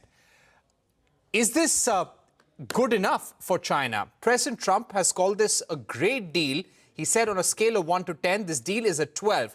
Do you think China shares this sentiment? Oh, of course not. I mean, China is simply playing for time. As we've discussed before, it's a slow play strategy. They have to deal with Donald Trump for the next 3 years and a couple of months. What do you do? If you conclude a deal with him, he only slaps you. I mean, India is well aware of, if Trump needs you, he's very, very nice and calls you. If he doesn't, he uses you kind of like an old rag. So at this point, they got it. In terms of the tariff itself, it's meaningless. Any tariff above 25% effectively closes off any kind of trade. So this is way above that. It's almost double. So this is just Donald Trump trying to put lipstick on the pig. On terms of China, they went at great lengths to show that they were very friendly. Xi Jinping was very gracious, saying nice things about Trump and things like that. But I think that's all part of their larger plan, just to mollify him, but keep him at the table, as he's indicated he's willing to do year by year. Right. Let me also take this point to Abhijit Das.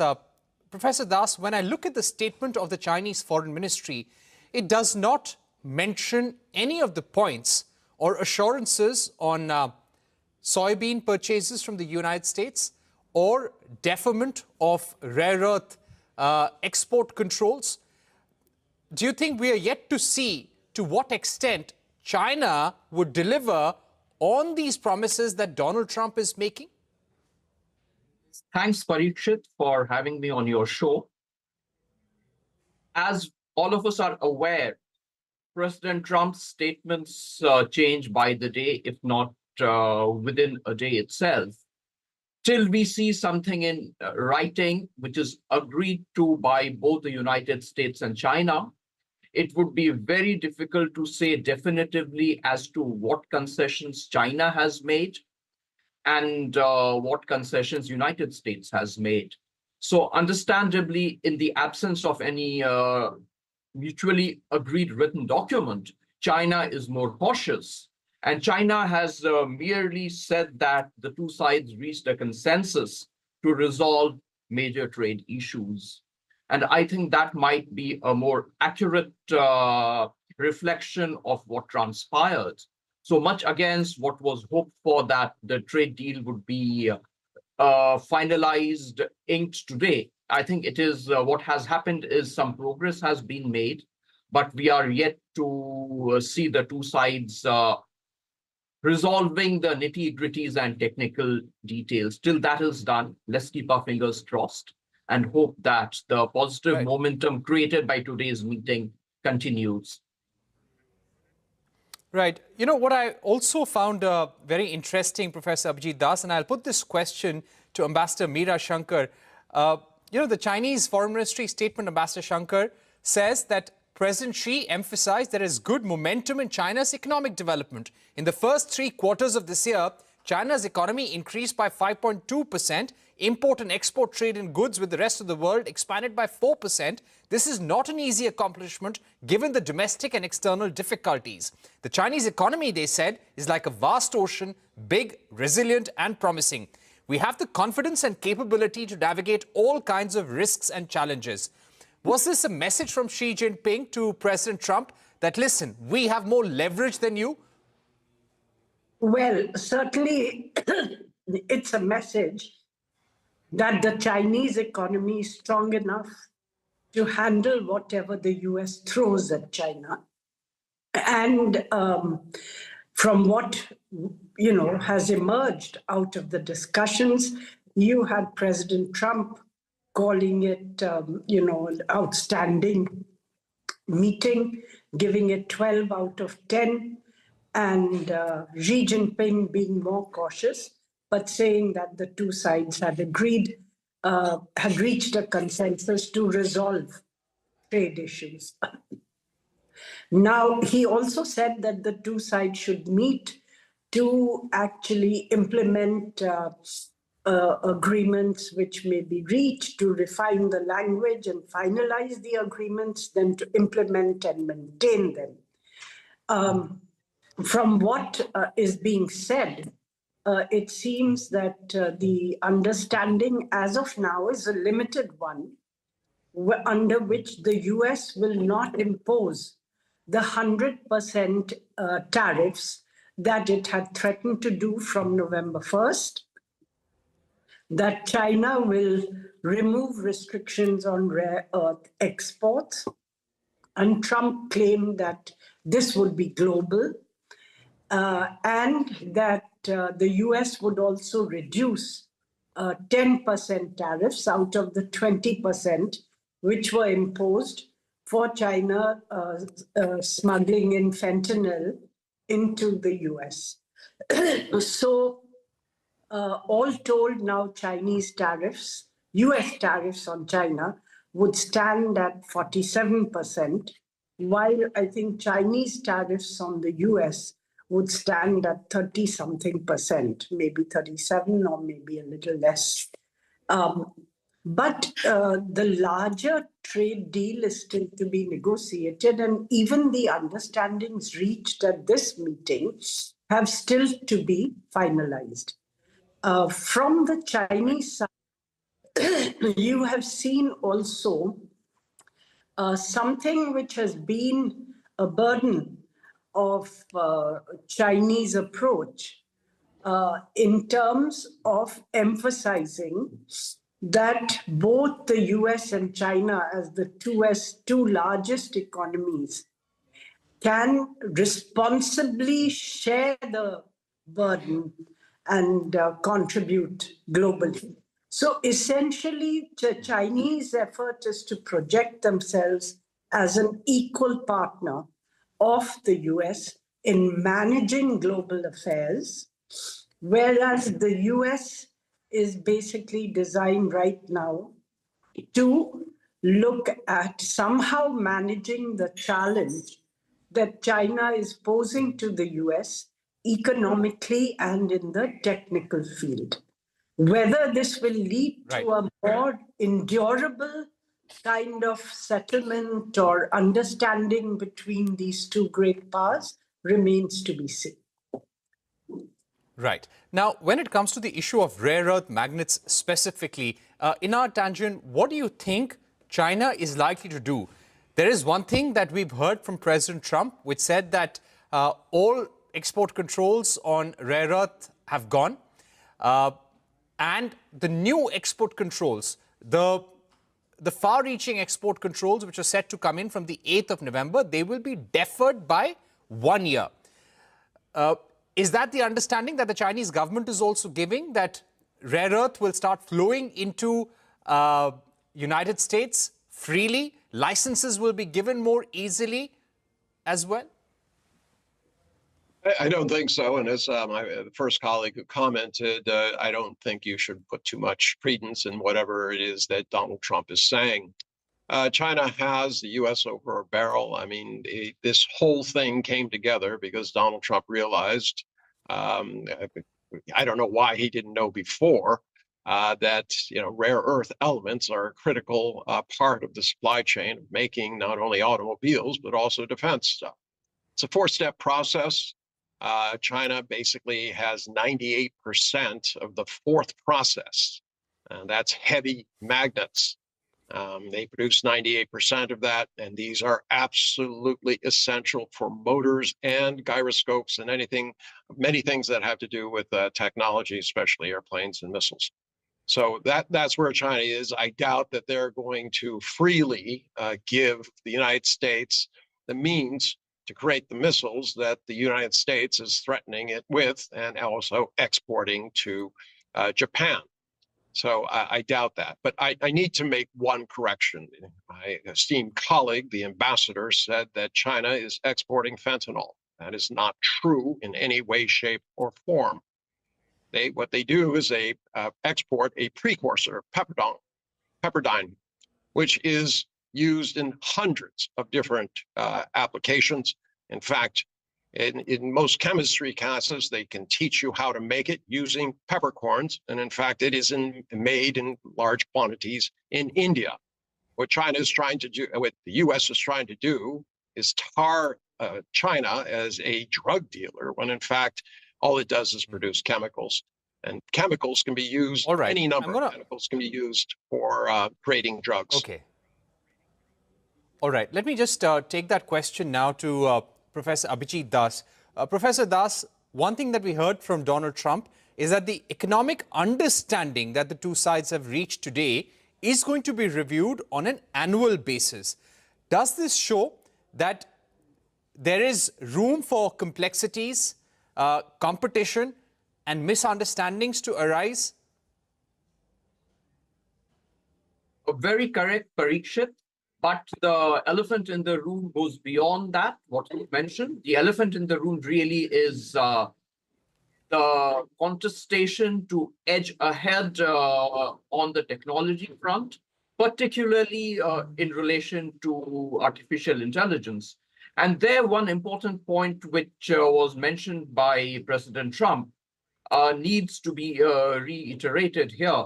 He did mention that China would now be in a position to talk to NVIDIA for advanced chips required for AIs. To my mind, that's a very important concession which is being made by United States, perhaps as part of the quid pro quo for China at least temporarily letting go of the export restrictions on rare earth.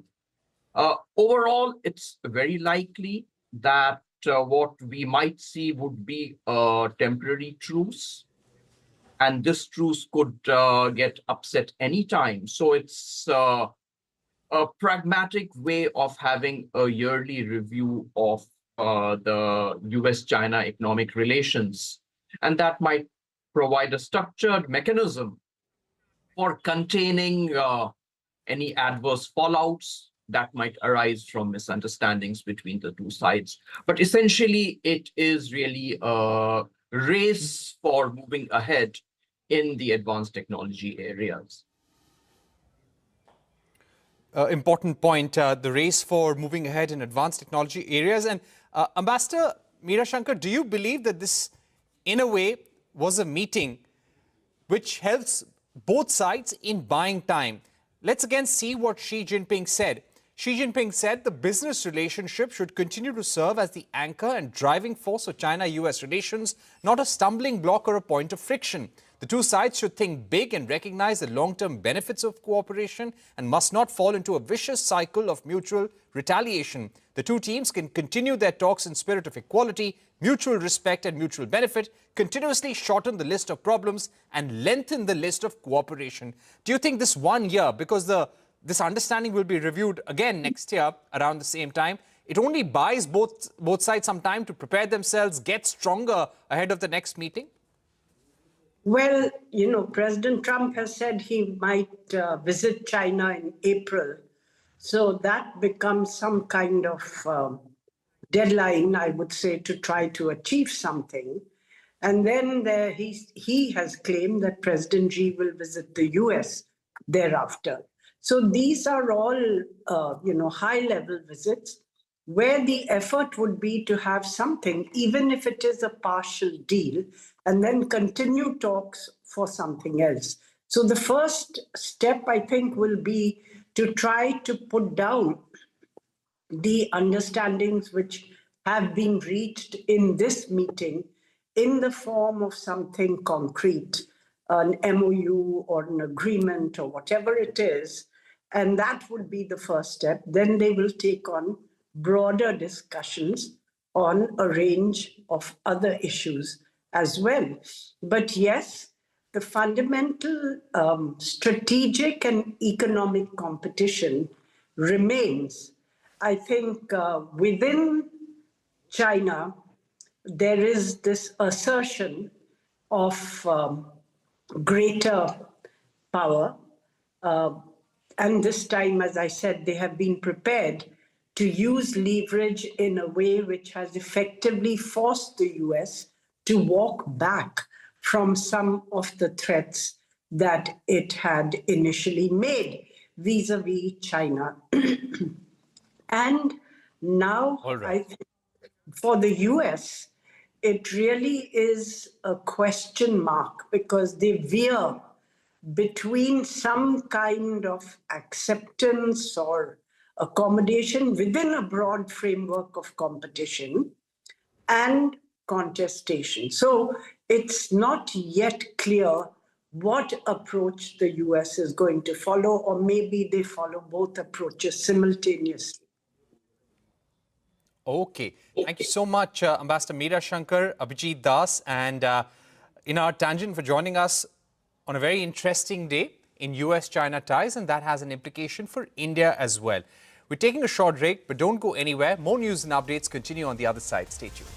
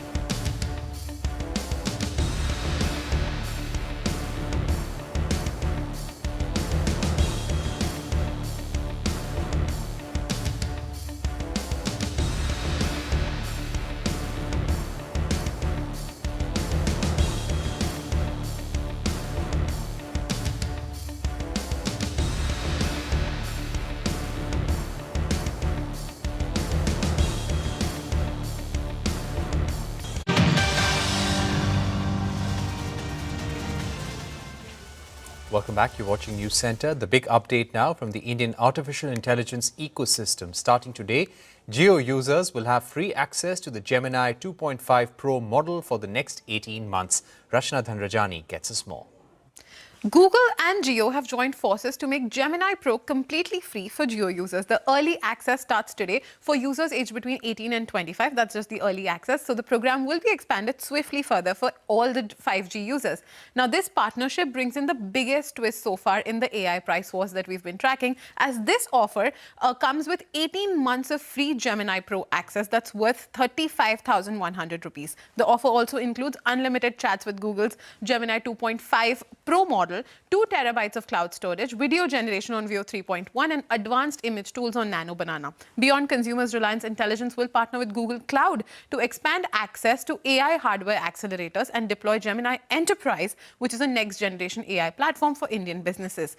This marks a massive push by Reliance and Google to democratize AI access for over 500 million Indians. According to the companies, this partnership between Reliance and Google has been designed to bring advanced AI to India.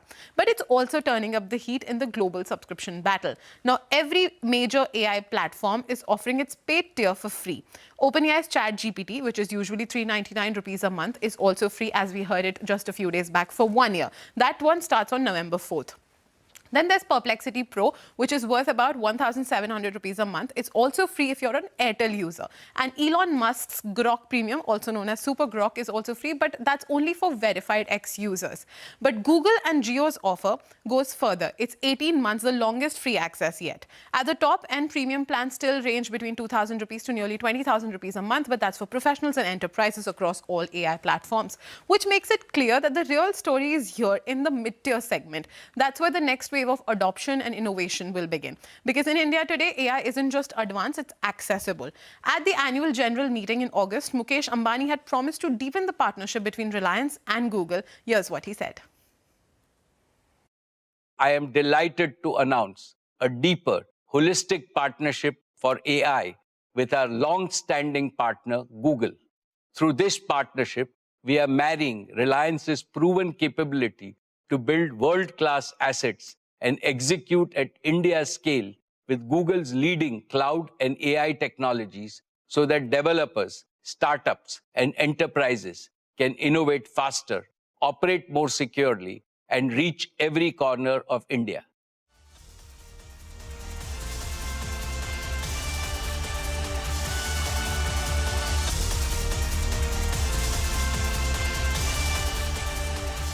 Let's get you more on all the earnings that have come in today. FMCG giant ITC has reported a mixed set of numbers in the second quarter. Standalone net profit rose 2%, revenue jumped over 3%, margins expanded significantly on an annual basis. The company's cigarette business grew at 6.7%.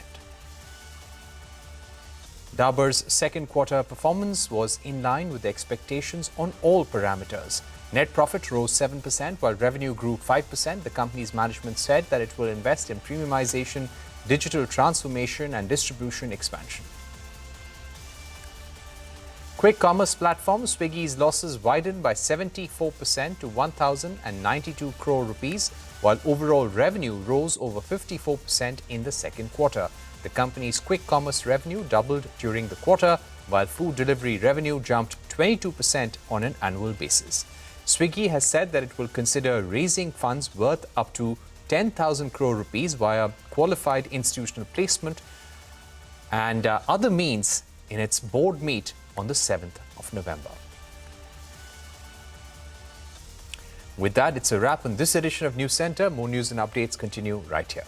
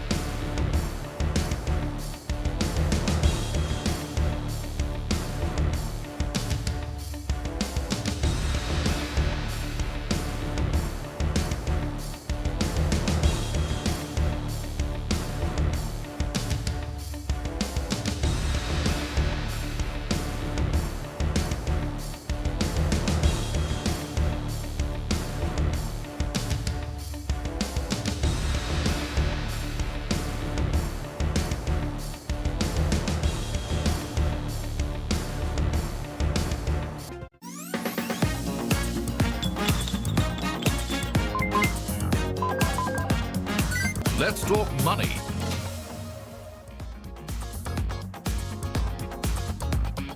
Hello and welcome to a brand new edition of Let's Talk Money. I'm your host, Surabhi Upadhyay.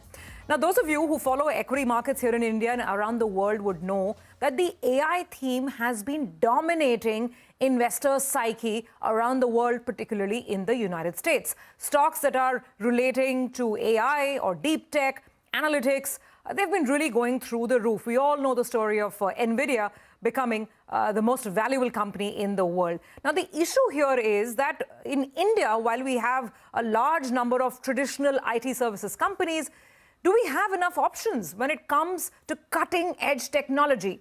If yes, and what are these options? How should we look at them as investors? And how should we ensure that our portfolio is in sync with the time when technology is the name of the game? Well, that is exactly what we're going to discuss on the show today. Investing in the innovation theme here in India.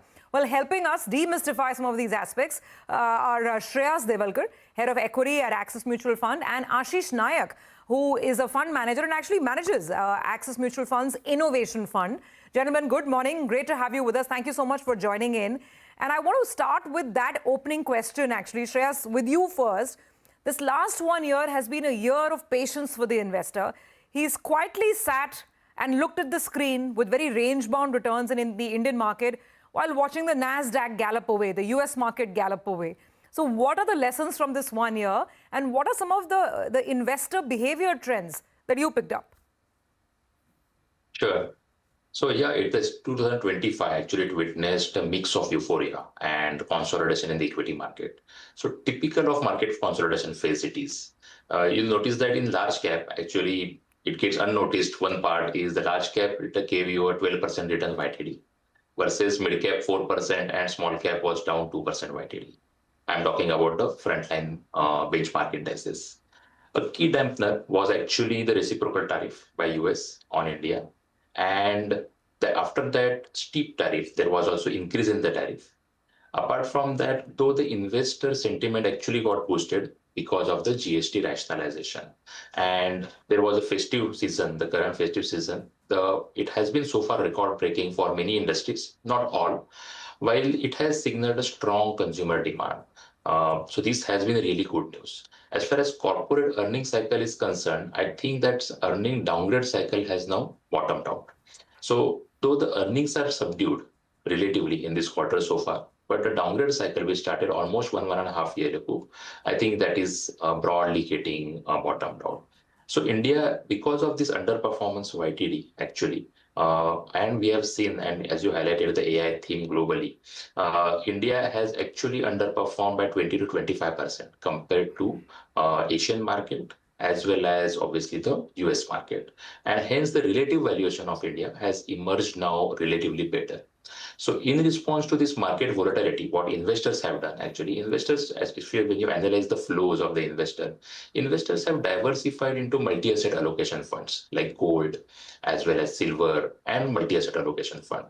Industry has launched multiple products, factor-based products, quant model, narrow thematic products, fund-of-fund structures in both active and passive space. So the exposure to equity-oriented mutual fund might have got slightly trimmed, but it got into the other schemes, which I talked about, and the overall exposure remains good. And that's where, despite the trimming of the exposure to the equity-oriented funds, the passive fund gained, this multi-asset allocation funds gained, and overall SIP of the system remains intact. And that indicates a sustained confidence as well as disciplined investing by investors. Okay. Ashish, what about you? How has this year been for you as a fund manager, and what are the interesting trends, nuggets, investing patterns?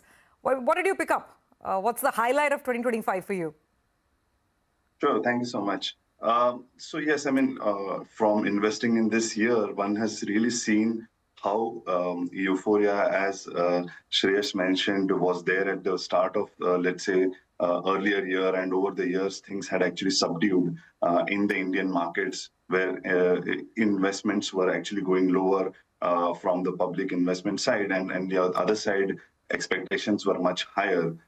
From there on, with the global situation on the tariff side being worse off, also meant that there was some more pressure from that end. Over time, what we saw is that there was resilience in the consumer demand, especially which was visible post the GST rationalization and the festive demand, which has again kind of picked up sentiments across various sectors. Even when we look at some of the specific areas such as multi-asset fund, which incidentally I also manage Nexus, there was obviously a lot of interest. The returns in the gold and silver were quite surprisingly positive, and that really helped the fund. On the innovation side, if I have to look at also, there were many companies that have started to get listed in the Indian space, not just this year, but over the last 2-3 years. But how they have evolved and sort of matured is an interesting phenomenon that we have seen in this year, especially. And we'll talk about this. We'll talk about some of these businesses which are looking interesting, which are adopting innovation in various ways, and how to analyze a lot of this. But, you know, Shreyas, I want to start with an even more fundamental question, right? As investors, there's a tendency to chase returns. Everybody has this major FOMO when you see a market running away and you realize, oh, I don't have those kind of stocks. So now, first of all, let's talk technology in a broad sense, technology or cutting-edge innovation. One way of playing that would be straight away to buy the NASDAQ, right? I mean, you have ETFs here in India. You can just go invest in the US market, in those US stocks. Is that the approach? Should we be looking at Indian technology and innovation bets at all? Or is it too late now in the game? I mean, where are we in the cycle? Because globally, there's a debate playing out, whether there's already an AI bubble which is about to burst. Sure. So always when it comes to such themes that the bubble, etc., that when it comes to valuation, definitely a lot of froth may be there in most of the spaces. However, this space is here to stay, that one should recognize. And its applications will evolve. First, now we are in the phase of actually developing the deep tech and the large language models. There is a investment which is going to happen in the infrastructure, including data center. So we are in that investment space. And I think a lot of material you already must have seen and read regarding how the amount is humongous. And compared to that, if you want to generate a return on capital employed, and especially when these investments are going to be depreciating, right? So unlike any other plant and machinery, it doesn't depreciate so fast. While here, whatever investments are there, they are going to depreciate a lot. And accordingly, if you want to generate a return, it will be a challenge. However, there are companies who are funding this out of their existing cash flows. Most importantly, what they are trying to do is they're using their current cash flows so that in future, their ability to generate revenue as well as ability to sustain improves, and that's where the entire focus of the market will be. So initially there may be euphoria in some of these spaces, but there may be more focused approach which will emerge once this valuation bubble dies down in particular areas like chips, as well as the developer of AI, and obviously the backward investment into the data center. So this entire revolution, in my opinion, will have a role to play in investors' portfolio. But having said that, as of now, yes, there is sort of high valuations as of today. Okay, and that's why we have to be extra cautious. So with that caveat being placed on the table very, very carefully, let's now go step by step.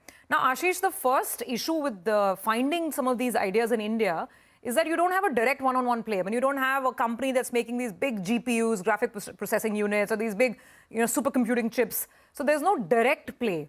But then there are indirect plays. There could be vendors that in some way are part of the NVIDIA ecosystem. So where do you start looking when you're talking cutting-edge technology, deep tech, AI, etc.?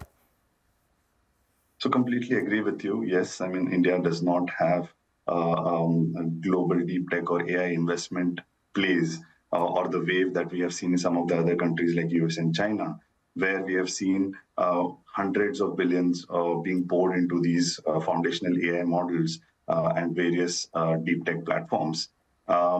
In India, what we have seen, or Indian companies have actually lagged on the R&D side. There has been, in terms of the tech, there is a services-led mindset and also some level of risk averseness in terms of the funding ecosystem.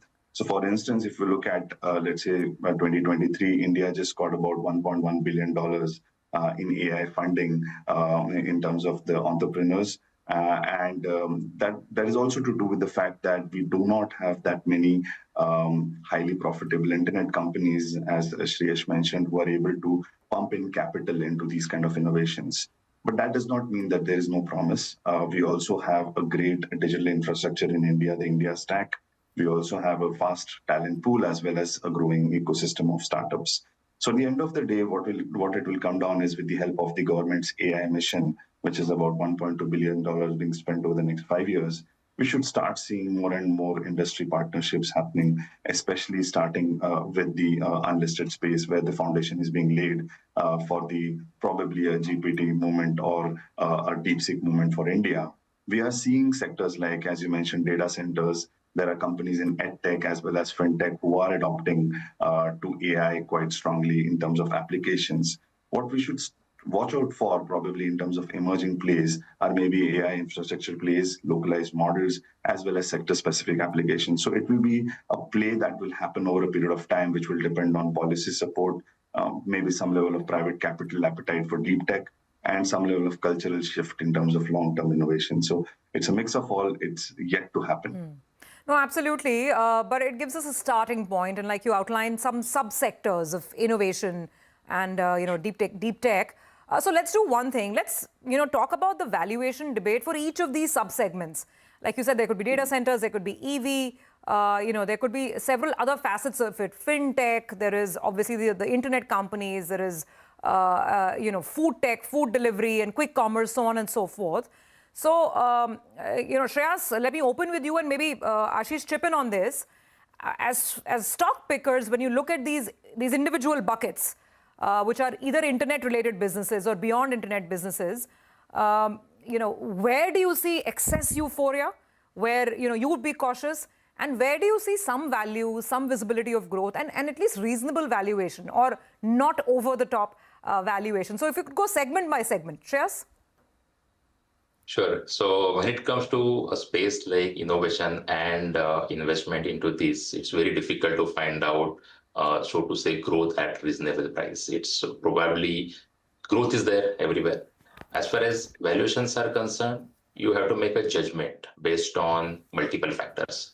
So just to give you an example, in some of these spaces, especially the application space, more so. So you take a consumer tech company, which is applying tech to develop a consumer tech model.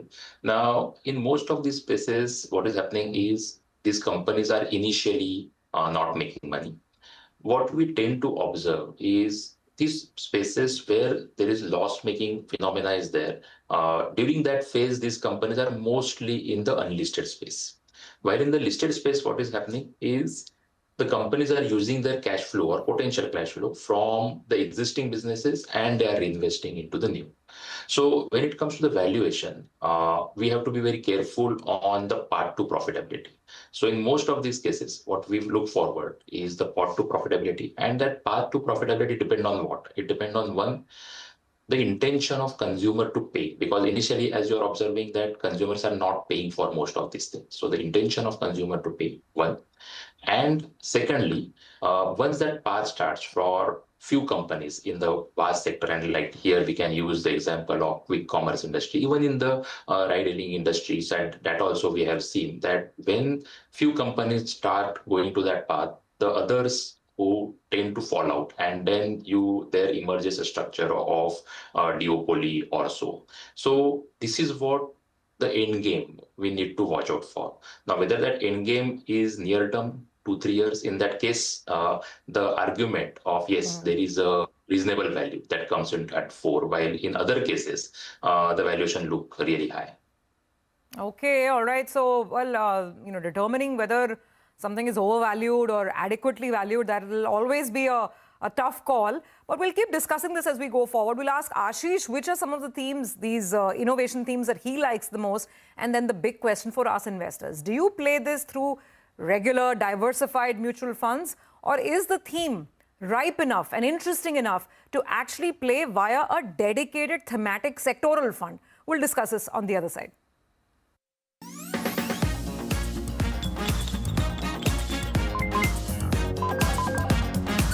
Let's talk money.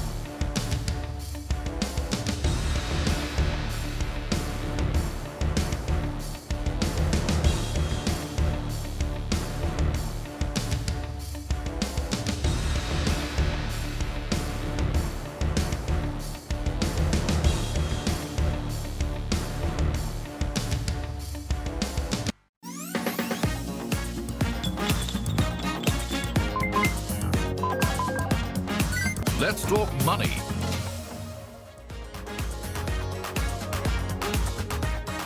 Welcome back. You're with us on Let's Talk Money. And this week we are discussing the innovation theme and whether we as investors need to look at it far more closely, whether we need to have a more dedicated approach towards investing in companies that are leading innovation here in India. And as you've just heard the experts tell us, innovation can have several definitions. It's not limited to AI or to internet commerce alone. So on that front, Ashish, let's get your thoughts, because you track the whole gamut of all these companies. Which sub-segments of innovation are you most bullish on? So as you rightly said, it's not just a theme about new age companies.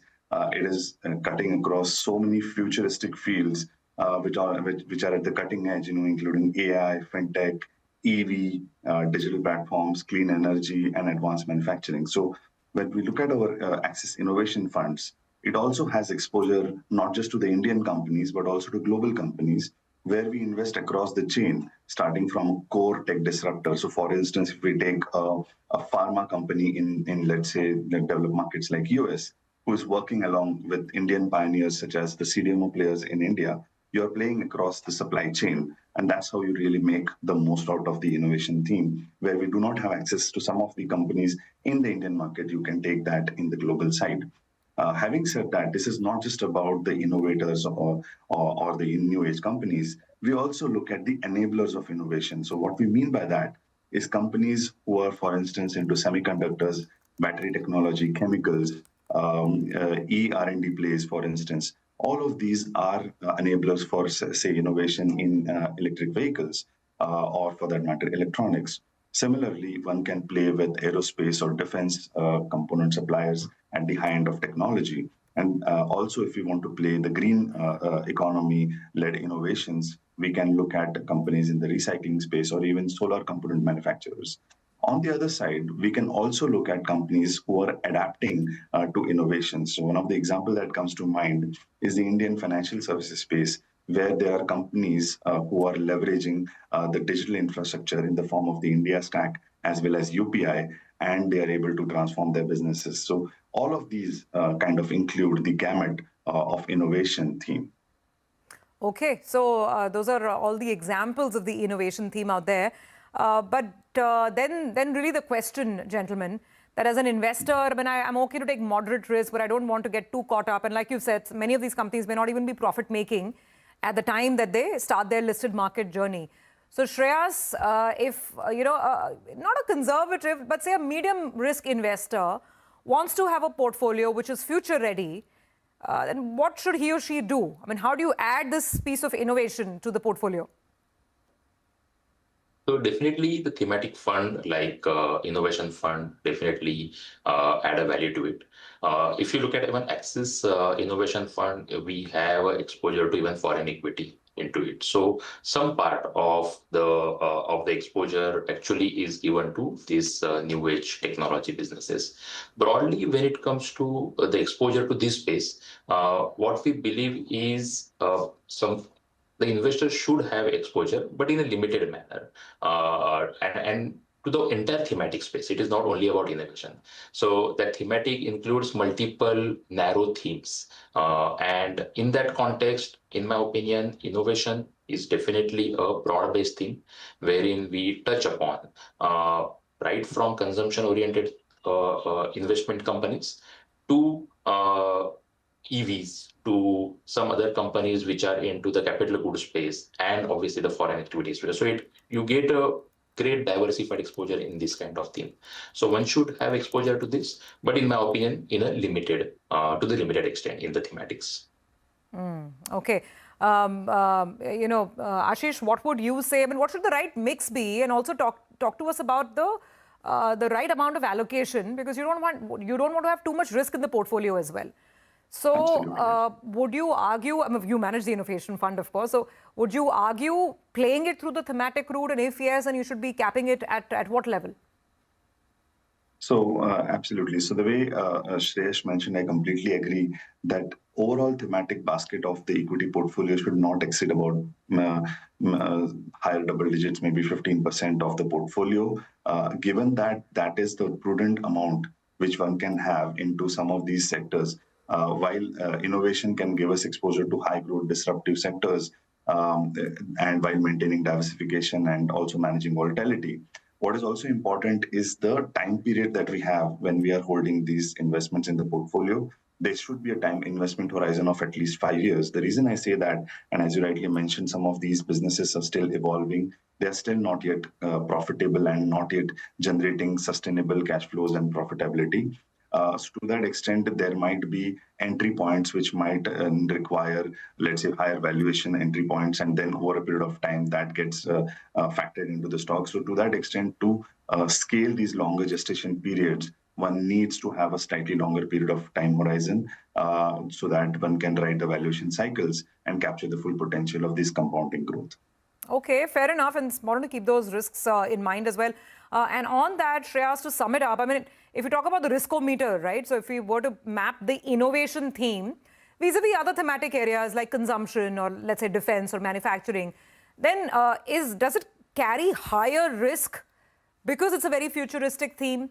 And if yes, finally, what are the checks and balances, and what are the final tips that you'd like to leave our viewers with, investors with, for investing in innovation?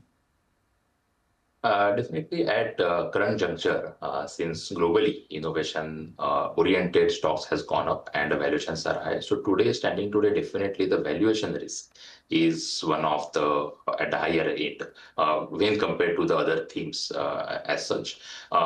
The good part is, as I highlighted, that unlike a consumption or manufacturing or any other narrow thematic like defense, etc., this theme has investment across the multiple segments of economy, right? From consumption to, so it is well diversified compared to other thematics or narrow thematic schemes which are available in the market. However, because there is an element of innovation and there is an element of valuation re-rating which has happened over the last 6 months to 1 year, because of which we definitely carry a valuation risk. And that's where Ashish explained that the time horizon for such investment in such theme should be up to 5 years. Okay, all right. That explains the concept quite well. The risks and the potential rewards as well, if one looks at investing in the innovation theme here in India. Gentlemen, thank you so much. This was a very helpful conversation. Good to have perspective on this subject. Well, with that, we're out of time on this edition of Let's Talk Money. Thank you very much for joining in. Keep sending us your feedback, your comments and queries. We'll see you again next week.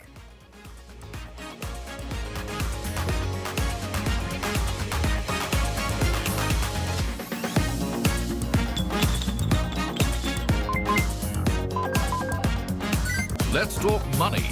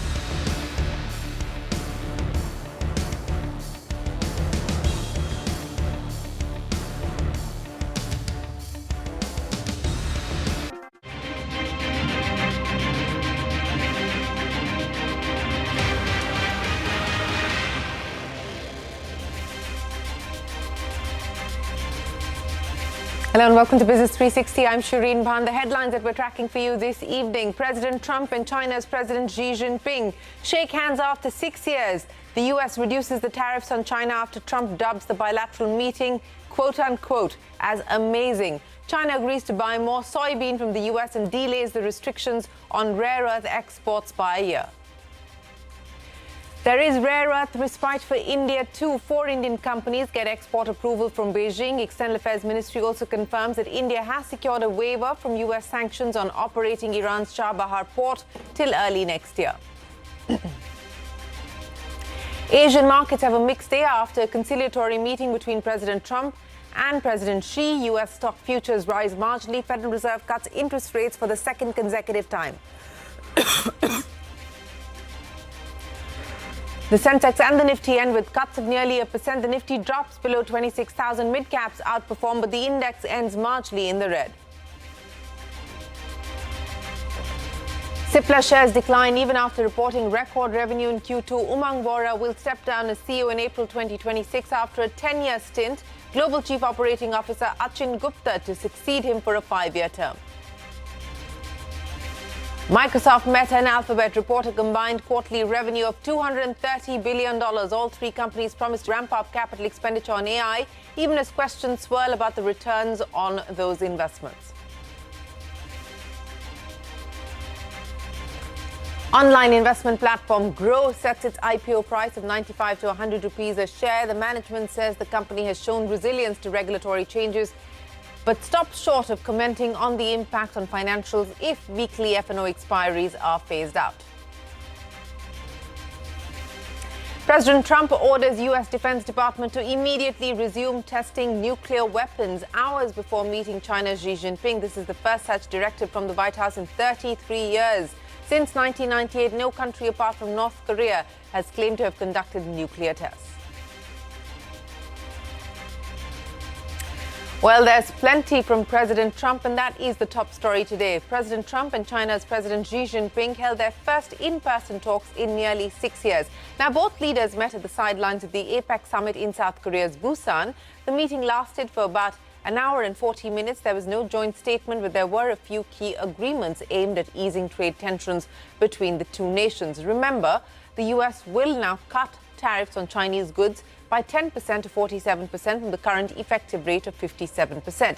This comes after President Trump praised China's efforts to crack down on fentanyl and cited that as the reason for reducing the tariffs by 100 basis points. The U.S. had imposed an additional tariff of 20% over fentanyl, which has now been cut to 10%. In return, Beijing will pause the export restrictions on rare earth magnets to the U.S. for a year.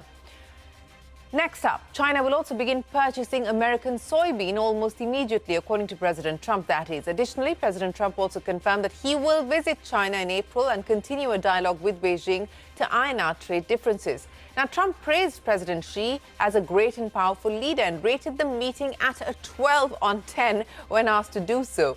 Xi Jinping also softened his tone, saying the U.S. and China should be partners and friends.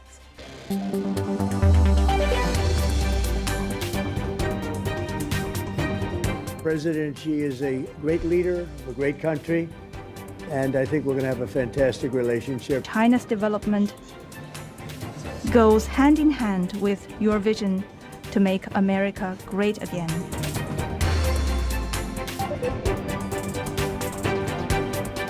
I put a 20% tariff on China because of the fentanyl coming in, which is it's a big tariff. And based on the statements today, I reduced it by 10%. So we did discuss chips, and they're going to be talking to NVIDIA and others about taking chips.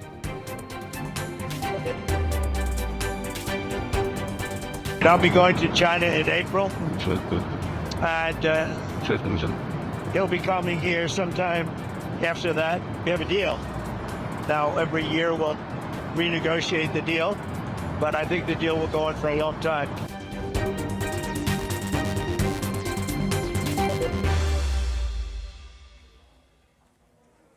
Well, that is the big story. President Trump and President Xi meeting for the first time in 6 years. Let's go across to Cherry Kang for the latest on the agreements from the meeting that took place between President Trump and President Xi. Cherry joins us from South Korea. What was agreed in the big picture, things are seeing some, showing some progress here. So tariffs are coming down, fentanyl tariffs are coming down, rare earth related issues have been resolved. But all this has a 1-year deadline. So I think that is going to be really the focus for the markets going forward.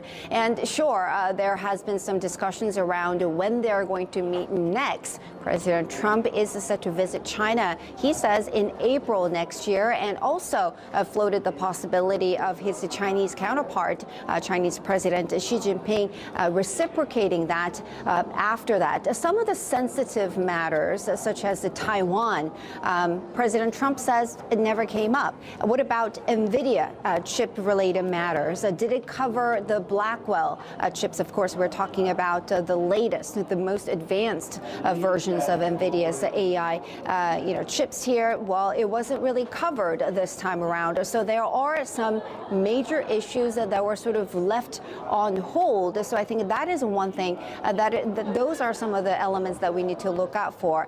Sure, if you look at the language coming from President Trump himself, speaking to reporters on the Air Force One on his way back to Washington now, or some of the language that we got from this Chinese state media or the foreign ministry in China, it seems to suggest that they wanted a pause in all this, that they wanted to sort of bring stability after months of chaotic relationship. And obviously, if you look at the Chinese language, it's really about cooperating with the U.S. further, and that it was never Beijing's intention to replace or challenge the United States. So I think that's really, that could actually suggest progress. But once again, there are are some caveats here, the one-year deadline. So is it something lasting? Is it durable? Maybe we're not there just yet, and we will have to wait till April next year, perhaps, when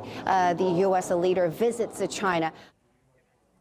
Cherry Kang there reporting from Busan. From a conciliatory Trump-Xi meeting to improving trade ties between India and China, at least 4 Indian auto component companies have now been granted licenses to import rare earth minerals from China. Sources say this is the first time that the Chinese government has granted licenses to Indian companies since the export curbs were implemented on the 1st of April. Parikshit standing by with more details. Parikshit, this is a big breakthrough. What are you hearing? Well, yes, there are 4 Indian companies, that is Hitachi, Continental, D-Diamond and J. Ocean, which is a JP Minda Group company. All of them have received licenses from the Chinese government to import rare earth magnets from China. This is significant because there were 50 applications from Indian companies that were pending with the Chinese government. And since April this year, when the export control curbs were imposed by the Chinese government on rare earth magnets, since then, no Indian company has received high rare earth magnets. Now, there is hope that more companies will receive licenses and the imports of rare earth magnets from China will begin. Now, this is also coming at a time when India and China are trying to normalize their economic relationship, bring some transparency and predictability, make sure there are no hurdles as far as the economic partnership goes. We saw flights being resumed, border trade being resumed as well. And if we start getting rare earths from China, this will be an important way forward, which shows that some understanding has definitely been reached between the two countries. This also comes at a time when the Indian government is mulling a 7,500 crore scheme for manufacturing rare earth magnets in the country. So the Indian government would be watching these developments very closely. We confirm that some Indian companies have received licenses for importing rare earth magnets from China. As far as the question of the latest talks and relaxations that have happened between US and China as to how it's going to play into our domain, that I will come back to you. We have to yet look at. I am not aware of the technicalities, but we will come back to you. Well, that is a breakthrough. Some Indian companies being granted a license by China for the import of rare earth minerals. And staying with relief, India secured an extension of a waiver on US sanctions for its operations at Iran's Chabahar port till early next year. The ministry said that the extension will be for a period of 6 months. This will let Indian authorities continue managing the Shahid Baheshti terminal at the port via public sector enterprise India Ports Global. Remember, the waiver was set to lapse on the 29th of September after the US's decision to withdraw sanctions on reliefs. Take a look. India-US relations is a comprehensive global strategic partnership. We remain engaged with both countries to continue to strengthen it further. On your question regarding exemption for Chabahar, yes, I can confirm that we have been granted exemption for a 6 months period on the sanctions that were applicable, American sanctions that were applicable on Chabahar. Well, India getting a relief of 6 months as far as the Chabahar port is concerned. Now, markets across Asia opened with cuts as investors booked profits. US Federal Reserve Chairman Powell's caution about a rate cut in December also weighed on sentiment. However, the Asian markets did recover, closed flat. US Fed announced a 0.25 percentage point cut overnight. The Fed Chair, Jerome Powell, said a rate cut in December is far from a foregone conclusion. Here is Jerome Powell. In the committee's discussions at this meeting, there were strongly differing views about how to proceed in December. A further reduction in the policy rate at the December meeting is not a foregone conclusion. Far from it. Policy is not on a preset course. Well, that impacted global markets, and back home, the Wall Street ending the day in the red. The Nifty and the Sensex saw cuts of over 0.5%, with the Nifty failing to hold on to the 25,900 mark. That's the story, down by over 0.5% for both the Nifty, the Sensex, the Nifty Bank and the Nifty Midcap as well. 40 Nifty stocks closed lower today. Pharma stocks were the big drag. in the markets. And of course, Cipla, Dr. Reddy's, those were the two stocks that we saw a lot of pressure being built on Dr. Reddy's because of the delay as far as its semaglutide product is concerned in Canada. And of course, Umang Vohra saying that he will not seek a reappointment, will step away next year. That dragged down Cipla. The mid-cap index outperformed the large caps, ending the day flat, but with a mild negative bias. Earnings: Hyundai India's second quarter performance ahead of expectations on most fronts. Net profit was above estimates, rising 14%. Margin stood at 13.9%, expanding more than anticipated. However, revenue growth was muted as volumes were down 1% year on year. And as I pointed out, shares of Cipla down in trade after the company said that MD and Global CEO Umang Vohra will not seek reappointment. Global CEO Achin Gupta will become the new MD and CEO starting the 1st of April 2026. The pharma giant also reported its Q2 numbers. Revenue and EBITDA beat street expectations, while net profit jumped by nearly 4% on a year-on-year basis. Ekta's here with more on the earnings and the big change at the helm. Ekta, both the report card for Cipla and Umang Vohra's decision to step away. Well, yes, I'll start with the numbers for Cipla this time round. The numbers were largely in line with estimates. The US market recorded $233 million in terms of sales, which was better than estimates. India was up around 7% It was largely in line with what the street was anticipating, and margins in line with estimates at around 25 to 26%.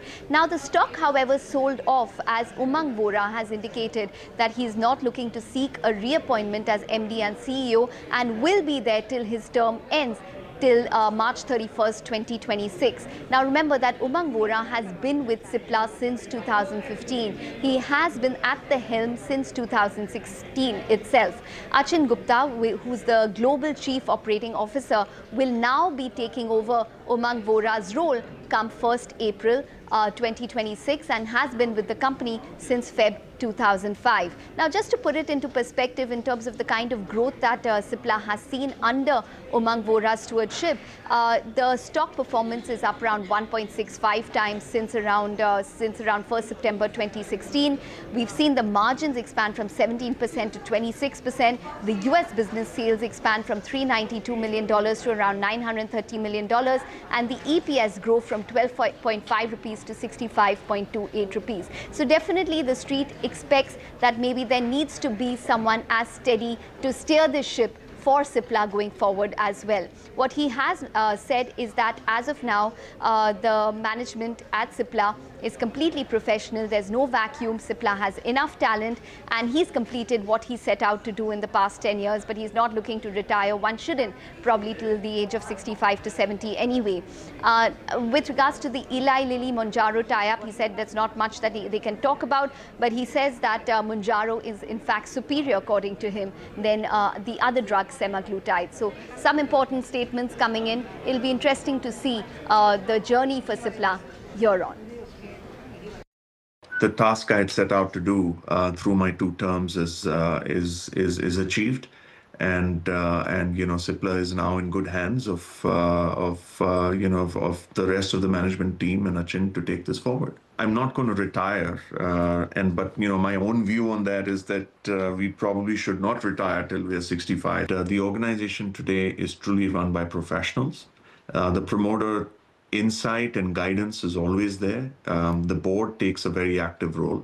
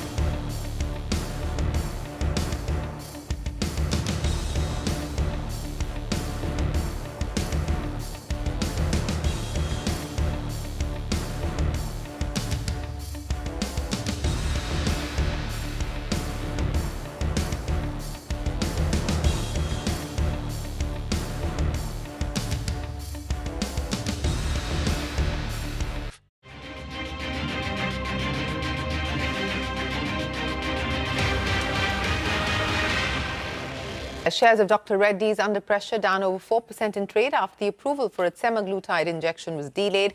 The company received the notice of non-compliance from Canada's pharma watchdog for the injection. The notice has sought additional information. The street expects a delay of between 5 to 12 months for Dr. Reddy's. Exide Industries has announced it will postpone the board meeting for its upcoming Q2 results. This is largely because the Income Tax Department is conducting a survey. Shares of the company slipped in trade on the back of this development. And the government will seek legal opinion to ascertain if the Supreme Court order on Vodafone Idea's AGR dues applies only to the additional AGR demand of 9,500 and 450 crore rupees raised by the government. Sources tell CNBC-TV18 the Telecom department is reviewing the Supreme Court's orders. Shares of Vodafone Idea down today after the court's written order highlighted that the plea restricts its claim only to the additional AGR demand raised. This comes days after the Apex Court allowed the centre to reconsider Vodafone Idea's AGR dues. Orkla India's initial public offer has been fully subscribed on day 2 of bidding. The Indian packaged food company, formerly known as MTR Foods, is looking to raise 1,667 crore rupees through a public offer. US-based investment firm General Atlantic pumped in $600 million into PhonePe as per Money Control. The investment giant has upped its stake in the company from 4.4% to 9%. General Atlantic has been an investor in PhonePe since 2023, with its total investment now at $1.15 billion. That's the latest on PhonePe. And investment platform Grow is set to make its Dalal Street debut. The company set a price band of 95 to 100 rupees a share for its IPO. The 6,632 crore rupee public issue will open for subscription on the 4th of November. Speaking to CNBC-TV18, Grow's CEO Lalit Keshre said the rise of the affluent customer is a big trend on the platform as it aims to expand in India's wealth management space. We are kind of super excited about one big trend that we have seen is the rise of affluent customers on the platform. So we are democratizing investing in the country. But what happens is as customers spend more time on the platform, they get affluent category, so they need wealth management solutions. This growth of this affluent category is more than double the growth of the overall platform growth. Well, that's Lalit Keshre. Microsoft, Meta and Alphabet have all reported a combined quarterly revenue of $230 billion. All three companies have promised to ramp up capital expenditure on AI, even as questions swirl around the returns on investments. Rachna standing by with more. Rachna, take us through the commentary coming in from the three big tech companies on AI and India. That's right. Big tech is continuing to splash the cash on artificial intelligence. Third quarter earnings show how AI continues to reshape spending and profits across the technology sector. Meta, Microsoft and Alphabet each reported solid revenue growth supported by ongoing AI investments, new product launches and expanded data infrastructure. Let's start with Alphabet. The owner of Google and YouTube raised its forecast for capital expenditure to $91 and $93 billion from its earlier estimate of about $85 billion. Facebook's parent Meta also rose its capital expenditure. Now it will be between $70 and $72 billion, up from an earlier estimate of $66 to $72 billion. Microsoft's capex in the quarter was $35 billion compared to $24 billion in the previous quarter. This includes data center expenses, and the company plans to double its data center footprint in the next 2 years. Let's now look at the earnings fine print. Alphabet delivered one of its strongest quarters on the record, with revenue crossing $100 billion for the first time compared to $87 billion in Q2. Cloud revenue increased 33.5% year-on-year to over $15 billion. Now, CEO Sundar Pichai said Alphabet's AI products are now driving real business results, with AI-related revenue up more than 200% compared to the previous year. Microsoft reported quarterly revenue of nearly $78 billion and a net income of about $31 billion, up 22% year-on-year. Growth was led by its Azure cloud business. Operating income also rose 19% to more than $38 billion, while gross margin improved by 2 points from last year. Meta Platforms reported revenue of over $51 billion. That's a 26% increase from the same quarter last year.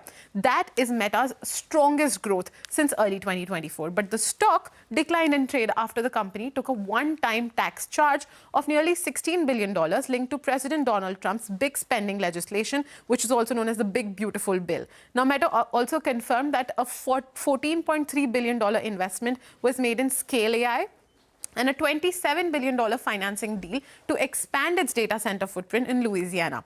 Collectively, the three tech majors have reported more than $230 billion in combined quarterly revenue, reflecting how deeply AI is influencing growth and corporate spending priorities all across the Silicon Valley.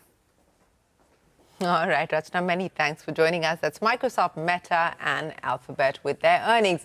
With that, it is time for us to wrap up this edition of Business 360. The news will continue right after this very short break. Stay tuned. You're watching CNBC-TV18. We're back in a moment.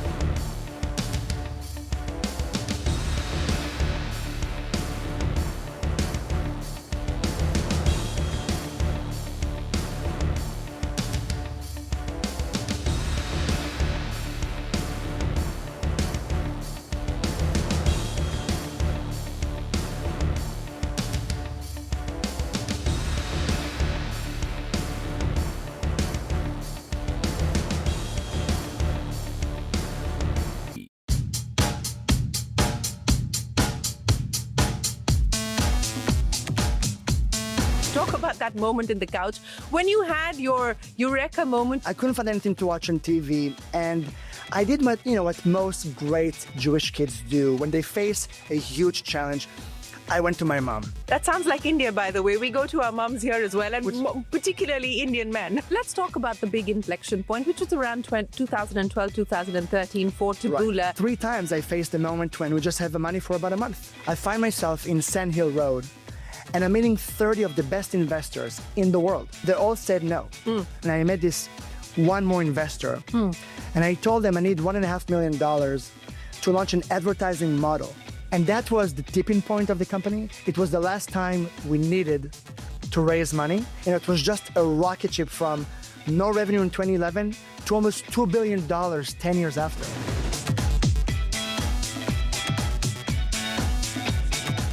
How Taboola is very different from Google ads or from Meta ads, etc. You're a startup. You want to find clients. It's easy to buy Google.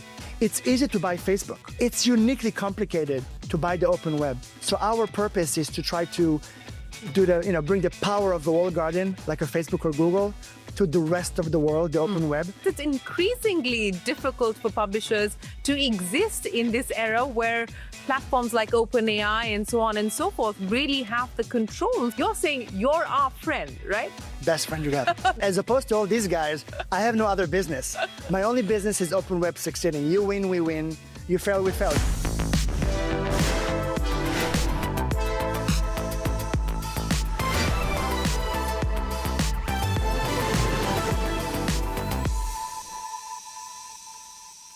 From a startup that almost shut down 3 times to a tech powerhouse powering over 1 million recommendations every second, Taboola has redefined how the world discovers content.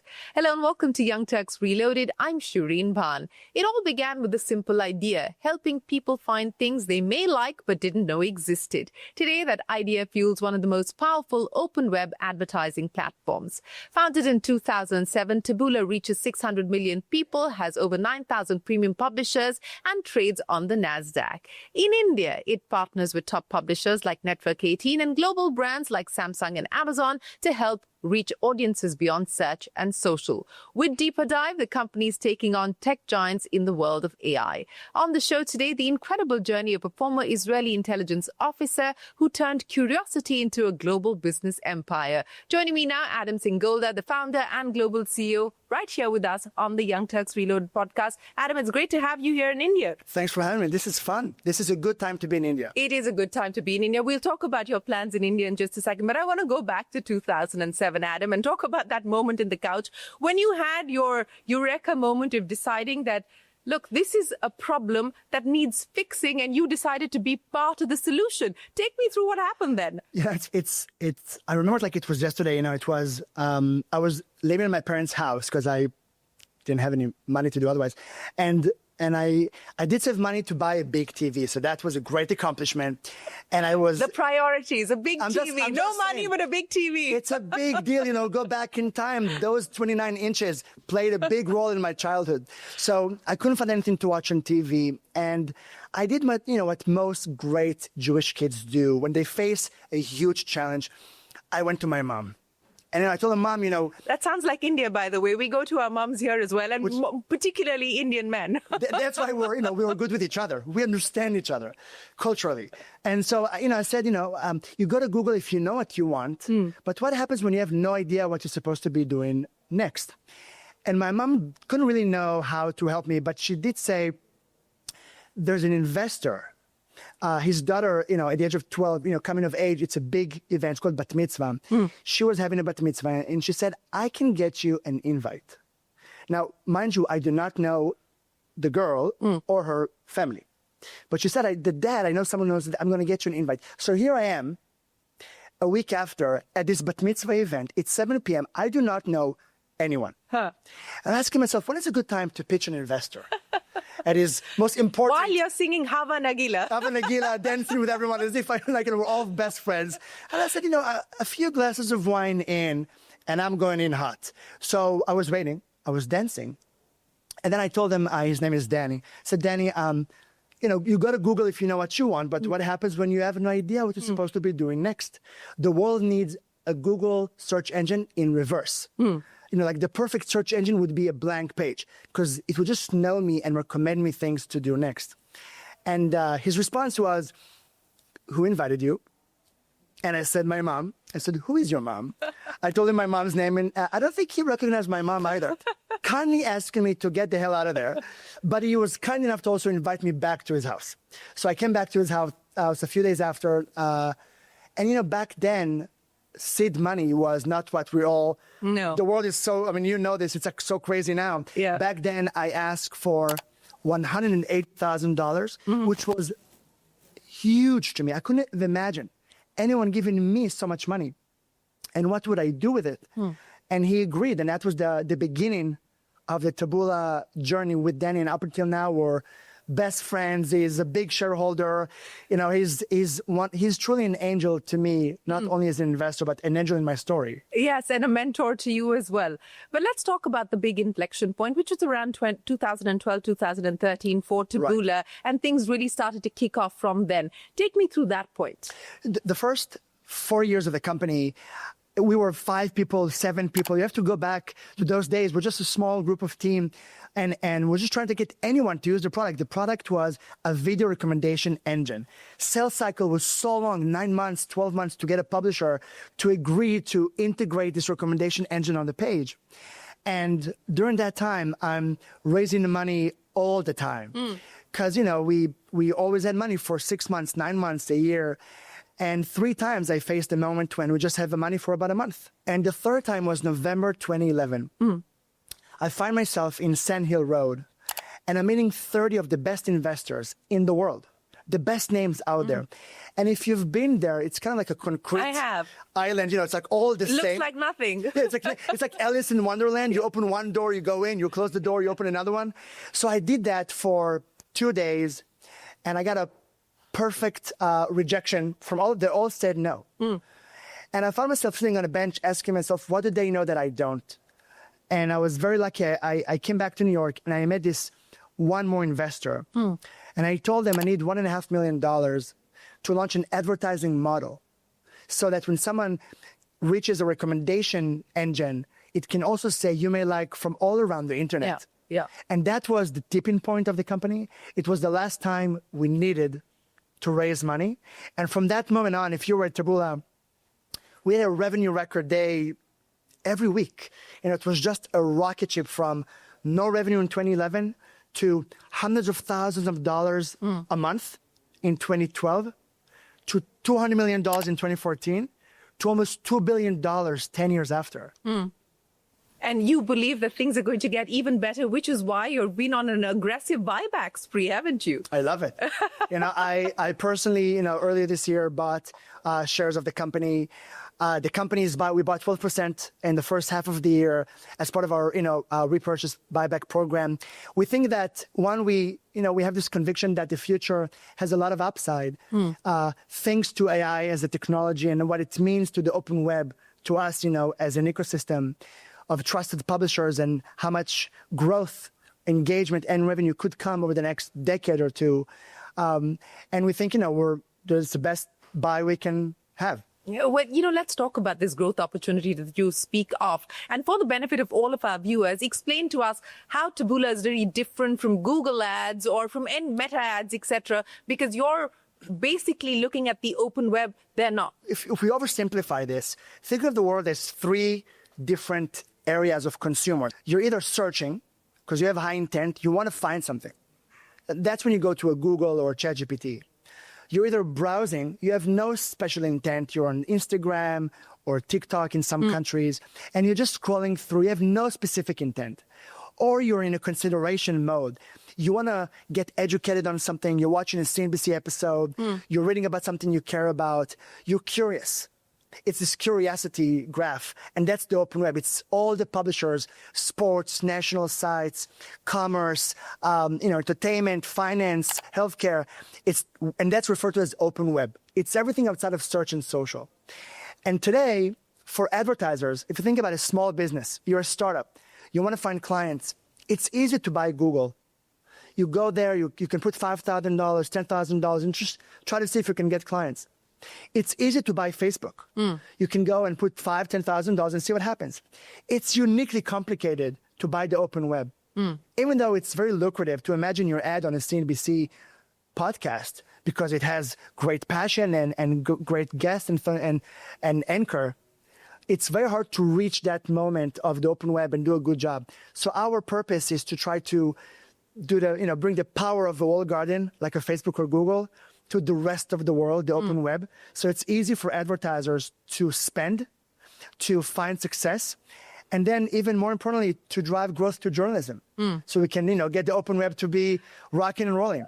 Talking about powering journalism and bringing the power back to newsrooms and to publishers, because it's increasingly difficult for publishers to exist in this era where platforms like OpenAI and so on and so forth really have the control. So, there are many existential questions here that we need to talk about. Right. So you're saying you're our friend, right? Best friend you got. Best friend. I only win if you. I have, as opposed to all these guys, I have no other business.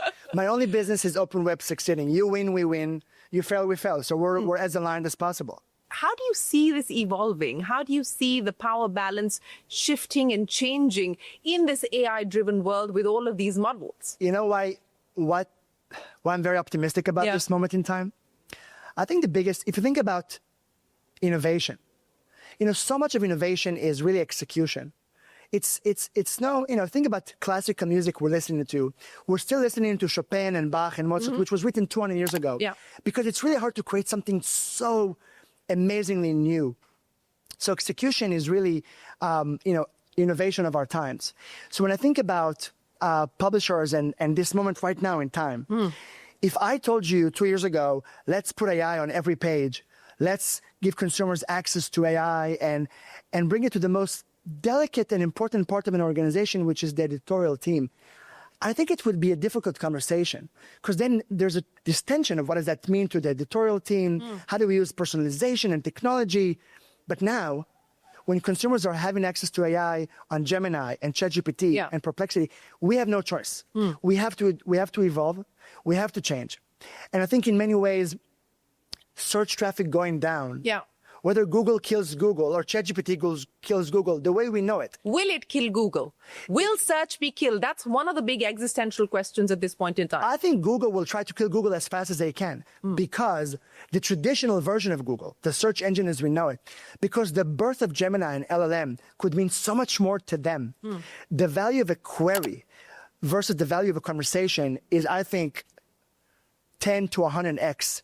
If I converse with Gemini, it means so much more to Google and to Google's advertisers. And I think that value will translate to publishers. So let's talk about Deeper Dive, because that's your big bet in a world where we're seeing Grok and Perplexity and ChatGPT. How are you different? So, one, I think there's obviously, these companies are direct-to-consumer companies. They're trying to be the next Google, if you will, just in the LLM space. And I think, look, we'll see winners and losers in that world. Obviously, OpenAI is already very successful. Gemini is already very successful, and Grok is very successful.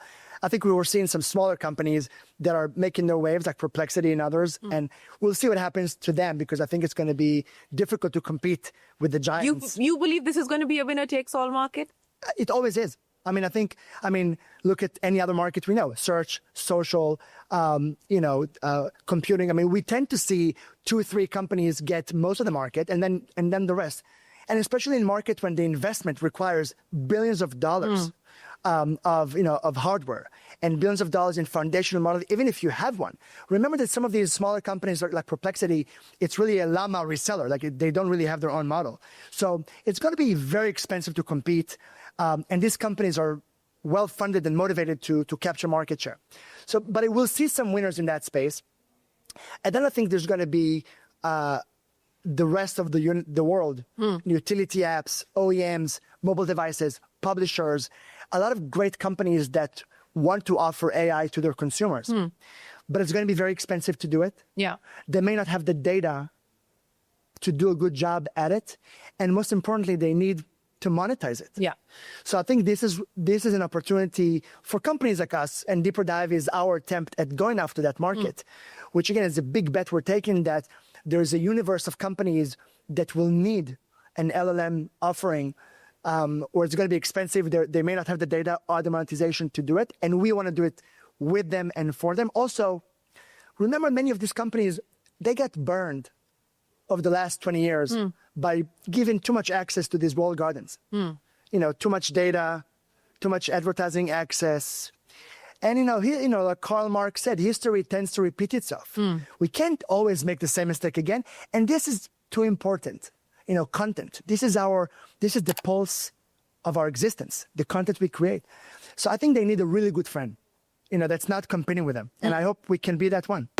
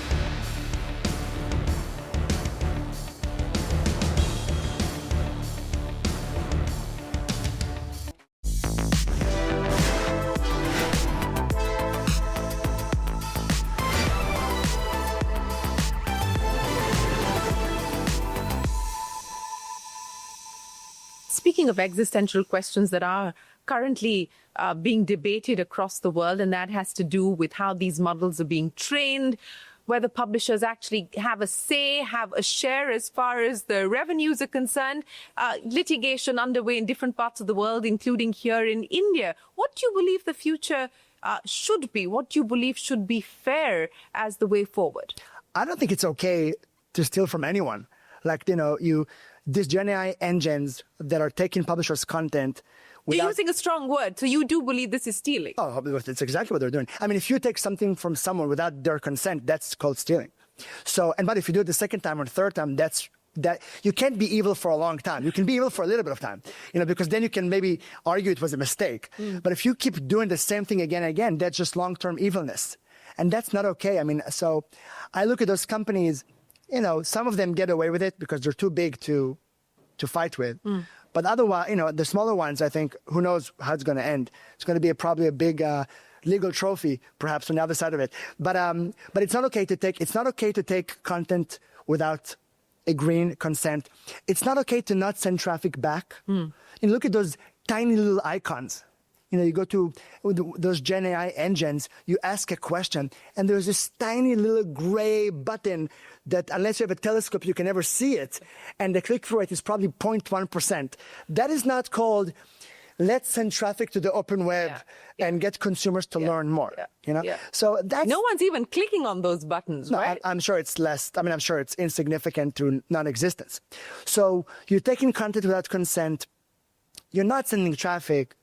You don't pay most, you pay some, right? So I think that is not a recipe for success. So it's going to change. However, history already proven that we can't really negotiate with these tech companies sustainmently. We may get... Yeah, the power balance is completely in their favor, Again, we've seen this before. When search happened, we didn't really know if we're going to get more search or less search. When instant article happened with Facebook about 10 years ago, it was a huge success, then a huge failure, and then it stopped because it was not great for publishers. Hosting a piece of content on Facebook was a problem. So at first we did it because how could we say no? Then we realized we're not getting traffic. Then we realized we're not being paid. Then we sued them. We're pretty much in that phase right now, aren't we? Exactly. And what I hope actually, those Gen AI engines, what I hope they learn, or at least consider, if I want to be humble, because they've done amazing work. I mean, I'm not taking away from the value they created for consumers, for investors, for themselves. Kudos on them. But what I hope they take, if they have a really good friend, like Kendrick Lamar said, sit down and be humble. I never thought we'd have Kendrick Lamar be quoted. You have to include some proper hip hop in this conversation, So if you want to sit down and just be humble, let me just suggest that if there's ever a lesson to be learned from the Metas and the Googles, is that if you can give a lot back, like if you can over-index on giving back to the ecosystem that is building you, you have a better chance to be here forever. But that's not the model. Yet. And I don't know what will change it? What will force them to change the model? I don't know. I mean, I think it's interesting how, big becomes bigger and we never see those decisions made. My guess is that, the companies that are not the OpenAIs will have a much bigger challenge because, again, it's a very expensive business. They may be sued by everyone, and I don't know how that story ends for some of the smaller ones. The OpenAIs of the world, I mean, I am hopeful that there's a lesson to be learned from social media decisions over the last 2 decades, and they will say that content that fuels our engine, those consumers that are coming to us and expect trust, is a leg in that table that we operate. And we have to think about how we support not a few, not a lot, but perhaps everyone. So, and I will tell you, in the absence of them doing it, I intend to do it. So until that happens, if it ever happens, Taboola, as at least in our mind, the Robin Hood of the open web type of thing, we will work extremely hard to make sure that every consumer landing on a publisher gets the best experience so they can converse, learn, and eventually decide on the open web. One of the other things I want to talk to you about is being a listed entity, being a listed company. And I think that's something that many Indian startup founders today are considering. Many have taken this path. In fact, this has been a blockbuster year as far as IPOs are concerned. India is now being considered an IPO factory. But what's been the experience for you as a listed entity? Many feel that it brings in constraints. Some feel it gives you the discipline and the rigor. President Trump believes that it actually constrains innovation because you have to go out there and report quarter on quarter. How do you see it? I like it more than I don't. Obviously, there are things that are, they take time that beforehand I didn't have to do. However, over time, especially if your company is, doing well, and we're very fortunate. I look at 2025. We've been beat and raised every quarter. You've upped your guidance as well.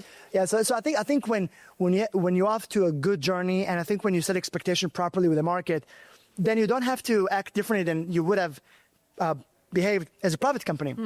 And then you have advantages. You have currency, which you can use for different things. Maybe some partners of yours are happy to see that you're worth $1 billion, $2, $3 billion, and because they think you'll never go away, so they can rely on you. So I think that helps them to see your true colors, because they can see your earnings, they can see your free cash flow generation, they can see your investments. So I think those things are great because it's even a higher degree of transparency, which I love. Also, it keeps you humble because as a management, as in a company, the market over time is perfect. If you grow, if you generate good EBITDA margins, if you generate free cash flow, which allows you to buy shares, allows you to grow. I mean, look, how lucky are we that we get to invest? It's because we run a great business. You talk about India. Let's get to understand how you see India, how you see the trends emerging in India, shaping the Indian publishing ecosystem. How different is the India story in comparison to some of the other markets that you're servicing today? Well, there is the obvious, and then there is the more nuance that people I'm not sure understand as deeply as we do working in India for so long. Obviously, India is a big market, so that matters to. It's the 4th largest economy in the world. Yeah.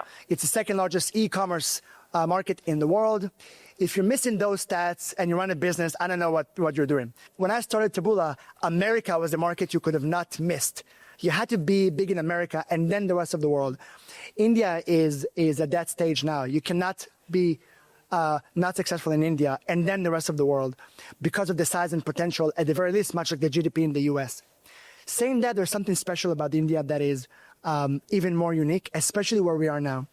One, culturally, like if you're listening to this, at least my opinion is that culture is innovation. I do not believe that if someone gave you money and that person is a famous investor, you have a better chance to succeed. I do not believe that if you're famous for any reason, you have a better chance to succeed. I do not believe that if you went to a great school, necessarily you have a better chance to succeed. It's your madness, passion, empathy, and a group of people that gives you an one up on someone else. And when we work in India with incredible group of companies, the way they adopt technology, want to innovate, not afraid to fail, is unique. It is not by chance that every time Taboola comes with a new product, our new feed product, which we copied from Instagram 10 years ago, and we brought the feed experience to the open web, India was first. When we brought personalization for the homepage, the first market that publishers said, oh yeah, we can do it, India. And now when we launched Deeper Dive, which was, LLM, editorial environment, the first market for us in Asia was India. There's no coincidence in business. Things happen for a reason, especially over time. So I think from a cultural perspective, as a technology AI company, it's crucial to be surrounded by people that want you to succeed, are okay failing with you fast, and try again the next day. So that is a culture advantage India has. And then from the consumer perspective, over 60% of people use all of India, use AI every single day. We talked about e-commerce, massive e-commerce adoption, and that's the biggest segment of performance advertising growing, e-commerce. So, and we just talked about LLM perhaps reinventing the interface of the internet, creating a much better ARPU for consumers, from clicks to transactions. We just talked about it. So let's say we're right. Let's say LLM is really a big deal, that Sam is onto something, and that open web will adopt this technology, and we're on. Let's say that in a year from now, you'll consider inviting me again. Well, you may never want to see me again, but let's say you do, and we have this conversation. Let's say we're right, and there's a big upside here. I think the biggest adoption of that technology will come from India. We're already seeing that. Look, Perplexity largest audience is in India. ChatGPT, not a coincidence, and that's why. If we are right, and AI is a big deal, India is a big deal. So what is the impact that you believe Taboola can make over the next 5 years? What would make you happy in terms of what you've been able to achieve in the next 5 years? What does that vision board look like? I hope that advertisers can succeed beyond Google and Facebook, and I hope journalism doubles and triples. If Mark Zuckerberg monetized the open web would be 5 times the size. Because he's amazing at monetizing, and he's great at getting 10 million advertisers, and he's amazing at building technologies. He's not doing it, we're going to do it. So I hope the open web and journalism succeeds in ways we've never seen before, and we'll see birth of new companies that can represent voice that matters in the world of AI and social media. Absolutely. We look forward to that, Adam. It's been an absolute pleasure and a lot of fun chatting with you. Thanks so much for dropping into our studios and joining us here on the Young Turks Reloaded podcast. We look forward to more conversation with you, and hopefully we will know in time the answers to those important, complex questions and whether you're on the right side of them or not. But we look forward to having you back in the studio. Thanks very much. With that, it is time for us to wrap up this edition of the Young Turks Reloaded podcast. If you enjoyed the conversation, send us your feedback. We always like to hear from you, from all of us here on the team. For now, goodbye. Many thanks for watching.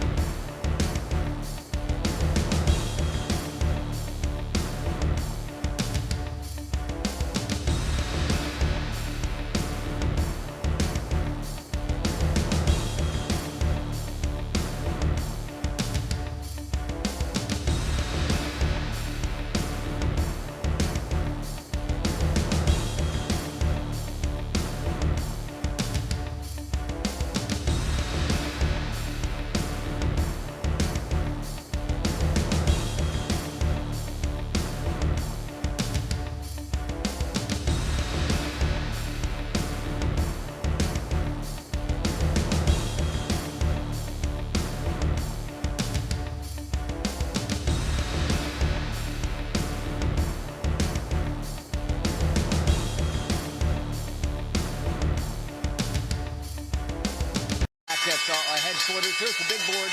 Fortune celebrating the winners of this year's Cyber 60 list, leading cybersecurity startups over the NASDAQ. Solstice Advanced Materials, that's a specialty materials company, spun off from Honeywell. Yeah, it should be.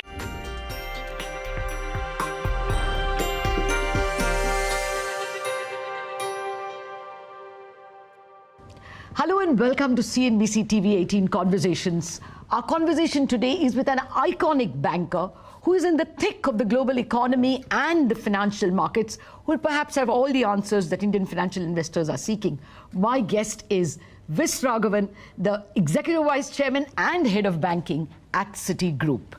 Mr. Raghavan, thank you very much indeed for joining us. No, thanks for hosting me. Well, I want to ask you about a lot of things about Matunga. You come from Matunga, where I come from, but we'll keep that conversation for later in this chat. Let me start with what our viewers really want to know, the growth story. I mean, you must be talking to the largest number of bankers since you head banking at Citigroup. Are you getting a sense that the corporates are willing to invest? Is the growth story intact in the US and in, the global economy in general? Absolutely. I think, you clearly, we will not go, there's a whole AI-fueled, AI-powered boom that is, absolutely omnipresent. You can feel it everywhere, and almost you get the sense that if you're not part of that entire AI regeneration, you're going to get left behind.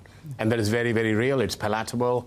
And everyone is investing, everyone is focused on it. Okay, 1 minute. Yeah. That part of the growth everyone is buying in. Absolutely. I'm asking you, if outside the AI part, when you talk to corporates, what's the sense? So look, I think there too, you are seeing growth across the board. And if you look at, that growth engine, technology, I'm not talking AI, technology is very much at the heart of it. So if you look at a major industrial in the US, they're looking at acquisitions in the tech adjacencies. So software, so if you take a real diehard, core industrial company, they will look at the tech adjacencies. If you take retailers, it's e-tail. So if you look at the autos, it is kind of, autonomous driving, driverless cars, it's really a tech nexus there. Same with healthcare. So I think a tech undercurrent is very much at the heart of, the growth, but there is growth everywhere. Okay. The biggest wild card is M&A. So with valuations where they are, if you're not growing organically, then it is acquisitions. And that is really a big part of the growth theme. Okay. No, I'm persisting on the growth story simply because when this tariff issues cropped up, there was a sense of uncertainty in the world. Yeah. And there was a lot of fear that global growth will slow down. You're not seeing signs of that. I mean, give me US and global separately if you wish. I think US, what you're seeing is 20%, maybe even up to 25%. You're seeing tariffs generally are being absorbed in most cases, in some cases passed through. The inflationary impacts of those remain to be seen. Okay. But right now, you're keeping a lid on it, and most companies are assimilating the tariff impacts. If it is beyond that, then the question is, you have to rejig your trade channels. You look at your supply chains, and then say, okay, what do I do? Do I friendshore, nearshore, onshore, offshore? How do I, play with the mix so that I'm still competitive and I can keep doing whatever I used to do? But what you're seeing is there is an element now prevailing that, in most cases, sanity will prevail. There is kind of a base tariff that will stick. But beyond that, reason will prevail. There's a deal to be done. There'll be negotiations, and you'll land somewhere which is acceptable. Actually, in the past 2 weeks, there have been a series of deals, that, especially in the ASEAN countries.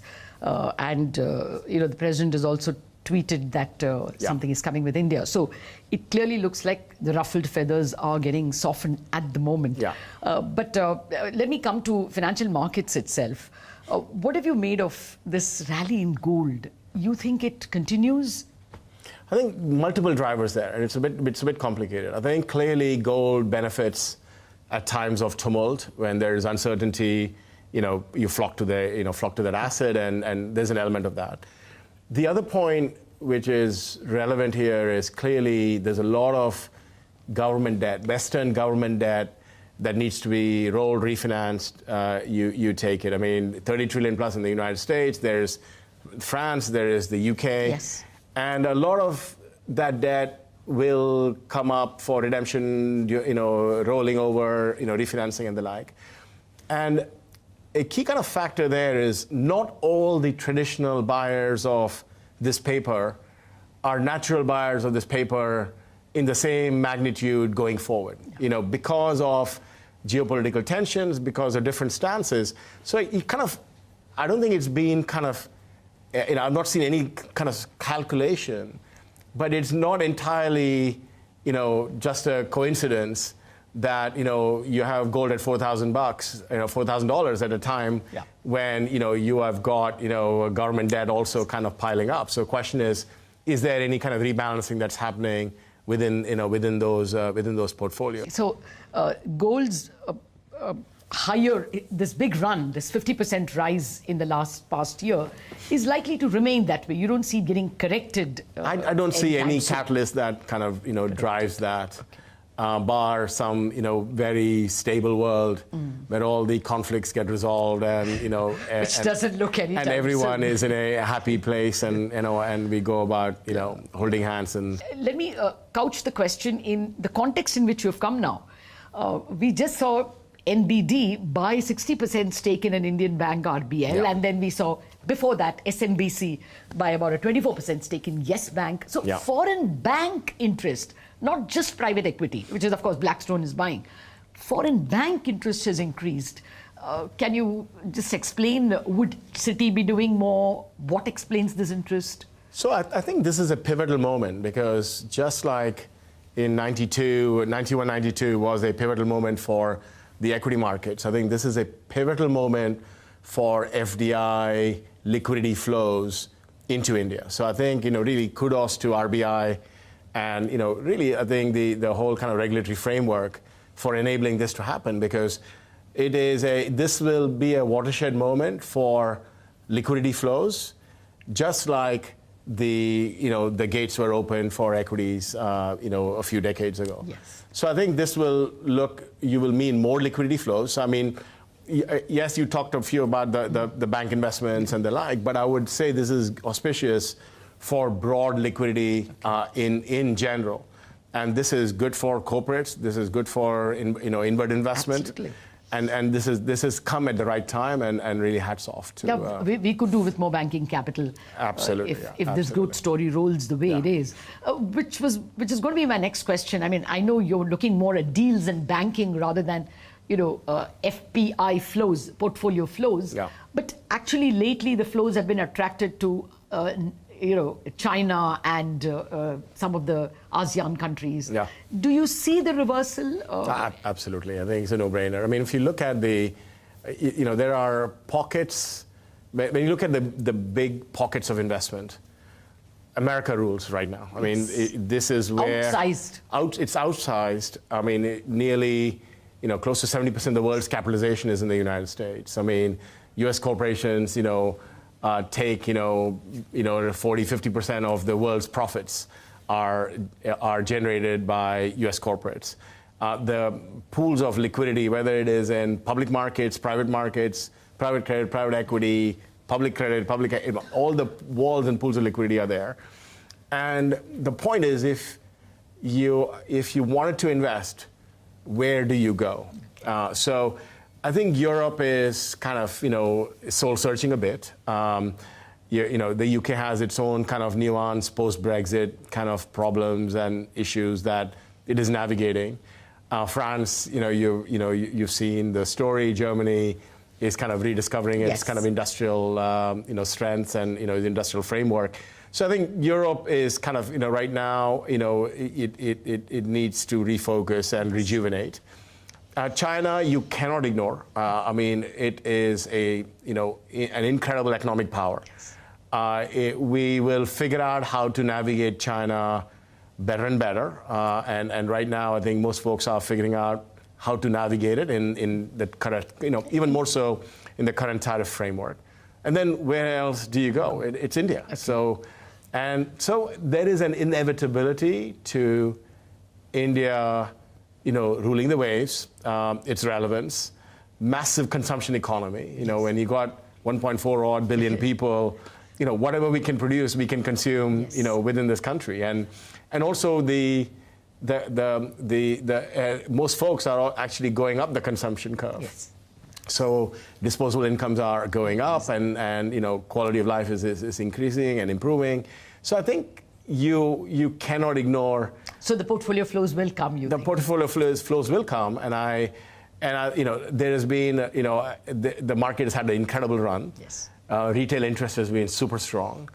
I don't have a view where how much leverage sits in that portfolio, in that framework. But clearly, retail have been big buyers, herein. So I think India, medium, long term, you simply cannot ignore. You can see the other region which is absolutely blossoming is the Middle East. I mean, Saudi, I think they are just fresh on the back of FII. I think incredible momentum and a real kind of a energy in that market. And likewise, UAE is kind of is booming. And also benefiting from a lot of money flows outside of coming from Europe and the UK, where within our wealth management business, within our kind of private bank, etc., we've seen a lot of money flows, out of the UK, flock to the Middle East. Okay, that's important. Well, speaking of buoyant financial markets, how much would you worry about something like this? First Brands or Tricolor or generally private credit in general. They had an exuberant run. This is a market which you should be looking at very closely. Are you worried about anything? I won't make any reference to any insects and stuff like that in this discussion. But I mean, look, I think in all of this, there is a lessons learned exercise as to could this happen at Citi? What went wrong, and every institution kind of on the back of every one of these events, looks through their portfolio, runs the kind of the cleanse and makes sure that, are we robust, are we buttressed, and is this kind of going to be? So I think a lot of that, Citi, we have done at Citi, and we made sure that our defenses are intact. But it's a minor.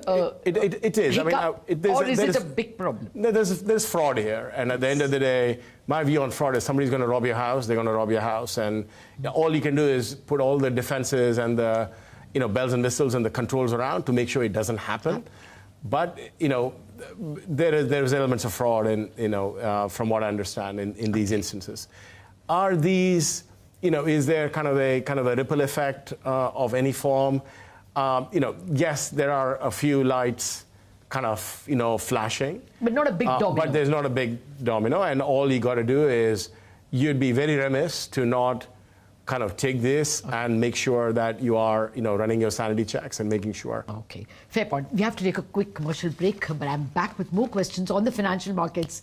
Our viewers will be dying to hear a lot more about the Fed in particular. Back in a minute.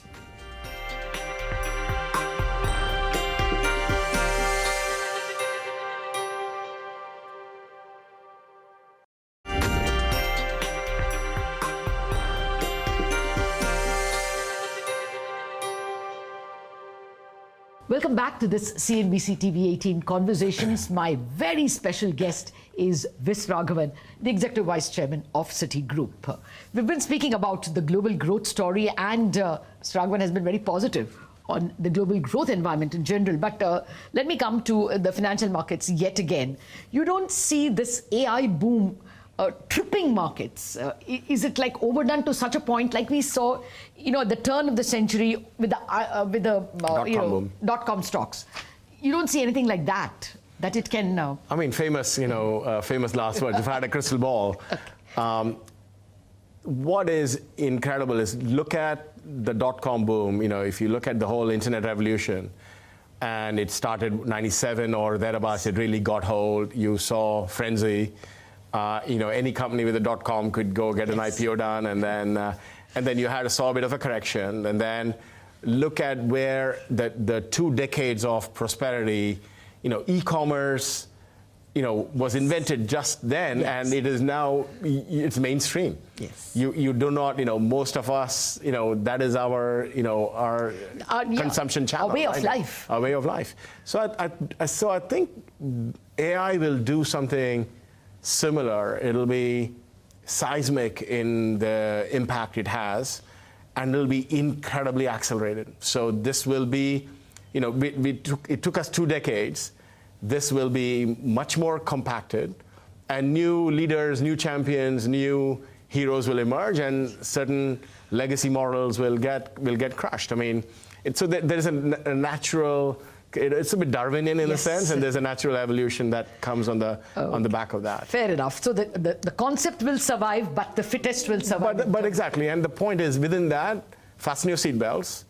There'll be rally correction. There'll be a lot of volatility. You know, it'll get overdone in some cases, and it'll get oversold in some cases. And when it gets oversold, there's a whole bunch that are waiting to pile in, and then, you know, and life goes on. So I think we get too kind of besotted by kind of the, you know, the short term, and the, you know, it's too myopic to kind of just say, you know, is this overdone? Is this gonna, the revolution is absolutely here, and within that, you know, it's a roller coaster. I think it'll have its moments, and you got to approach it eyes wide open.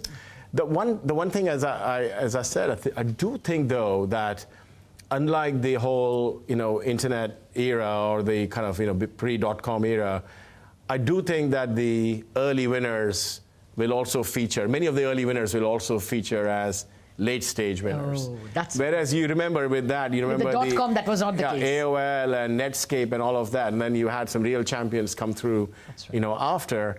But here, I think the investors and the companies that are really kind of leading us into this revolution have the wherewithal, the financial wherewithal, and the economic might to really invest and kind of, you know, see through this journey. You know, it's difficult to see a world in our own lifetime without the Magnificent Seven. I mean, they're too solid to be wished to be. And does the mix change? You know, there'll be somebody more magnificent that, you know, that comes, and someone who loses and falls by the wayside. I think that's inevitable. That's kind of a fact of life. So. Absolutely. Okay, let me come to perhaps one of your older favorites, debt markets and Fed. What are you expecting? Do you think the Fed is going to continue? I think the broad market expectation, if you go by CME Fed Watch, is another 100 basis. Do you think that's coming, or do you think inflation is going to be? I mean, it's 3% inflation. Look, 100 basis points everyone is pricing that in. I think that is widely anticipated. The inflationary aspects are unknown. You are seeing energy prices, oil at about $60 or thereabouts, is almost kind of a damping mechanism around kind of inflation and the like. And then you have, within the mix, you have things around productivity, efficiency gains, and all just the tariff-led inflation that everyone is worrying about. We don't know that. We don't know what the unintended consequences of that are. And then the question is what happens to employment, and what happens to consumption, because I think that is the wild card. And generally, if the macro environment is uncertain, you tighten your fasten your belt, and then you consume less. And so I think that equilibrium will be attained. Mm-hmm. But you're still looking at, even if it is a 3-handle yield curve, that's a healthy yield curve. And what you will see on the back of that is a much more robust M&A environment, because financing becomes more attractive. Yes. Your cost of capital becomes more attractive. And then with equity valuations where they are, boards today have to justify their share price. Yeah. So if your share price is near lifetime highs, near historic highs, is fully valued, fairly valued, whatever you want to call it, with that comes responsibility. So the question is, where is the growth? And therefore more deals. More deals. Because if it's not coming organically, I better go buy my growth. Because if there's no growth, investors work with their feet, and they punish you for not delivering on that lofty share price you have. So you have a very deal conducive environment, especially with a getting more benign yield curve. And then on top of that, you have the whole macro around tariffs, supply chains. Do I have to make in America? Do I have to buy in America? And the ultimate kind of fuel for the deal environment is the firepower of private equity. Private capital, whether it's private, there's about $2.5 trillion plus of dry powder, which they're paid to deploy. Yes. I mean, that's their job, is you got to go spend the money. So then with the yield curve, your spending becomes a bit easier and better. So there is a very healthy underpinning of, if valuations come down, there is buyer interest. Whether golden period for deal makers. I hope so, but the key is a relative certain backdrop, because uncertainty is the worst, and it's a deal killer, because boards will say, we don't have to do anything now, let it pass, let's wait, and that let's wait is dangerous from a deal making point of view. So I think you are in an environment where the macro, the micro, the share prices, the yield curve, the amount of liquidity there is in the market, all kind of is pointing to, at least in the United States, a very healthy kind of dealer environment. Okay. Then one other point, last point I'd make there is the relative valuations. So you have, pockets of Europe, et cetera, where you have fantastic companies that are undervalued, and there was a big move, last year and beyond, where they were looking at redomiciling, listing in the United States and the like, and they suddenly look very attractive, and you have the currency to say, hang on, you got some very nice houses in bad neighborhoods yes. that you can go and prey on. So, and I think even for Indian corporates, the time is fertile to really kind of, if you wanted to, really kind of, spearhead your growth agenda and have a global kind of growth agenda. I think it's a fantastic time. No, actually, the Indian government, the Reserve Bank has liberalized foreign loan rules. Yeah. And now we can Indian corporates can take foreign loans for M&A, which they couldn't earlier. And they can use even Indian bank loans. Absolutely fund acquisition. So, which is important, because that means deals of size are eminently doable, eminently financeable, and the valuations are very attractive for if you want to prey on an overseas corporate. Okay, I believe I'm running out of time, but I have to ask you the stable coins and crypto coins questions. With the Genius Act coming in, stable coins is a reality. Well, crypto also may come because there is the Genius Act also coming.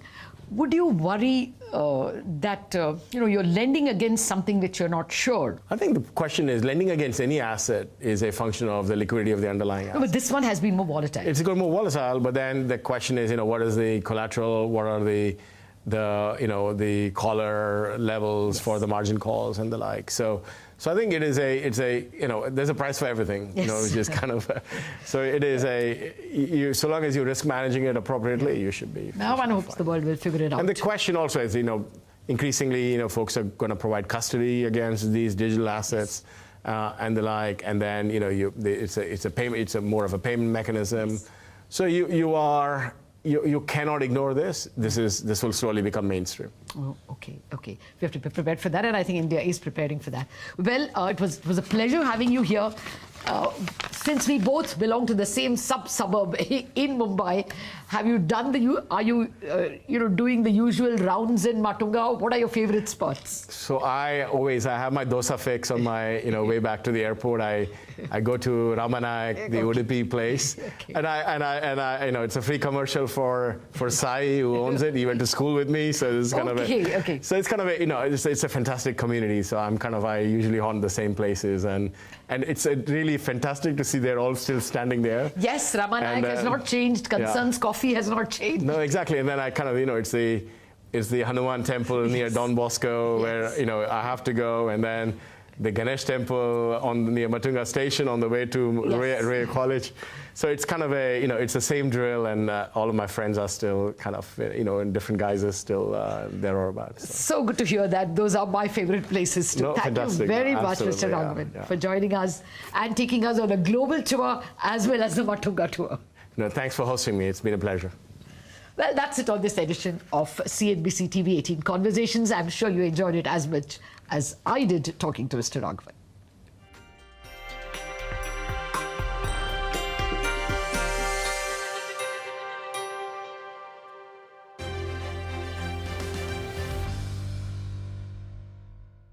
Well, the much-awaited Lenskart IPO opens for subscription later this week. Remember, the company is seeking a post-money valuation of almost $8 billion and 7,300 crores worth an IPO size as well. We have with us the CEO or the founder, Piyush Bansal, and the CFO of the company joining in as well. Gentlemen, thank you so much. It is a fairly momentous occasion in the journey of the company. And to be very honest, it's a brand that needs no introduction. Everyone in India, the nooks and crannies, do know about Lenskart. And at the same time, if I look at your revenues,